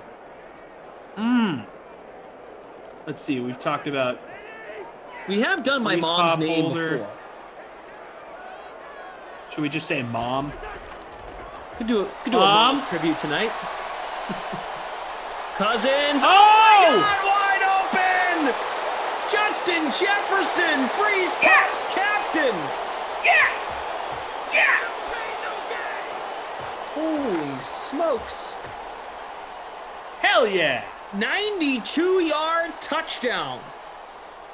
Now that is awesome. And he propels himself into the bonus. Justin Jefferson just became the front runner here for the Krusty Kaufman Award. And may have just put me into first place. Stand by. If I win, oh my God. Freeze Pops, you're in 10th. Only Jefferson, 0.6 in the captain. You might get up there, my friend. That's what I'm saying. You're in 4th right now. Oh my God. All right, now I need, if Cam Newton has a big drive here, that might push me over. Let's see who the other guys have, though. So the captains are all different, which is, Cousins is captain in the first place lineup. Second place has Edelman captain. Bob Daddy, who's been in the chat tonight, Bob Daddy has Thielen in the captain spot. Ooh, okay. Bob Daddy. They have similar lineups. B. Keat says the buzzword should be, Ma Glash. We could just do Ma. I like Ma. Ma. Or Mom. Mom. Just variations of Mom. Yeah, so no one else has Cam Newton in their lineup. So if we get a big Cam drive here, it's going to be good for me. Mom! Justin Jefferson scored! I'll be down for dinner soon! Meatloaf! Brendan! Your dinner's getting cold! Brendan! I'll be down to the sack! 6:30 left! 4th quarter! Great sim! And my mom laughed at me when I was playing Madden as a kid.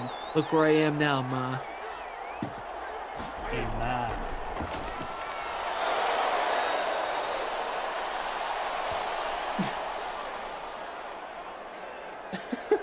Bird with his 4th catch. It's just the way you dropped that in was great.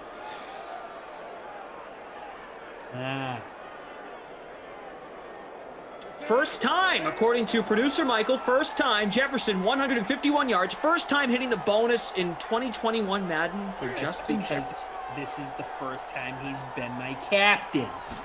It's got to be it. It's obvious. Oh, what a weird throw by Cam.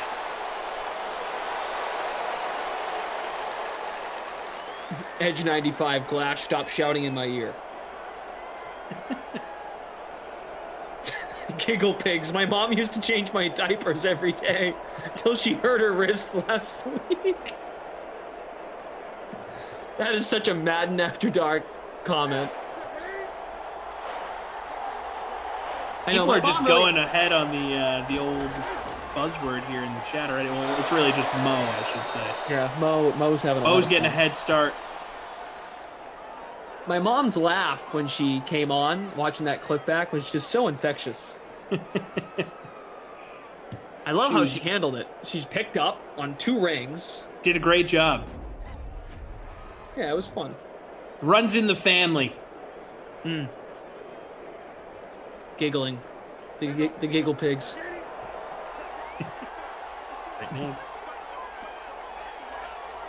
Where we got 10:54. Down 2 scores. Newton complete for the first. Demir Bird again. There goes that bird. Sean Preston saying, okay, my vote is for forest turds for buzzword. Nope. It's too long.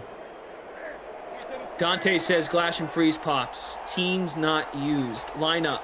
Cousins captain, but also has Newton. I'm in 33rd.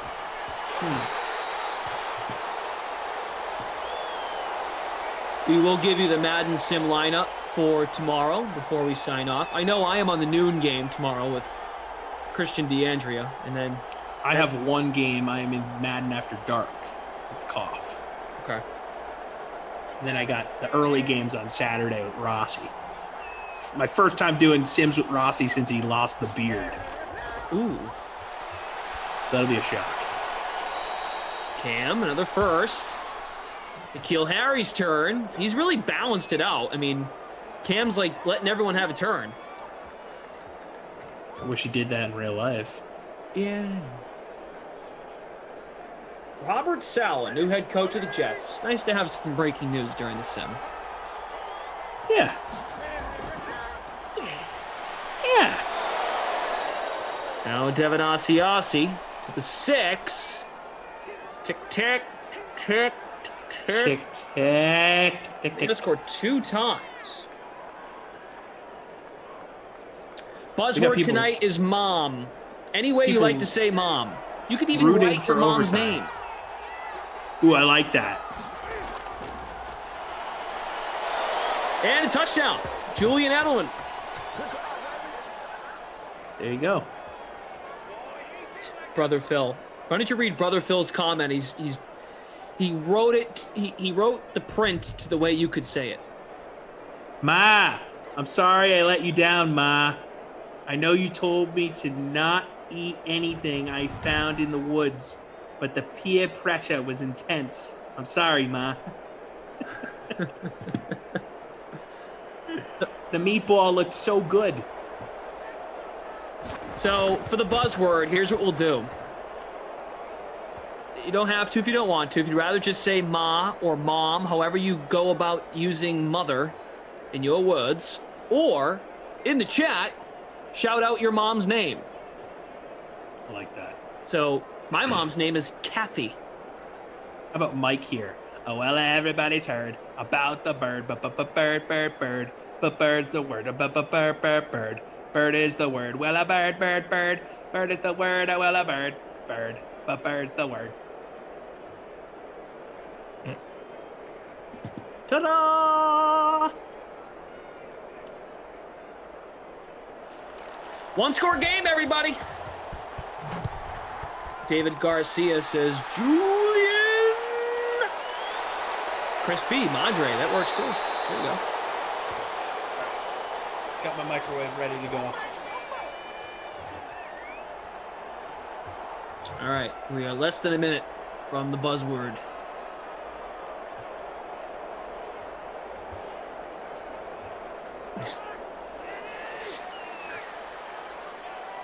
Robbie Noble says, Glash, my mom's a Kathy too. Get the heck out of here, man. That's crazy. My mom's name Michelle. Oh! Patriots have it! Patriots have it! Inside the 15! Oh, costly. Wow! That's huge. It was Cook who fumbled, right? Dalvin Cook fumbles. Wow, way to punch it out, Dante Hightower. Quickly, buzzword, 3, 2, 1, go! Mom! Kathy. Mom! Kathy. Mom! Kathy. Mom! Mother! Mom! Mommy! Mom, stop. Mommy! Ma! Mom! Ma! Mom! Ma, not now! Ma! The meatloaf! Ma! Ma! What? Ma! Mom, Sam! Michelle! What? Mom! Mom! Mom! No! Mom! Yeah, Ma! Ma! Ma, I love you! Ma! Kathy! Mommy! Mom! Mommy! Mom! Mom! Ma! Mom! Ma! Mom! Lois! Ma! Ma! Kath! Mommy! Mom! Mom! Mom! Mom! Mom! Mom! Mommy! Mom, come on! Ma! Ma! All right, we're done. Ma! Okay, we're good. Newton on 3rd and 8. Oh, incomplete. You got to go for it, right? You have to. No, Gostowski, bring him out. Oh, wait, no, not Gostowski. Wow, that hurt me. Sorry. Nick Folk. Wow, Freudian slip. I missed that guy. Miss Come vintage on. Gostowski. Bring out the folk hero. Go for it. Oh, they're going for it. Going for it. 4th and 8. They have to. They really do have to. Newton takes the snap. Looks. Run. Fires to the wrong team. And throws it right to the Vikings. Oh, my God. What are we doing here? Why did he do that? Maybe Justin Jefferson will score another long touchdown. Yeah, or maybe Dalvin Cook will fumble. Oh, my God. check the old line. I think you were in third last I checked. You're in sixth. Sixth. Yep. Yeah, I don't think the Vikings are going to throw the ball much here. Obviously, they don't have to, so probably going to end around sixth. But Jefferson gets some work here. Who knows? Thank you all for partaking in the buzzword. Robert Tagg says morons. Dislike. Thank you, Robert, for chatting. It's engagement. Morons dislike. I didn't think it was that funny, but you laughing makes me want to laugh. It's just so genuine, too. Like, you know, he's like, ugh, these freaking morons. Like, just shut up. He doesn't want to hear us do that.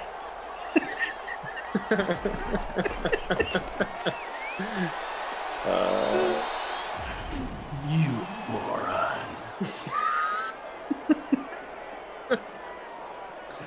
Hey, honey, what's the matter? Oh, these frickin' morons won't stop yelling, Mom! God. Dislike. I'm hitting the dislike button on these guys. You know what, honey? I've had it. 1 minute just ruins people's day. Yeah, he's going to bed angry.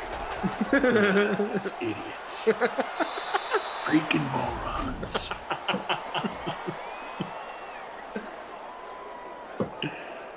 Oh, it's so good. It's so good.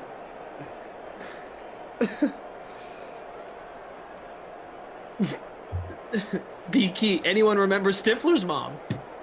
Yes. Sure do. All right, Patriots need this stop. Need it. Oh, huge hole. Oh, he doesn't hit it. All right, let's see. Vikings going to probably let as much time roll off the clock as possible. Jordan Lindenbaum says, LOL in all caps. It took a minute, Tommy, but you got me laughing my ass off now. Robert Tagg, just like you laughed at the SimFam for voting, you stink. Teletubby Tommy. Teletubby, come on. It's not nice.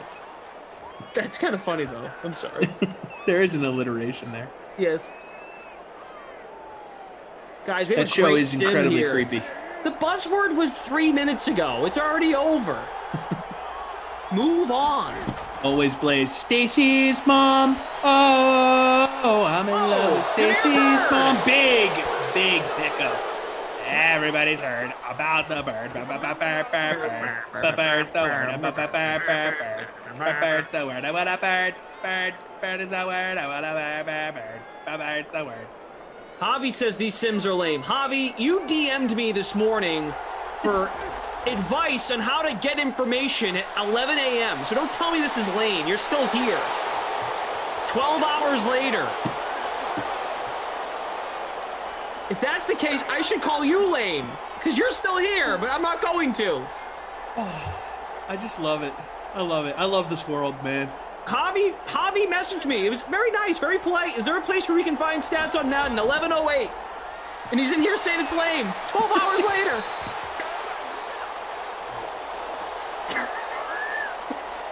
It's the way you say it. It's great.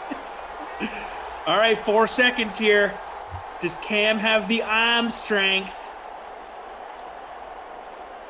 Yeah, they should really bring in Brissett for this one. He's the Hail Mary specialist for the Pats. Here we go.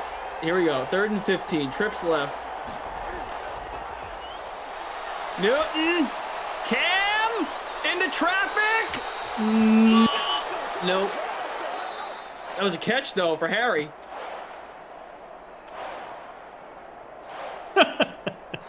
Simland Patriots head coach not happy. Slamming the clipboard down, thinking to himself, Cam Newton, you moron.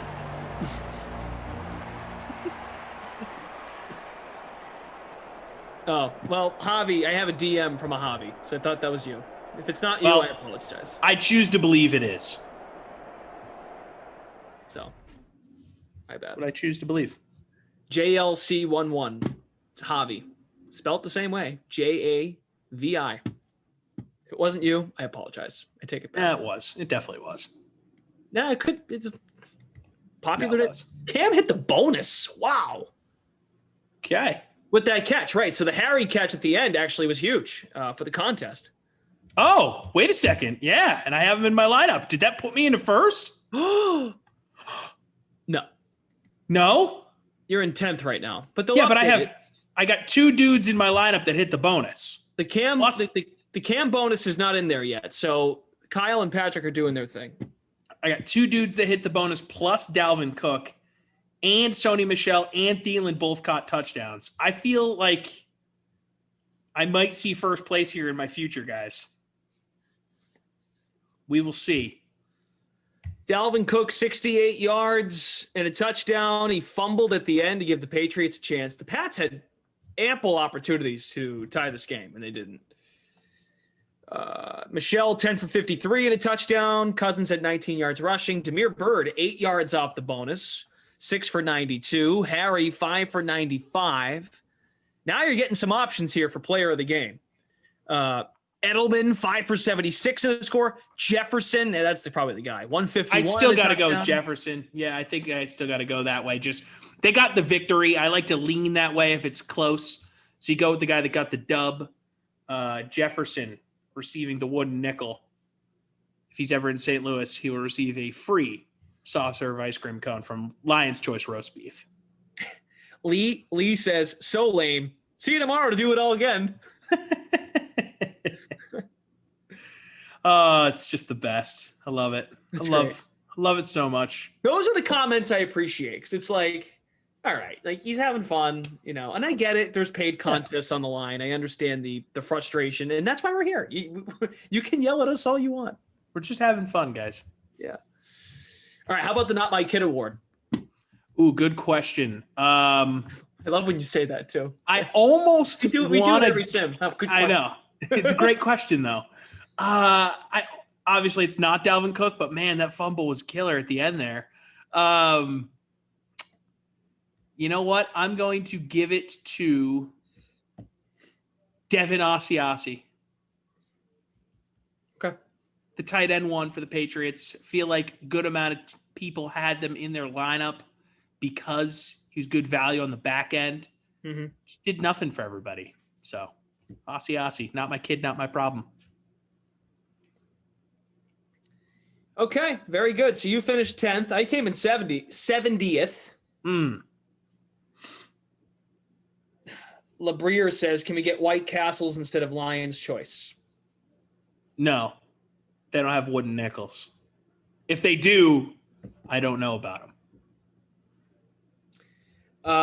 Let's see. Bonzo came in a tie for 6th into our free roll. Roland in 8th. From Fresno in 2nd. It's a good name. Hey, what's up? It's From Fresno. From Fresno. Whoop, wait a second. We're getting some movement here. Matt Smith. Oh. Matt Smith. Justin. Yep, Justin. They're updating scores still. Matt Smith right now is in first by a healthy margin. And Okay. Matt was in the chat moments ago saying, can you shout out first place? So, Matt, if you're still tuning in, congrats. There's still some movement here. Now you're in 12th. Oh, come on. Roland is now in 5th. From Fresno in 3rd. Kyle and Patrick are updating everything as we speak. It's manual scoring. Okay. So, all right. How about the $500 free showdown? Let's see. Two-way tie, first place. Jefferson captained, Newton, Cousins, Edelman, Thielen, and Harry in the flex. And the $500 late free classic, Savannah, finishing in first by a full point. And they had the Browns, D, from last sim. Dalvin Cook in the flex. That's it from this matchup. Dalvin Cook. Roland, happy that he finished in 5th. There you go. Good stuff, Roland. So, okay. Let's see what Twitch is doing on that way out here. Check out the Twitch fam. Say goodbye to Twitch. Brooklyn saying good night, fellas. Good night. All right. Well, we'll check the free roll one last time, and Matt Smith held on for first. Good stuff. All righty. So let's react to the news of the night in the NFL. The New York Jets have hired their new head coach. They have an agreement in principle with Robert Saleh, the Niners defensive coordinator, to become the new head coach. Mike LaFleur comes to New York as well from San Fran to become the new offensive coordinator. What do you make of the hire, and how does this play into what the Jets might do at the draft? It's interesting to me because I think in today's NFL, you want a guy who is an offensive-minded dude to be your CEO. But at the same time, this was the hot head coaching candidate on the market. So you bring him in, you hope that there's enough buzz there to get the fans excited. You saw what he did with the Niners this season with all of the stuff that they dealt with. They were still competitive. So he's clearly a good leader. So now you get the number 2 pick here. And do you trade it and try and build a great defense with this defensive mind? Or do you trade it and give Sam Darnold some more toys to play with? Do you draft Justin Fields? There's a lot of questions here for the Jets. They may have gotten their head coach, but now all the fun stuff happens, right? Now we get to see what's next because they got this number 2 chip here. And where are they going to play it? I don't know. Niners had a top 10 defense this past season, total yards, rush yards, passing yards, all top 10, top 7, as a matter of fact. So they get a defensive-minded guy. Question is what they do with the draft. And, of course, we'll find out as those developments come what they might do with the number 2 pick. If they decide to hold on to Sam Darnold, give him another year under this new leadership, and then trade that pick and get some other assets to improve the rest of the roster. Okay, that is going to do it for us, everybody. Thanks for tuning in. Appreciate you guys hitting that like button, hitting subscribe. Twitch fam, you guys rock. Good stuff. Brooklyn, Care Bear, Fooligan, Beast of Bourbon, Rez, Always Blaze, Brother Phil. Thank you, Brother Phil. You morons. Here's the schedule for tomorrow, and then we can get out of here. So I will be back at noon Eastern. I'm going to make a contest right now before I forget. Ew. The Niners, speaking of Robert Saleh, Niners at the Lions to open the day at noon Eastern tomorrow. I'll be with Christian DeAndrea, the headband. Start the day. At 2 p.m., Emerson Latzia joins Christian for Cowboys at Dolphins. Then at 4, Broncos at Bears. You get Emerson and Rossi. Jason Rossi stops by. Then at 6 p.m., Washington at the Saints. You get Rossi and Kenny Ducey. And then to wrap up the night, Ravens at the Bucks at 8. Maybe a Super Bowl preview. Who knows? Ravens at the Bucks at 8 with Kaufman and Brandon Cristal. And then Madden After Dark, Packers at the Eagles at 10. Freeze Pops and Cough will take you home the rest of the night. So there you go. That's the deal. Good stuff. Thank you to Kyle and Patrick from the ops team. Keep your eyes on the Game Center for any final adjustments. For producer Michael, also Daniel on the 1s and 2s. Tommy, good stuff, buddy. Have a good weekend. Enjoy the games. Enjoy the football. Glash, enjoy the football, my friend. Okay. All right, everybody. Good night. I will see you all back here at noon sharp.